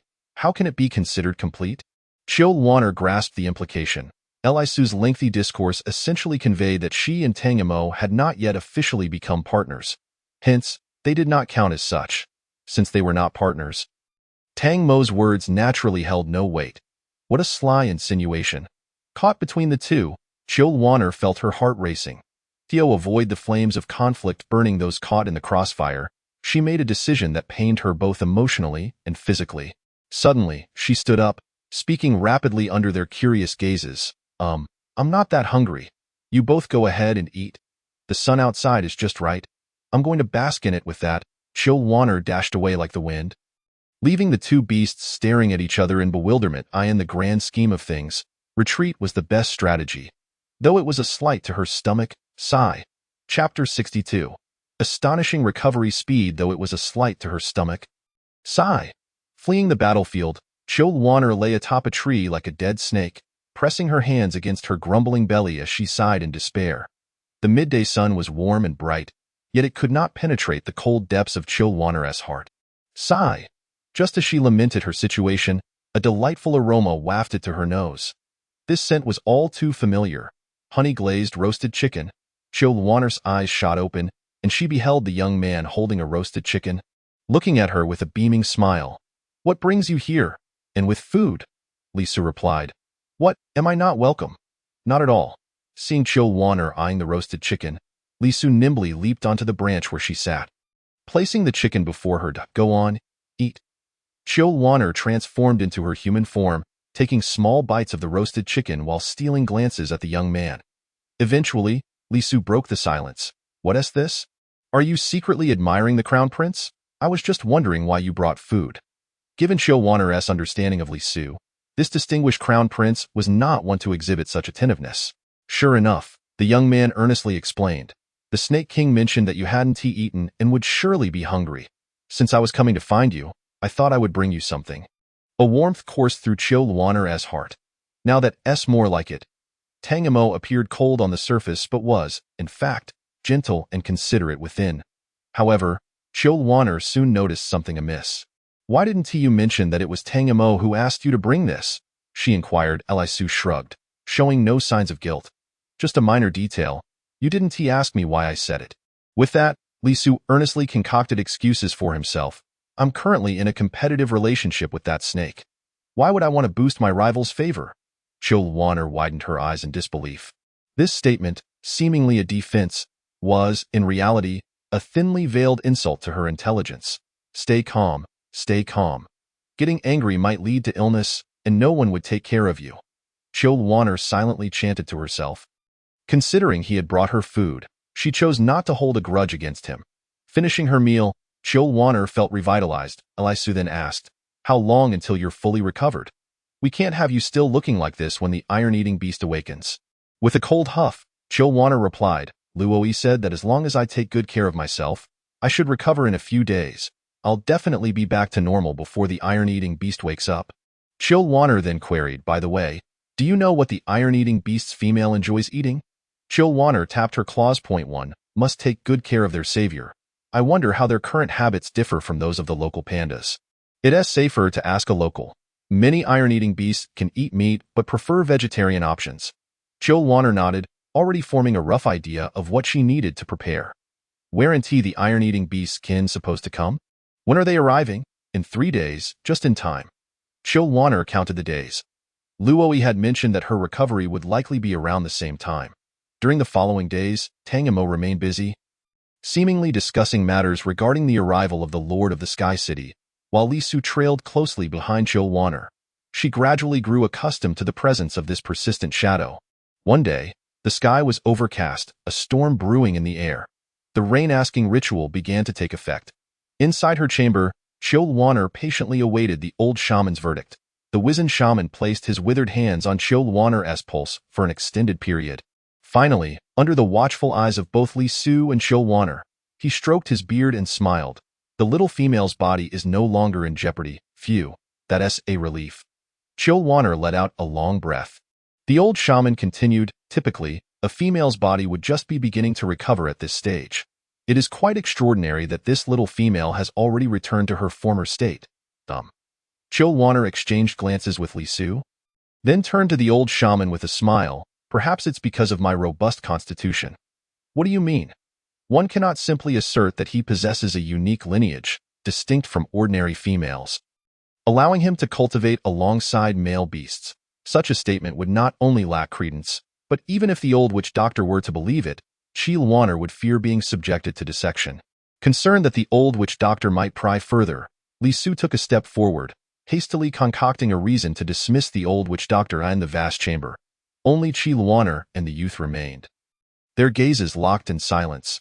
Outside, thunder rumbled, and the heavens unleashed a torrential downpour. With no sunlight streaming in, the chamber appeared somewhat dim. Fortunately, the luminous pearls emitted a gentle glow, alleviating the chill of the grand hall. The youth leaned against the edge of the bed, arms crossed, inquired, "What is the secret you carry?" Half of his figure was shrouded in shadow, his feline eyes glimmering eerily in the dimness. Though it seemed intimidating, Chilwanner had grown accustomed to it. She replied, "I have already told you, my secret is mine alone. Regardless of whether we become partners, I shall not disclose it no matter what the future held." Chilwanner firmly believed this to be true. "Do you still think that my intention in becoming your partner revolves around your secret?"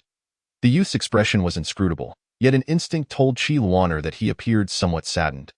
With a twinge of guilt, Chilwanner attempted to soothe him. "I was merely making a comparison. I did not mean it seriously. I must take my leave," Lisu declared suddenly. The unexpected announcement left Chilwanner momentarily stunned. "You are leaving?" "Indeed," the youth nodded, stating, "I came solely for the wailing spirit flower, and now that I have obtained it, I see no reason to linger." It was he who had insisted on remaining in the Serpent City. While the king of beasts undoubtedly cherished this only son, he would not permit Lisu to act recklessly. Chilwanner gazed blankly at the youth. After spending several days together, she had grown accustomed to his presence. She had considered the possibility of his departure one day, but she had not anticipated it would come so swiftly. Chilwanner opened her mouth, finally uttering, "When do you plan to leave?" "My father has long been curious about the nature of this individual. I too wish to witness it." Chilwanner nodded. Tanamo mentioned that the specific arrangements have been finalized. The Lord of the Sky City will arrive in approximately 3 days. However, he will not linger for long. At most 7 days, Chilwanner glanced at the youth, a sense of indescribable emotion stirring within her. Ultimately, would they have to part ways? Chapter 63. The Ailing Male Beast. Noticing the flicker of disappointment in Chilwanner's eyes, Lisu teased, "What is this? Are you reluctant to see this prince depart? If you plead with this prince, perhaps I might show mercy and linger a while longer in the Serpent City."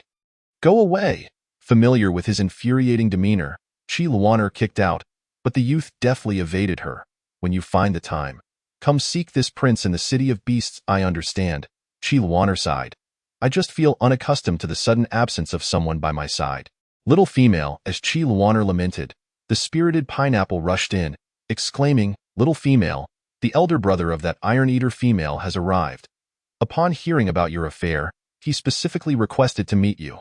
The king has sent me to inquire. Pineapple continued, If you wish to go, then go. If not, the king will find some excuse to send him away. In no need. Chi Luaner rose, Chief Steward, please inform him. I shall change my attire and join him shortly. After all, one must meet the family of a benefactor. Very well. After Pineapple departed, Chi Luaner and Li Su exchanged glances. The youth spoke first. This prince is indeed handsome and charming. Yet why do you gaze at me so? Chi Luaner, speechless for a moment, finally retorted, I need to change my clothes. Then do so. Chi Luaner's face flushed bright red, utterly incredulous that such shamelessness existed in the world. You? All right, I shan't tease you any longer. The youth turned, leisurely striding towards the door. You change.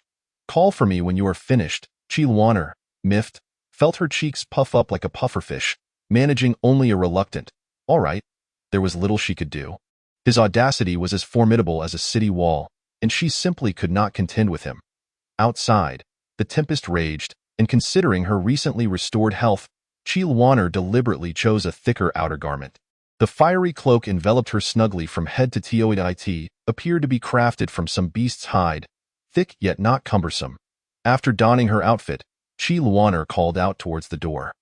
The youth entered, and upon seeing her attire, raised an eyebrow. Oh? Why are you wrapped up so tightly? Li Su did not respond. Leaning closer to Chi Luaner's ear and feigning mystery, I have heard whispers that this arriving relative is no ordinary individual. In what way is it extraordinary? I shall tell you on the way. All right, so that's how it is. As the sudden downpour began to ease, the two strolled leisurely under an umbrella amidst the light rain. Li Su recounted the information he had gathered. Chi Luaner listened in astonishment. It turned out that the Iron-Eater female was not an ordinary creature, but the sole daughter of the Iron-Eater clan leader, holding a status akin to that of a princess in the Beast City. The one arriving was the clan leader's son. The brother of the female. It was said that the Iron-Eater matriarch had faced great difficulty during childbirth. And even with the entire clan's efforts, they could only ensure the survival of this eldest son. However, the eldest son had been frail since childhood, rarely venturing out. It was indeed unusual for him to make an appearance this time. Chi Luaner, however, did not share the same concern. That female is his biological sister. As a brother, he must be one of the most anxious. When one is anxious, they care little for anything else. Li Su shifted the topic. I have heard that although this young man is weak and does not meet the typical requirements for a partner, his appearance is strikingly handsome, and he has garnered quite a few admirers both within and outside the clan. Chi Luaner nodded absent-mindedly, only realizing the significance of Li Su's gaze after a moment. Tentatively, she inquired, You don't think I would develop feelings for that Iron-Eater young man, do you? Why not? The youth's eyes sparkled mischievously. After indulging in meat, there are those who prefer vegetables. I certainly would not. Chi Luaner retorted vehemently. I am not the kind of person who falls for anyone I meet. Although her stance was resolute, it seemed somewhat lacking in conviction. In truth, Chi Luaner was well aware of her own inclinations. She was, after all, a devoted admirer of beauty. Li Su's eyes narrowed dangerously. Chi Luaner, I care not how many partners you may have in the future. Aside from that serpent, the rest must come after me. Huh? Chi Luaner was utterly taken aback. She had expected the youth's demeanor to be a warning against harboring feelings for the Iron-Eater young man. Yet it turned out to be a declaration of his claim. Such an overt display of possessiveness left Chi Luaner at a loss for how to respond. Is it really like this? Otherwise, Chi Luaner, feeling guilty, countered. I thought you would warn you not to develop feelings for that young man? Chi Luaner nodded weakly. The youth suddenly halted, and in the misty rain, his amber eyes seemed to glisten with a hint of tenderness. Chi Luaner abruptly stopped, nearly colliding with his chest, her gaze filled with confusion. Chi Luaner. The youth set aside his usual playful demeanor, speaking with calm clarity. I understand your nature.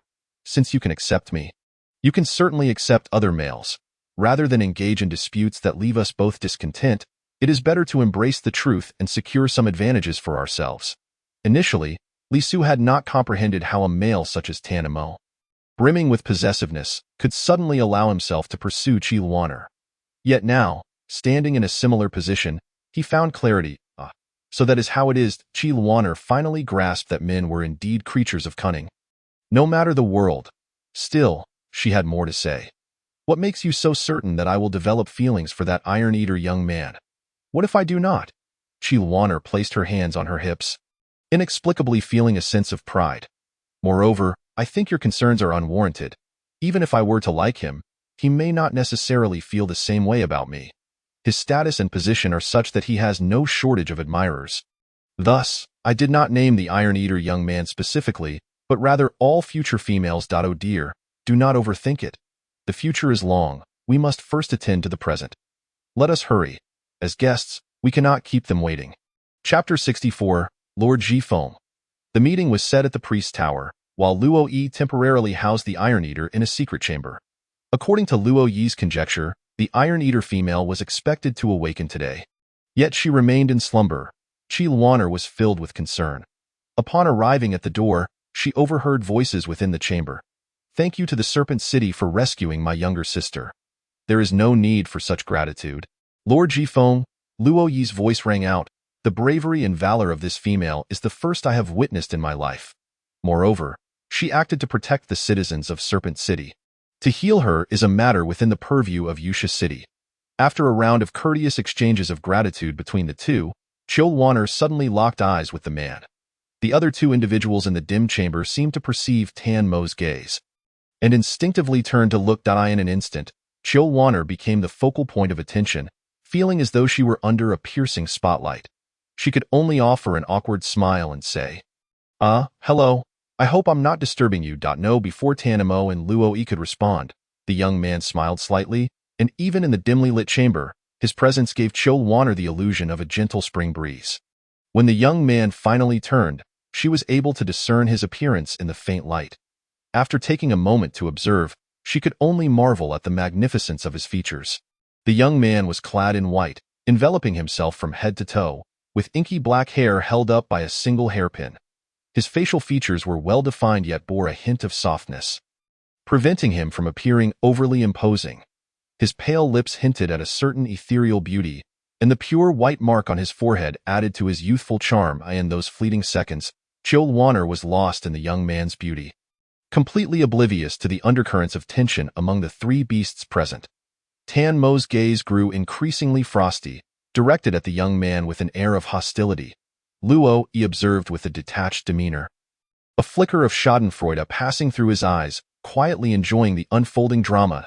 Li Su, standing nearby, silently observed Luoner's every reaction, as if he had anticipated this moment, helplessly rubbing his forehead. Cough, cough, cough. Not at all. The young man smiled slightly, his complexion appearing even paler due to the coughing fit, yet it did not diminish his jade-like demeanor. Hello, little female. My name is Jifeng, and you must be Luoner. His voice, though tinged with weakness, still managed to maintain a cheerful smile, stirring Luoner's heart with a sense of protectiveness. Yes. Luoner nodded. Thank you for your sister's selfless act to save me. The young man shook his head lightly, his gaze shifting towards the still unconscious iron-eating beast behind him. No need for thanks. Xiao Yun is not one to meddle in others' affairs. I found it quite peculiar when I heard she had sacrificed herself to save someone. Now, it seems quite normal. Luoner was momentarily bewildered. She understood every word, yet the combination left her confused. The young man's gaze was gentle as he regarded her, unlike Tan Mo and Li Su's affectionate stares.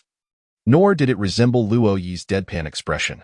Luoner felt that the young man's look was akin to admiring a piece of art. His ink-black eyes shimmered with delight, yet it did not bear the weight of romantic interest. Nor did it feel intrusive or offensive. In essence, it was all rather peculiar. You are beautiful, the young man blurted out, unabashedly complimenting her, causing the hearts of the three beasts present to ring alarm bells. Lisa clenched his jaw in secret. He sensed an ominous premonition, realizing that despite his attempts to guard against it, this seemingly innocent Jifeng was not adhering to the expected norms. The unexpected compliment left Luoner flustered, her cheeks flushing a bright red. Yet it seemed Jifeng's praise was merely sincere, untainted by ulterior motives. Glancing at the three beasts, each exhibiting different expressions. She forced a smile and stammered, Thank you for the compliment." Jifeng seemed to suddenly recall something, his face displaying a hint of genuine apology. "I apologize if I was too forward. Luoner is indeed beautiful. It is no wonder that the Serpent King and the Prince of 10,000 Beasts would willingly fall beneath her charm." After a round of compliments, Luoner had grown somewhat accustomed to it. Fearing that the young man might speak astonishing words again, she quickly attempted to change the subject. "Jifeng, do you know? Do you know why Ji Yuan has yet to awaken?" Luoner asked anxiously. According to Luo Yi's calculations, Ji Yuan should have awakened by today. Yet the iron-eating beast, bathed in the dense spiritual energy of the formation, remained in a deep slumber, showing no signs of awakening. She looked towards Luo Yi, who shook his head, indicating he was also unaware of the reason. Jifeng, however, smiled and said, "There is no need for concern. The iron-eating beast clan possesses a unique self-protection mechanism. They will remain in a deep coma until their bodies are fully restored. I have already examined Xiao Yun's condition. He is gradually recovering and is not in any danger. He should awaken within a few days." "That's good." Luoner sighed with relief, patting her chest. She had feared something unfortunate had happened. Thankfully, that was not the case. Otherwise, she would have lived with guilt for the rest of her life, as she pondered. A shadow suddenly loomed over her. She looked up in confusion to see the young man standing directly in front of her, blocking her view entirely. Before she could inquire, she heard the young man's voice, laced with a hint of warning. "Ji Yuan, it is inappropriate to gaze so intently upon a female." Luoner's eyes widened in shock. What was this foolish child doing? This was the brother of her savior. Moreover, she had clearly seen Jifeng's gaze. It held nothing but admiration. How could that provoke discontent? Peeking from behind Li Su, she glanced at the man, who had remained silent all this time, only to be astonished to find a hint of appreciation in his eyes. Luoner was utterly flabbergasted. Just as she was about to tug on Li Su's sleeve to advise restraint, she heard the young man apologizing. "I apologize." It was Jifeng who was too forward. Luoner blinked in disbelief, utterly bewildered by this unexpected turn of events. At that moment, the man who had been silent for a long while finally spoke, breaking the peculiar atmosphere. "This is not a place for guests. Please, young sir, move to another location." Without awaiting a response from the others present, he stood up, elegantly adjusted his clothing, and walked over to Luoner. Silently, he took her hand and began to lead her outside. Luoner was left speechless, thinking, is this truly how things are meant to unfold? Once they had exited, within the dim chamber, Li Su snorted coldly and turned to leave, showing no intention of acknowledging Jifeng. Luo Yi had no choice but to step forward to play the peacemaker. "I apologize, young Master Jifeng. The Serpent King acts rather impulsively, and the Prince of 10,000 Beasts is still somewhat immature, which may lead to a lapse in etiquette. I hope you will not take offense." Chapter 65. Promises not to be broken. Jifeng smiled faintly, his pale visage paired with a non-threatening smile, resembling a pure snow lotus in its elegance. "The Serpent King is truly authentic. I have no reason to take offense. Tanimo, is it really appropriate for us to leave like this?" Luoner was taken aback as Tanimo assertively ushered her out of the chamber. Outside, the rain had ceased, yet the sky remained overcast, creating a heavy atmosphere. Upon hearing her words, Tanimo halted, turning to face Luoner. The turbulent emotions swirling in his eyes stilled upon meeting her pure gaze. "It is of no consequence." He closed his eyes briefly before reopening them to ask, "Why are you so concerned about young Master Jifeng's demeanor?" Luoner, uncertain of Tanmo's inquiry, replied honestly, "His sister is my savior. I believe it's only right to be courteous, indeed." Tanmo regarded her deeply, a sense of resignation swelling within him. He had forgotten that while the little female may be flirtatious, she was not one to easily fall for every handsome face. Unaware of the man's thoughts, Luoner would have otherwise seized the opportunity to defend her character. Lord Serpent King moves quite swiftly. As Luoner turned, she spotted the young man standing not far away, arms crossed, observing them. Tanimo exchanged a glance with Li Su, remaining silent as he grasped Luoner's wrist, vanishing in the blink of an eye. The blatant disregard infuriated Li Su, gnashing his teeth in frustration. Luoner had expected Tanmo's actions would incite discontent in Jifeng, yet surprisingly, The young man maintained an exceptionally gentle demeanor throughout their interactions. Their conversation revolved solely around formal matters, aside from the initial expressions of gratitude. Although the Iron-Eating Beast clan lacked a city to rely upon, their profound heritage made them valuable allies. Establishing a good rapport with the Iron-Eating Beast clan would bring immense benefits to Yusha City. Li Su was acutely aware of this, and upon recognizing that the young man had no romantic intentions toward Chil Warner, and that she too held no inappropriate feelings for him, he reverted to a businesslike demeanor. As the day progressed, the three beasts coexisted harmoniously, while Chil Warner endured an entire day of convoluted discussions about matters that left her utterly bewildered. Exhausted and deprived of sleep, the rain-soaked night was devoid of stars. Chil Warner collapsed onto the soft bed, her body sinking into the plush quilt, a satisfied expression on her face as she murmured, "Finally, I can rest." "Are you very tired?" The man sat at the edge of the bed. Warm light cascading over him, casting a gentle glow on his golden-hued eyes, with his long hair cascading freely. After burying her face in the pillow for a moment, Chil Warner finally lifted her head, her tousled hair betraying her weariness as she replied, "Not particularly tired, just bored." A flicker of amusement danced in Tan Mo's eyes as he gently arranged her disheveled locks. "What is it?" Chil Warner sat up, clutching her pillow. "I couldn't comprehend anything you all were discussing, and now I can't sleep, nor can I do anything else." After all, with Jifeng present, her every word and action represented the dignity of Yusha City. She couldn't act on a whim. The man ruffled Chil Warner's hair, a hint of regret in his tone. "I apologize, Warner.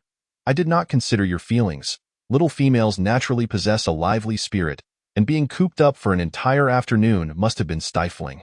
"It's all right." Chil Warner instinctively rubbed against the broad palm of the man, her eyes comfortably narrowing. "It's just a trivial matter. Moreover, didn't Jifeng promise this year to allow us to send 2 more clan members to learn in the Yusha City? We have indeed gained something. For a city to achieve stable development, robust medical resources are essential. As the sacred land of healers, the Iron-Eating Beast clan presents a tremendous opportunity for the witch apprentices to enhance their skills there. It's also a stroke of luck for Yusha City." Yawning languidly, Chil Warner said, "I'm so sleepy. The sky is getting late. Tan Mo, let us go to sleep." Without waiting for the man's response, she tossed her pillow aside, flopped onto the bed, and even tucked herself in with a blanket.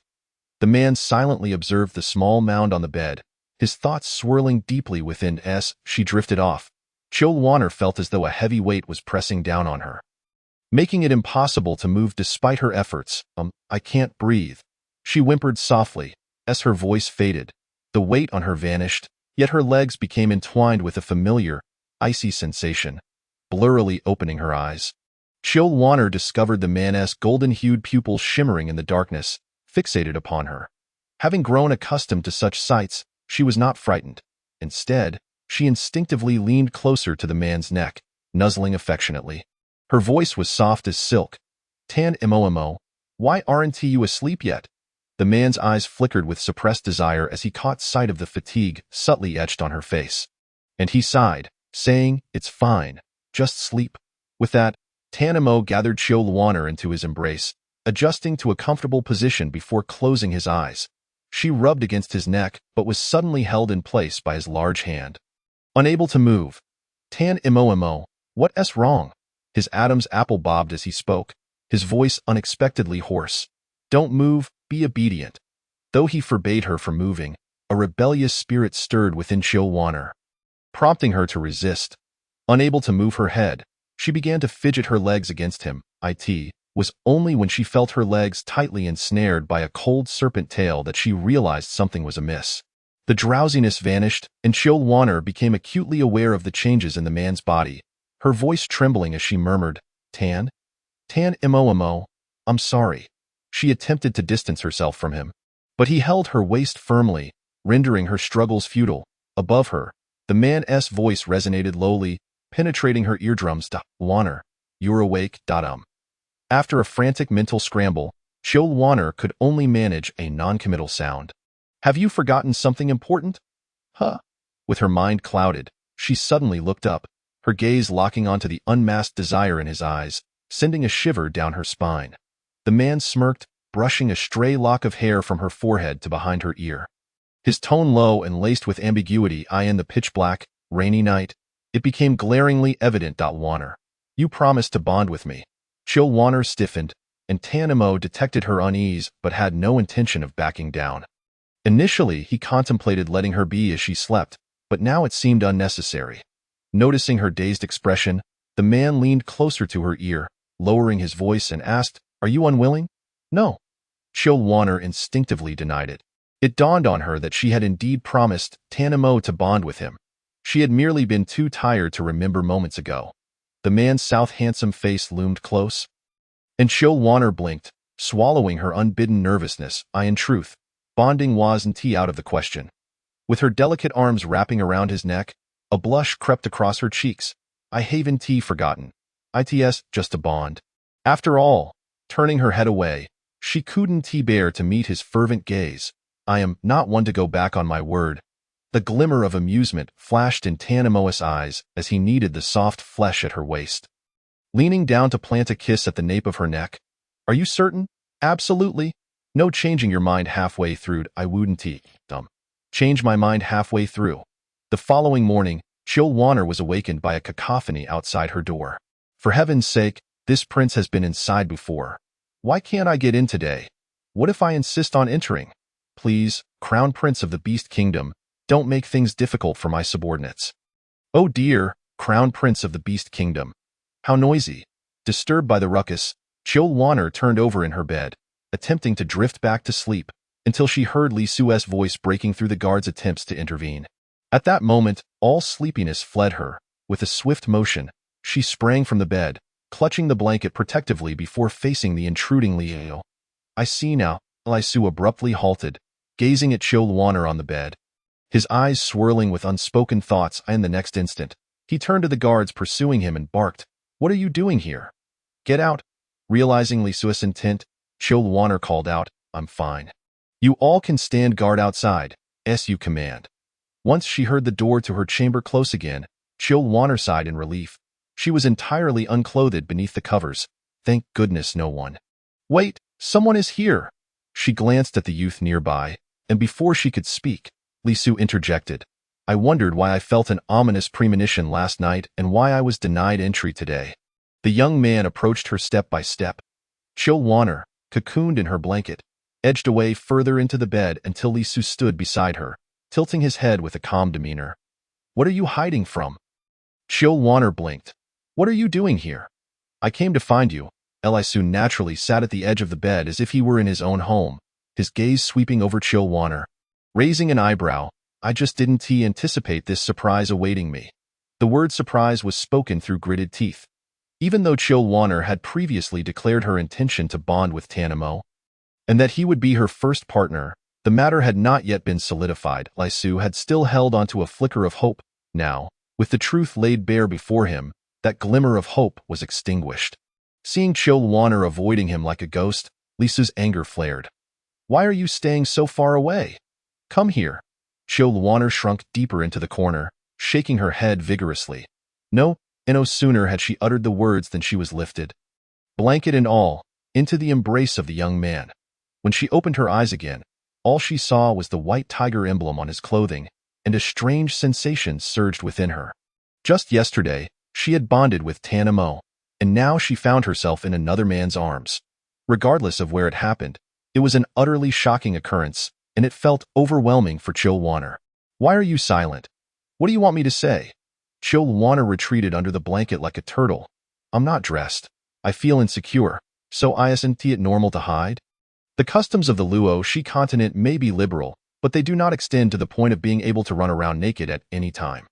Besides, Chill Warner was not a native of the Luo-Shi continent. Li Sue grasped her chin, forcing her to meet his gaze, irritation lacing his words. "Do you think this prince would pull away your blanket? Is this prince that kind of person?"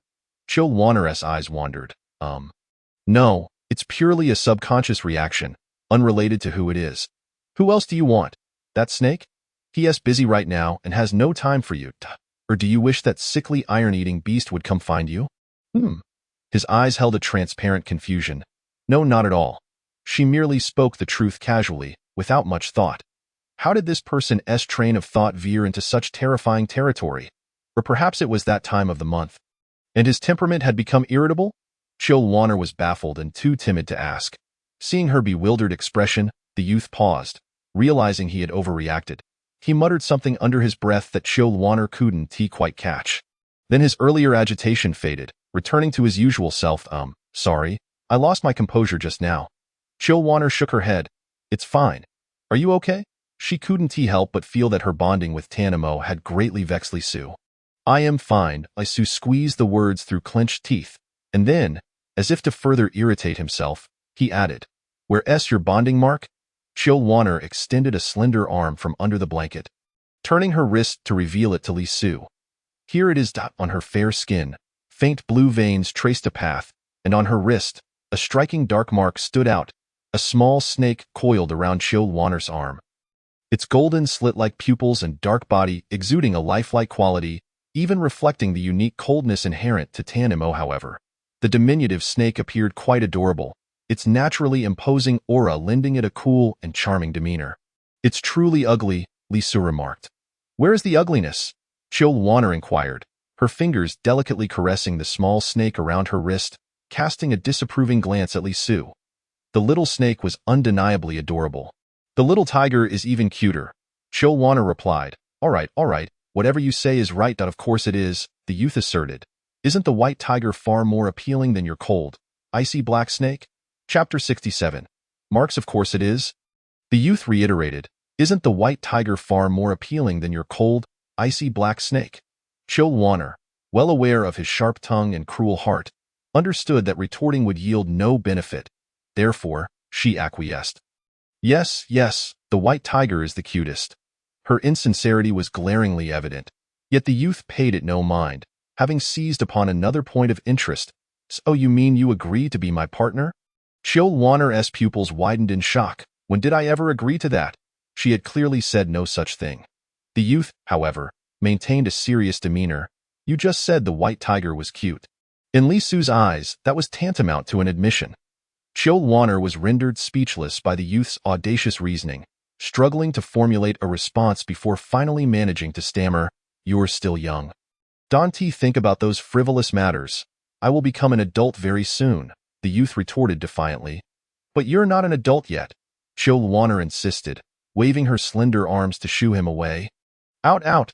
I need to change clothes. Very well, the youth begrudgingly stood, casting an odd glance at Chill Warner before adding, It's quite cold today. You should wear something warmer. I know. Chill Warner waved him off, eager for him to leave, oblivious to the youth's peculiar demeanor. Blushing blossoms of crimson adorned her porcelain skin, starkly visible. Red marks extended from her neck, trailing down.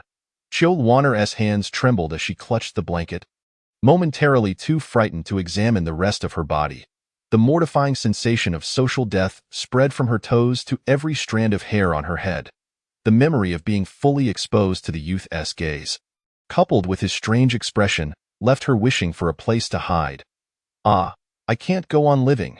Desperation made her stomp her feet, yet her legs felt weak.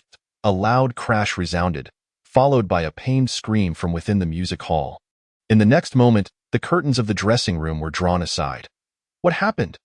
The youth's anxious face appeared, and Chill Warner, disregarding her pain, quickly wrapped herself in the blanket. Why you came in here? Li Su crouched before her. And seeing that she was unharmed, he let out a sigh of relief. You screamed so loudly. I was worried and came to see what was wrong. Chill Warner felt her face heat up, guilt washing over her. She recalled the embarrassing state of her neck, fully visible to the youth, while she had been chattering away without a clue.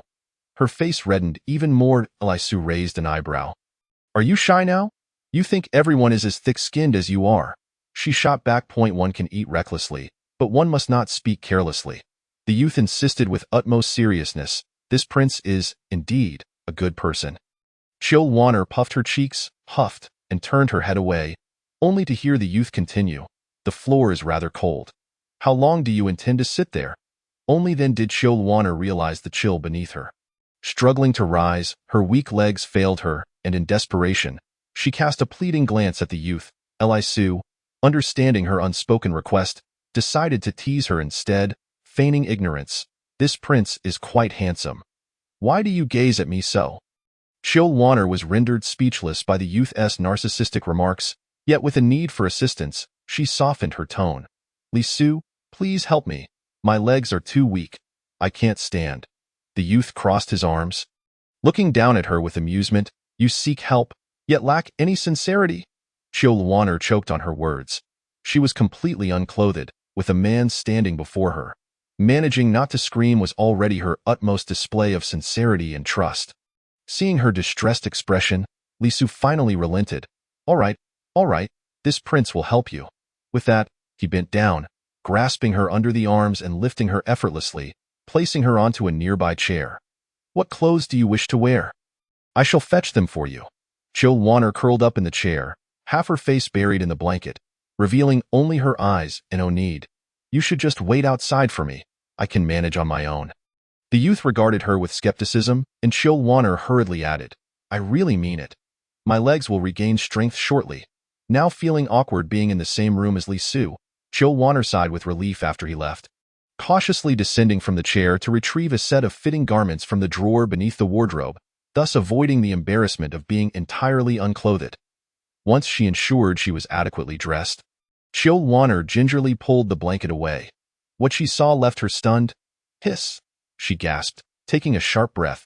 The mirror reflected not only the crimson marks adorning her neck and collarbone, but also numerous varying shades of impressions along her waist.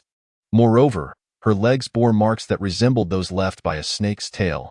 With gritted teeth, Chill Warner felt her cheeks flush, uncertain if it was from embarrassment or anger, or perhaps a mix of both. After taking several deep breaths before the mirror, she finally managed to quell the tumultuous emotions within her, only to uncover a more pressing issue. She had no clothing that could adequately conceal the marks. In the Serpent City, winter was non-existent, and thus there was no substantial warm clothing to be found. The few slightly thicker coats available merely draped over the body, failing to obscure the marks on her neck. The other options were even worse, with numerous revealing designs that were entirely inappropriate. After rummaging through the wardrobe, Chill Warner plopped down onto the chair, gazing at the ceiling in exasperation. She found herself caught between borrowing clothes from Lisu and revealing her marks to others while she waited for the impressions to fade. Either option was fraught with complications. "Curse that man," she fumed. Just moments ago, she had thought of Tanamo as considerate and caring. Now, he hadn't even bothered to erase the marks beforehand, leaving her in this predicament with an empty stomach and a heavy heart. Meanwhile, in the study, the pineapple asked, "Your Majesty, you seem to be in quite a good mood today." The man cast a sidelong glance at the pineapple. Even without a smile, his demeanor was distinctly different today. Raising his hand, the sleeve slipped slightly due to gravity, revealing a vividly lifelike little red snake within. Pineapple exclaimed, "Congratulations, Your Majesty." "Congratulations." The excitement was palpable. The man merely smiled faintly, a glint of triumph flickering in his eyes.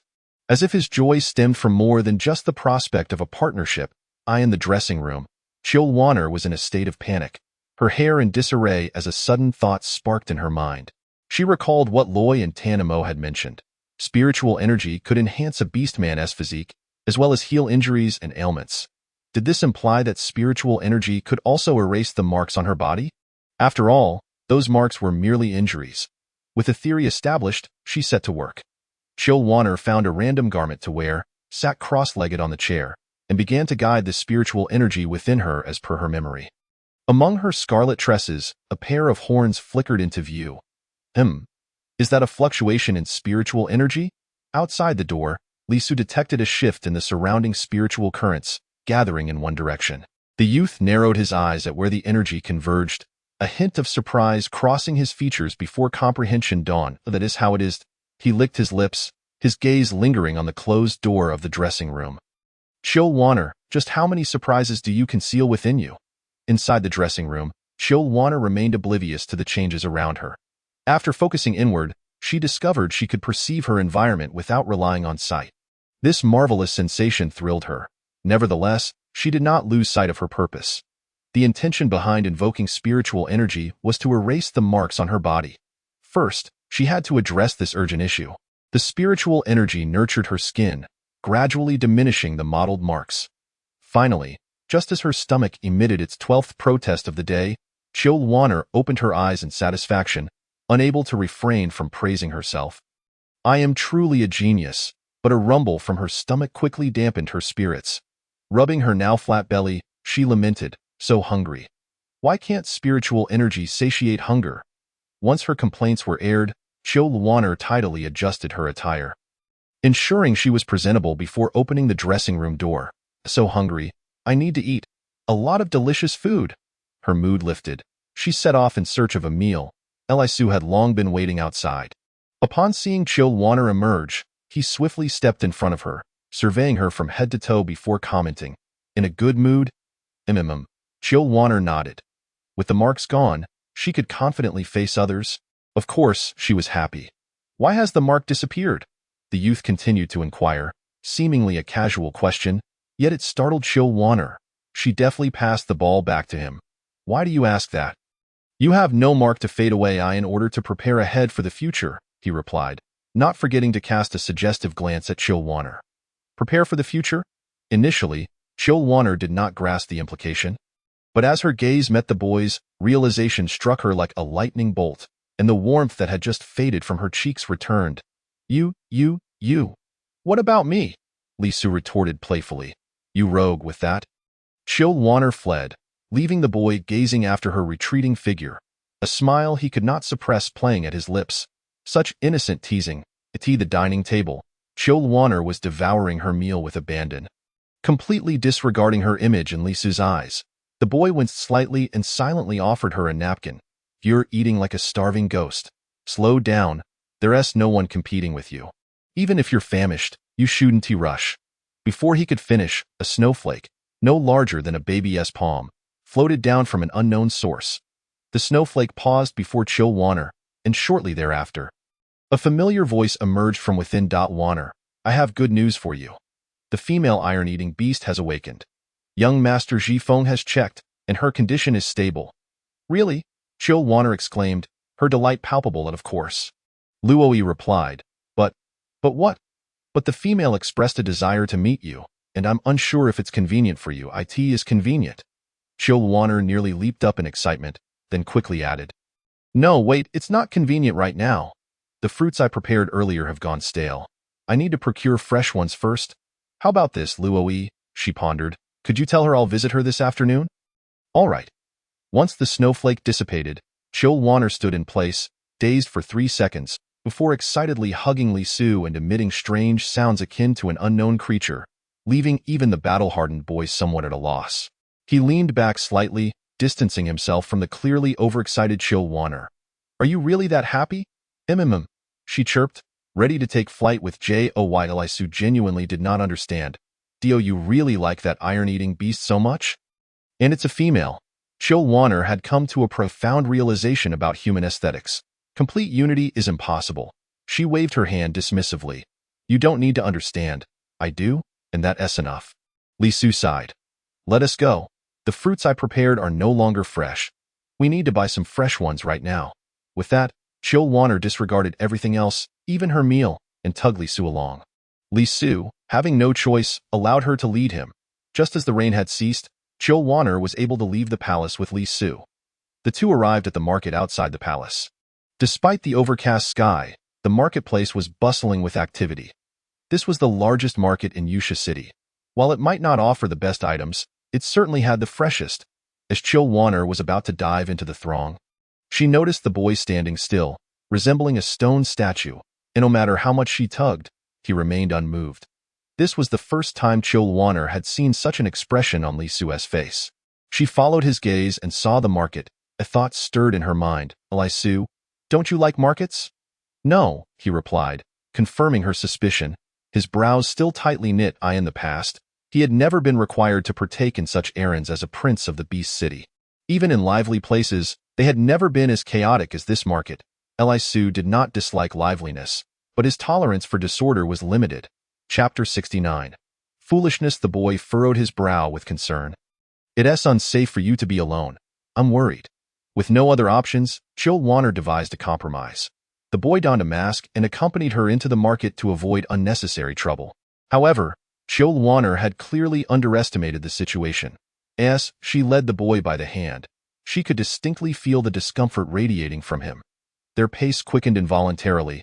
Fortunately, they did not need to buy much. And soon enough, Chill Warner concluded her shopping spree. The boy, holding a large basket of fruits, fell into contemplation. "What s with that expression?" Chill Warner asked. "Are you planning to stuff that iron-eating beast to death?" "It's not like there's no one else," she replied. The boy fell silent. After the iron-eating beast awakened, Ji Feng had taken her to the inn where he would be temporarily residing, both to spare Luo Yi any trouble and to facilitate his care for his sister. When Chill Warner and the boy arrived at the inn, they heard voices conversing inside before even knocking. The soft, melodious tones were quite familiar. "Thank you for saving me that day," a gentle female voice said. Then, Chill Warner heard the voice of the female iron-eating beast, known as Ji Yun, which sounded somewhat stiff for some reason. "You needn't thank me, if it weren't for the need to save you." The moment the words fell, silence enveloped the room. Chill Warner exchanged a glance with Li Su, pondering whether to leave and return another day. Before they could decide, the door before them swung open, revealing Ji Feng, who pushed the door with one hand while his gaze remained fixed inside. "Lu Minger, Ji Yun has just recovered from a serious illness and cannot meet guests. So I must ask you to Warner." Ji Feng abruptly shifted his attention mid-sentence. Caught in an awkward position, Chill Warner found herself unable to leave or stay, forcing a shy smile. "Hello, young Master Ji Feng. I heard that Ji Yun had awakened, so I brought some things to pay a visit." She gestured towards the fruit basket in the boy's hands, casting a discreet glance at the scene inside. Chill Warner realized the owner of the familiar voice was the female deer whom they had rescued from the stray beasts. "However, if it's inconvenient for you, I can come back another day." "No need." Ji Feng maintained his warm and gentle smile, yet his words sharply contrasted with his demeanor. "I apologize. As you can see, we have guests, and it's not convenient to host you right now." In an instant, Chill Warner caught sight of Lu Minger's beautiful face twist into a grimace. Naturally, such blatant favoritism and unceremonious dismissal would unsettle anyone. Chill Warner gazed at the gentle young man. She mused inwardly, appearances can be deceiving. This young Master Ji Feng seemed gentle, yet he executed his duties without hesitation, even towards females. Lu Minger displayed a fleeting expression of embarrassment, but refrained from causing a scene. "Please, continue with your business, young master. I shall take my leave." With that, Lu Minger fled like a gust of wind. Ahem. Ji Feng cleared his throat lightly, his already pale complexion appearing even more wan, and smiled at Chill Warner and Li Su. "I apologize for the inconvenience. Please, come in." Feeling it would be impolite to refuse, they entered the room. Though small, it was clean and tidy. On a soft couch lay a panda, lazily reclined like a human, eagerly munching on peeled bamboo shoots. Upon seeing Chill Warner, it beckoned, "Come, sit." As soon as she entered, Chill Warner was captivated by a strong herbal scent. Ji Feng placed a cup of hot tea on the small table beside her and gently inquired, "I like to burn some soothing incense for tranquility. If it's uncomfortable for you, and the Prince of 10,000 Beasts, I can extinguish it. I'm fine." "It smells delightful." Chill Warner inhaled deeply, her face reflecting pure enjoyment. Li Su expressed his approval as well, indicating he could tolerate it. With the pleasant aroma wafting through the air, Chill Warner did not forget the purpose of her visit. Li Su retrieved the fruit basket, and Chill Warner smiled. "I heard the iron-eating beasts enjoy fresh fruits. I wasn't sure what Ji Yun likes, so I bought a little of everything. I like them all, as long as they're fruits." The panda's dark bean-like eyes sparkled with excitement as it flung away the bamboo shoot to reach for the fruits, only to be stopped by Ji Feng pressing down on its forehead. The panda whimpered, "Brother." Ji Feng smiled. "Behave, little Yun. Don't waste those bamboo shoots." The panda attempted to argue. "I can eat the fruits and then the bamboo shoots. But if you eat the fruits, you want to have room for the bamboo shoots." Ji Feng understood his sister well. The shoots had already been peeled and needed to be consumed quickly to find. Chill Warner witnessed the siblings' interaction and found it quite intriguing. Ji Feng continued to speak in a soft, gentle tone. "I apologize for the disruption you've experienced." "No, it's fine." Chill Warner waved her hand, noticing Ji Feng's complexion was not very good, and couldn't he help but ask, "Young Master Ji Feng, are you feeling all right?" Ji Feng appeared slightly taken aback, seemingly surprised that Chill Warner would express concern for him. He smiled faintly. "It's just my natural constitution. It can't be helped, but it's nothing serious."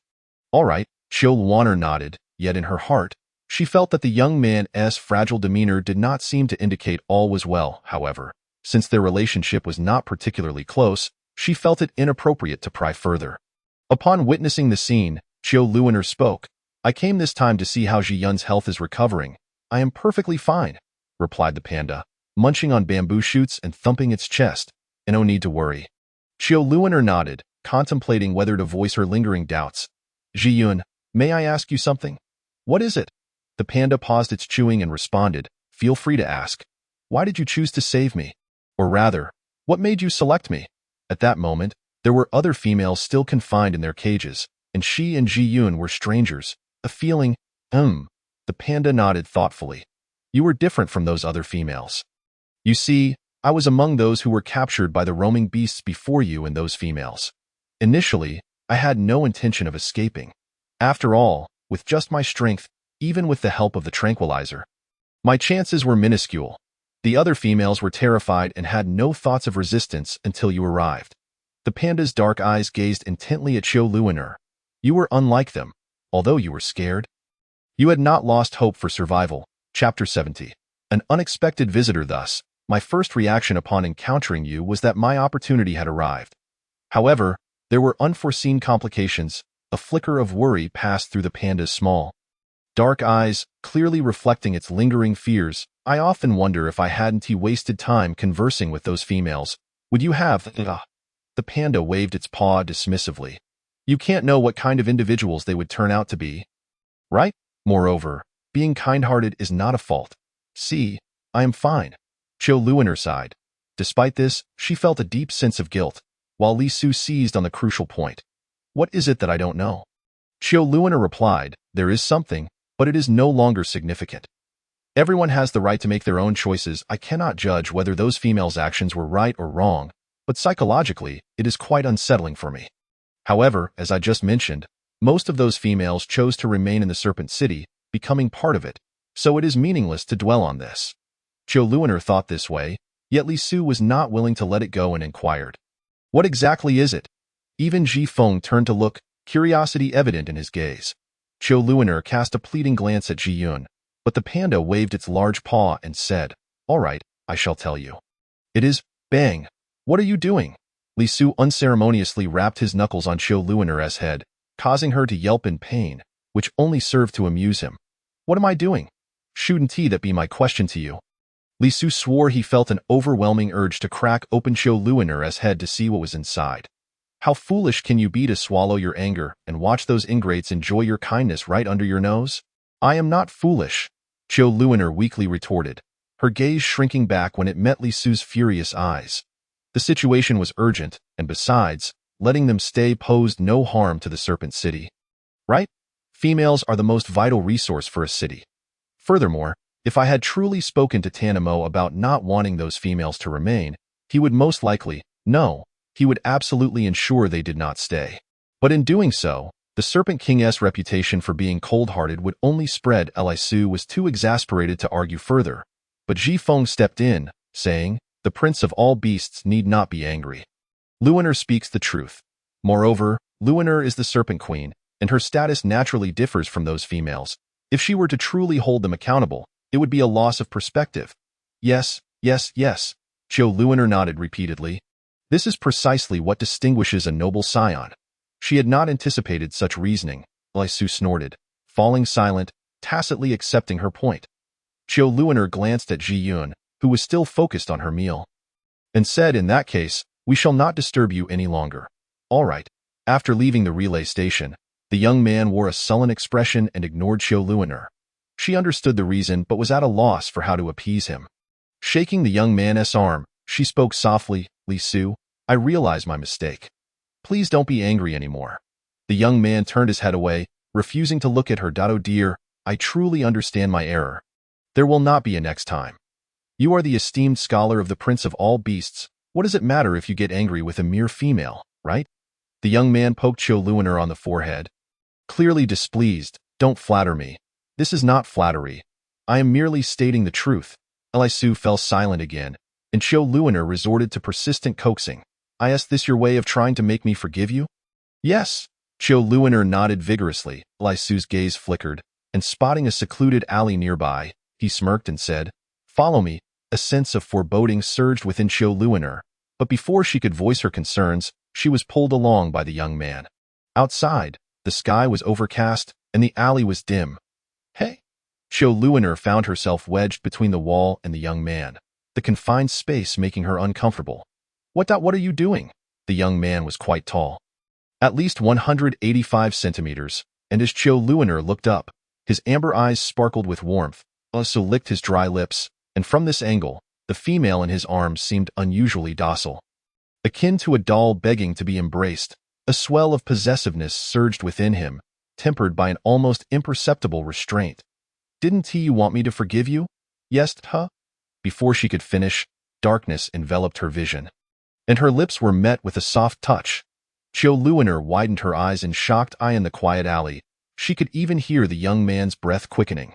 She attempted to push him away, but he firmly seized her wrist, pinning it behind her back. The disparity in height and strength forced her to tilt her head back, enduring a kiss that was both clumsy yet commanding. After what felt like an eternity, Li Su finally released her, allowing her to breathe. The female's blush-tinted eyes glimmered with a thin veil of moisture, crystalline and alluring. Unable to resist, Li Su leaned down to place a gentle kiss at the corner of her eye. "What was that for?" Qiu Luoner's voice was soft and pliable, resembling a gentle whine rather than an assertion. Li Su rubbed his chin against her delicate shoulder, his voice husky. "Can't I just steal a kiss?" "Humph." Qiu Luoner huffed, lapsing into silence. "What kind of person are you?" "Just wait a moment." Qiu Luoner's gaze momentarily froze, her long lashes trembling slightly as she quietly wrapped her arms around the young man's waist. Responding, "All right." Uncertain if it was the feline instincts taking over, Lisa clung to Qiu Luoner for an extended period before finally relenting, not forgetting to nip at her cheek before parting. "Why did you bite me?" Qiu Luoner exclaimed, covering her stinging face. "If you leave a mark, it would be mortifying." Perceiving her concern, the young man grinned. "Don't worry. I controlled my strength.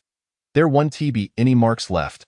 Qiu Luoner shot him an exasperated glare and proceeded to exit the alley. The abandoned young man bore no ill will, following her with a light step. As they approached the palace gate, they encountered an unexpected visitor.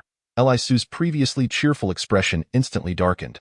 Qiu Luoner also concealed her smile and asked, "Hello, do you need something?" Chapter 71.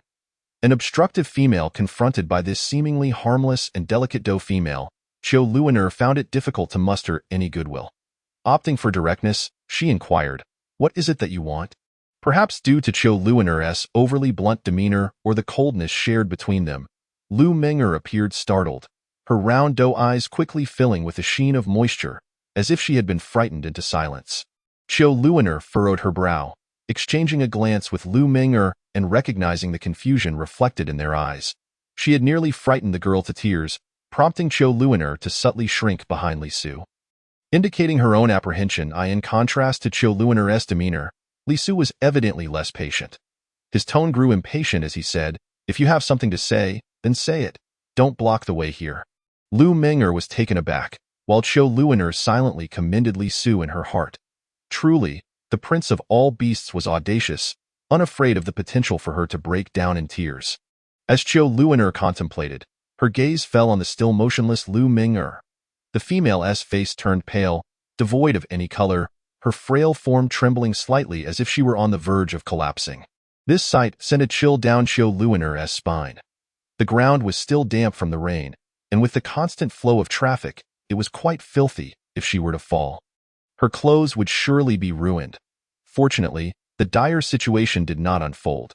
Just as Li Su's patience was nearing its limit, the hesitant female finally found the courage to speak. "I am here to thank Luoner."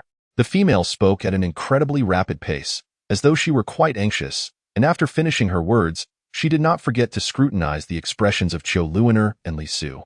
"Luoner?" Qiu Luoner furrowed her brows imperceptibly. She had no significant connection to this female, Lu Meng'er, whom she knew only in passing. The familiarity with which the name slipped from her lips left her feeling rather uncomfortable. Upholding the principle that it is better to avoid trouble than to seek it, Qiu Luoner tossed out a nonchalant "It's fine, no need to thank me," before taking Li Su's hand and attempting to leave. However, she was once again obstructed by Lu Meng'er. Wait a moment. Zhou Luiner's heart raced. What do you want? Lu Ming'er recoiled slightly, her demeanor evoking pity from the onlookers surrounding them. As she sensed the weight of their gazes. An ominous premonition stirred within Zhou Luiner. Yet, the female before her remained relentless. I merely wished to express my gratitude for saving my life. Without you, I might have perished. Enough. Zhou Luiner interjected sharply, raising her voice to interrupt Lu Ming'er. With so many eyes around, should Lu Ming'er divulge the incident involving the stray beasts that had previously appeared near Yusha City, it would undoubtedly tarnish the city's reputation. While Zhou Luiner harbored her own concerns. To those unaware of the truth, the scene appeared entirely different. The frail and pitiable outsider from the Deer clan was being bullied by the local, overbearing female of Yusha City. Most of the beasts present were males. Instinctively inclined to protect the weaker female, Zhou Luiner's keen hearing picked up the murmurs of the crowd, and a sudden headache struck her. Seeing Lu Ming'er still standing there with an innocent expression, blocking her path, a surge of frustration welled up inside her. The one you should truly thank is not me, but Gyun for me. We are essentially strangers, and there will be no further interactions between us. I acknowledge your gratitude, but that is all with that. Zhou Luiner hurriedly concluded her statement and attempted to leave, only to be met with the female's aggrieved inquiry from behind. You're still angry with me. Aren't you? What nonsense, angry? Angry at whom? Why would she be angry at her? They hardly knew each other. Moreover, why did Lu Ming'er wear that expression as if they were close friends having a quarrel? It was easily misconstrued. Sure enough, as soon as Lu Ming'er finished speaking, Zhou Luiner felt the weight of numerous heated gazes upon her. One male beast stepped forward, positioning himself protectively in front of Lu Ming'er, and addressed Zhou Luiner. This young female, I am unaware of the conflict between you and this young female, but she has already apologized to you. Since you are friends, one should be magnanimous and let bygones be bygones. Why escalate matters so unpleasantly? His grandstanding rhetoric garnered the approval of everyone present, save for Zhou Luiner and Li Su. Zhou Luiner was taken aback by the audacity of the accusation, while Li Su remained contemplative. Just as the male was about to speak again, imposing his version of justice, the youth stepped in front of Zhou Luiner, mocking, I've seen plenty of fools, but you are a first. You? The male's face flushed with anger. Yet he maintained his facade of righteousness. I am only looking out for you and your partner. Females need female friends too. What do you, a freshly adult male, understand about this? Exactly. My partner often enjoys chatting with a few close friends. The chorus of agreement from the crowd emboldened the male, who straightened his back, casting a triumphant glance at Li Su. However, Li Su merely assessed the male from head to toe, replying, You seem rather old. And yet you understand females so well. Why do you not have two partners? If I were you, I would be too ashamed to face anyone. The words struck a chord deep within. Zhou Luiner watched as the male's face transformed from red to purple. His eyes wide with fury. You little brat, don't push your luck.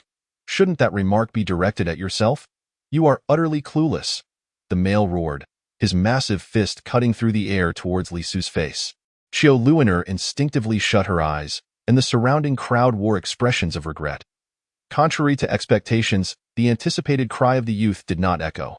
Zhou Luiner cautiously opened a small gap between her fingers, and upon confirming that nothing distressing was happening, she fully uncovered her eyes. There stood the youth, one hand casually in his pocket, a faint smile playing on his lips, while the male's fist was firmly restrained by him.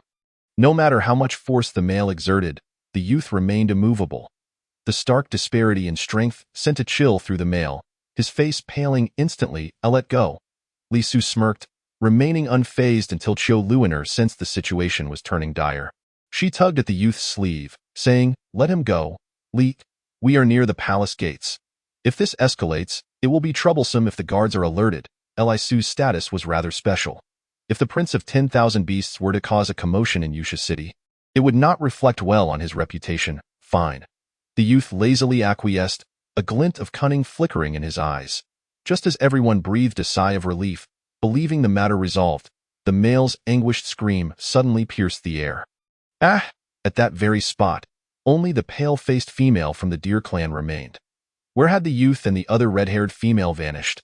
Are you sure that male is all right?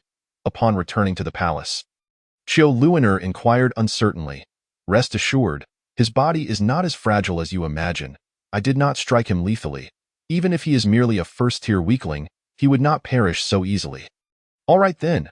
Qiu Luoner secretly rolled her eyes.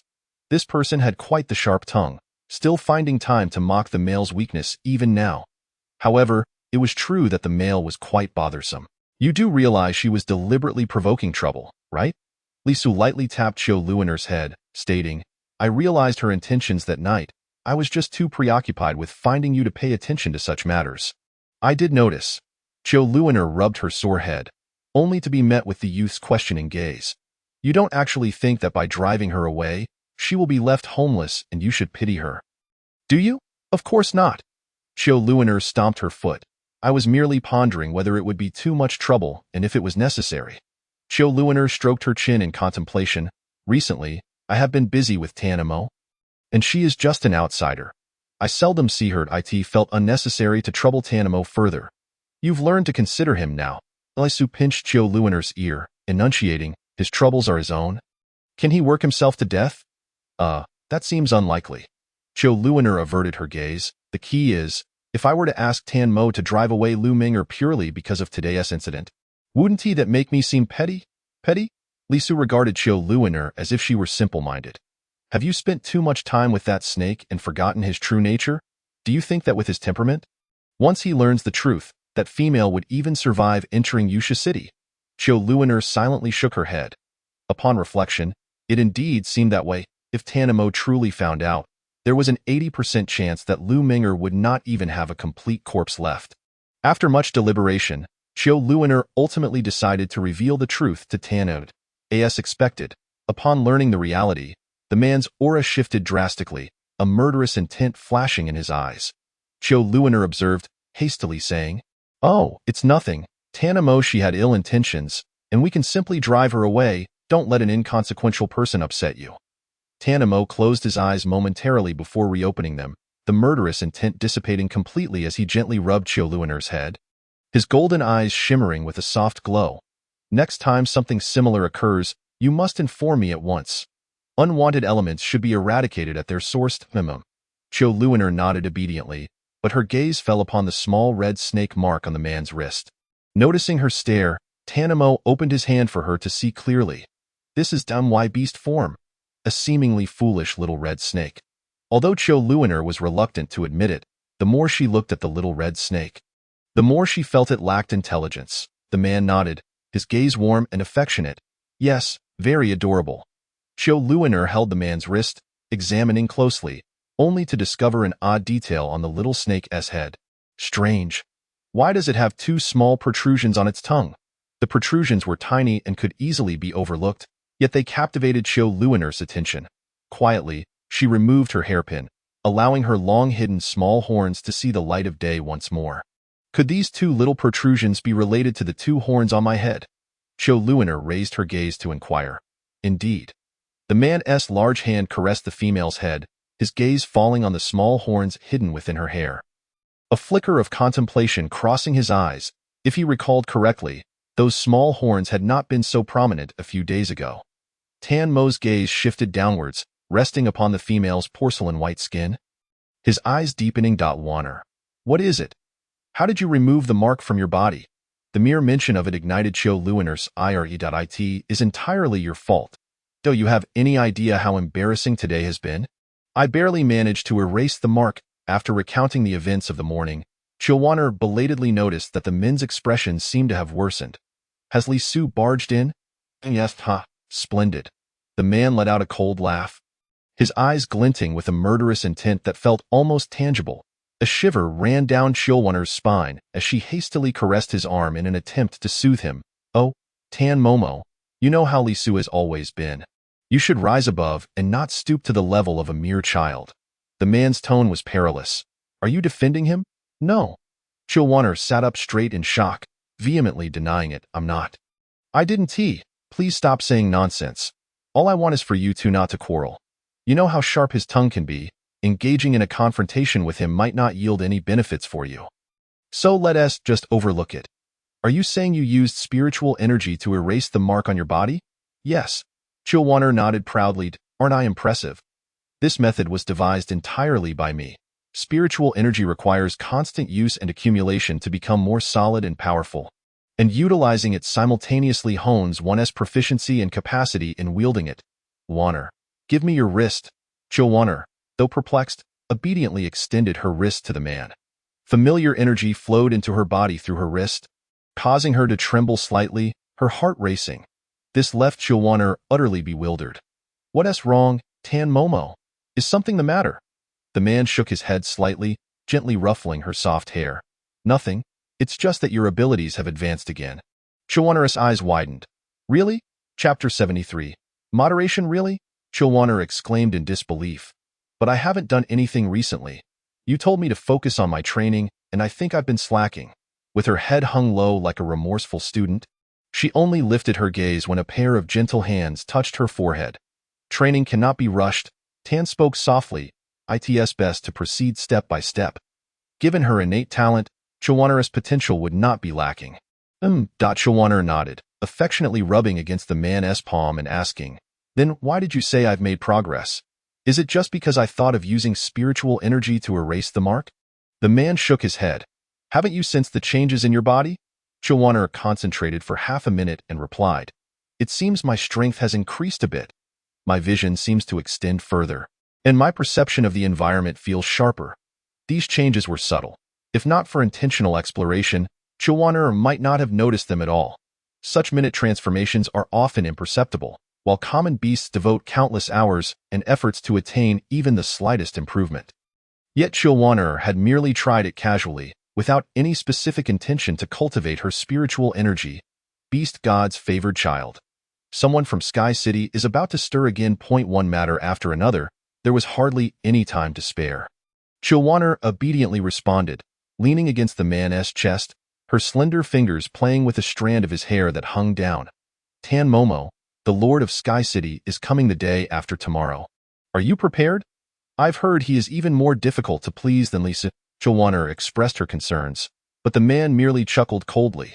No matter how wild the bird in the Serpent City, it must bow low. Those who cause a ruckus in others' territories know well where to draw the line. Wanner did not comprehend the intricacies of the matters between cities, but seeing Tan Mo's composed demeanor, she chose not to inquire further, hesitating about whether to reveal what had transpired during the day. Sensing the hesitation in her embrace, Tan Mo gently pinched Wanner's plump cheeks, a hint of amusement in his voice.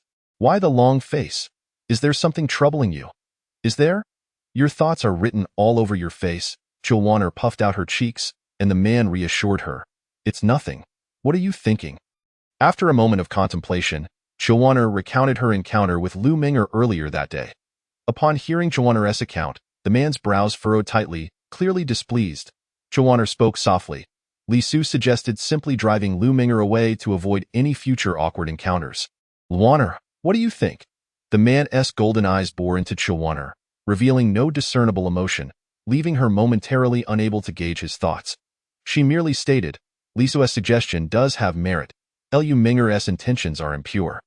Keeping her around could lead to unforeseen complications. This time, she publicly embarrassed me, leveraging the empathy of uninformed onlookers. What if she resorts to something more extreme next time? Furthermore, you are already quite busy. Dealing with a mere female seems unnecessary. It is necessary.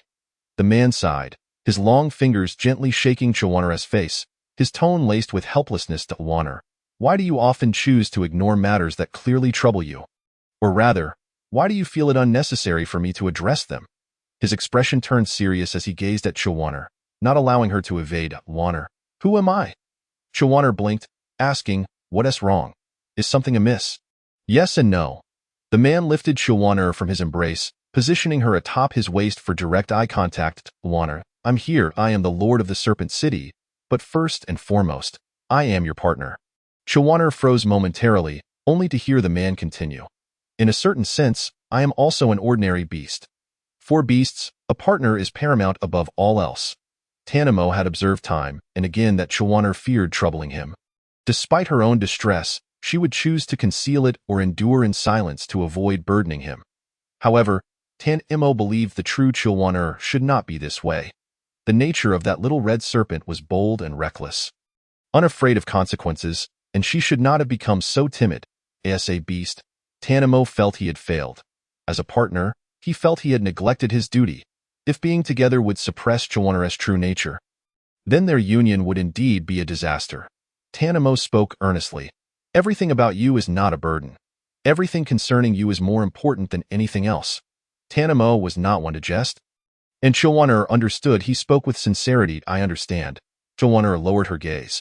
She had been preoccupied with the thought that her issues might bring unnecessary trouble to Tanamo, forgetting that they were partners. What burdens could possibly exist between them? As for that female, a flicker of coldness passed through Tanamo's eyes. Tomorrow, I will have someone send her away. All right. Chawana nestled against the man's chest, listening to the slow thrum of his heartbeat, feeling an overwhelming sense of security enveloping her. Is there anything else? The man's large hand leisurely caressed her slender yet soft waist, leaving Chawana blissfully unaware as she responded. No. As her words trailed off, darkness enveloped them, and suddenly, Chawana was lifted. The next moment, a chill pressed against her lips. In the darkness, Chawana instinctively pushed against the man's chest, but he recognized her desire to speak and, after fervently kissing her lips a few times, pulled back slightly. His voice was hoarse, unabashedly laced with desire. What is the matter? In the dark, Chawana's cheeks flushed crimson, unsure if it was from embarrassment or restraint, and stammered, we just, he. The man chuckled softly. Who said what was permissible yesterday cannot be today? Chapter 74, Different Significance. Why? Because you are the Serpent Lord. Tanamo tilted his head in confusion as Chawana explained. As the Serpent Lord, you should lead by example and set a standard for your subordinates. How can you immerse yourself in tenderness every day? Chawana spoke with righteous fervor, yet Tanamo absorbed not a single word. Finished? Yes. Then let us continue. Huh? Scoundrel, scoundrel. The disparity of power between the beast and the female left Chawana powerless to resist, and the night swiftly passed. The sun did not greet the day. Instead, a persistent rain draped the world. Chawana did not awaken until noon, and upon lifting her gaze, she found the room dimly lit. Inquiring the time revealed it was indeed midday. No wonder my stomach has been growling, Chawana, wincing from the soreness in her waist. Sat up from the bed, grimacing at the discomfort. Scoundrel! Now my waist is ruined. Strangely, from morning until noon, Chawana had not heard Lisu's voice. Typically, the clingy cat would have already been by her bedside, seeking affection. Yet, today, the outside of the door was eerily quiet, so much so that Chawana felt somewhat unaccustomed. After swiftly alleviating the discomfort in her lower back with a surge of energy, Chawana hastily donned her garments and, wrapped in a blanket, proceeded toward the door. The entrance. The guards bowed respectfully, their demeanor humble and deferential. Chawana instinctively took a step back. Despite having been addressed by this title by Shao Qi previously, she still felt an undeniable unease when it was uttered again. After calming her inner disquiet, she craned her neck to peer outside. Not spotting anyone, she inquired, has no one come by this morning? Both guards shook their heads in unison. How strange! Chawana murmured in confusion. It shouldn't be like this, as she pondered. Her attention was drawn to the sound of a youthful, clear voice emanating from the courtyard. What are you looking for? In the shade of the trees, a young boy clad in white effortlessly maneuvered his way through, reaching Chawana in the blink of an eye. He waved dismissively at the two guards, saying, all right, she has already woken up. You needn't impede me any longer. Let us go, we take our leave, the guards responded. Once they had departed, Chawana asked, impeded? Yes, the boy replied, folding his arms across his chest with a look of disdain. Upon noticing Chawana shivering in the damp, cold breeze, he expressed further disdain. How foolish! Ignoring her protests, he grasped her hand and led her directly into the room. Once inside, the comfortable warmth enveloped Chawana, allowing her to relax. And the boy's brow gradually unfurled. You were silent all morning because you were kept outside? Chawana inquired once more. The boy nodded, and as if recalling something, he added with a tone of disdain. Indeed, I came to see you this morning, but those two guards at the entrance insisted that if I tried to force my way in, they would expel me from Yusha City.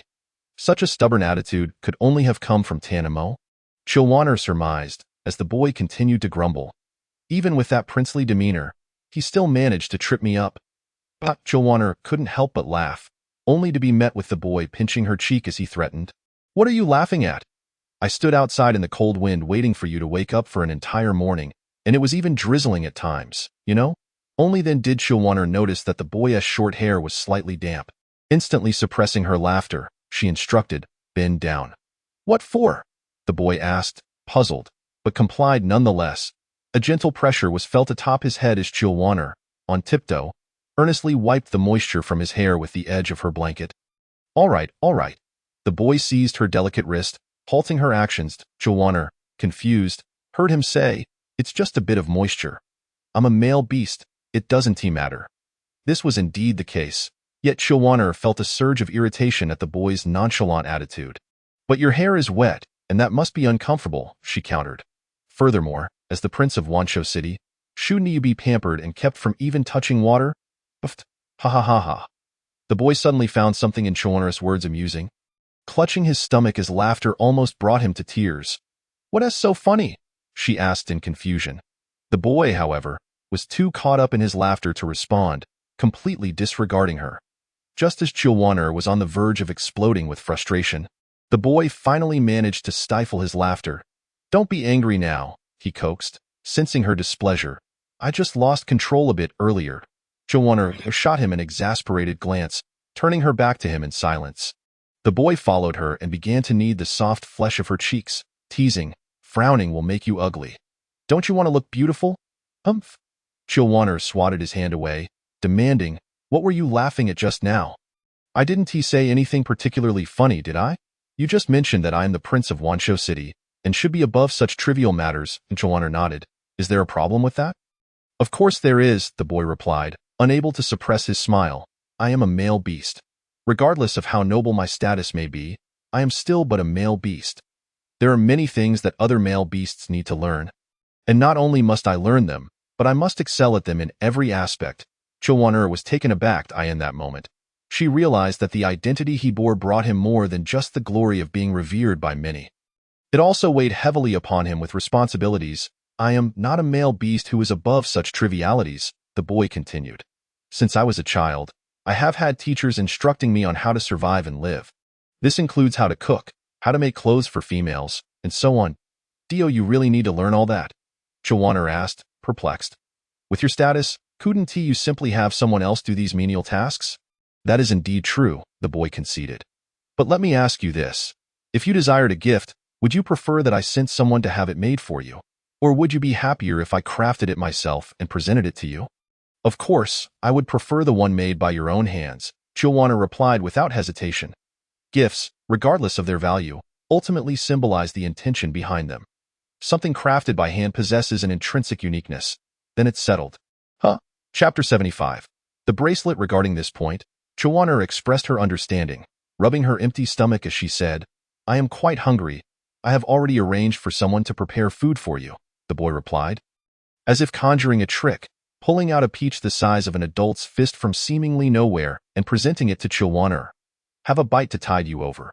All right. Joanna seated herself on the edge of the bed, taking small bites of the peach, while the boy beside her busied himself, akin to a large cat, sniffing around her. At first, Joanna tolerated it, but as his actions became more insistent, she could no longer restrain herself. What are you doing, rubbing against me? The boy straightened up. You smell quite unpleasant. Question marks slowly emerged above Joanna's head. How could she possibly smell bad after bathing daily? Furthermore, why was he still sniffing her despite claiming she reeked? Was he inclined towards masochism? Joanna appeared utterly bewildered, while the boy wrinkled his nose in distaste. You are reeking of that snake? That snake? Tanimo? Joanna looked down at herself and sniffed. I don't smell anything. The boy replied, You're entirely covered in. Females are often insensitive to such scents. This is a way for male beasts to assert their dominance. This was the most distressing aspect for him. That snake was openly proclaiming its dominance, while he, unable to mask the unpleasant scent emanating from the female, felt utterly helpless. Frustrated, the boy exhibited a typical feline display of annoyance, sulking and puffing his cheeks as he turned away from Joanna. Joanna sighed and finished the peach, wiping her sticky hands before softly calling out to the boy's back. Lisu, A sulking cat always requires gentle coaxing from its owner to feel better. This, Chilwaner firmly believed, Li Su. She approached quietly, wrapping her arms around the boy's slender waist without warning. In that moment, she felt him stiffen, then quickly relax, akin to a cat caught in a trap. A glimmer of triumph flickered in Chilwaner's eyes as she feigned hurt, saying, "You dislike me, don't you?" "No," he replied hurriedly, but Chilwaner was not convinced, lowering her gaze with a sorrowful demeanor. "But you ignored me when I called your name just now." "I didn't dislike you." The boy turned to face her, enveloping her delicate figure in his embrace, resting his chin upon her neck, greedily inhaling the unique scent that belonged solely to her. "I was merely upset with myself." "Upset with yourself?" Chilwaner was puzzled. "Upset that I am so useless. Throughout my life, I have always been the so-called exemplary child, never facing any significant setbacks. Yet now, I constantly feel the disparity between myself and Tanimo." It was not merely a matter of age. Both his mindset and status paled in comparison. He was frustrated that he could only watch as the female he cherished bore the scent of another male beast, feeling utterly powerless to intervene. This sensation weighed heavily on the boy's heart. Chilwaner, though she didn't fully comprehend Li Su's feelings, could sense his distress, as females possess a natural sensitivity to their surroundings. She could feel that the cat had been hurt, and deeply so. Otherwise, the once proud and sharp-tongued feline would not seek solace in her embrace. "You're still young. You will have plenty of time to grow." Chilwaner gently reassured him, patting his back in a soothing manner, adopting the tone of a mature older sister. "No," he replied, "no matter how many experiences I have, my age remains the same. I still possess that unique fragility of youth. If only I could grow up a little faster, I wouldn't have to wait until adulthood to find a mate, nor would I constantly have to watch Tanimo's expression." Feeling utterly helpless to do anything but speak my mind, at this point, Chilwaner found herself at a loss on how to comfort Li Su. The room was eerily quiet, devoid of anyone else, and she held him quietly until lunch was served. The moment Chilwaner laid eyes on the food, her stomach grumbled in response, her eyes gleaming with anticipation. Upon witnessing the scene, Li Su reluctantly released Chilwaner, saying, "Go eat." "All right." Chilwaner sat contentedly at the dining table, devouring her meal, but during a brief pause, she inadvertently caught Li Su's unwavering gaze fixed upon her. Stopping mid-bite, she inquired, "What are you staring at me for? Aren't you going to eat?" The youth's amber eyes were veiled with a soft, delicate light as he replied, "I'm not hungry. You just enjoy your meal." After swallowing her food, Chilwaner softly added, "But it's rather strange having you look at me like that." "I can't eat." Although her eating manners were not particularly ungainly, they were far from elegant, and being scrutinized made her feel quite uncomfortable. Li Su was momentarily taken aback, soon realizing that his behavior had crossed a line. Yet he stubbornly retorted, "So what? You promised me. What's wrong with letting me look for a bit?" Chilwaner was never one to reason with a cat possessing human traits, so she playfully indulged Li Su, saying, "Fine, fine. Look if you wish, but I need to eat. Don't you want me to finish quickly and focus on accompanying you?" "I do." "Then please eat first, all right?" Li Su cast a peculiar glance at Chilwaner and muttered under his breath, "Why are you speaking to me in a tone meant for cubs?" Chilwaner chuckled softly, "Aren't you just a cub?" The youth widened his eyes in disbelief. "Am I a cub? What a joke." Li Su leaned closer to Chilwaner, attempting to diminish the distance so she could see that he was no mere cub. "See? I'm not a cub, and I'm about to become an adult," he concluded, not forgetting to add, "I'm stronger than over 90% of adult males." I know." Chilwaner nodded. Setting aside other considerations, she acknowledged that in terms of strength, he indeed was formidable, judging by the incident yesterday where he effortlessly defeated a middle-aged male beast with a single hand. The youth was undeniably much stronger than the average male beast. Li Su's evident irritation at Chilwaner's dismissive attitude prompted him to consider her lack of sustenance since morning, and he refrained from further pestering her. It wasn't until Chilwaner had finished her meal with satisfaction that the youth produced a beautifully crafted wooden box from seemingly nowhere. "What is this?" Chilwaner asked. Without a word, Li Su slowly opened the box under her watchful gaze. At the center, a breathtaking sapphire bracelet lay quietly within. The blue stones shimmered with the clarity of the sky, but the most striking feature was the largest red gem among them. Its vivid red hue resembled something stained with blood. Chapter 76. The insecure cat. The central red gem was larger than the other blue sapphires, its rich crimson radiating an eerie allure. I asked this. For me? Chil Wanner looked at Li Su, who nodded in affirmation. Why this sudden gift? She asked, puzzled. The youth, however, simply grasped her wrist and placed the bracelet on her slender arm with an unceremonious flair, leaving Chil Wanner momentarily stunned. If you wish to gift, why so many questions? Li Su maintained his initial approach, brash and sharp-tongued. Chil Wanner, accustomed to his ways, lifted her wrist to examine the bracelet closely. Although she was not well versed in the value of sapphires, her hazy memories suggested that these gems were of superior quality. This red gem feels different somehow. As she scrutinized it, she couldn't shake the feeling that something flowed within the ruby. Of course it's different, the youth declared as he pulled Chil Wanner onto his lap. The slight movement allowing him to envelop her in his embrace, satisfying his possessive instincts. His amber eyes sparkled with satisfaction. This is not merely a gem, eh? Chil Wanner was confused until the youth explained. It's a special material containing my blood. Are you joking? The youth's gaze was unwavering, and no matter how hard Chil Wanner tried, she couldn't discern even a hint of jest in his expression. Turning her attention back to the red gem, she realized at that moment that the liquid within shimmered like fine, golden sand. That is blood. Chil Wanner abruptly turned to face the youth, only then noticing that his previously rosy lips were now tinged with a faint pallor. It was subtle, only detectable to those who knew him well. Blood essence, as the name suggests, contained the purest power of a male beast. Similar to Inner Dan, blood essence represented a male beast's strength. However, unlike Inner Dan, it was not intrinsically linked to the beast's life. The more powerful the beast, the purer the essence, and losing blood essence could severely impact the beast's health. Thus, when Chil Wanner learned that the liquid within the red gem was Li Su's blood essence, her shock was palpable. Why? She stared at him, feeling as though she hardly knew him at all, at least at that moment. She couldn't fathom his intentions. Blood essence was so vital, even if he wished to present her with a meaningful gift.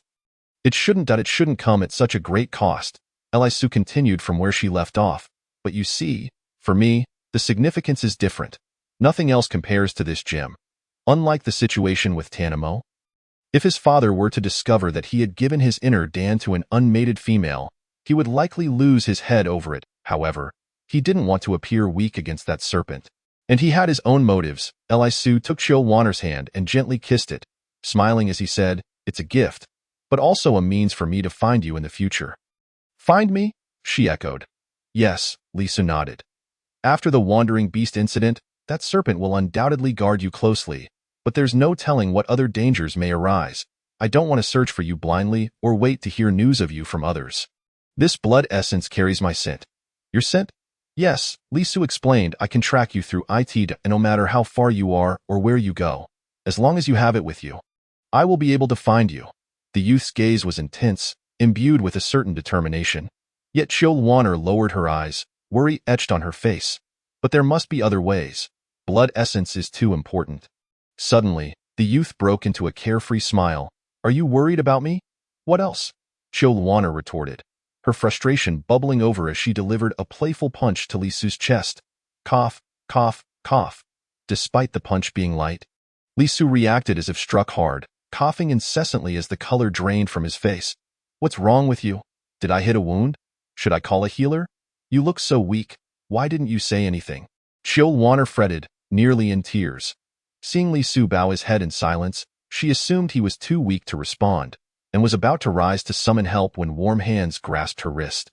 Chil Wanner froze momentarily. "You." Li Su, with a carefree grin that made him infuriatingly lovable, reassured her.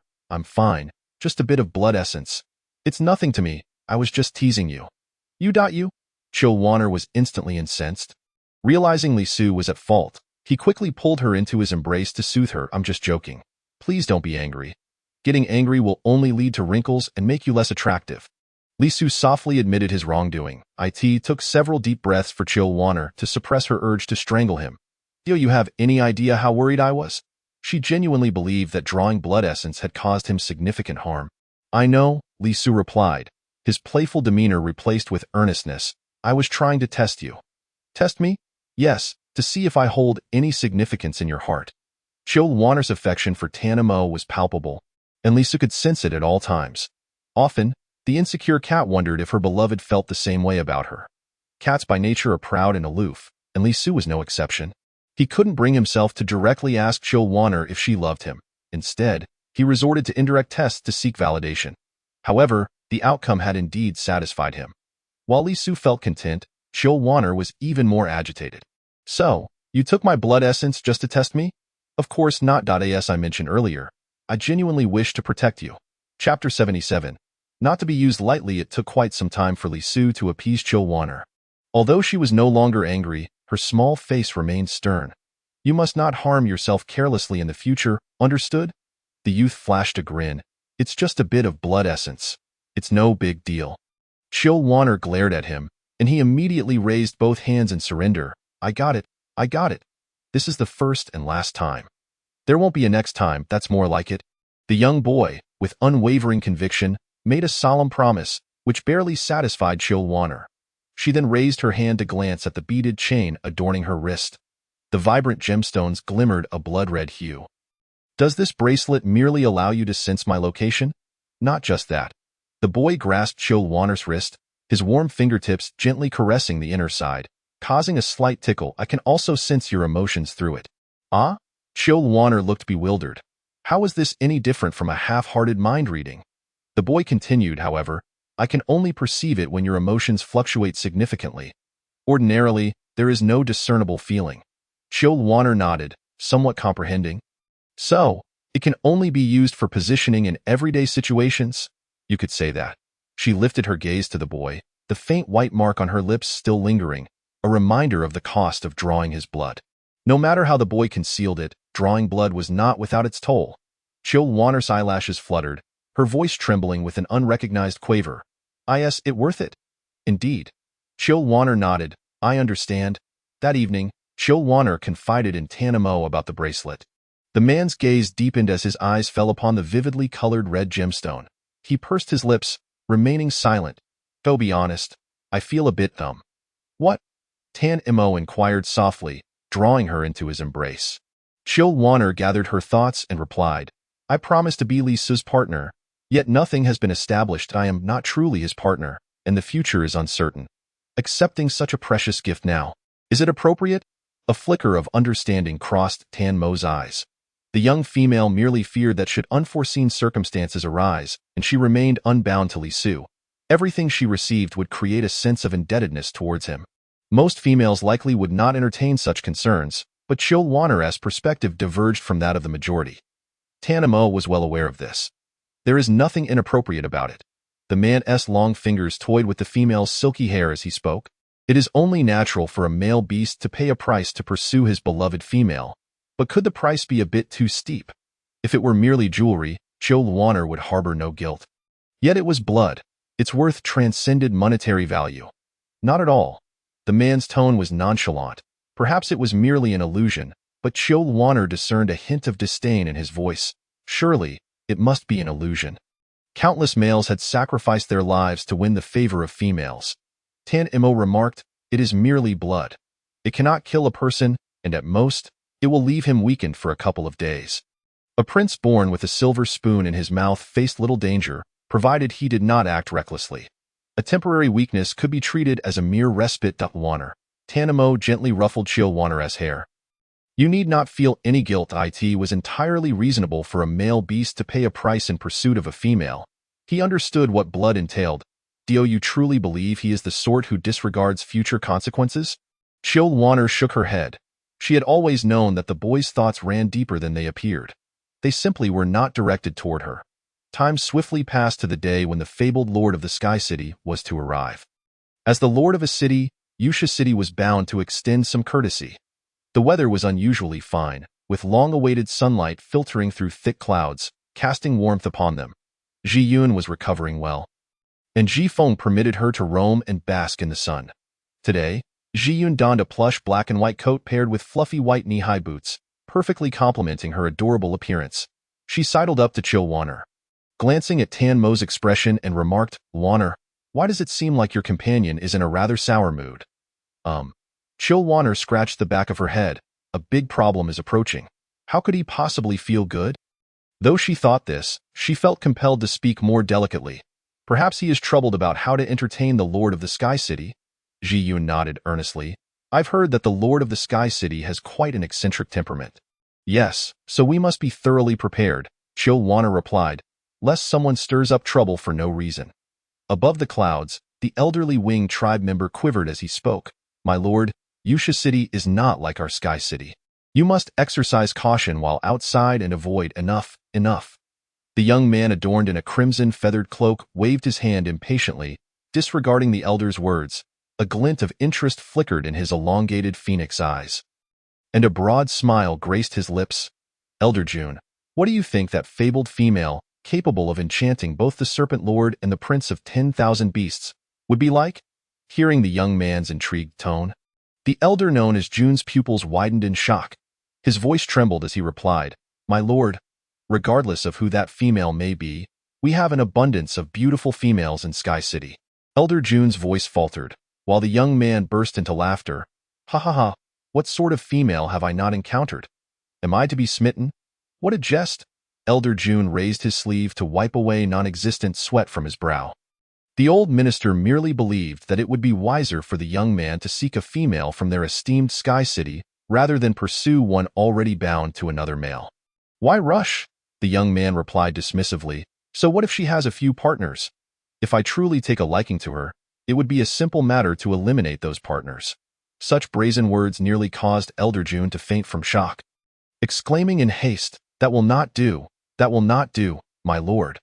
The Serpent Lord of Yusha City and the Prince of 10,000 Beasts. Either one of them poses a deadly threat. Chapter 78. Remarkable Words. When will that lord finally arrive? I have no idea. Chil Wanner and Ji Yun sat side by side, gazing upward at the sky at a 45-degree angle, their expressions mirroring a shared sense of despair.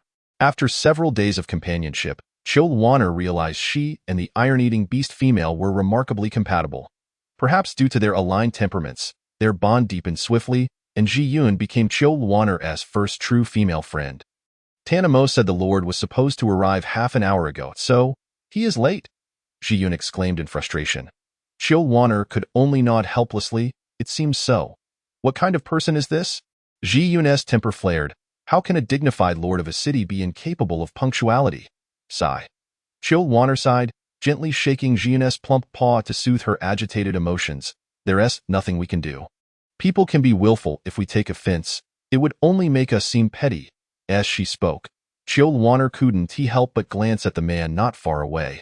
After a cleansing of spiritual energy, her vision had sharpened remarkably. Even from a distance, she could clearly discern the man's face, as dark as a pot's bottom, and his brows furrowed in a manner that could crush flies. Even Li Su, who stood beside him with a cheerful expression, appeared less than pleased. What are they discussing? The young man's gentle tone brushed over the agitated hearts, bringing a moment of tranquility. Ji Yun complained, It's about that tardy lord. I truly cannot fathom how such a person became a lord. He cannot even manage basic punctuality. Ji Feng gently ruffled his sister's hair in an attempt to calm her. Perhaps something urgent detained him. The young man seemed perpetually able to maintain a serene demeanor and stable emotions, earning Chil Wanner's deep admiration. I believe he is doing it on purpose, Ji Yun retorted, her fiery temperament starkly contrasting with Ji Feng's calmness. Regardless of Ji Yun's ire, the expected guest remained absent. Aware that he could not interject in the conversation between the two females, Ji Feng offered a few words of comfort to Ji Yun before departing to seek Tanamo and Li Su. Sigh. What is it? Chil Wanner inquired. Why the sigh? I'm worried. Worried? Chil Wanner asked, puzzled. What troubles you? Perhaps I can assist. Ji Yun's gaze sent shivers down Chil Wanner's spine. Little Yun, why are you looking at me like that? Ji Yun suddenly grasped Chil Wanner's shoulder. Her grip was not too tight, but Chil Wanner stiffened, unable to move. The two remained in this position for 3 seconds before Ji Yun spoke. Wanner, aside from the Serpent Lord, do you have any other partners? What do you mean? Ji Yun's dark, round eyes shone with a fervor that Chil Wanner could not quite grasp. Well, I promised Li Su that I would become his partner once he matures.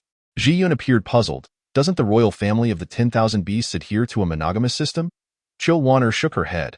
I'm not entirely sure, but Li Su mentioned that these details are unimportant. All right, Ji Yun nodded, seemingly deep in thought. Cho Wanner asked curiously, what are you contemplating? Well, after receiving Cho Wanner's affirmative response, Ji Yun took a deep breath and asked, what do you think of my brother?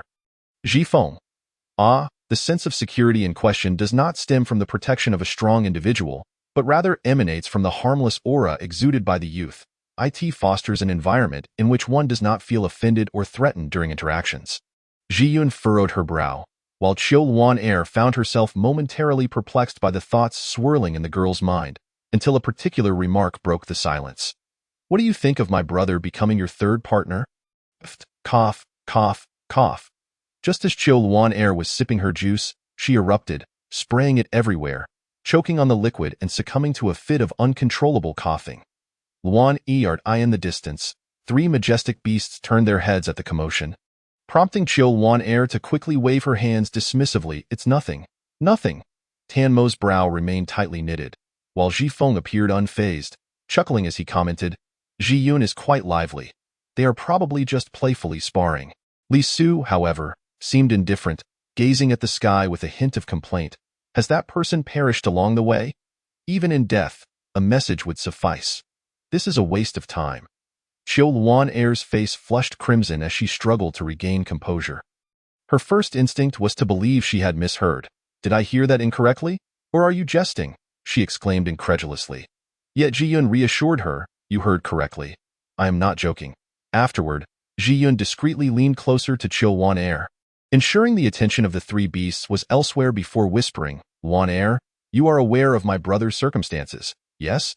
He has been frail since childhood, unable to win the affections of females through displays of strength like other males. Chiu Wan-er nodded, yet I have heard that Master Ji Feng has numerous admirers, does he not? One would think he has no trouble finding a partner. Ji Yun bit her lip. Indeed, he has many female admirers. But all of them are already attached. Chiu Wan-er blinked in surprise, and Ji Yun quickly added, I know what you were thinking. You too have other partners. Chiu Wan-er nodded silently. However, they differ from you. It is not genuine affection for my brother that drives them, but rather an attraction to what he represents. The status and prestige he possesses, most notably his lineage, renowned for its unparalleled medical expertise.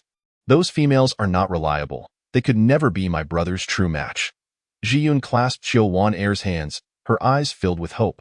She could have expressed that she herself was not entirely dependable, being a fickle-hearted individual, not much different from the other females. However, realizing that such words would surely hurt Ji Yun's feelings, Chiu Wan-er decided to pose a question instead. Xiao Yun, choosing a partner is a significant matter. Regardless of our opinions, shouldn't the thoughts of Master Ji Feng be paramount? Chapter 79. The true nature of Ji Feng. Xiao Yun, choosing a partner is a significant matter. Regardless of our opinions, shouldn't the thoughts of Master Ji Feng be paramount? Ji Yun, suddenly enlightened, replied, that seems to be true. Chiu Wan-er sighed in resignation, only to hear Ji Yun inquire again. So, what do you think of my brother? Chiu Wan-er maintained a stoic expression. Did you not say that Master Ji Feng's opinions are most important? Why are you asking me again? He would not refuse, Ji Yun asserted confidently, leaving Chiu Wan-er puzzled. How can you be so certain that Master Ji Feng would not decline? Even siblings cannot fully fathom each other's thoughts. Ji Yun leaned in closer to Chiu Wan-er, whispering, the way my brother looks at you is different from how he regards other females. Surely not. Master Ji Feng gazes at me just as he does at others. His demeanor is consistently gentle and devoid of hostility. Ji Yun shook her head fervently. You have not spent enough time with my brother to understand him. He may appear harmless, yet he possesses the coldest heart.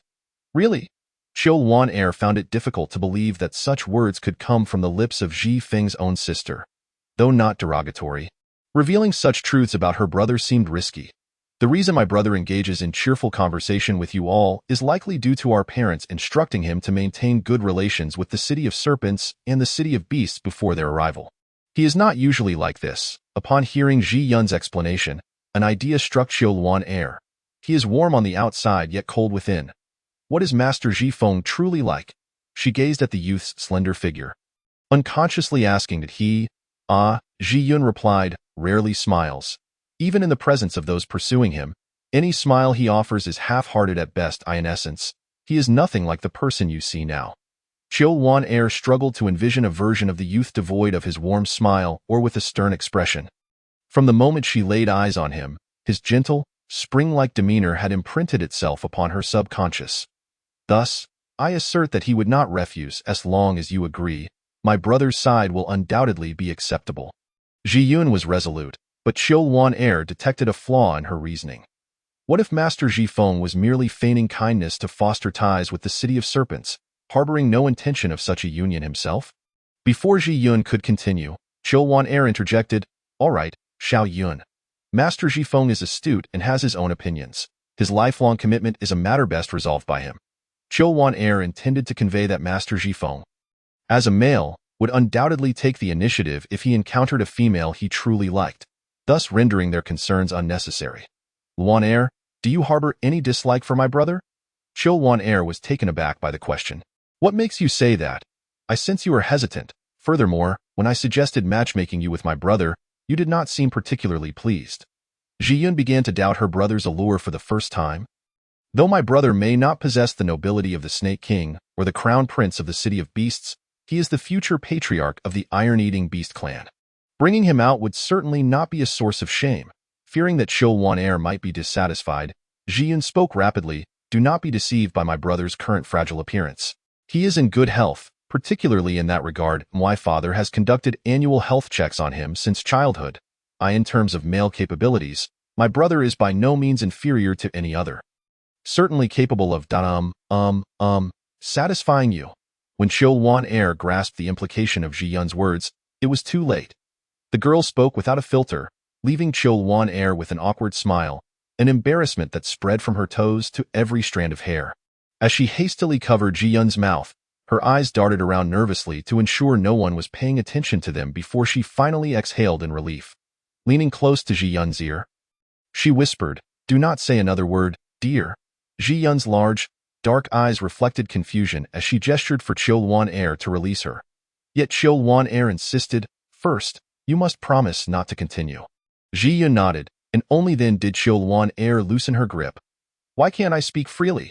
Once liberated, Ji Yun took a deep breath of fresh air, puzzled by Chill Wan Air's intense reaction. It dawned on Chill Wan Air that in the liberal culture of the Luoxi continent, Ji Yun's remarks were merely commonplace, while for someone from the modern world like herself, they felt overwhelmingly embarrassing. Confronted with Ji Yun's bewilderment, Chill Wan Air hastily concocted a reason. "Master Ji Feng is not far away. Discussing him behind his back would be rather inappropriate if he were to overhear." Ji Yun nodded in agreement. "That makes sense. Then let us speak privately." Chill Wan Air hesitated. "That may not be necessary." "Are you still doubting the veracity of my words?" Ji Yun suddenly leaned in closer, her round face abruptly filling Chill Wan Air's vision. Regardless of others' opinions, to Chill Wan Air, Ji Yun's demeanor was utterly endearing. Unable to resist, Chill Wan Air reached out to pinch Ji Yun's plump cheeks, saying, "I do not. Whether it is your insights about Master Ji Feng or anything else, I believe you." "Then why do you appear so disinterested?" "Well, Xiao Yun, I understand your desire to find a suitable partner for Master Ji Feng." Chill Wan Air gently squeezed Ji Yun's soft cheeks, the warmth of her touch irresistible. "But do you truly believe I would make a fitting match?" Ji Yun replied, "I believe you are not a bad person. You are unlike those who seek partners indiscriminately. Moreover, my brother seems to enjoy your company." "That is superficial," Chill Wan Air asserted seriously. "In truth, I do not consider myself to be a suitable match for Master Ji Feng." To be candid, Chill Wan Air acknowledged her own fickleness. The only reason she had not gathered partners like other females was due to the constraints of her past education. Females could have multiple partners, but males could not. While she had her own escape route, a male entering a partnership did not. Of course, she refrained from voicing these thoughts, opting instead for a more palatable explanation. "I already have Tanamo and Li Su by my side. And let us not even discuss whether they would allow me to seek other partners. Let us consider it as a possibility. Do you believe that this third male beast will be ostracized by them?" The answer is undoubtedly affirmative. No male beast wishes to monopolize their partner without contest. Furthermore, whether it be Tanamo or Li Su, both male beasts hold significant status and identity. Their possessiveness is naturally more intense than that of ordinary male beasts. Especially in Tanmo's case, Chill Wan Air thinks it is nothing short of miraculous that he can accept Li Su. Chapter 80. The king of Sky City Chill Wanner feels that given Tan Mo's possessiveness, it is indeed a wonder that he can tolerate Li Su, and it seems highly improbable that he would accept the existence of another male beast. Moreover, both Tan Mo and Li Su are not ones to be trifled with. The third male beast will undoubtedly face a daunting predicament, and merely contemplating it sends shivers down Chill Wanner's spine. Ji Yun, stroking his chin in contemplation, said, "Thus, perhaps it would be best to allow young Master Ji Feng to let matters unfold naturally. In truth, I have been pondering." After seemingly serious reflection, Ji Yun remarked, "My brother is not one to be easily bullied." Conversely, Ji Yun believes that Ji Feng possesses a cunning mind. However, she refrains from voicing this, fearing it might tarnish Ji Feng's good impression in Chill Wanner's eyes. Chill Wanner, not comprehending the underlying implication of Ji Yun's words, was about to speak when a sudden commotion erupted from a distance. Interrupting her impending words, "Look, what is that? Is it a carriage? How splendid! I have never seen such an extravagant and luxurious carriage before. So beautiful!" The exclamations of the palace attendants filled the air, and Chill Wanner was drawn in by the sound. Above, against a backdrop of dark, heavy clouds, a vibrant splash of red was exceptionally eye-catching. The feathers of the great bird were as white as fresh snow, and its crisp calls echoed through the sky. The red carriage, adorned with dazzling gold, radiated opulence that even from below, Chill Wanner could sense its magnificence. How beautiful, she marveled at the grandeur of the carriage, only to be met unexpectedly by a disdainful remark. "What a show-off!" Following the voice, Chill Wanner observed Li Su's face, twisted in disdain as he gazed up at the carriage. Turning to look at Tan Mo, she noted the furrow in his brows. Although he exhibited no visible disdain, her instincts told her he would not appreciate something so ostentatious. Ji Feng maintained his usual cheerful demeanor, neither revealing fondness nor aversion. An hour late, does he even realize someone is waiting for him? Li Su not only disapproved of the flamboyant carriage, but evidently held even greater disdain for its owner. Yet, the tardiness was indeed the fault of the Lord of Sky City. Tan Mo remained silent, and Chill Wanner speculated he was contemplating how to make trouble for the individual, as this person had long harbored grievances against Tan Mo, causing him no small amount of trouble even in their absence. Not far ahead lay a designated area for the carriage to pause, and it was then that Chill Wanner noticed the true size of the carriage was far greater than what appeared from below. The white bird descended gracefully, its massive wings stirring up gusts of wind. The force of the wind made it difficult for Chill Wanner to keep her eyes open, and suddenly, a shadow enveloped her. Bringing a welcome cessation to the blinding wind, as she opened her eyes, she found herself staring into the golden-hued pupils of a man, who wore a faint smile. Their interaction did not go unnoticed by those around them. The youth scoffed and turned away, no longer looking. Ji Yun quietly leaned close to Ji Feng, noticing he was intently watching the direction of Chill Wanner. "What are you looking at?" "Nothing." Him Ji Feng's tone was flat, revealing nothing beneath the surface, yet as his sister, Ji Yun was acutely aware of his true nature. The more he feigned nonchalance, the more he was concealing. Intentionally, Ji Yun remarked, "I asked Wanner, and she said she has no plans to seek a third partner in the near term." "A third?" "Yes." Ji Yun nodded earnestly. "You can't possibly be oblivious to the fact that the Prince of the Beast City has an unusual relationship with Wanner, can you?"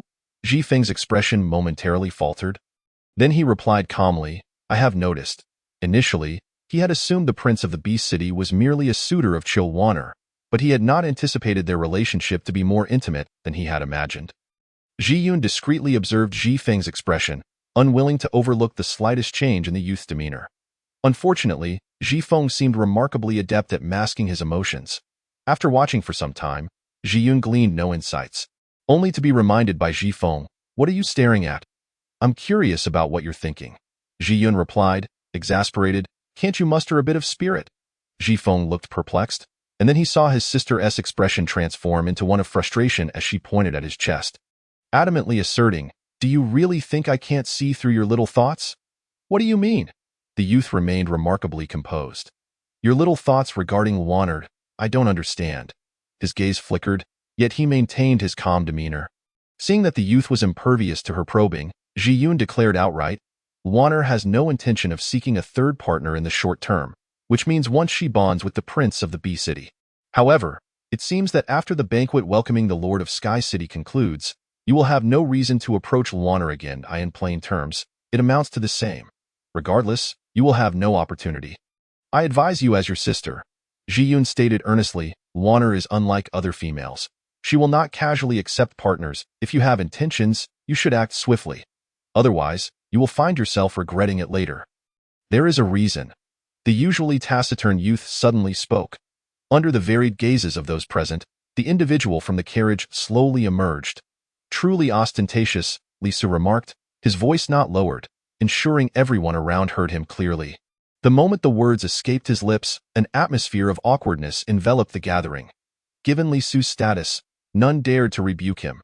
The youth, clad in vibrant red feathery attire, was indeed as flamboyant as Li Su had described. It was Chiu Luaner's first encounter with a man dressed so gaudily.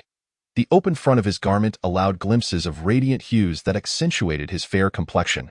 His crimson tresses cascaded to his waist, and a silver mask glimmered in the sunlight. The mask concealed most of his features, yet the curve of his exposed jawline suggested he was not unattractive. At the very least, his bone structure was striking. The prince of the beast city has a significant opinion of me, it seems, the youth spoke, his red lips parting in a smile, his elongated phoenix eyes brimming with mischief as they swept over everyone present.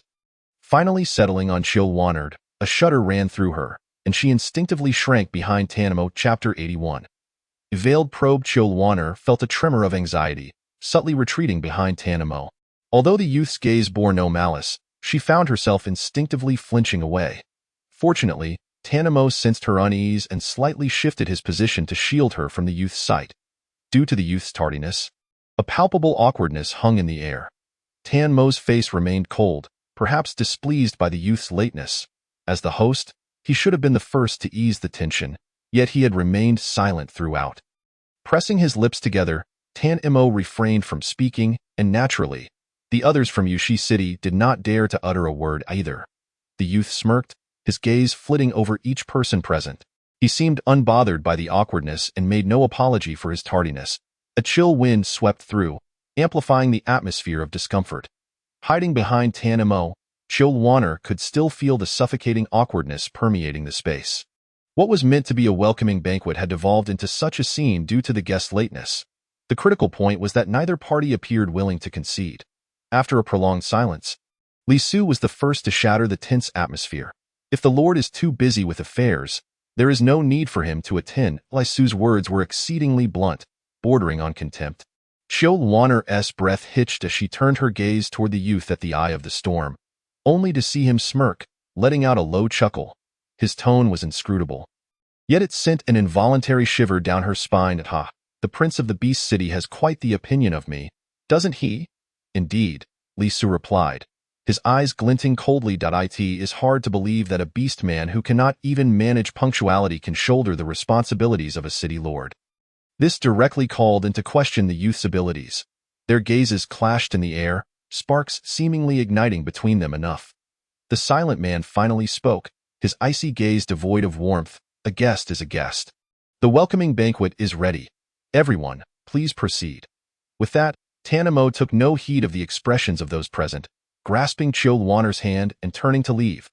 Jun Yao's gaze lingered on the slender figure of the female, unwilling to part with it until someone beside him prompted, Your Majesty, we should take our leave. Jun Yao cast a glance at the person beside him, prompting Jun Lao to quickly avert his gaze. Your Majesty, we have already displeased Yushi City. For the sake of the relationship between the two cities, you may need to temper your demeanor. Jun Lao's words were exceedingly tactful. In truth, it was not merely a matter of tempering one's temperament. According to Jun Lao's perspective, an apology from Jun Yao to Yushi City would be the most prudent course of action. After all, the tardiness was their fault, and an apology was understandable. Yet, given Jun Yao's nature, he was clearly unwilling to bow his head. Thus Jun Lao could only settle for a lesser compromise. Jun Lao appeared puzzled. Which one? In the recently welcomed entourage, there were two females. One, a member of the Qixi clan, stood beside the Serpent King and was presumably the enchanting female who had captured the heart of the Lord of Yushi City, as widely rumored in recent days. The other seemed to belong to the Iron-Eating Beast clan, known for their indifference to worldly affairs. Lord Jun, however, had little impression of that particular female. Observing the youth's expression, An ominous premonition suddenly surged within Lord June. Soon to be confirmed. The female standing next to the Serpent King. Lord June attempted to glean some insights from the youth's visage, but the silver mask obscured much of his face, rendering it impossible to discern his emotions. After a moment's contemplation, Lord June candidly remarked that female possesses extraordinary beauty, yet her gaze is strikingly clear, which is rather unusual. And what else? Lord June shook his head. For now, nothing more. After all, I have yet to engage with her. And her temperament remains unknown. While Lord June spoke the truth, Jun Yao stroked his chin, murmuring to himself, never engaged, thus unaware. Despite his advanced age, Lord June remained perceptive, and upon hearing the youth's soft murmurs, a sense of anxiety gripped his heart. Recalling the youth's capricious nature, he hesitated to speak, silently praying that no trouble would arise. Once everyone settled, as the host, Tanamo took the central seat, with Chiu Waner positioned beside him. Li Su and the siblings Ji Feng and Ji Yun were assigned to the right side. Gazing distantly across at the team from Sky City on the left, Li Su wore a perpetual scowl, unwilling even to glance at the people opposite him. From her elevated position, Chiu Waner could clearly observe the movements of those below. The young man's lips moved, and based on his striking appearance and her understanding of Li Su, Chiu Waner speculated that he was likely mocking the Lord of Sky City for his theatricality. Nevertheless, she thought to herself, propping her chin with one hand, that while she had no objections to the masked youth, she remained curious about the reason behind his mask. It was evident to Chiu Waner that the king of Sky City wore it not to conceal any flaw. Bored? A large hand gently caressed Chiu Waner's head, and when she looked up, she found the man gazing at her with a soft expression. It was fortunate that the Lord of Sky City was indeed different from other males, which piqued her interest and kept her from feeling bored. As for anything else, there was nothing more to say. After all, given his formidable reputation, Chiu Waner dared not overstep, remaining quietly in the background beside the man, fearful of attracting someone's attention. Yet, as fate would have it, the very attention she wished to avoid was drawn to her. Following a perfunctory apology for his tardiness, the man shifted the focus of conversation to Chiu Waner. That female must be the legendary Serpent Empress? Indeed, I am Chiu Waner. In many respects, Chiu Waner now held a position no less significant than Jun Yao's, thus requiring only to observe basic etiquette. Deliberately lowering her stance might lead others to underestimate Yusha City. Tan Mo's brows furrowed slightly, casting a cold, penetrating gaze toward Jun Yao. Chiu Waner lightly patted the back of the man's hand, seemingly to soothe his emotions, while the youth's phoenix eyes narrowed slightly. Having long heard of the Serpent Empress's unparalleled grace, upon witnessing it for herself, she found it to be true. Although her words appeared complimentary, Chiu Waner instinctively felt that the youth harbored ulterior motives. Unparalleled grace is hardly fitting. I am merely an ordinary female. No. Jun Yao shook his head, his tone infused with an emotion that Chiu Waner could not comprehend. An ordinary female could not capture the heart of the Serpent King. Moreover, the Serpent Empress gives me a very distinct impression. As he spoke, the youth leaned slightly forward. Despite the considerable distance between them, Chiu Waner felt an overwhelming sense of urgency, akin to being pursued by a wild beast. She forced a smile. Is that so? What makes it so special? That's a secret. The youth placed his index finger to his lips. Speaking softly, Chiu Waner replied, You truly have a sense of humor. Humor? Nonsense. Chiu Waner internally screamed in frustration. Had she not already been aware of the youth's true intentions for being here, she might have genuinely thought he was teasing her. While he was indeed teasing her, the motivations were vastly different. The former was a personal interest, while the latter pertained to the secret she harbored. The individuals present were somewhat aware of the underlying tension. And as Jun Yao made his remark, the atmosphere grew palpably tense. Ji Yun leaned closer to her brother, whispering, Brother, I've heard that the Lord of Sky City has ulterior motives for his visit. I gathered this from the Prince of 10,000 Beasts.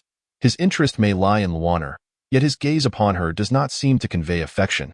She had witnessed countless males falling in love, each exhibiting unique personalities, yet when confronted with their beloved females, their eyes invariably brimmed with fervor. Even the notoriously aloof Serpent King exhibited such warmth. However, the Lord of Sky City, though smiling at Chiu Waner, lacked any hint of joy in his gaze. Ji Feng shook his head, his light-colored lips pressed tightly together. The thoughts of others are not for us to decipher. We should observe and await developments. Regardless of whether Junyao's intentions involve Chilwaner or something else, Tana Mo will stand in his way. The Prince of 10,000 Beasts would also not permit Junya to harm Chilwaner. Thus, her fundamental safety remains assured. Ji Yun scoffed, with your passive demeanor. Be wary that the Lord of Sky City may change his mind. He might capture Luana's heart before you do, and then you shall have cause to weep. Little did Ji Yun realize that her offhand complaint would later prove prophetic. With a golden opportunity laid before him, why was he so lackluster? Fortunately, Junyao did not linger on Chilwaner. After a few casual exchanges, he redirected the conversation to matters of business. Chilwaner privately exhaled in relief, though her heart remained unsettled. Alisu had mentioned that news of her causing the wanling flower to bloom had likely reached Junyao, indicating that his motives likely revolved around the secret she possessed.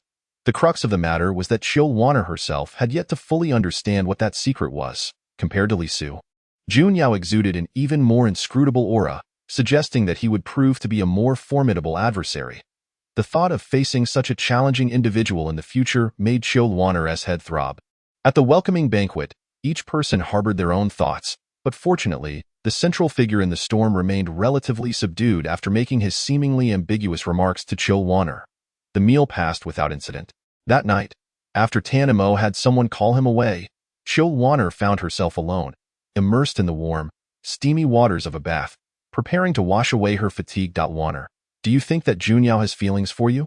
Beside the towel, a small stone, roughly the size of an adult's palm, emitted a soft glow, intricate runes etched upon its surface.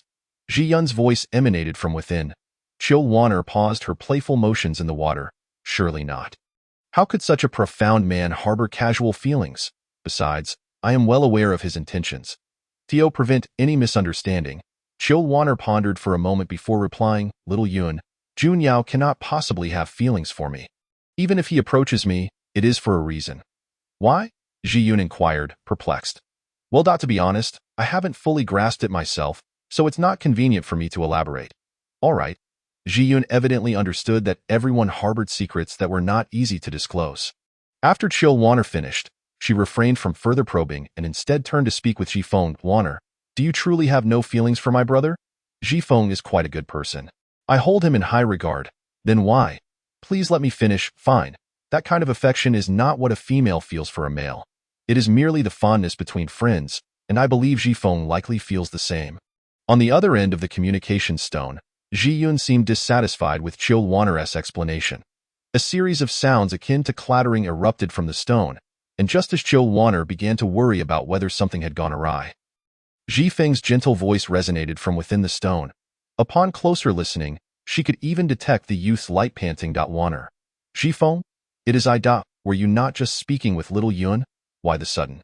Ji Feng cleared his throat, and after a brief silence, remarked, Little Yun had some matters to attend to and, fearing you might be bored, asked me to keep you company for a while. Oh? Chilwaner glanced at her situation and felt a bit awkward.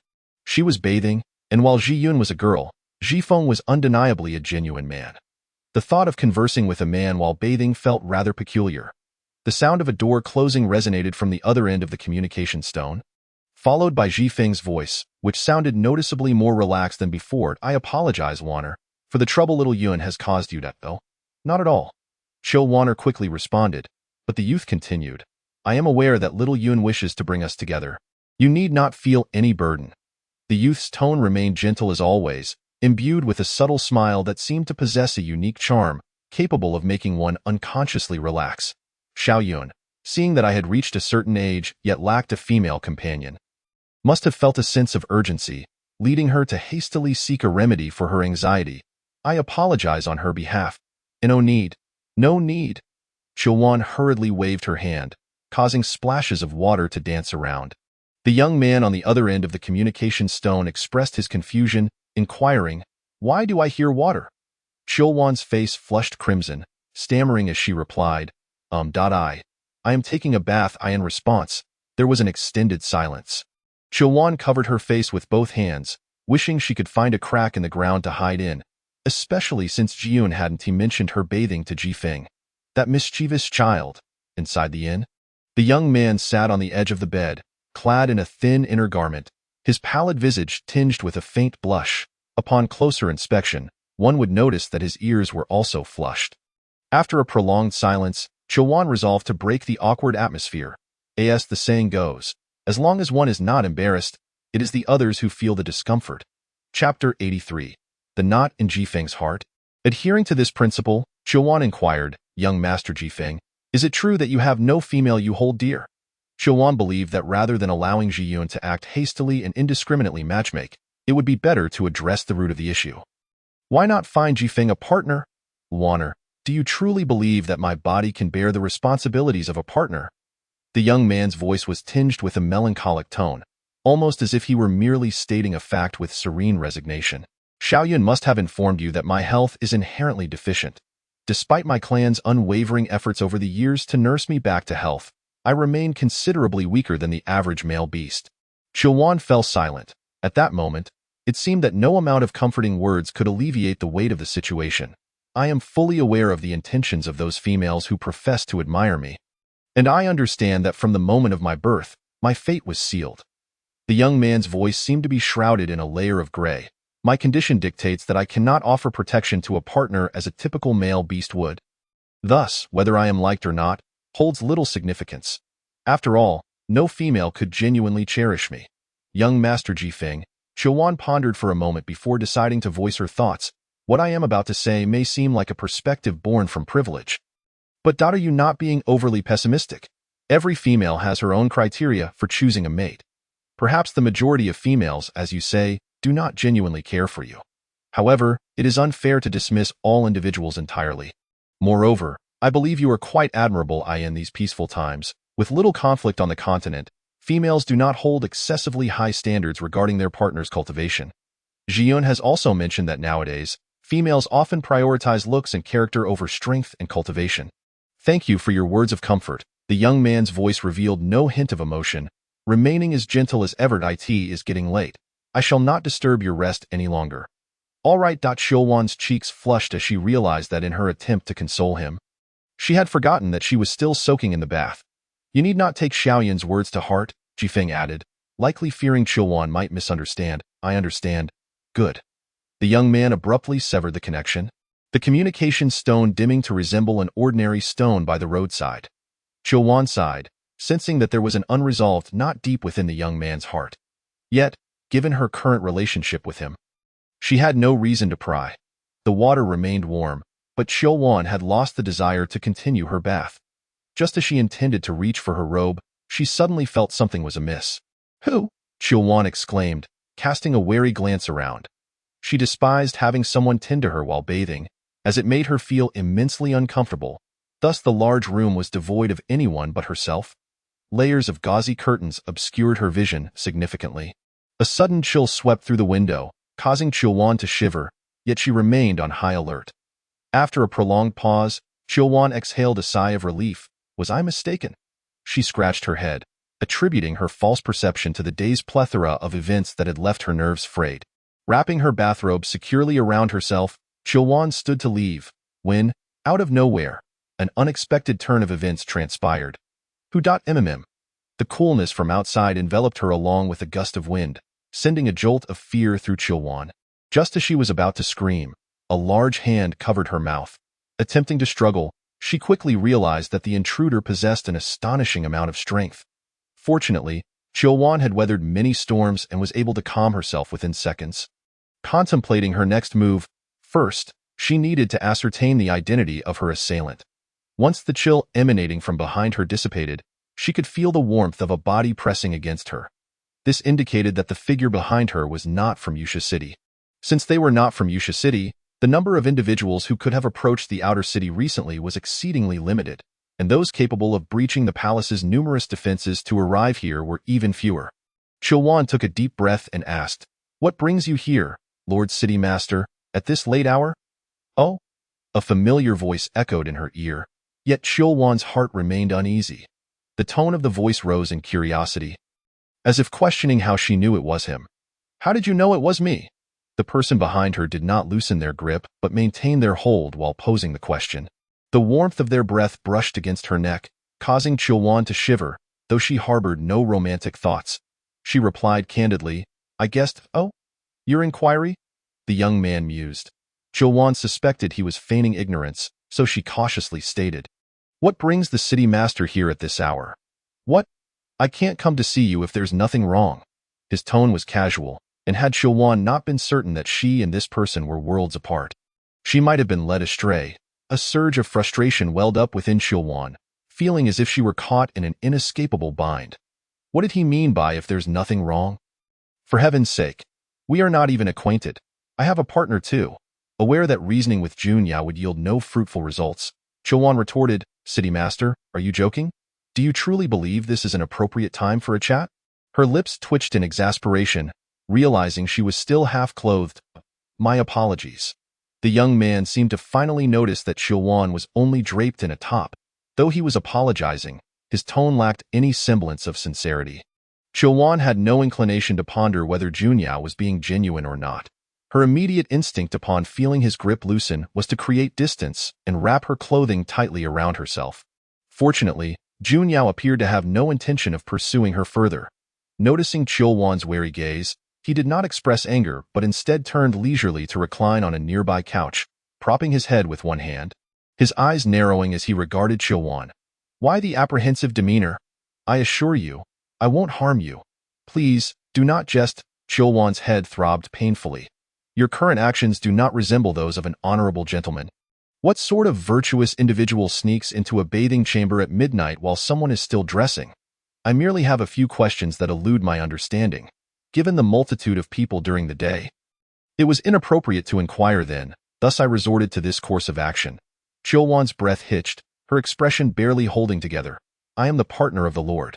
You may discuss any matters with him." Prior to their meeting, he had instructed Chilwan to direct any unexpected inquiries toward him and to refrain from initiating discussions about anything. Chapter 84. Half-Truths and Half-Lies. Nonetheless, dissatisfaction was of no consequence. "City master, your presence here is rather inappropriate," Chilwan cautioned. "By all accounts, Junyao should be resting in the inn designated for those from Sky City, rather than questioning her here. If the Lord were to learn of this, it could lead to numerous misunderstandings." "What misunderstandings?" Junyao seemed perplexed by Chilwan's statement, and in the blink of an eye, he appeared directly before her. Chilwan instinctively stepped back, but the young man pressed closer. The distance between them shrank to the point where Chilwan could discern the intricate patterns on his silver mask. "What do you intend to do?" Chilwan's body was enveloped in resistance at the sudden proximity of a stranger. Junyao seemed to perceive her discomfort.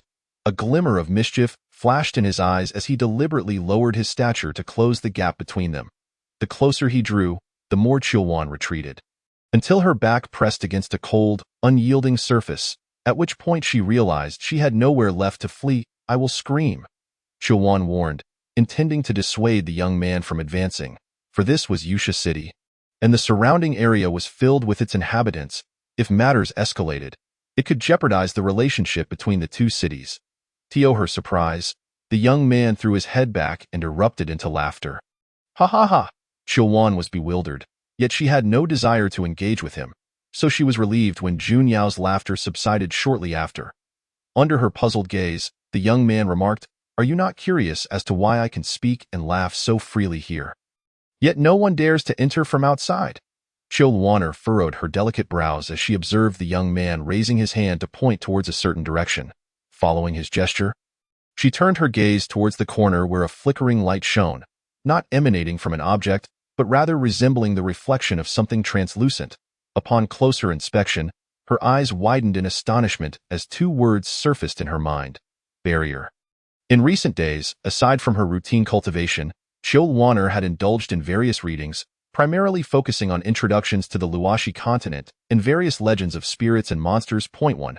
Particular book detailed the myriad extraordinary talents that could awaken within beastmen, such as the water manipulation from the Mo bloodline and the innate ice crystal technique. It also mentioned one of the bloodline inheritances of the divine beast by who, a special mental ability akin to hypnosis or mental control.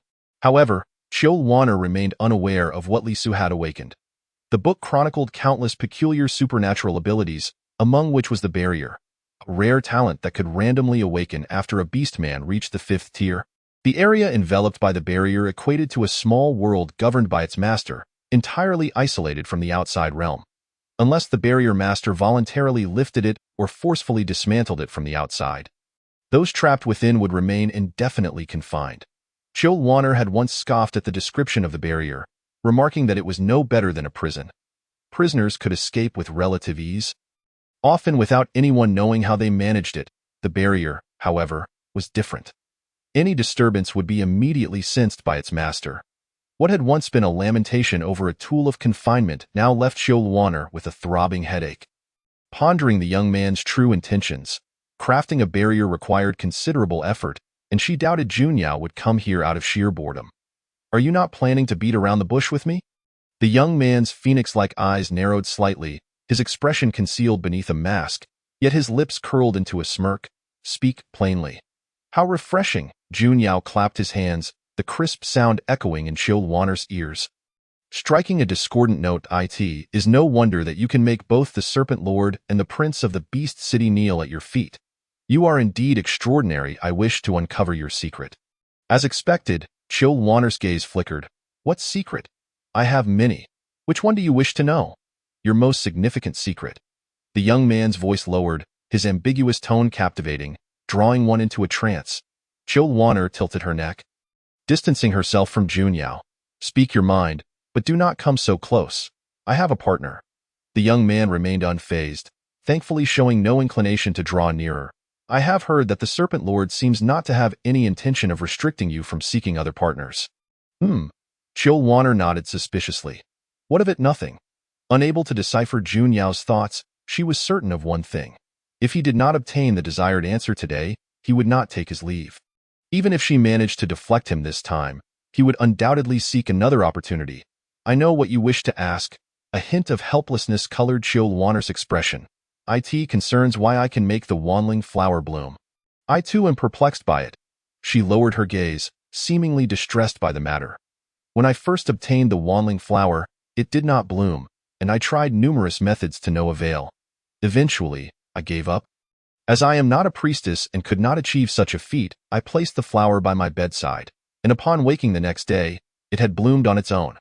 The young man fixed his gaze intently on Chill Warner, contemplating the veracity of her words, and then it returned to its rightful owner. Chill Warner replied nonchalantly, betraying no trace of artifice. "The wanling flower was entrusted to the Beast City, so its blooming naturally meant it was to be handed over to them. Coincidentally, the Prince of the Beast City was present, and I gave it to him." Junyao narrowed his phoenix-like eyes. "Did you not investigate why the wanling flower bloomed?" The priest speculated that perhaps the flower had not absorbed enough spiritual energy previously. "But that particular night it received sufficient energy while I was nearby, leading to its natural blooming." Chill Warner spoke half-truths. Unless Junyao pried the truth from Luo Yi and Li Su, he could never uncover the reality. "Very well." Junyao waved his hand, and in the next moment, Chill Warner distinctly felt the space around her shift, though she could not articulate how it had changed. "Chill Warner, I must admit, you are indeed remarkable." Chapter 85. Countermeasures. No longer could she see that fleeting crimson figure. Was this a successful deception? Chill Warner mused aloud. He seemed to believe her. However, whether he did or not mattered little. Unless she could extract information from Tanamo and Luo Yi, it was evidently impossible. Feeling drained, Chill Warner exhaled deeply, ensuring no one was around before adjusting her attire and departing.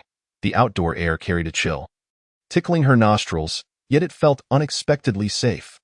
After spending an eternity in the bath, had they not restrained her, she would have ventured in to check if he had encountered any trouble.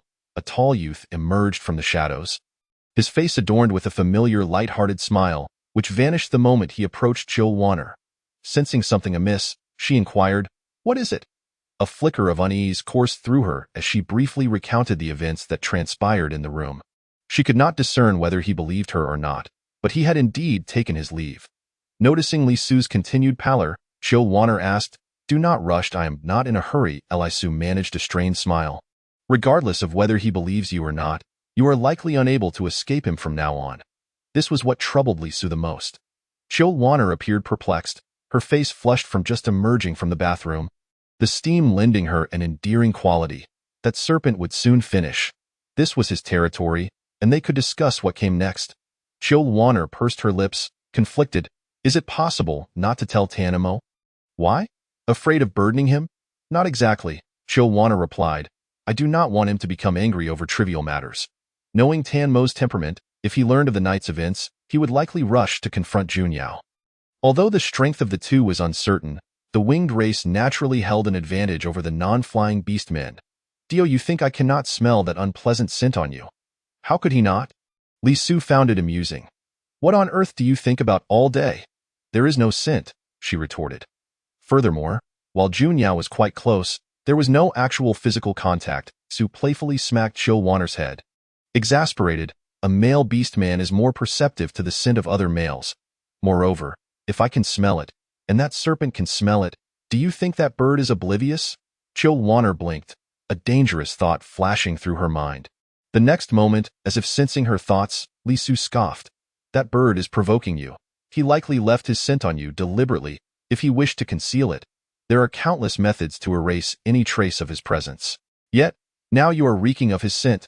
Beyond provocation, I can think of no other possibility. What should we do now? With her suspicions confirmed, Chill Warner could not find joy in the revelation. Instead, she felt an impending sense of doom. As I mentioned, consult that serpent. Before long, the dormitory was dimly lit. Chill Warner curled up on a nearby soft couch while Lisa casually sipped from a cup of warm tea. Enough. Why do you look so pale? What if you frighten her? Noticing Tanmo's darkening expression, Lisu spoke up. At his words, the man relaxed slightly, though still intimidating. He appeared considerably softer than before. Lowering his voice, he asked, what else did he inquire? Chill Warner shook her head. Nothing more. He sought me for a secret, and after I deflected him, I could not tell if he believed me, but he did leave, Lisu spoke softly, from what I observe. He will seek you out again. That a bitter expression crossed Chill Warner's face. His pursuit is futile. I genuinely do not know. It was somewhat amusing to think that she was unaware of her own secret. The important thing is not whether you know, but whether he believes you know. So what should we do? Chill Warner felt a headache coming on. Should we hide? You did not hide from him today. Did you? He still had the opportunity to find you, Lisa countered with a splash of cold water. Chill Warner nearly ground her teeth in frustration. It is easy for you to say. You think of a solution. There is indeed a solution, and it is quite simple. A mischievous glint appeared in the youth's eyes, and as he spoke, both Chill Warner and Tanamo turned their gazes toward him. Tanamo knew better than to expect anything good from Lisu's mouth, yet he was still intrigued. Speak. The solution is simple. The youth propped his chin on one hand, grinning widely. Just make that bird fall for her. Chill Warner managed to squeeze out a response after a long pause. That is not funny at all. Though Tanamo had yet to utter a word, the foolish glimmer in his eyes had already betrayed the turmoil within him. Perceiving the disbelief of the two, Lisu reiterated, I am serious. You may find this jest lacking in humor. Chill Warner remained impassive. Let us not discuss why you think it would be a simple matter for him to develop affection for me. Even if he were to harbor such feelings, what of it? That cunning beast, with his profound and calculated thoughts, who can ascertain whether he would present one facade to my face and another behind my back? Lisu scoffed. So, do you propose an alternative? None? Then that settles it. He turned his gaze to Tanamo, his expression bearing a hint of earnestness. You should recognize that my method is indeed viable. Under Chill Warner's incredulous stare, Tanamo gave a slight nod. Chill Warner was utterly taken aback. Tanamo, how could you indulge in his folly? Warner. The man shot a glance at Lisu, though his approach may seem absurd. It is also the most reliable course of action. I knew it, Lisu declared with a sense of triumph. The beast knows the beast best, no matter how ruthless or calculating a beast may be. He will invariably temper his demeanor in the presence of his beloved female. As he spoke, Lisu gestured with his chin, directing Chill Warner's attention to the indifferent man across from them. His previous reputation was far more fearsome than that of a mere bird. Yet now he is tamed under your influence, is he not? While Lisu's words held merit, Chill Warner remained hesitant. But each individual is unique. Moreover, Junyao may not necessarily take a liking to me. His approach towards me is merely for the sake of secrets. I initially approached you for the same reason, Lisu candidly admitted. Revealing his original intentions, people can change. Initial motives do not dictate subsequent outcomes. Jill Warner still found it hard to trust, shifting her gaze to Tanamo, inquiring, Tanamo, what do you think? The man's hands, which had been resting at his sides, clenched suddenly, his eyes dimming momentarily. After a brief pause, he replied, it is worth a try. If we do not attempt it, we have no other options. Lisu seemed to possess a knack for reading minds, effortlessly discerning Tan Mo's concerns. The relationships between the major cities were inherently delicate, with no genuine peace to speak of. It was merely a matter of mutual restraint. Should any subtle shift occur in the relationship between Yusha City and the Sky City, it could easily be exploited by unscrupulous individuals seeking to stir trouble. Lisu's amber eyes swept over the man. If given the choice, who would wish to permit their female to approach another beast? Especially one as possessive as Tanamo, who, upon uttering those words, must surely be suffering internally. Jill Warner turned to Tanamo, nodding. I understand. Lisu's words were not difficult to grasp. If the matter were solely an internal issue within Yusha City, Tanamo could act as he pleased. Yet, in a position of authority, there were constraints that could not be overlooked. Junyao might remain indifferent, but Tanamo could not afford such leniency in many ways. He was indeed a competent sovereign. Jill Warner inhaled deeply, addressing Lisu. Lisu, please wait for me outside. The youth protested. Why must you speak in my presence? With no other recourse, Jill Warner softened her tone. Would you be a dear and wait? Lisa clicked his tongue in annoyance, rising to leave, and even remembered to close the door behind him. The sound of the door slamming shut resonated sharply in the stillness of the night, echoing Lisa's displeasure. However, Jill Warner had no time to dwell on that. The closed door severed the connection between them and the outside world, and she turned her attention to the man. Tanamo, I'm here. Embrace me. Jill Warner sat there, arms outstretched, watching as the man rose, approached her, and knelt down to envelop her in his embrace. The familiar scent of coldness enveloped her senses, and she inhaled greedily. Yet before she could speak, he murmured, I am sorry, Warner. His voice remained deep and melodious, but she keenly detected a note of heaviness within it. It was clear that his spirits were low, perhaps even dismal. Given the circumstances, it was not difficult to surmise the cause. When you say that, it makes me feel like an outsider. Did you not say before that partners are one entity? If that is the case, then where is the need for apologies? I know, Tanamo sighed, understanding that Jill Warner did not wish for him to bear guilt. Yet how could he not? As her partner, he ought to shield her from all dangers. Yet now he found himself pushing her towards peril, helplessly watching from the sidelines. Tanamo had never felt so powerless. Tanamo, I realize that no matter what I say, you will feel as though you have failed in your duty. And indeed, that was the truth. However, I want to tell you that if my approach to Junyao can spare you considerable trouble, then I would be quite content. Her smile was radiant, her eyes crescent-shaped, akin to stars glimmering in the night sky in Tan Mo's gaze. Love is mutual. Jill Warner traced circles on the man's chest with her fingertips, earnestly reasoning, you have never regarded my matters as a nuisance. And you strive to protect me. Likewise, I wish to do something for you. Besides, the trouble itself has arisen because of me, so it is only fitting that I address it.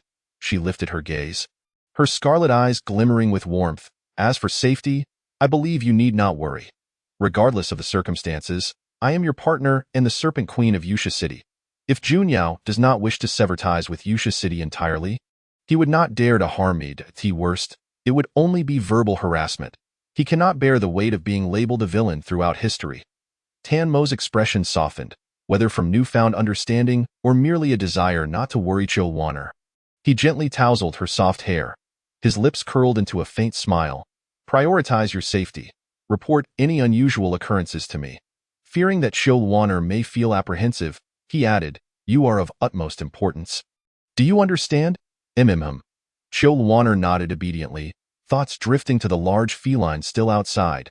A fleeting look of guilt crossing her face. Tanamo, she hesitated to voice her thoughts. Leaving her partner behind to soothe other beasts felt wrong. And the mere notion made her feel like a cad, even if the truth was that she indeed was one. Sensing Jill Warner's internal conflict, Tanamo offered a calm smile. Go on. Eh? The man tilted his head, a rare display of childlike emotion surfacing. He isn't faring any better. Jill Warner paused, then quickly grasped his meaning. With a parting remark, she rushed out, her skirts swishing as she dashed towards the door. Outside, silence reigned, broken only by the faint chirping of insects. Chill Warner scanned her surroundings, but found no trace of the youth. Just as she was about to step forward, she suddenly halted, there, nestled in a shadowy corner. Was the youth, so inconspicuous that one might mistake him for an unremarkable patch of grass? Where have you been hiding? Chill Warner approached, only for the youth to spring up abruptly, his tall stature forcing her to look up at him. Once you two are done being affectionate, come find me, Lisu said, arms crossed, leaning against the wall, his words dripping with sarcasm. Struggling to suppress her laughter, Chill Warner replied, not at all. I merely offered some guidance to Tanimo. Oh, the youth responded, clearly unimpressed by her explanation. Faced with the sulking feline, Chill Warner sighed, stepping closer to wrap her arms around his slender waist. Noticing his body stiffen noticeably, a subtle glimmer of amusement flickered in her eyes. Just a big cat. It's easy to manage. This was Chill Warner's first initiative to embrace him. What are you doing? She nuzzled against his chest, her tone soft, almost like a petulant plea. It's so cold outside. You re-warm. What is this nonsense? The stubborn youth protested, feeling her nose press against his firm chest, the discomfort causing her to wince. Ouch, that hurts. I apologize, Lisu said quietly, his voice laced with regret. Please don't leave. A mischievous glint sparkled in Chill Warner's eyes as she rubbed her sore nose, feigning ignorance. What did you say? I didn't catch that. The proud youth refused to repeat himself.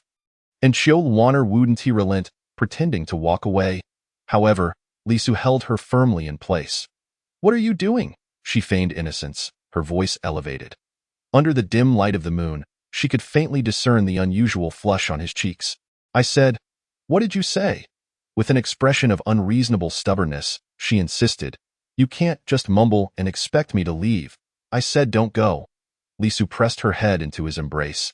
Ensuring she could not see his expression before taking deep breaths, a clear indication of the turmoil within his heart.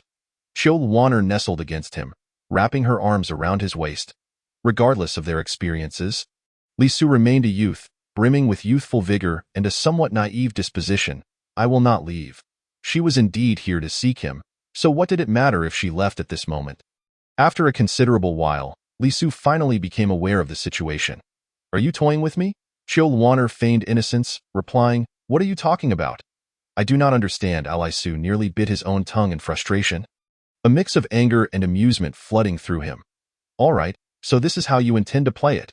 Chill Warner pouted, saying, what do you mean by playing with you? I clearly came to find you. But you insisted I leave. If you do not wish to see me, then I shall take my leave. She lifted her chin, the warmth of her breath tickling her neck, a sensation that was somewhat irksome. Who said I came to see you off? Then what is your purpose here? Lisu asked, perplexed. You tell me. How did you come to the conclusion that I should approach Junyao? Lisu was baffled by Chill Warner's question.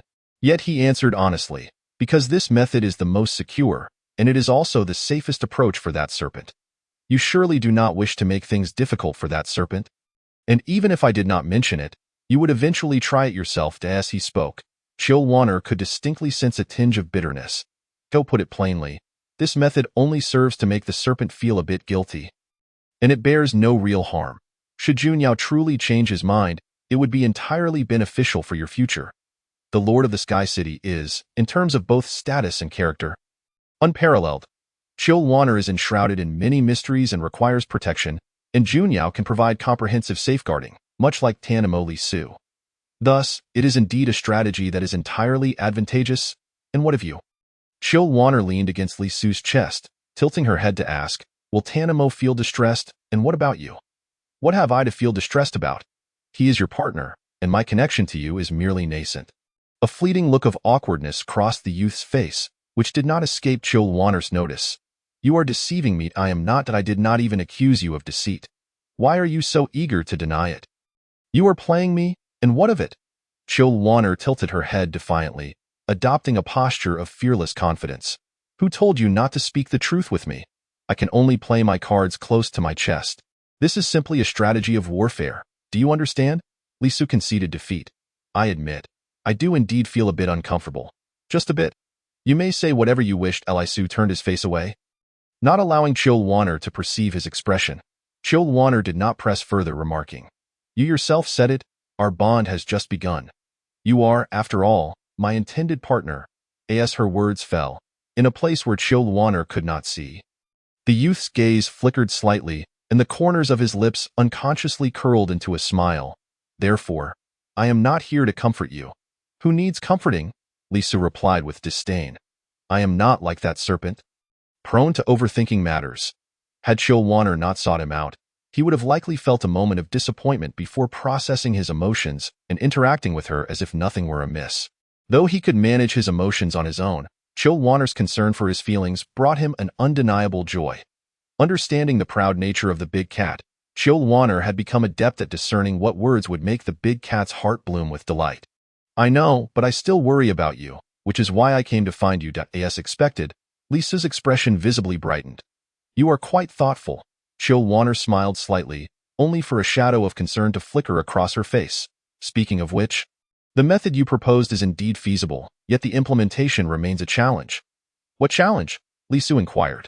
"If Junyao does not trust you, he will naturally find ways to draw closer to you.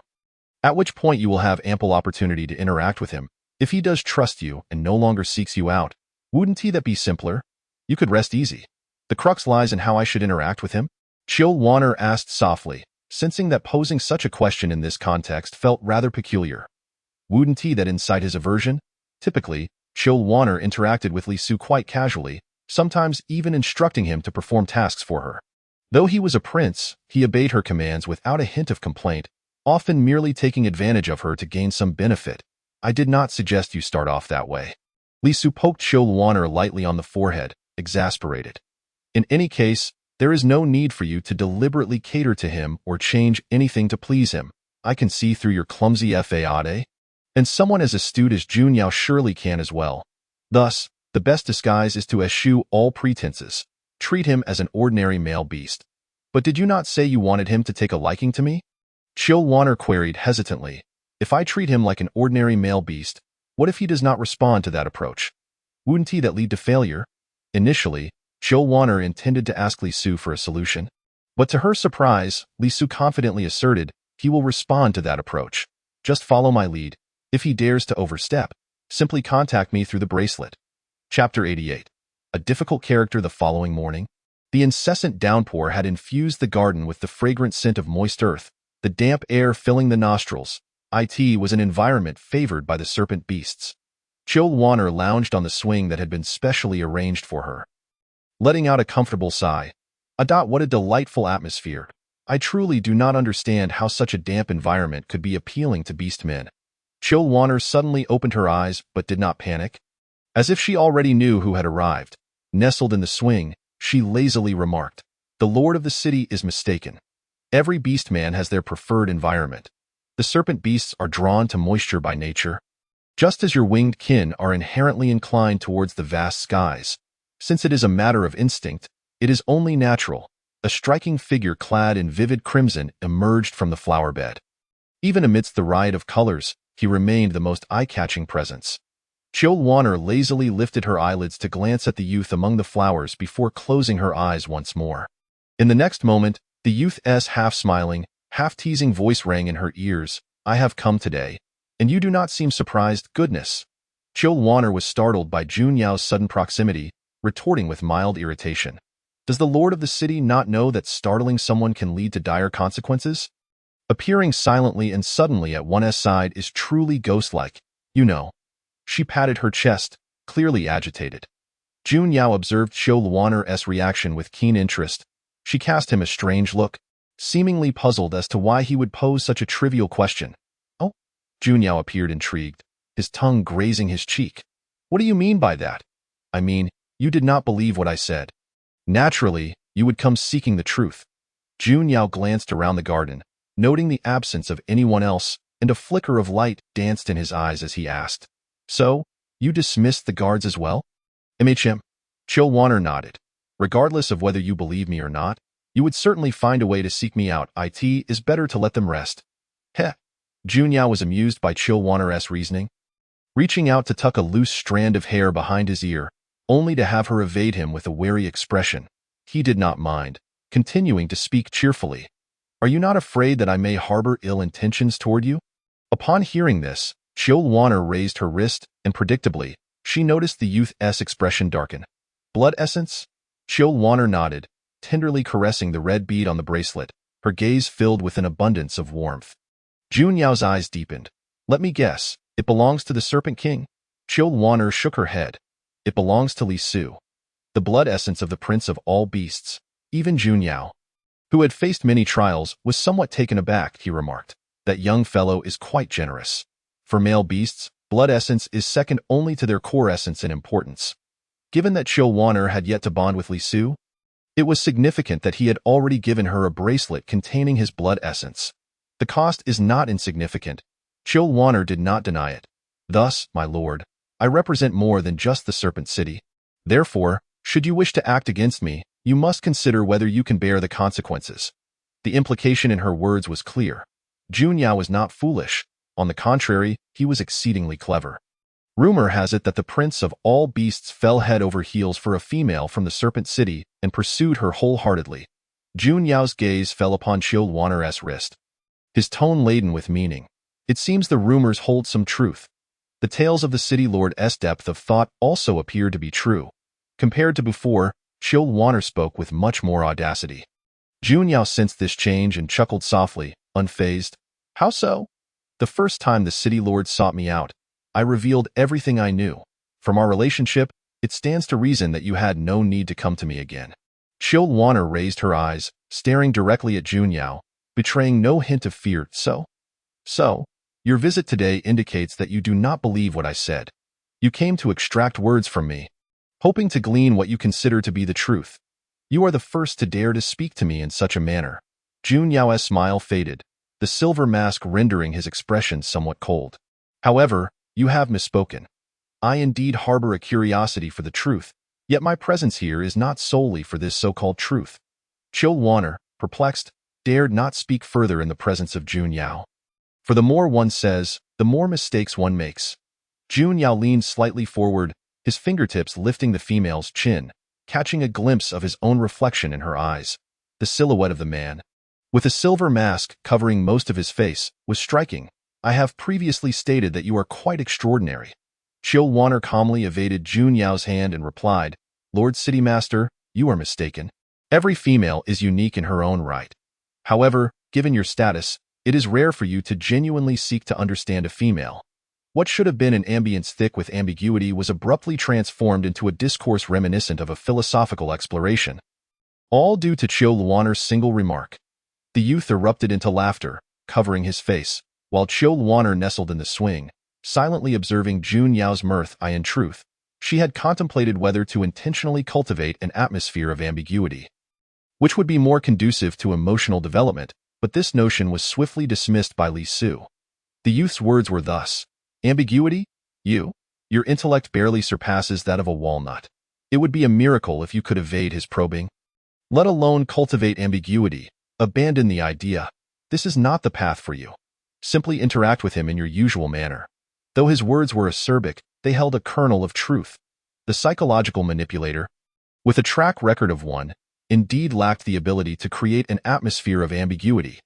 To this day, Chilwanner could not fathom how Tan Mo and Li Su had come to develop feelings for her. Nor could she discern what qualities she possessed that attracted them both. Yet, the undeniable reality was that both were utterly devoted to her. "Have you finished laughing?" Jun Yao continued to chuckle without pause, causing Chilwanner to question whether there was truly anything so amusing. Her speech carried a hint of exasperation, to the point where she momentarily forgot to address him with respect. When Jun Yao finally ceased his laughter and noticed Chilwanner gazing at him with a look of deep discontent, the corners of his lips curled into an irrepressible smile. "It is rare for a female to be as foolish as you." Chilwanner retorted, "That jest lacks any semblance of humor. You believe this king is jesting? Otherwise, what?" An oppressive silence ensued. After a moment, Chilwanner gritted her teeth and exclaimed, "Where have I been foolish?" She was clearly speaking earnestly. How could her words be perceived as foolishness in his eyes? She attributed her frustration to Jun Yao's malicious temperament, which thrived on teasing others. Chapter 89. Realization. Where have I been foolish? Chill Warner was exasperated yet helpless. Junyao gazed with interest at the exceptionally beautiful and somewhat aggressive female before him, whose appearance belied the innocence of her gaze. Those eyes were too pure, akin to an unblemished gem, radiating a primordial beauty devoid of desire. Yet, was that truly the case? Every individual harbors desires. Some wear them openly, while others bury them deep within. So, which category does this female belong to? Junyao never believed a female could be genuinely innocent. At the very least, the majority of their upbringing shaped their characters, spoiled, arrogant, and self-centered. Your attitude towards me is markedly different from our first encounter, Junyao remarked suddenly. His calm tone betrayed no emotion, as if he were merely recounting an inconsequential event, yet it sent a tremor through Chill Warner. The fleeting panic in her expression captured entirely by him. In what way is it different? Chill Warner turned her face away and replied, "After all, we are both beast men. Your esteemed status does not diminish my worth. Must I prostrate myself before you? Certainly not." Junyao appeared disinterested in beating around the bush with Chill Warner, stating directly, "Your demeanor towards me has become far more casual." That night, Chill Warner had been on high alert, entirely unlike the relaxed state she now exhibited. While one could argue it was merely a matter of habit or anticipation, Junyao's intuition suggested there was more to it. "I have said that the disparity between our statuses is negligible. Showing you the respect befitting a city lord is simply my duty." Chill Warner leaned back slightly, creating distance between herself and Junyao. "Thus, I ask that you afford me a measure of respect as well." "Respect? For instance, do not stand so close to me." Chill Warner puffed her cheeks as she spoke. She suspected this man was somewhat unhinged. Why was he encroaching upon her personal space when conversation could be conducted at a distance? It was not as though she were hard of hearing. Chill Warner disliked the proximity of strangers, even when compelled to interact with this unfamiliar man. However, as Li Su had advised, maintaining a natural demeanor would prevent excessive suspicion. "Are you certain you wish for me to stand farther away?" Junyao's eyes narrowed slightly. "Shouldn't you be hoping for my proximity? Surprised that I could discern your intentions?" Junyao maintained a cheerful facade. Yet Chill Warner felt her heart leap into her throat. This legendary city lord was as cunning as a fox. His tone was assertive, not a mere test, but rather a statement made as if he already knew the answer. Chill Warner stared at Junyao for a few seconds before asking, "How did you come to that conclusion? Are you not going to attempt to deny it?" Chill Warner shot him a glare. "As if I would attempt to deny something you would actually believe. Depends on the situation." The youth lazily leaned against a nearby tree. "If I am in a good mood, I might pretend to believe you just to amuse myself. Do you take me for a fool?"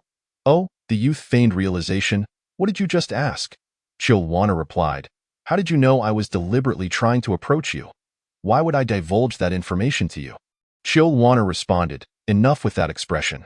One might think I stole your heart and failed to take responsibility." Chill Warner was at a loss for words, yet she was relieved that the youth possessed sufficient qualities to offset the potential annoyance of such self-assured proclamations, which might have repulsed her had they come from anyone else. Let it be. Chill Warner crossed her arms and averted her gaze from Junyao. In any case, the outcome was already evident, rendering the process less significant. Events did not unfold as Junyao had anticipated. He stepped closer to Chill Warner. "Why have you ceased to inquire?" Chill Warner puffed her cheeks, appearing somewhat sulky and irate. "I asked, yet you offered no response. Now you ask me why I am not inquiring. Are you out of your mind?" The final 3 words went unspoken, for she feared this capricious man might indeed take offense. However, judging by her expression and tone, it was not difficult to infer what she had refrained from saying. Certainly an insult directed at Junyao. Noticing the narrowing of his eyes, as if a storm were brewing, Chill Warner hastily added, "You see, I dared not say anything. I have said nothing at all. At least, not yet a male beast. How could you take offense at such trivial matters with a female?" Junyao raised an eyebrow. "When have I ever engaged in a serious dispute with you? You may not have said so, but your demeanor speaks volumes. Anyone with functioning eyes can see it." Chill Warner muttered to herself, though her spoken words conveyed something entirely different. "It's quite simple." Junyao cast a sidelong glance at Chill Warner and declared, "A shadow." Chill Warner twitched at the corners of her mouth. That description was both vivid and down to earth. Why would a male beast linger by a female's side, showering her with attentions? Surely, the reason need not be pointed out to you. Naturally, it is because he harbors feelings for that female. This is a truth understood by all. The means to captivate a male beast's heart are few. Becoming his partner or the object of his affection is the most straightforward and secure approach. Chill Wanner remained silent. Junyao spoke a truth that was evident, and thus, the reason was clear. Chill Wanner desired that Junyao keep her secrets, or at the very least refrain from further probing into them. As a fellow beast man, the same strategy was her best bet for security. You are not mistaken. Chill Wanner looked at Junyao. At this juncture, any attempt at denial would serve only to portray her as a fool.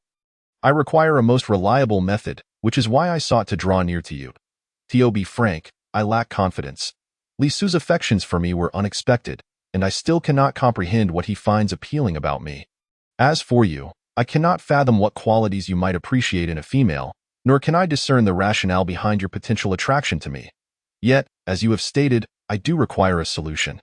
Regardless of how slim the possibility, it is worth a try. Failure bears little consequence, while success would yield immense benefit, a risk-free venture. However, given the current circumstances, the likelihood of success appeared slim. After all, he had seen through her intentions at a glance. Thus surely he would be on guard. Reveal the truth to me, and I too can assist you in keeping your secret. A dangerous glimmer flashed in the depths of the youth's eyes as he lowered his voice. Chapter 90. When to cut one's losses, reveal the truth to me, and I too can assist you in keeping your secret. The youth's gaze held a flicker of danger as he spoke in a hushed tone. Chill Wanner regarded Junyao with a strange expression, pursing her lips as she said, "Do I truly appear that foolish? Why would you think I would believe such an implausible tale?" This promise, devoid of any accountability, bore no distinction from the lofty promises made by modern corporate leaders. Heh? The youth chuckled softly, not foolish, yet not particularly clever. Merely appears a bit dim-witted. Chill Wanner repeatedly reassured herself that adults do not hold grudges against the petty, reminding herself that she was in need of assistance and ought not to foster enmity. After a prolonged few seconds, Chill Wanner finally managed to compose herself, her tone tinged with resignation yet laced with sincerity. I shall refrain from discussing other matters. However, what I told you that night was indeed the truth. The youthful man's smile faded, and Chill Wanner, seemingly oblivious, continued, as for the secret, I too possess only a fragmented understanding of it. Thus, regardless of how you inquire or for how long, my response will remain unchanged. I know you may not believe me, but that is the reality. Continuing to entangle yourself in this will only squander your time. You are well aware that though I am the Serpent Queen, I have little to occupy my days. I lead a rather leisurely existence. But you, as the Lord of the Sky City, must attend to numerous affairs daily. Tanamo is perpetually busy, akin to a spinning top. I cannot fathom how you manage to appear idle. The young man nodded slowly before abruptly shifting the subject, asking, Does the Serpent King have no other females in his harem? None, Chill Wanner replied. A flicker of something passed through Junyao's gaze as his crimson tongue caressed his lips. Is it that there are none now, or will there be none in the future? How peculiar. Junyao murmured softly, seemingly perplexed. I recall that the tradition of Yusha City dictates that the Serpent King is to have numerous female companions, does it not? There is nothing strange about it. Chill Wanner clarified, You are correct in your understanding. The tradition of Yusha City indeed follows that principle. Yet, tradition is but tradition. It is not an immutable decree, and must adapt to the circumstances at hand. True enough, the young man remarked, a glint of mockery in his eyes. Is it not the tradition of the Beast King City to adhere to monogamy? Yet, the Beast Prince altered that for you. His curiosity piqued. He wondered what allure this female possessed that led both the Serpent King and the Beast Prince to bow before her. Chill Wanner remained silent. What Junyao stated was factual. It was then that the young man suddenly expressed enthusiasm, saying, Since you are free at the moment, why not accompany me on a stroll through Yusha City? Chill Wanner declined, stating, I cannot. Females are not permitted to leave the palace without approval. And if you truly wish to explore, Yusha City has designated guides for your convenience. Unbeknownst to her, Chill Wanner had transitioned from the formal address of City Lord to the more casual you. What if I simply wish for you to lead? Chill Wanner replied, Are you jesting? You must have done your research. I have scarcely ventured through Yusha City throughout my life, and my knowledge of it is no greater than yours. A guide is truly the most suitable choice for you. If you desire a pleasant experience, you should obediently seek one. Nestled in the swing, Chill Warner maintained a stance of resolute refusal, as if no amount of persuasion would sway her. But I do not wish to find a guide, Junyao said with a hint of melancholy. Will you seek the Serpent King for permission, or shall I simply take you with me? What are you planning? Chill Warner exclaimed defensively. Are you disregarding the rules of Yusha City? Has this man lost his mind? She had anticipated some restraint from the youth, yet to her surprise, Junyao grinned wickedly. Surely you have heard of my reputation. Do I strike you as the type to adhere to rules and propriety? As it appeared Junyao was intent on imposing his will, Chill Warner's mind raced, and she hastily replied, Then wait for me. I will consult with Jun Shang. Regardless of the outcome, she needed to confer with Tanamo first. Junyao, discerning Chill Warner's thoughts, acquiesced. Very well. With that, Chill Warner swiftly vanished from sight, her pace astonishingly swift for a female. Junyao's gaze lingered on the swinging swing, and he scoffed softly, foolish, and thus, the events unfolded. In the council chamber, Chill Warner wore an expression of exasperation as she remarked, I cannot fathom what has gone awry in his mind. Instead of employing a perfectly good guide, he insists on having me, a stranger to this place, lead him. It would be just my luck to lead him astray. Chill Warner harbored deep resentment, evidently reluctant to comply. He is offering you an opportunity. The man remained silent for a long moment before speaking. An opportunity? Chill Warner queried, bewildered. The chance to draw closer to him. Tan Imo rose from behind the desk and approached Chill Warner, gently ruffling her soft hair, his gaze tender. He is aware of your desire to get closer. Hence he is granting you this opportunity, a chance to interact openly and privately. Chill Warner blinked, realizing belatedly, is that true? Tanamo was already accustomed to his partner's naive remarks, indeed. Otherwise, he would have no reason to seek you out. Do you believe that if he truly wished to, it would matter whether or not anyone accompanied him? After contemplating, Chill Warner mused, it does seem that way. But why would he offer me this opportunity? I have explicitly informed him that I, too, am unaware of the secret and cannot divulge it. Wasting time on me serves no purpose. Could it be that he remains unconvinced? Does he possess such a deep-seated suspicion? Chill Warner harbored these thoughts, while Tanamo remarked, whether he believes or not is irrelevant. What matters is whether you wish to go. Candidly, he harbored hopes that Chill Warner would decline.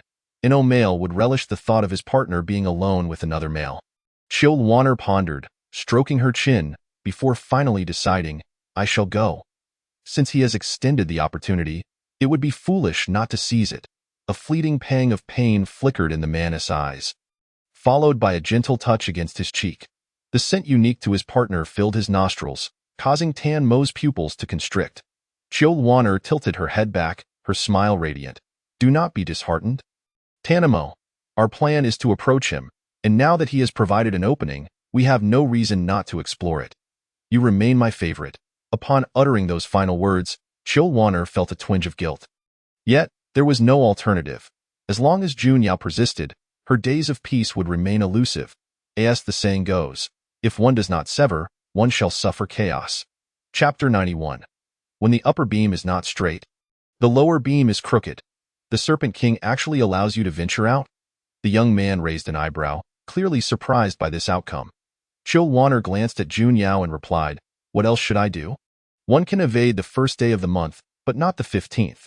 As long as you remain resolute, no amount of evasion will suffice. You seem quite open-minded, he noted. Chill Warner internally rolled her eyes, then inadvertently caught sight of Junyao's opulent and ostentatious attire, remarking, you cannot go out dressed like that. Why not? It is far too ostentatious, Chill Warner replied. In your current state, you will undoubtedly attract attention.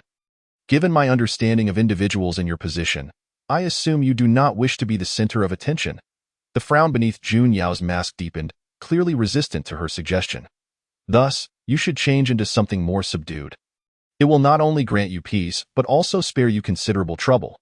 Should Junyao draw attention, she would undoubtedly face scrutiny as well. Chill Warner sought to eliminate potential complications at their source.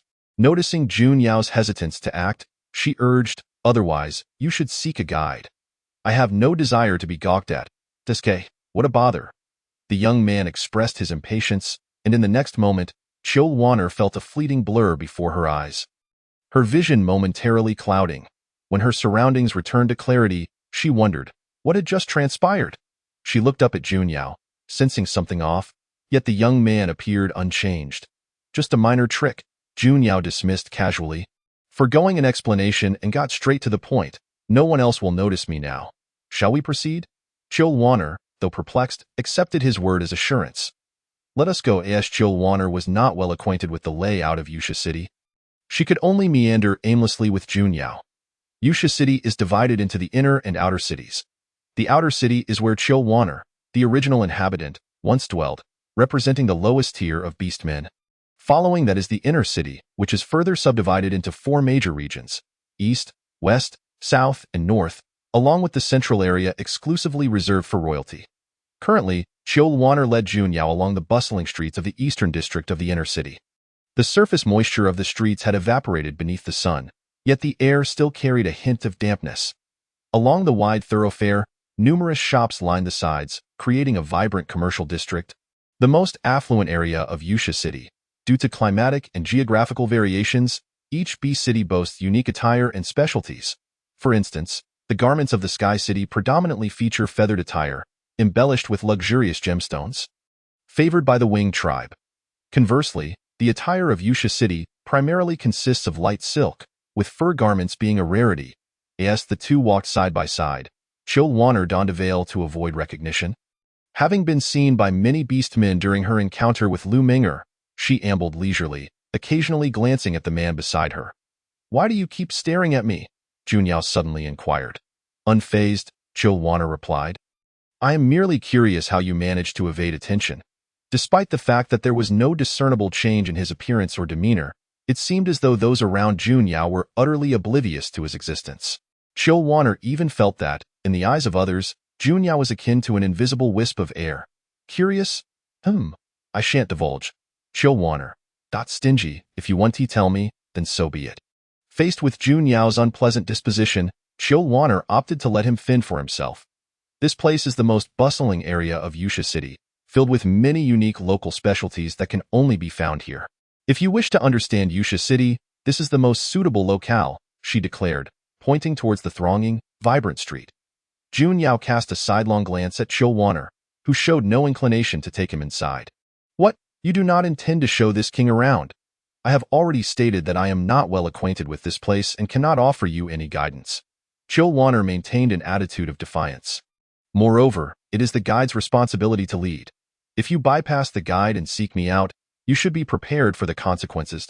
A clever tongue, indeed. Likewise, when it comes to sharp-tongued banter, even Li Su would likely concede defeat. Junyao suddenly laughed. Is this the hospitality of Yusha City? Are you invoking the city's reputation? Chill Wanner was not one to back down. Sneaking into the female bathhouse at midnight. Might this be the style of the Sky City? The two locked eyes for 3 seconds, neither willing to yield. Ultimately, the youth seemed to have an epiphany, shifting the conversation. Do you not wish to know how this king can remain unnoticed? Chill Wanner. I am not particularly interested at the moment. Junyao was conceding, and Chill Wanner sensed he was seeking an escape route. However, she had no intention of granting this troublesome individual any reprieve. Suddenly, a firm grip seized her chin, and as her gaze shifted, she found Junyao forcing her to meet his eyes, an expression that conveyed a sense of restrained frustration. You wish to know? I do not. Before Chill Wanner could finish her retort, Junyao abruptly released his grip, interrupting her spellcasting. She could only retaliate with a glare. This king is aware of his striking appearance, yet your unreserved gaze upon me is quite impolite. Chill Wanner broke free from the youth's grasp, retorting. You said you would explain, so speak up. The sultry, spoiled tone of her voice reached his ears, and Junyao's gaze deepened as he focused on the crown of her head. I did not intend to conceal this from you. There is simply nothing substantial to explain, he stated languidly. When a male beast reaches the 5th tier, various talents awaken. I am no exception. The ability to render myself unnoticed is merely a trivial manifestation of another talent.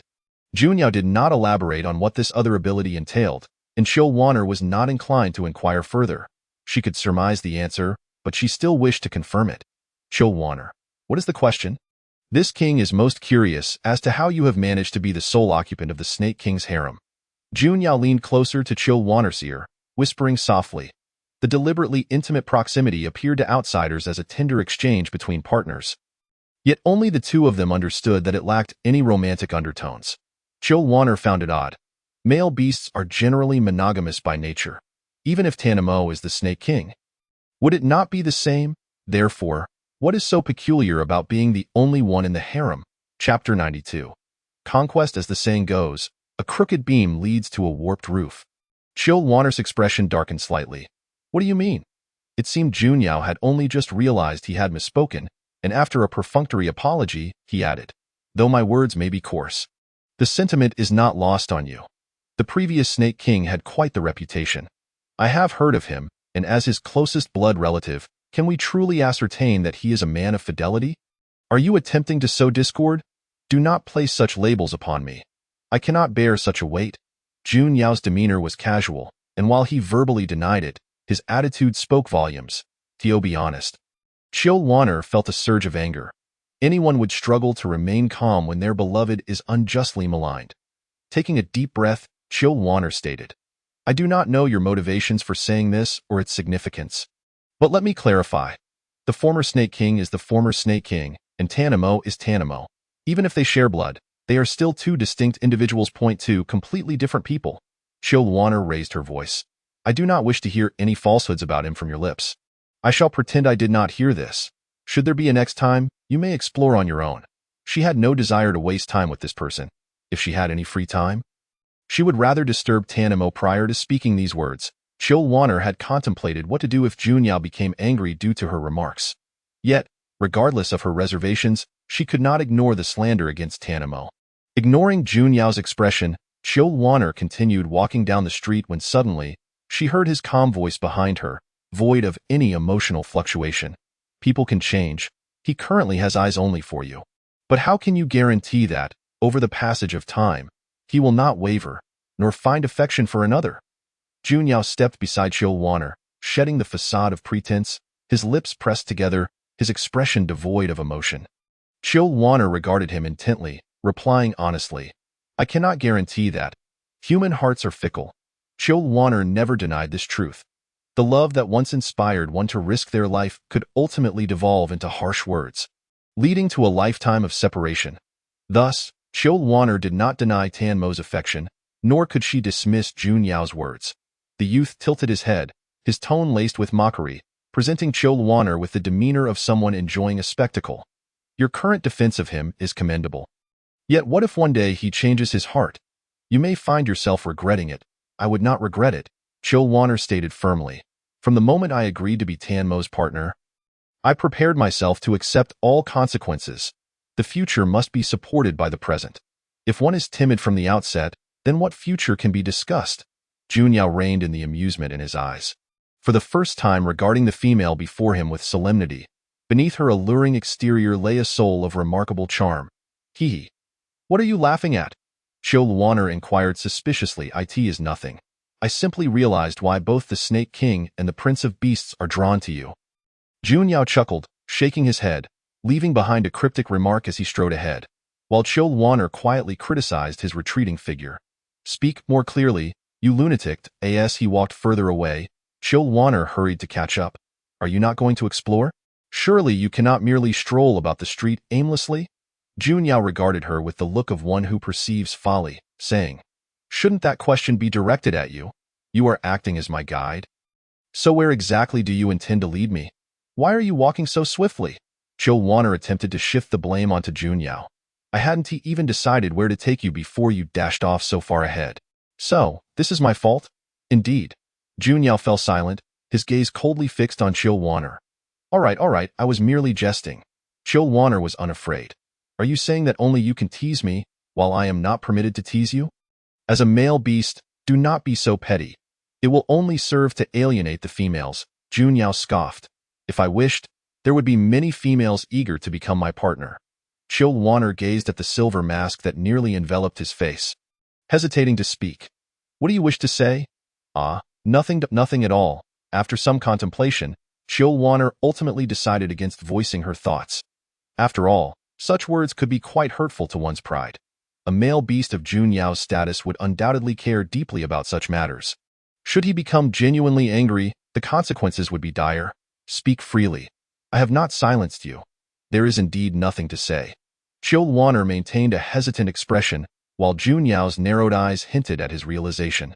You are implying that I have worn a mask for so long that no one knows my true appearance, and that those females who admire me are only drawn to my power. Chiu Wanner's expression froze, for he had hit the nail on the head. Observing her reaction, Jun Yao understood he had guessed correctly. You believe that if you can conceive such thoughts, I would be incapable of doing so? Chiu Wanner suddenly turned to face the youth, who merely averted his gaze, his eyes coolly observing her eye in that moment. Chiu Wanner seemed to comprehend why Jun Yao, despite his youthful fame and subsequent rise to the role of Sky City Lord, had yet to find a partner. Even the rumors surrounding females had evaded him. Thus, your hesitation to seek a partner stems from your awareness that their intentions are insincere, that they do not genuinely care for you. You desire to find a female who truly loves you to be your mate, do you not? Partially correct. Jun Yao gently tousled Chiu Wanner's hair, an unexpected gesture of intimacy that caught her off guard, leaving her momentarily speechless until he withdrew his hand. Is having a partner truly so important? Chiu Wanner shook her head in confusion. I do not know. Divide the individuals. Some male beasts prioritize the pursuit of a mate and the propagation of offspring, while others are more career-oriented, showing less fervor in seeking a partner. Without a doubt, Jun Yao belongs to the latter category. For him, forming a union is of little consequence. Jun Yao's tone is indifferent, as if he truly harbors no desire for companionship. Suddenly, Chiu Wanner inquires curiously, what kind of female do you prefer? Jun Yao glances at her. What, do you intend to change for me? Chiu Wanner pouts. What are you thinking? I'm merely curious. What is there to be curious about? I wonder what kind of female could possibly captivate you. Captivate me? Jun Yao seems to find this notion amusing. However, Chiu Wanner argues logically, love is reciprocal.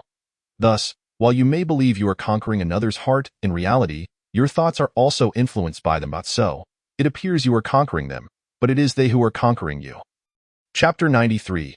Entangled Connections. Thus, it seems you are conquering them, yet in truth, they are conquering you. Chiu Wanner presents her argument convincingly, and Jun Yao, either at a loss for a rebuttal or simply disinterested in debating her further, concedes, I shall not quibble with you, so let us assume you are correct. He strides ahead. The man, tall and long-legged, walks briskly, and Chiu Wanner must jog to keep up. Don't just walk ahead. Where do you wish to explore? If we merely wander without purpose, it would be a futile endeavor. Jun Yao glances at her, stating, You are my guide. If you do not lead me, why do you question me? How would I know where you wish to go? Chiu Wanner surveys her surroundings. I am not familiar with this place either. I have told you countless times to find a guide, but you refuse to listen. If you had sought a guide, we wouldn't have so many complications. Chiu Wanner mutters under her breath. Jun Yao's eyes narrow dangerously. What did you say? Nothing, Chiu Wanner quickly denies. Pointing to a striking building not far away, you don't know where to go, do you? How about we start from there? Jun Yao follows her finger's direction, spotting a 4-story building that, despite being surrounded by others, remains the most eye-catching. The sign at the entrance boasts 3 gilded characters. Xianyi Lu. The name suggests it is likely a shop specializing in garments. Xianyi Lu is the largest clothing supplier in the city of the Serpent, featuring not only a variety of rare fabrics and garments, but also many precious gemstone accessories. I believe you would find this place intriguing, Chiu Wanner observes, glancing at Jun Yao's attire. The Wing clan has always favored flamboyance. Compared to local delicacies, Chiu Wanner feels that exquisite clothing would appeal to Jun Yao more. Jun Yao remarks, You exhibit some discernment. Before leisurely entering Xianyi Lu, Chiu Wanner mutters a curse under her breath and follows closely behind. Wow, Chiu Wanner gasps. The interior of Xianyi Lu is a marvel, with dark-colored escalators spiraling upward into the unknown, and every corner exuding an air of opulence. The place is bustling, with a constant stream of visitors, and Chiu Wanner even spots several foreign beastmen. She had initially thought the exterior was extravagant enough, only to realize her limited experience. Look at you, appearing as if you've never seen the world. Jun Yao critiques. Chiu Wanner retorts without a hint of embarrassment, I haven't seen much of the world. the original inhabitant had always lived on the outskirts of the city of the serpent, lacking even the qualification to enter the inner city, let alone visit Xianyi Lu since arriving. She has also found no opportunity to explore the city of the serpent properly due to various reasons. Chill Wanner questions, there are plenty of items on the first floor. Aren't you going to take a look? They are merely ordinary items. What do you expect me to find captivating? Junyao regards her as if she were a fool. Having grown accustomed to Junyao's I am the smartest in the world attitude, Chill Wanner chooses to ignore it and asks, how do you know? Many of those items are displayed in specially designed glass cases. Even with keen eyesight, it's impossible for Junyao to take them all in at a glance. Junyao takes a deep breath, as if resigned to Chill Wanner's naivety, and asks, what was your first impression of the first floor? Chill Wanner, puzzled, replies, luxurious, bustling. Isn't that precisely correct? What do you mean? If they were truly expensive treasures, they would not be displayed in a place with so few guards, nor would there be so many beastmen present. Because they simply cannot afford them, in essence. It is like modern high-end luxury goods, which never deceive the impoverished. Chill Wanner gazes at Junyao in disbelief.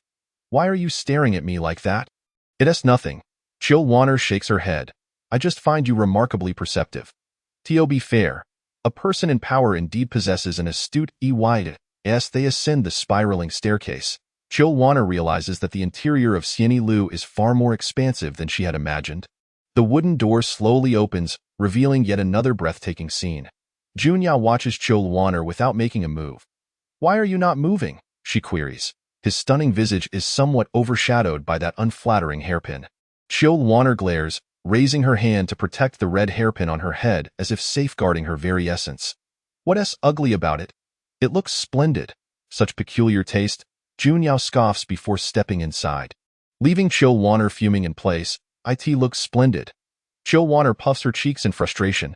The previous green hairpin had been far more hideous, and it was only because Tanamo could no longer bear to look at it that someone found her a green one. The options to conceal her prominent ears were scarce. Besides hairpins, the only other accessory Chill Wanner could think of was a hat. However, given the humid weather in the city of the serpent, wearing a hat was unnecessary. She would stand out like a sore thumb among the crowd. After taking a few deep breaths to calm her emotions, Chill Wanner jogs to catch up with Junyao, who has stopped in front of a display case. The beast man in uniform behind the case greets him with a broad smile. Chill Wanner leans in closer, straining to hear, my lord, you have your eye on this hairpin? Haven to you, your taste is impeccable. This is the latest trend. Many females from prestigious families adore it. Chill Wanner looks down to see a silver hairpin resting elegantly on a pristine piece of animal hide. The hairpin gleams smoothly, its tail end intertwining like the tail of a serpent. A gemstone the size of a fingernail is embedded within, sparkling and exuding opulence under the light. Noticing Chill Wanner approaching, the beastman's smile broadens. My lord, I assure you your partner will absolutely adore this hairpin. As Chill Wanner strides closer, she halts abruptly, taking 2 steps forward to the counter. Wait, I am not. Let me see it. Junyao interjects in a calm tone, disregarding Chill Wanner's confusion as he delicately picks up the hairpin, examining it closely. What are you doing? Chill Wanner whispers, inching closer to him. What is this man thinking? Even if he desires the hairpin, there is no need to spread rumors. Thankfully, no one here recognizes them, and she is wearing a veil. What, do you not wish to be associated with me? Junyao's gaze grows noticeably colder. Chapter 94. The Puzzling Man. What, do you not wish to be associated with me? Junyao's gaze turns frigid. Sensing the shift in Junyao's demeanor, Chill Wanner hastily responds, no, I just worry that rumors might circulate and tarnish your reputation. Chill Wanner adopts a concerned expression, yet the young man remains unfazed by her sentiment. I still have a reputation worth speaking of. Men who possess such a clear understanding of themselves often find it unwise. Chill Wanner internally scoffs, do not think I am unaware. Before I arrived, you were already the talk of the hall. It is a statement, not a question. Chill Wanner's expression falters slightly, yet she maintains, even so. You cannot simply give up. You are the lord of the city of the sky, the king of the winged clan. How can you allow your reputation to tarnish? The Serpent King's reputation exceeds mine. Yet he pays no heed to such gossip. Chill Wanner's smile abruptly fades. Indeed, Tanamo has never cared for the rumors outside. Seeing Chill Wanner's smile vanish, Junyao grins with satisfaction. So? Do you still believe I need to concern myself with these matters? Furthermore, righteousness lies within. As long as I know I have done no wrong, that is sufficient.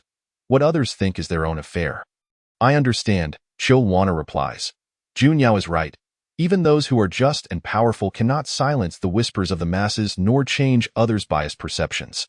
Therefore, as long as one is guiltless, it suffices. It is akin to Tan Mo's current state, diligently managing the city of the serpent, undeterred by others' opinions, steadfastly pursuing his responsibilities. As Autumn Luinier found herself lost in thought, Junyao refrained from interrupting her reverie. Instead, he held a hairpin and traced its outline delicately across her face, as if confirming something of significance. Remove that atrociously hideous hairband of yours and try this pin, he urged. The mere mention of a hairband caused Autumn Luinier to instinctively bristle. Clutching her head and stepping back in alarm, a hairband? What do you want with my hairband? A flicker of complex emotion crossed Junyao's eyes. I merely suggested you take it off to see how this pin looks on you. Why does it seem as though I am asking for your life? Realizing her exaggerated reaction, Autumn Luinier sheepishly scratched her head. The pin? Did you buy this for me? What else could it be? Junyao retorted, amusement evident in his tone. Autumn Luinier glanced at the pin and asked, why would you purchase something so precious for me? Although she was unaware of the pin's actual value, her intuition hinted at its exorbitance. Precious? Junyao regarded the pin in his hand, seemingly appraising its worth before ultimately dismissing it. It's rather ordinary to me. It hardly qualifies as precious. Oh, Autumn Luinier nodded. Slightly embarrassed, she nearly forgot that he was the king of the Sky City, a realm renowned for its swift transportation across the continent. What rare treasures had Junyao not encountered as the ruler of such a city? In comparison, this pin seemed quite lackluster. Why are you gifting me a pin? A pin could be seen as a mere token of affection, or, on a grander scale, a symbol of commitment.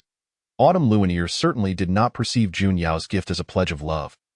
Yet there was a reason behind it. Oh, Junyao replied, nonchalantly, I felt like giving it to you. If you don't want it, so be it. Then I'll not take it, Autumn Luinier remarked, glancing at the pin before touching her hairband. Her intention was to maintain a cordial relationship with Junyao, feeling it unreasonable to accept such a lavish gift. Moreover, judging by his earlier demeanor, he seemed eager for her to try it. The hairband was an impediment. To test the pin, she would first need to remove it. The hairband was something she could never part with. You truly dare to refuse? Junyao gritted his teeth, prompting Autumn Luinier to retract slightly, saying, Didn't you just say it was fine if I didn't want it? Why are you angry now? Autumn Luinier was utterly perplexed, watching as the young man abruptly turned away. Wait for me, she hastened to catch up with him, her mind racing. Why are you angry? She inquired, but Junyao remained silent, striding down the stairs toward the exit, leaving Autumn Luinier standing on the steps, scratching her head in confusion. What could possibly be the source of his ire? He had mentioned it was fine if she declined, and their relationship had not yet reached the point where gift-giving seemed appropriate. Why was he upset? Autumn Luinier sighed, reflecting on the age-old adage that a man's heart is as inscrutable as the depths of the ocean. Despite her grievances, she recognized that Junyao was a guest, and as a host, she had responsibilities to fulfill. After Junyao descended the stairs, he did not linger in the shiny building but departed promptly. Autumn Luinier rushed out, her gaze scanning the bustling street until she finally spotted a flash of red in front of a tea house. What brings you here? She approached him. Junyao, still holding his teacup, did not deign to acknowledge her presence. This place is unfamiliar to me. If not here, where else would you have me go? Autumn Luinier felt a pang of embarrassment. That's true. A silence fell between them, and sensing his discontent, she hesitated to speak. Their exchange became strained, the atmosphere thick with unspoken words. After a long pause, Autumn Luinier summoned her courage. Junyao, may I call you that? He glanced at her, offering no verbal response, which she took as acquiescence. Why were you angry earlier? She ventured. Junyao met her gaze and retorted, You inquire of me? Autumn Luinier blinked innocently, her large eyes wide with curiosity. Who else would I ask? The young man's brow furrowed beneath his mask, as he pondered whether Autumn Luinier was feigning ignorance or genuinely confused. However, obscured by the mask, she could not perceive his troubled expression as he suddenly rose to his feet. If you remain unaware now, then you shall seek me out when you finally comprehend. With that, he vanished like a wisp of smoke, leaving Autumn Luinier bewildered. What on earth? This is utterly ridiculous, she muttered in frustration. Upon returning to the palace, she encountered Li Su, who had come looking for her. Noticing her distressed demeanor, he ruffled her hair playfully. What troubles you, wearing such a long face? You are the one who looks troublesome. Frustrated, Autumn Luinier shot back, but Li Su, unfazed, continued to humor her. Indeed, I am troublesome.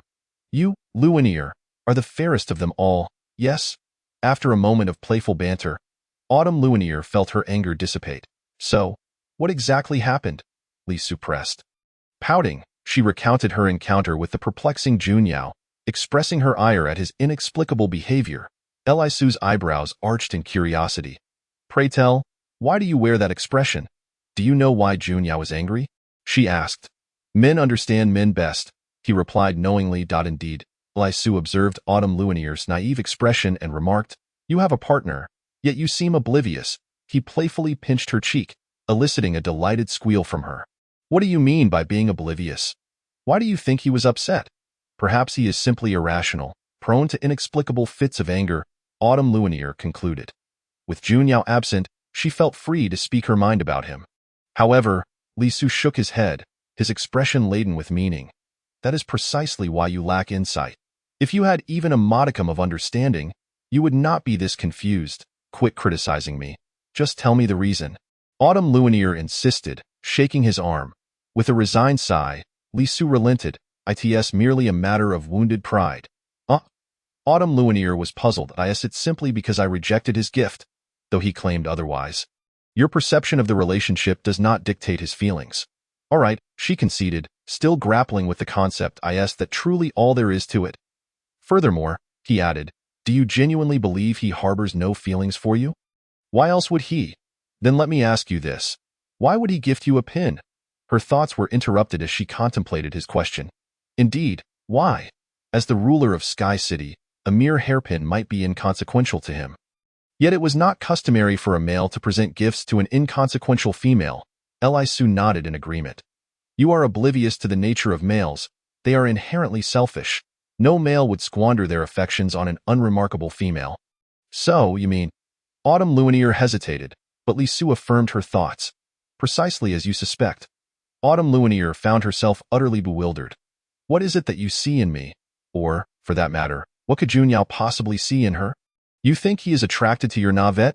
Li Su chuckled, only to be playfully pinched by Autumn Luinier, who retorted, You are the foolish one. Why so serious? I was merely jesting, he laughed. Are you truly upset? How could I not be? She huffed, folding her arms defiantly. Really, I was just teasing. Do you think I would be enamored by a foolish female? He chose to remain silent, but the serpent simply could not tolerate it. Chill Wanner turned her face away from Li Su, and the young boy, with a bitter laugh, said, What must I do to appease your anger? Chill Wanner initially intended to jest, but in that moment, as Li Su presented an opportunity, a bold idea suddenly surfaced in her mind. You wish for me to calm down? The boy nodded. Very well. Chill Wanner beckoned with her finger, and the boy obediently bent down.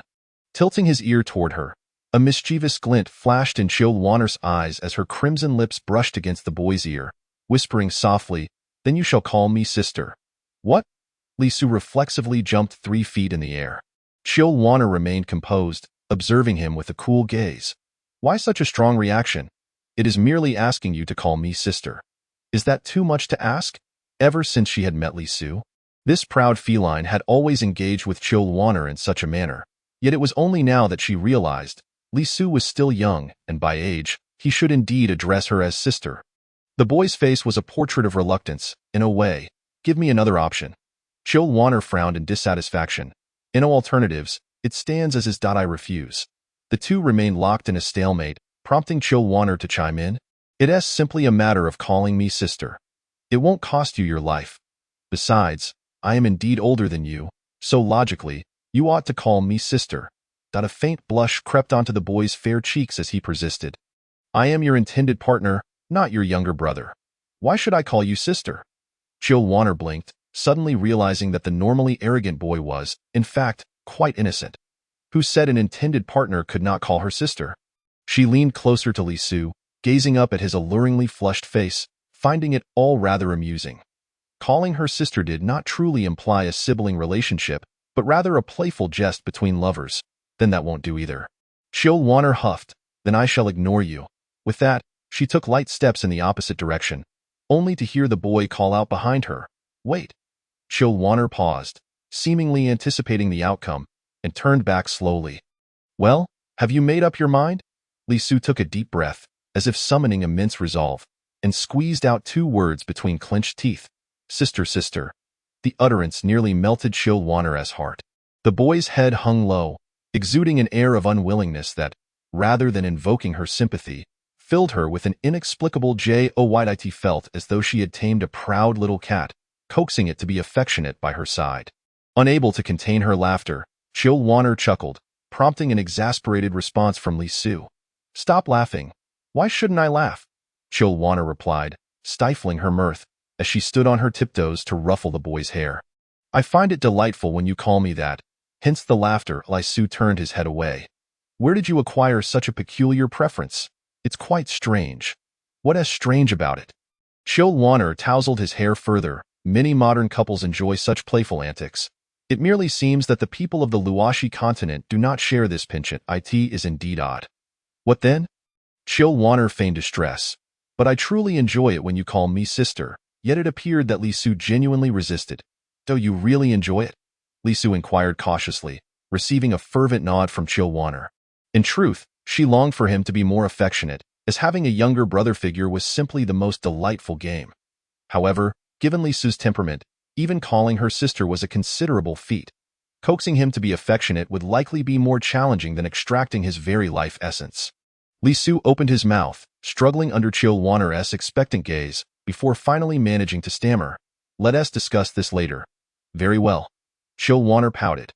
Although she was eager for it, she understood that such matters were not easily remembered. As noon approached, Tanamo found a brief moment amidst his busy schedule to dine with Chilwaner, with Li Su also present. The two inevitably engaged in a silent battle of wits, unable to stand each other yet unable to eliminate the other.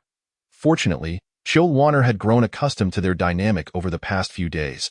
They could bicker as they wished. She would simply tend to her own meal. For her principle was that no one should suffer at the expense of her own appetite. Thus, the meal concluded amidst their veiled skirmishes, just as it always did. Following lunch, Tanamo returned to the monumental task of constructing the Serpent City, while Li Su, as one of the idle spectators, was naturally tasked with looking after Chilwaner. In the afternoon, Chilwaner had a rendezvous with Ji Yun. It was her first time venturing from the iron-eating beast clan to the Serpent City. Ji Yun was quite curious about everything there. Throughout the days, she had explored numerous locations. However, the most discomforting aspect was that the iron-eating beast clan primarily consumed vegetarian food, while the Serpent City was predominantly populated by carnivorous beastmen, leading to a diet rich in meat, with vegetarian options feeling rather monotonous in comparison. Fortunately, Ji Yun herself had few demands regarding food, and she had managed to enjoy her time thus far. Coincidentally, Ji Yun had recently become enamored with the Shinny building, where she had customized numerous items, claiming she wanted to show them to Chilwaner.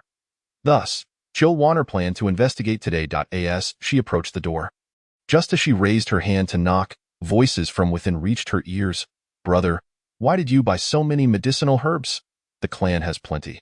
The medicinal herbs in the Serpent City were mostly unique, unable to be cultivated by the clan. Moreover, the quality of the herbs in the Serpent City was renowned, for only the finest herbs could yield potent medicinal effects. After a few days of absence, the young man's voice remained gentle, as if it could cleanse the soul. Chilwaner couldn't help but recall her conversation with Ji Feng that night. "But with all these herbs, the place is nearly full.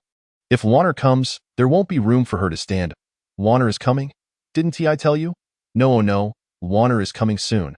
Hurry and tidy up in here." She glanced at the boy beside her. "It seems we arrived at an inopportune moment."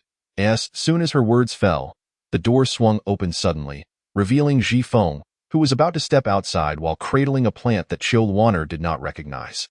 Upon seeing her, he hastily hit the brakes. Perhaps due to the recent tidying up, the usually neat strands of his long hair appeared somewhat disheveled, and a faint blush adorned his cheeks. The loss of his usual poise made him seem somewhat endearing in Chill Wanner's eyes. "Apologies, Wanner." The young man displayed a bashful demeanor, as if he felt quite embarrassed in front of her. Speaking, Jifeng glanced back over his shoulder, prompting Chill Wanner to follow his gaze. The once sparsely furnished room had transformed into a miniature botanical haven. Ji Yun was nearly obscured amidst a mass of green leaves. Upon hearing Ji Feng's voice, Ji Yun extended her hand from a cluster of plants. "Wanner, over here." Chill Wanner surveyed the room and suggested. "Shall we lend you a hand?" Jifeng pressed his lips together, a flicker of conflict and hesitation crossing his eyes, before he shyly replied, "Wouldn't that be too much trouble for you?" "It's no trouble at all." Chill Wanner tugged at Li Su's sleeve. "Quickly, tell him you don't think it's a bother." The boy lifted his eyelids and surveyed the room, his lips twitching slightly. "It's not a bother." Exactly, it's not a bother." Chill Wanner clapped her hands. "It's merely a simple task." The young man smiled faintly. "Then thank you both." With that, Jifeng carefully carried the potted plant downstairs, leaving Chill Wanner and Li Su standing at the door, both looking bewildered. Fortunately, Ji Yun managed to extricate herself from the foliage to point the way for them. "The NS entrance are my kin.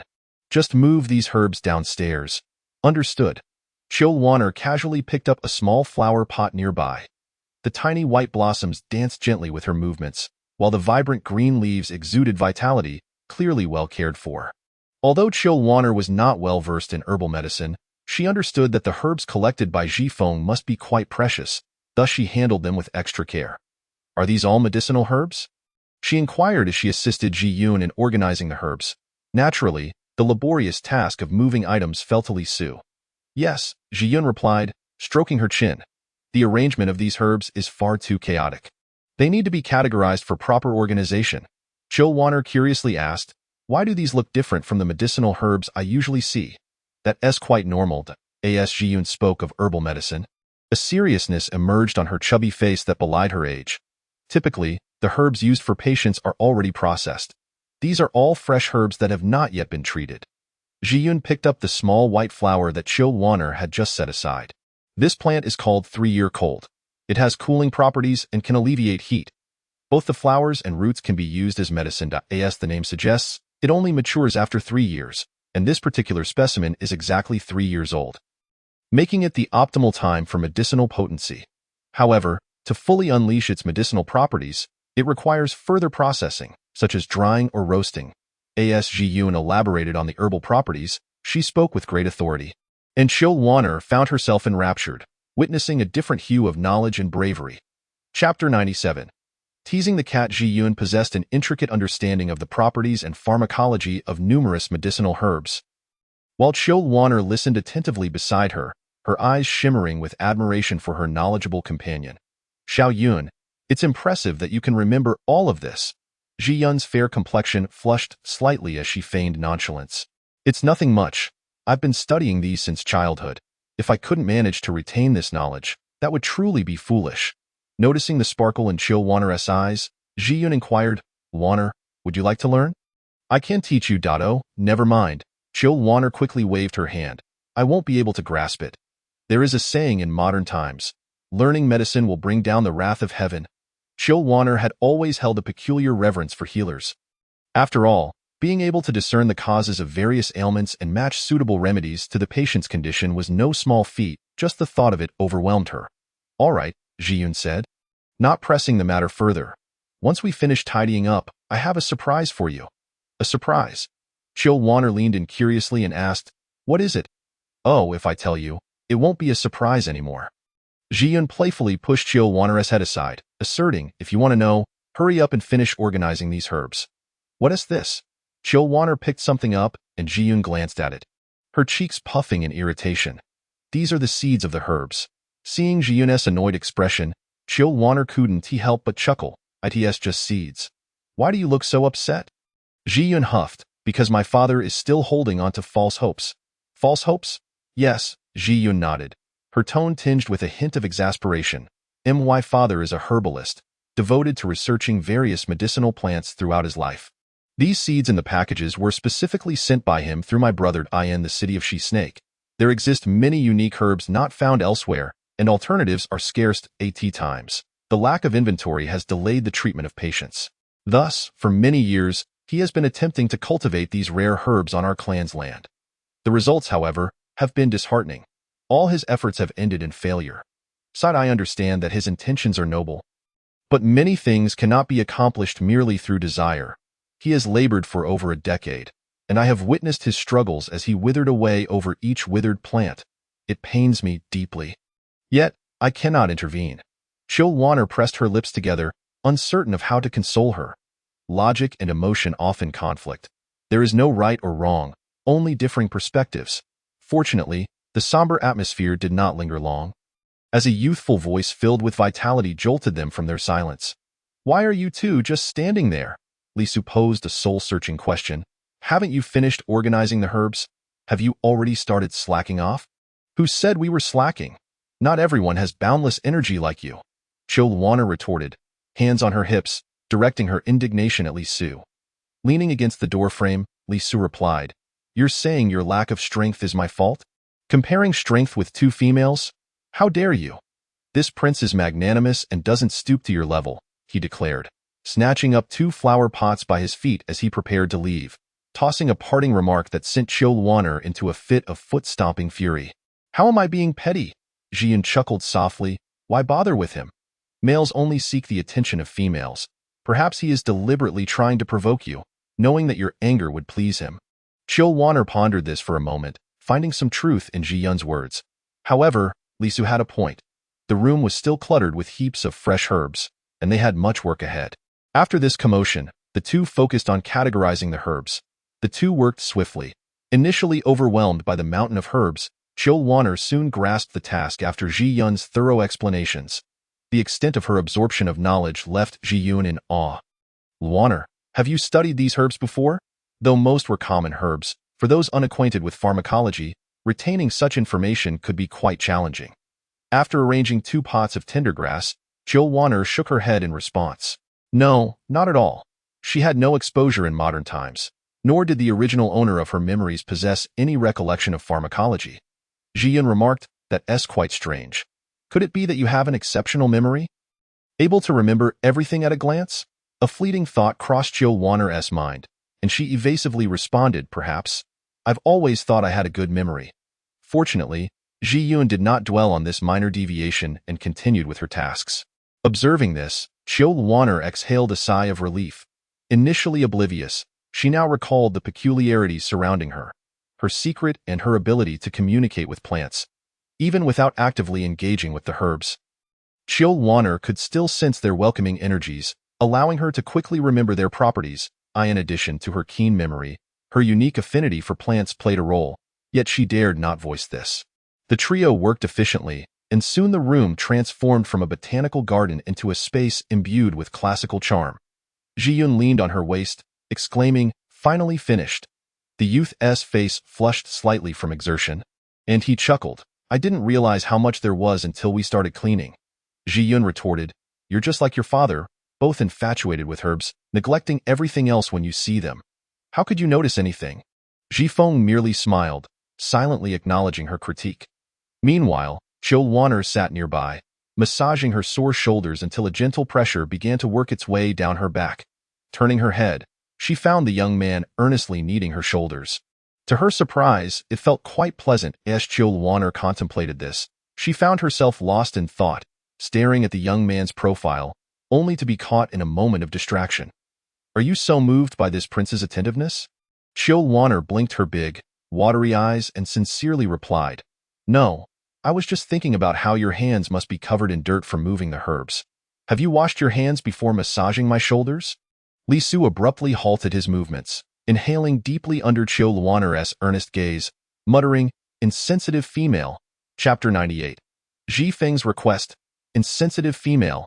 Lisu grumbled in irritation, while the source of his frustration feigned innocence, even turning his hands over to examine them closely. "See? I knew you must be a clean cat." The term cat sent Lisu into a near fit. Who are you calling a cat? He was a proud white tiger, a being of divine lineage. How could he be referred to as a cat? Lisu gritted his teeth. "I am not a cat. I am a tiger." Chilwanner, recognizing his distress, refused to let him off easily. I know, but a tiger is still a type of cat, a mighty and majestic big cat. Thus, rounding it off, calling you a cat is perfectly reasonable. Us expression flickered with discomfort, but I shouldn't be called a cat. Yet that title is quite endearing. I am not cute, Lisu asserted. Have you ever seen a female declare that a male of the tiger clan is cute? Males should be formidable and majestic. Besides, I am the king of all beasts. Cute has nothing to do with me. No matter how fierce you appear to others, in my eyes, you are quite adorable, Chil Wanner said, reaching out to pat Lisu on the head. He hesitated for a moment, instinctively lowering his head to facilitate her action, yet his gaze darted elsewhere, avoiding direct eye contact with her. This scene did not go unnoticed by the nearby iron-eating beast siblings. Ji-yun quietly approached her brother, teasing, I told you to put in the effort, but you didn't seize the opportunity. Now you're envious, aren't you? The young man concealed a flicker of melancholy in his eyes. Responding with a light smile, what are you talking about? I don't understand. Fine, fine, Ji-yun elongated her tone. If you don't understand, then you don't, but you'll regret it one day. Leaning closer to her brother's ear, she whispered, by then, you won't even have the chance to approach Luaner as a third partner. Wait, you want to even have a reason to get close to her. You'll regret it then? Ji Feng feigned ignorance, his gaze remaining fixed on Lisu with a hint of deeper meaning. What are you two discussing? Chil Wanner inquired, her curiosity piqued. Lisu crossed his arms, standing behind Chil Wanner. Tilting his head as if sulking, Chil Wanner faltered momentarily, there is nothing clingy about it. I saw everything just now. Yun grinned mischievously. You made the Prince of Beasts blush. You're still feeling shy. Aren't you? Oh, you're the one who should feel embarrassed. Ji-yun, typically charming, now bore a hint of mischief. Realizing Chil Wanner's bashfulness, she refrained from further teasing and instead took her hand, leading her toward the inner chamber. Didn't I mention that I had a surprise prepared for you? Ji-yun exclaimed with exuberance, as she opened a small wooden box beside the bed. Under Chil Wanner's eager gaze, she revealed the contents of the box. Wow! Chil Wanner couldn't contain her astonishment. It was an extraordinarily stunning long dress.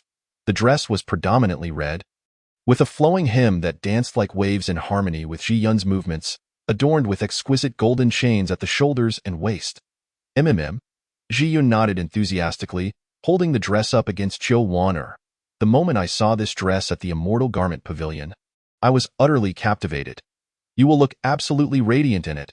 Chil Wanner hesitated slightly. Isn't it too extravagant? Without needing to touch it, she could discern that the outer layer of the dress was most likely made of the exceedingly rare fish scale fabric. Unlike other materials, fish scale fabric is produced by the elusive merfolk and is scarce and difficult to preserve, transported solely by the winged tribe. A piece as small as a palm could be worth a fortune. Though Ji-yun was her savior, she felt a pang of reluctance to accept such a lavish gift. Oh, come now, just accept it, Ji-yun insisted, shoving the dress into Chil Wanner's hands. I'll be heartbroken if you refuse my gift. With a pout and an endearing demeanor, Ji-yun was difficult to resist.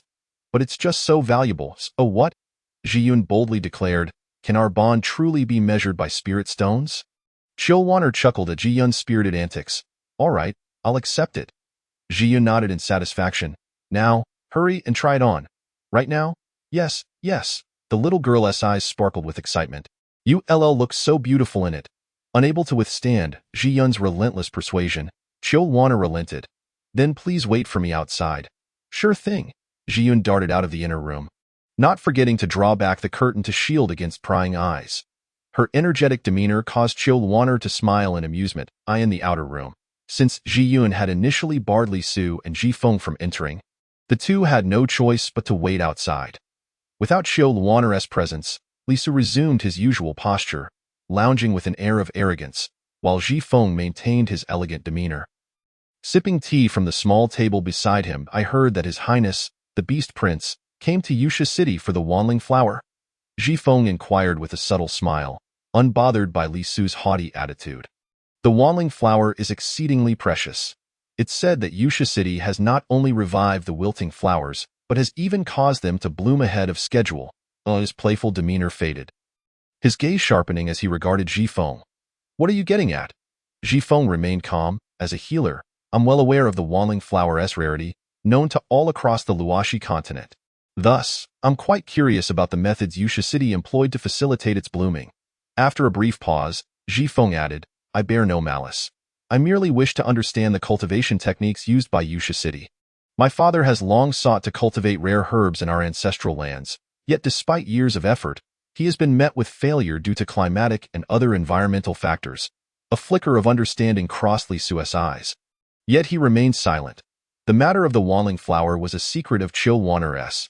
Even if he were inclined to divulge it, would it be appropriate to send Chil Wan'er to assist the iron-eating beast tribe? Li Su would be the first to object. Not to mention, the Wanling flower is quite the troublemaker. Why would you think Yusha City would share their methods with me? Li Sue's implication was clear. He had no knowledge of it and had no intention of pursuing it further. Moreover, Li Sue's relationship with Yusha City was delicate. If he was unaware of their methods, the iron-eating beast tribe, with their average relations, would be even less informed. The secret of the Wanling flower was held closely by Chil Wan'er, and Li Su knew she would not easily disclose it. I may have been too forward, Ji Feng admitted, a hint of disappointment in his tone. Yet he maintained his smile. It seems the Beast Prince shares a strong bond with Wan'er. Li Su shot a suspicious glance at Ji Feng, puzzled by the sudden shift in topic to his relationship with Chil Wan'er. The youth's clear eyes betrayed no ill intent. Yet Li Sue's instincts warned him that Ji Feng's words were not without purpose. Sensing Li Sue's wariness, Ji Feng clarified, There's no need for concern. Prince, I have no ulterior motives. I simply observe that your dynamic with Wan'er differs from that of other pairings. In most partnerships, the female tends to dominate, regardless of how powerful the male may be. After bonding, males often suppress their true nature to avoid displeasing their partners. Ji Feng had observed many such relationships in the past, where males served their females like subordinates, yearning for a semblance of tenderness in return. He refrained from passing judgment on others' dynamics, but felt a sense of sorrow at the thought of having to stifle his own identity and preferences. Becoming a malleable figure molded by another, from the moment of his birth, he was destined to navigate a life filled with constraints, and if a partner were merely another form of bondage, it would be better to remain unbound. Li Su furrowed his brow. What are you trying to say? Nothing much, just some reflections on your comfortable rapport, Ji Feng replied, lifting his teacup to his lips. Ji Feng's explanation only deepened Li Sue's suspicions. It was clear that Chil Wan'er had no intention of seeking a third partner. Li Su preferred straightforwardness, particularly when faced with a potential rival. Ji Feng, with his graceful demeanor, would likely find it easy to attract a partner if he desired one. His words were blunt, an unambiguous message for Ji Feng to abandon any thoughts of pursuing Chil Wan'er and to seek companionship elsewhere. Setting aside the matter of whether his plans would succeed, dealing with Jun Yao would already require considerable effort, let alone concerning himself with Ji Feng. Sometimes, those who appear the least threatening can pose the greatest danger. Li Su did not believe in the existence of a genuinely innocent male.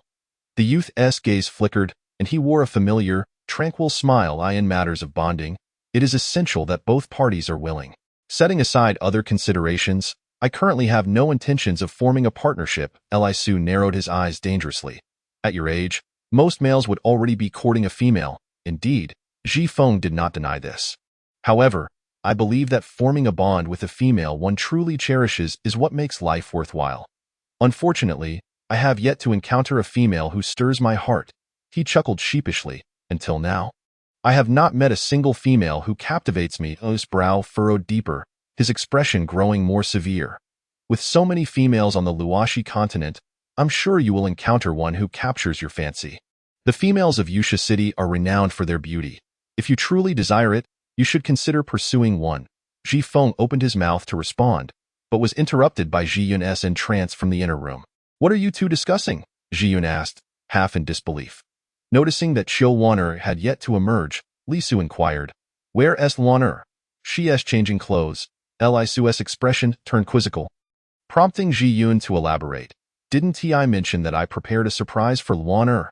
A glimmer of understanding crossed Li Su's eyes. How long will it take? Why the rush? Absence makes the heart grow fonder. Being overly clingy as the ideal, Ji Yun replied earnestly, but was met with Li Su's indifference. He typically disregarded trivial matters concerning females, and his presence here, listening to this iron-eating beast female, was solely due to her friendship with Chil Wan'er. Fortunately, Ji Yun was unfazed, continuing. It shouldn't take too long. However, females do take their time getting ready. Surely, the Beast Prince has the patience for that, Li Su scoffed. Let her take as long as she wants. I can wait, Dado. Ji Yun nodded, then pulled her brother aside. What exactly did you discuss with the Beast Prince? Nothing much, don't try to deceive me, Ji Yun pouted. I can tell there's a palpable tension between you two. Casual conversation can't possibly be this intense. Ji Feng turned his gaze elsewhere. There truly was nothing. Perhaps it's just that males naturally find it difficult to relate to one another. Ji Yun looked doubtful, clearly unconvinced, but she understood her brother's nature well enough. If he didn't want to share. There was no way to pry it out of him. In the inner room, Chil Wanner first removed her current attire before slipping into the red dress that Ji Yun had prepared. The room featured a large floor-to-ceiling mirror, allowing her to see her full reflection clearly. What a beautiful dress! Chil Wanner marveled at her reflection, noting how perfectly it fit her, likely a result of Ji Yun's occasional adjustments. The soft hem of the skirt swayed freely with each movement, dancing like the wind, creating elegant arcs in its wake. In the mirror, the female figure adorned in a red ankle-length gown revealed her delicate collarbone and slender yet rounded shoulders. The fiery hue accentuated her already fair skin, making it appear almost luminescent. Her scarlet curls cascaded loosely down her back, unkempt yet exuding an effortless, languid beauty. If there were to be any discordant note, it would be the headband perched atop Chio Luiner's head. It was hardly noticeable in ordinary circumstances, but when it came time to dress up, the headband became particularly jarring, especially against the backdrop of the vibrant red gown. It was undeniably glaring. Chio Luiner wore a troubled expression as she attempted to remove the headband. Perhaps it was merely an illusion, but she felt that the little horns in her hair seemed to have grown a tad larger, more pronounced than before. This was hardly an auspicious sign. Chapter 100. The Fate of the Hairpin. This was hardly an auspicious sign. Chio Luiner touched the little horns atop her head, a tingling itch emanating from them, causing her brow to furrow in concern. The growth of the horns was no good news, at least not for her in the present circumstances. After some contemplation, Chio Luiner decided to put the headband back on. She would take it one step at a time. Gazing at her reflection in the mirror, her eyes were filled with worry. After calming her somewhat panicked emotions, Chio Luiner tidied herself up with minimal effort, preparing to step outside. Tidying up, in this case, merely meant running her fingers through the disheveled hair that had become tangled from changing outfits. On the dressing table beside her lay numerous adornments belonging to Ji Yun. But since they were not her own, Chio Luiner refrained from touching them. Once she donned her shoes, Chio Luiner drew aside the curtain that separated the inner room from the outer. Instantly, she was met with the astonished gaze of a young man and the exclamations of her friend. I knew this dress would suit you perfectly, Ji Yun exclaimed, excitedly circling around Chio Luiner. Standing half a head taller than Ji Yun allowed her to naturally embrace Chio Luiner's waist, burying her face in her bosom. Wanner, you smell wonderful. I adore it, Ji Yun exclaimed, utterly enamored. Chio Luiner's face flushed crimson. Before she could react, the little girl in her arms was yanked away with a sudden force. Chio Luiner looked up to see the culprit, a young man, who angrily pulled Ji Yun aside. Don't get so close to her, Ji Yun retorted, hands on her hips. What's wrong with a little embrace between females? It's perfectly normal to show affection. Just because you didn't get your way doesn't mean you should deny others theirs. The Prince of Beasts, you're being rather petty. Don't you think? Li Su inhaled deeply, realizing that not only was this a female, but also a friend of Chio Luiner's, making her off-limits for any reprimands. Yet, he felt compelled to voice something. Unable to swallow his indignation, asked the illustrious Prince of Beasts, standing above all yet one. How could he bear the thought of his beloved female being taken advantage of, only to be criticized by the very person he sought to protect? The more he contemplated, the more agitated he became.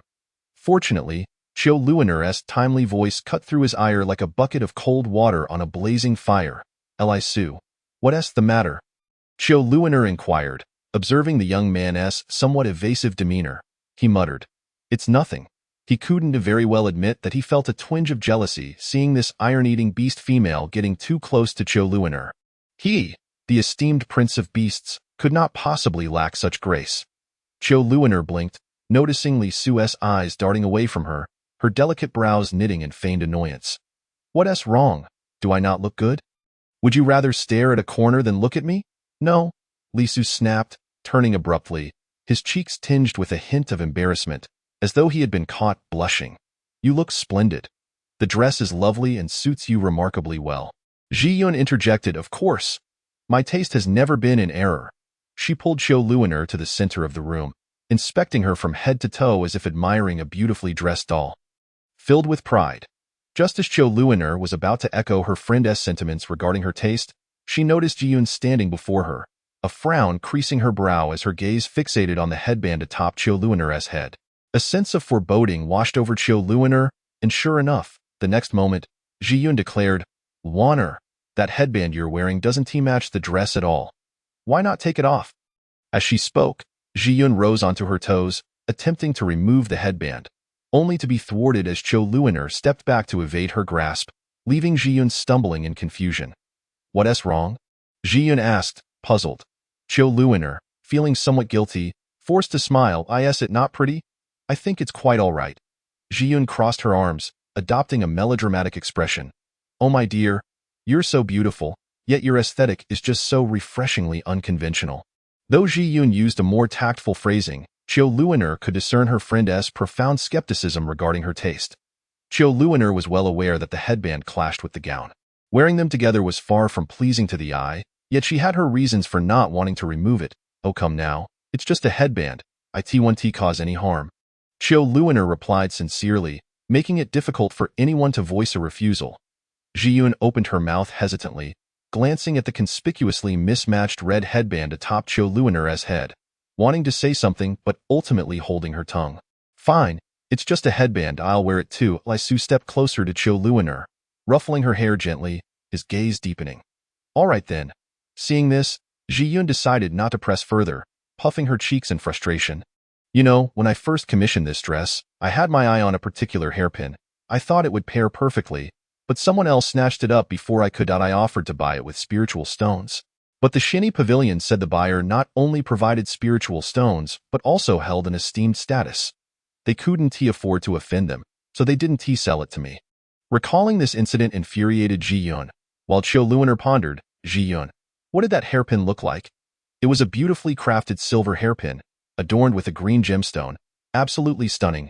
I asked the people at Shinny Pavilion if they could create a duplicate, but they said the gem required for the hairpin was out of stock and would take time to arrive from the Winged Clan. A silver hairpin with a green gemstone. Didn't that precisely correspond to the one Junyao had coveted, but which he had rejected? Moreover, Ji Yun mentioned that the buyer held a high status. Junyao was the lord of the Sky City, which aligned perfectly. Therefore, that hairpin was indeed purchased by Junyao. But why would he buy a hairpin meant for a female when he had no female companion by his side? Was there perhaps a deeper reason? A myriad of questions swirled in Qiu Luoner's mind. Noticing Qiu Luoner lost in thought, Lisu whispered, Luoner, Luoner, what are you thinking so deeply about? Qiu Luoner replied softly, do you remember the hairpin Junyao wanted to gift me, which I turned down? The young man nodded, suddenly seeming to recall something. Could it be that the hairpin this female couldn't acquire is? Qiu Luoner bit her lip and nodded. It should be. Qiu Luoner expressed her confusion, but he has no female companion, so buying it would be pointless. Who says he has no female companion? Lisu mused, stroking his chin as he regarded Qiu Luoner. After a couple of seconds, Qiu Luoner realized, pointing at herself in disbelief, you mean to say, he bought it for me? Lisu nodded. What did he buy for me? Ji Yun, having been drawn into the conversation, leaned in curiously. Given the current situation, it was hard to conceal the truth, so Qiu Luoner briefly explained the recent events, carefully omitting her ulterior motives for approaching Junyao. She merely mentioned that Junyao had an eccentric personality and often behaved in unconventional ways, quite fitting the stereotype others had of him. As a result, when Qiu Luoner spoke, both Ji Yun and Ji Feng wore expressions of unwavering belief, without a shred of doubt. I see, Ji Yun said, enlightenment dawning upon her. In a wonder Shinny Pavilion refused to sell to me. I offered them a substantial amount of spiritual stones. Junyao was not someone Shinny Pavilion could afford to offend. After all, it could jeopardize relations between two cities. Moreover, many necessities at Shinny Pavilion relied on the Wing Clan for transport. Yet, Qiu Luoner remained puzzled. Are you saying he bought it for me? But he has no reason to do so. He seemed quite upset when I turned him down. A gift is given by the giver. and the reasons behind it are known only to them. Lisu ruffled Qiu Luoner's hair and reassured her. In any case, you needn't be worried. If he sends it, just accept it. If not, it's no loss to you if you truly like it. I'll find you something even prettier another day. Qiu Luoner, feeling somewhat distracted, shook her head. No need. I have enough jewelry. Though she said this, a lingering sense of unease remained. This feeling persisted until 3 days later. On that day, accompanied by Lisu, Qiu Luoner arrived at a location reminiscent of the black market she had read about in novels. Descending a dark staircase leading underground, the sight before her left her utterly astonished. If Yusha City was a fortress above ground, then this place was a city shrouded in darkness. The narrow dirt street was lined with countless stalls, selling an array of bizarre items, including beast bones, pelts, and various other objects Qiu Luoner could not identify. Due to its subterranean nature, the entire environment exudes an eerie dimness. There are no opulent night pearls to illuminate the surroundings. Instead, each humble earthen dwelling is adorned with 1 or 2 lanterns, casting a gentle, warm glow. Yet, this feeble light fails to dispel the pervasive gloom and decay of the underground city. Qiu Luoner wrapped her black scarf tightly around her body, concealing herself from head to toe, with only her bright eyes visible. Beside her, Lisu appeared far more casual, dressed in simple attire complemented by a silver mask that obscured his entire face. Most passers-by were formidable males, clad similarly to Lisu, and upon noticing that Qiu Luoner was female, they cast countless glances, some overt, others subtle, inspecting her thoroughly. While some seemed poised to act, the imposing presence of the powerful male beside her deterred any rash movements. Sensing Qiu Luoner's fear, Lisu lowered his voice and leaned closer, saying, "This is not a place for you. It would be wise to leave while you still can. No, since I've come, how can I leave empty-handed?" Qiu Luoner lifted her gaze to the youth, her crescent-shaped smile and clear eyes starkly contrasting with the city's somber atmosphere. Even with the black veil obscuring her face, Lisu could still discern the smile hidden beneath. "Besides, you are here with me," Qiu Luoner added, linking her arm with his. "I trust that you will protect me." Faced with her affectionate closeness, Lisu found it hard to refuse, reluctantly replying, "Then promise me. No matter what happens, you must remain within my sight. Oh, not stray even a step away to him." Qiu Luoner nodded obediently. "You needn't worry. I will stay close." After all, she was not foolish. This gray area, where official rules did not apply, was the most perilous. As a female, despite her strength, she had no other means of self-preservation or intimidating these beasts, rendering her vulnerable to the lurking dangers. Recently, Ji Yun had gifted Qiu Luoner an exceptionally precious present. It was only from Bo Luo that she learned the ethereal skirt was made from fish silk, an invaluable material known throughout the entire Luoshi continent. Such a lavish gift made even Qiu Luoner, with her thick skin, feel a tad embarrassed. Ji Yun had no shortage of garments or accessories, and since she had given herself clothing, it would be improper for Qiu Luoner to bestow another outfit upon her. As for other items Ji Yun might fancy, aside from medicinal herbs, food was all that remained. Ji Feng had procured a substantial amount of herbs, thus eliminating that option. That left only food. To this end, Qiu Luoner had sought the counsel of Luo Yi. As a priest renowned as the encyclopedia of the continent, Luo Yi possessed profound knowledge of each beast tribe's preferences. From him, Qiu Luoner learned that the iron-eating beast favored a vegetarian diet, particularly enjoying fresh, tender bamboo shoots. However, there was one exception to this rule, a fruit they were utterly obsessed with, the source honey fruit. Qiu Luoner's bright eyes scanned her surroundings. Is it truly possible to find the seeds of source honey fruit here? It should be, Lisu replied uncertainly. The seeds of such a rare plant are generally not available in the market. One can only try their luck in places like this. The source honey fruit required extremely specific growing conditions, and the mature trees had long since vanished from the Luoshi continent centuries ago. As Lisu had indicated, the absence of source honey fruit in the market led Qiu Luoner to discover the existence of an underground black market from Tanamo. Many items prohibited in the market could circulate freely here, prompting Qiu Luoner to venture out in search. Take that white tiger with you, but remember not to become too fixated. I truly do not understand why that serpent allowed you to come to such a perilous place. Lisu grasped Qiu Luoner's hand tightly as they navigated through the crowd, his nerves taut. Observing her surroundings, Qiu Luoner contemplated and remarked, "If I wish to leave Yusha City in the future, I will undoubtedly face various unforeseen crises. Tanamo probably wants me to witness the nature of humanity and gain some experience. As Tanamo had suggested, most items here were illegal in the market. Chilwanner even spotted a flower lantern crafted from a skull at one stall, instantly realizing it was not the skull of a mere beast. Chapter 102. The Children of the Black Market. The lantern was exquisitely made. Its entire body polished to a translucent sheen resembling fine white jade, adorned with intricate and beautiful carvings. However, no matter how beautiful the lantern appeared, it could not alter its original identity. Noticing Chilwanner fixated on a particular spot, Li Su followed her gaze and, lowering his voice, inquired, "Are you frightened?" "No." Chilwanner shook her head. She had mentally prepared herself before arriving, so her mind was relatively calm. However, the trembling of her body was an instinctive reaction, hard to suppress. When her gaze unexpectedly met that of a beastman at the stall, her breath caught in her throat, and in that instant, she felt as if plunged into an icy abyss. The beastman wore a filthy mask, obscuring his features, leaving only a pair of gloomy eyes visible. Unlike the overt murderous intent she had perceived in Tan Mo's gaze, this beastman's eyes resembled an endless abyss, dark and unfathomable. Sensing something amiss with Chilwanner, Li Su swiftly pulled her into a secluded corner. The dim lighting provided some solace, as they were alone. "Wanner, what is the matter?"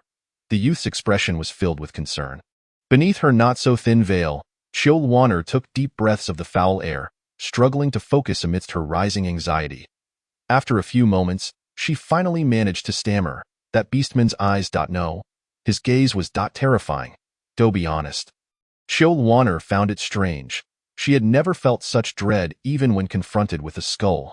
Yet, a single glance exchanged with that beastman had sent chills down her spine.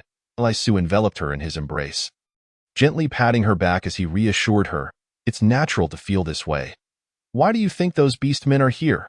Chilwanner shook her head, burying her face against the youth's chest, inhaling the comforting scent he emanated. Sensing her reliance, Li Su's gaze flickered, and he inhaled deeply before explaining, "Life in Yusha City is quite splendid. Who would choose to scurry like rats in this underground existence? The reason they are here is simply that they were ostracized from normal beastman society and could not survive there. Stray beasts are those who have committed irreparable and unforgivable wrongs, leading to their expulsion. If they had not erred, they could enjoy the same life as any other beastman.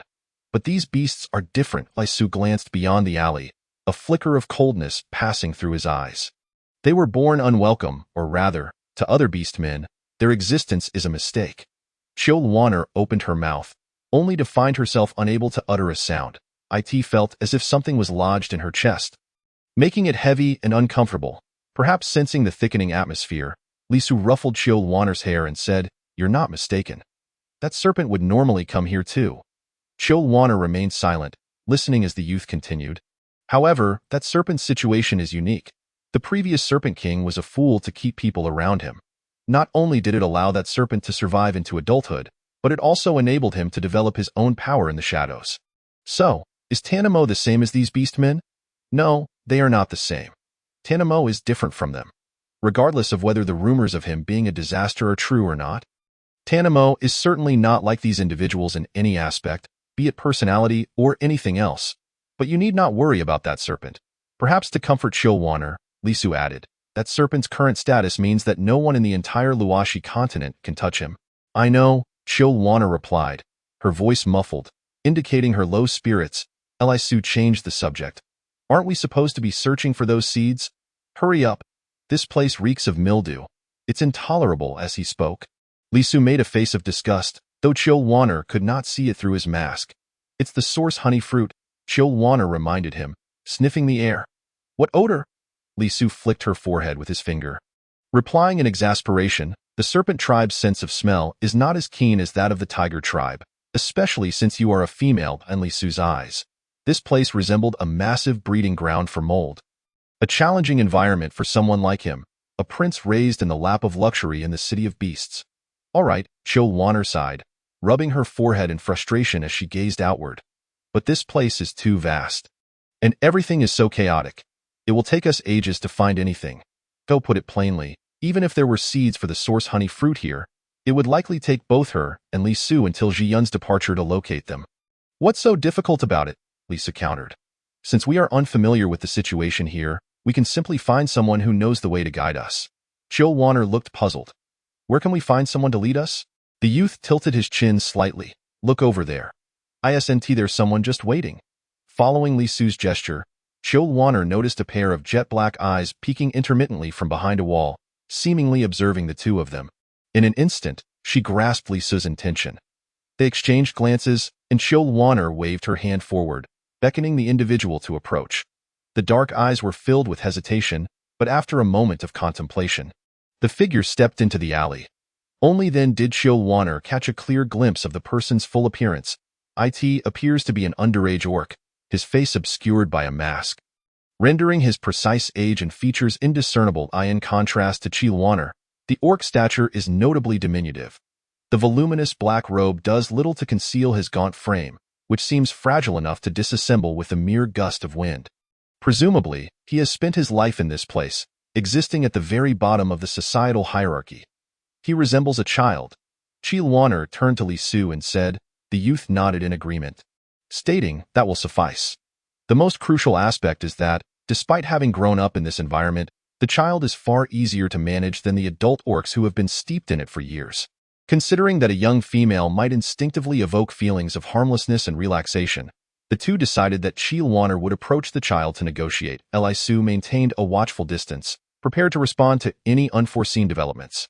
Hello, little one, Zhou Wan'er greeted, instinctively raising a friendly smile even though the child could not see due to the veil. My sister and this big brother would like to ask for your assistance. If you would be so kind, she continued, we only need you to guide us. The child regarded Zhou Wan'er with vigilance, offering no response. Zhou Wan'er pressed on, we wouldn't send you on an errand without compensation. At this, she glanced back, where Li Su produced a beautiful crystal stone from seemingly nowhere and handed it to her. The moment the crystal appeared, Zhou Wan'er noticed the child's eyes brighten with interest. Chapter 103.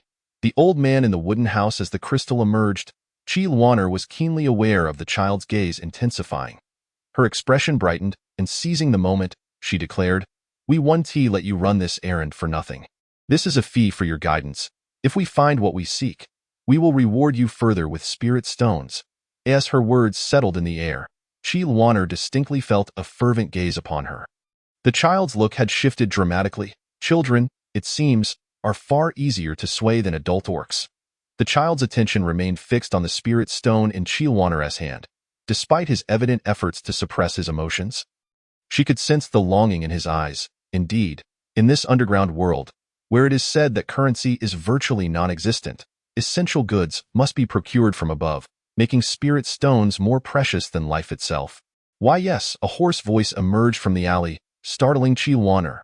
She quickly realized it was the child speaking. Okay, Zhou Wan'er extended the spirit stone before the child, gesturing for him to take it. His eyes widened, and with swift motion, he grabbed the stone, clutching it to his chest as if it were a treasured possession. Zhou Wan'er exchanged glances with Li Su. Little one, do you know where we can find plants or rare seeds? The child nodded, seemingly reluctant to speak. After a moment's hesitation, he replied, followed up me. Unlike the typical youthful voices, his was unusually hoarse, reminiscent of dry branches creaking in the wind. Zhou Wan'er sighed and rose to follow the child's lead. The boy's right leg appeared injured, causing him to limp along at a sluggish pace. However, Zhou Wan'er was able to keep up. With a clear direction now established, her anxious heart began to ease slightly. Her gaze settling on the child's hunched figure, her lips pressed tightly beneath the veil, an indescribable discomfort weighed heavy in her heart. At this age, young orcs should be carefree and cherished within their homes. Perhaps sensing Zhou Wan'er's sympathetic gaze, Li Su stepped forward and gently grasped her hand. Zhou Wan'er lifted her eyes, meeting his crystalline amber orbs. Leaning closer, he whispered, do not let him see your pity. Understanding his intent, Zhou Wan'er's gaze flickered, recognizing the truth of his words.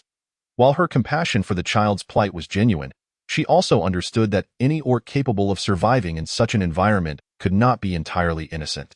Even the young ones must not be underestimated. I understand, she replied. Compassion is one thing, but she was no Na'vi saint. Acts of kindness must be measured by context and circumstance. Luaner tightened her grip on Li Su's hand as they approached a dilapidated hut. This place was far removed from the bustling black market, surrounded by barren land devoid of even a blade of grass, rendering it desolate. The ramshackle dwelling stood out starkly against the bleak landscape. Navigating through the remnants of a once intact fence that framed a small yard, the child halted before the door, glancing back at Luaner and Li Su. Luaner noted the flicker of fear in the child's eyes as he looked at Li Su. Indeed, sending her to negotiate had proven to be the right choice. This place, he coughed, perhaps unaccustomed to speaking after such a long silence, choking on his words. His frail body trembled beneath the oversized black robe amid the violent fits of coughing. Luaner feared he might shatter apart. Fortunately, her concerns were unfounded. After a prolonged bout, the child managed to regain his composure. There are many seeds here, he managed to rasp out, his condition evidently poor. After stumbling through his words, he hunched over, seemingly suppressing his discomfort. Luaner refrained from probing further, having gleaned sufficient information from what the child had said. She pointed toward a decrepit wooden door, barely revealing a narrow gap, and proposed, "Shall we go inside?" Li Su stepped forward, positioning himself protectively in front of Luaner. "I will go first." "All right." Li Su moved to knock on the door. It creaked open as if responding to an unseen cue, emitting a most unpleasant sound. The two exchanged a glance, and Li Su stepped inside, with Luaner clutching his hand closely behind him. Upon entering, a musty odor assaulted Luaner's senses, causing her to scowl. With her inclination towards cleanliness, she instinctively considered retreating, but recalling her purpose, she hesitated. Li Su, too, was having a hard time. After pausing at the threshold for 3 seconds, both steeled themselves for the psychological and physical discomfort ahead. Stepping into the darkened abode. Suddenly, the door slammed shut behind them, startling Luaner, who instinctively tightened her grip on Li Su's arm, seeking reassurance. At that moment, the room brightened unexpectedly, and an aged voice emanated from the depths, seemingly laced with amusement. "Oh, today we have visitors." The abrupt brightness disoriented Luaner, and she squinted towards the source of the voice. Behind the counter stood an elderly man, dressed similarly to those outside in tattered black robes. Though unlike them, he was not veiled. One of his eyes was covered by a patch, lending him an air reminiscent of a villain from a fairy tale, quite imposing indeed. However, Luaner, having weathered many storms, maintained her composure in the face of this intimidating figure. Well, a female among us," the old man remarked, his solitary eye narrowing as it fixated on Luaner.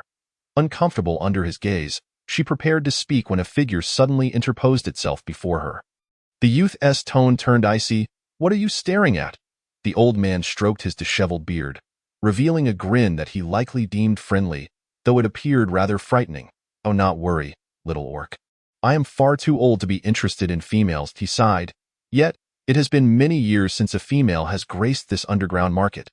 Alas, this is no place for a female, nor will any ever come here."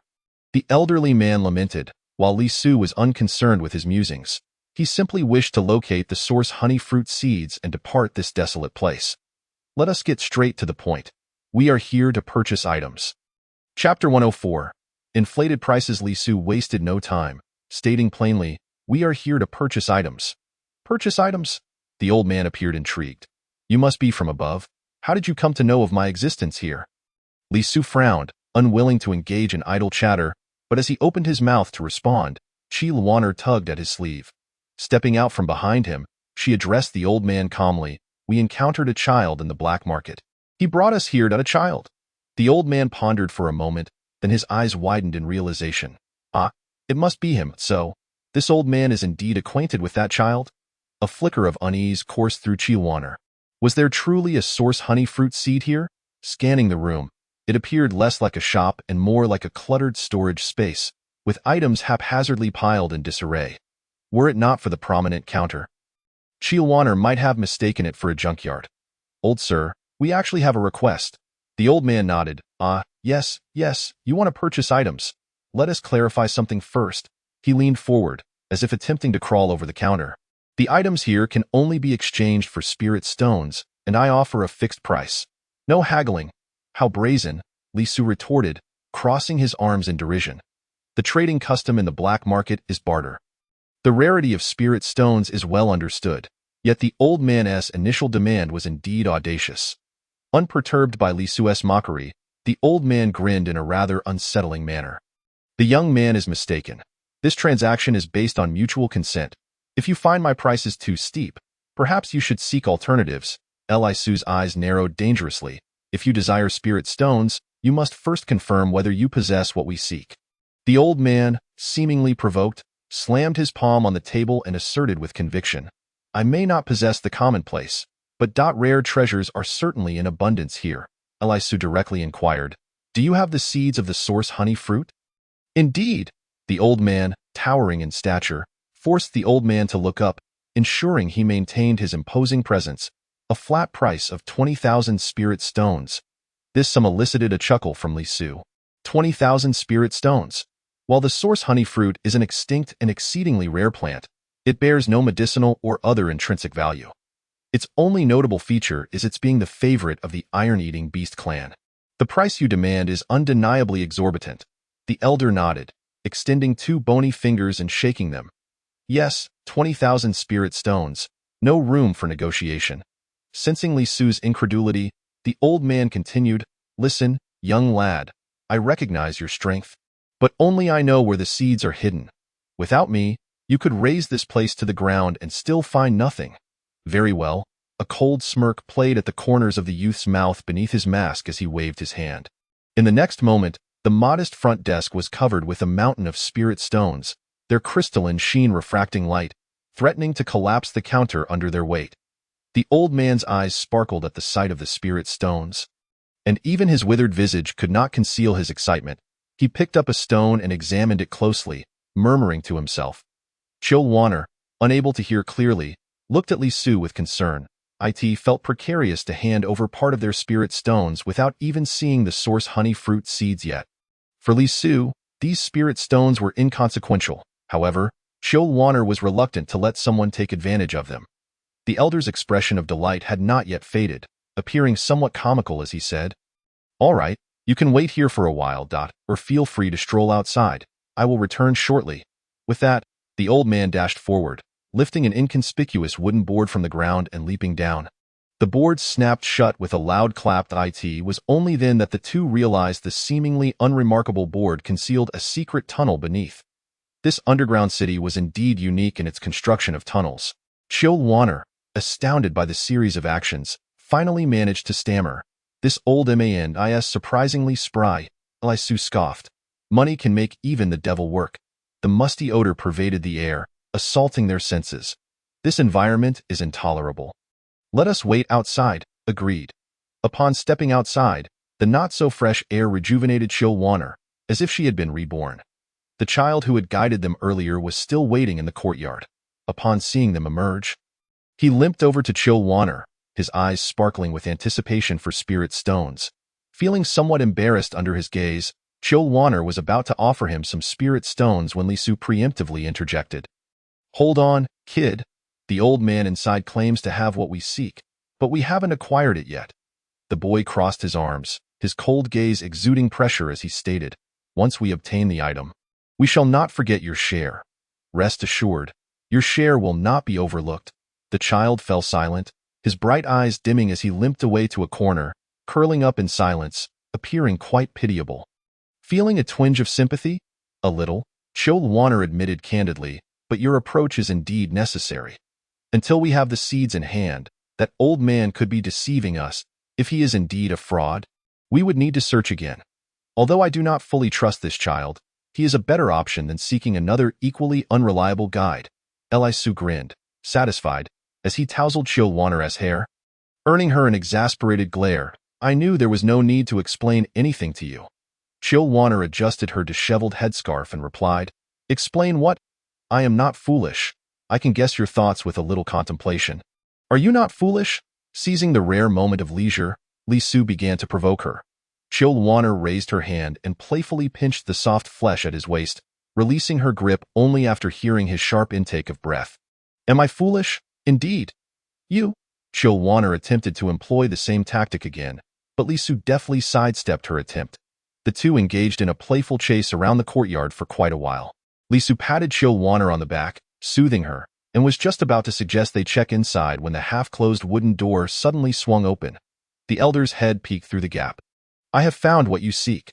The two exchanged glances, and a glimmer of surprise flickered in Chillwaner's eyes. Chapter 105. The Vanished Child. The elder's head appeared through the door. "I have found what you seek."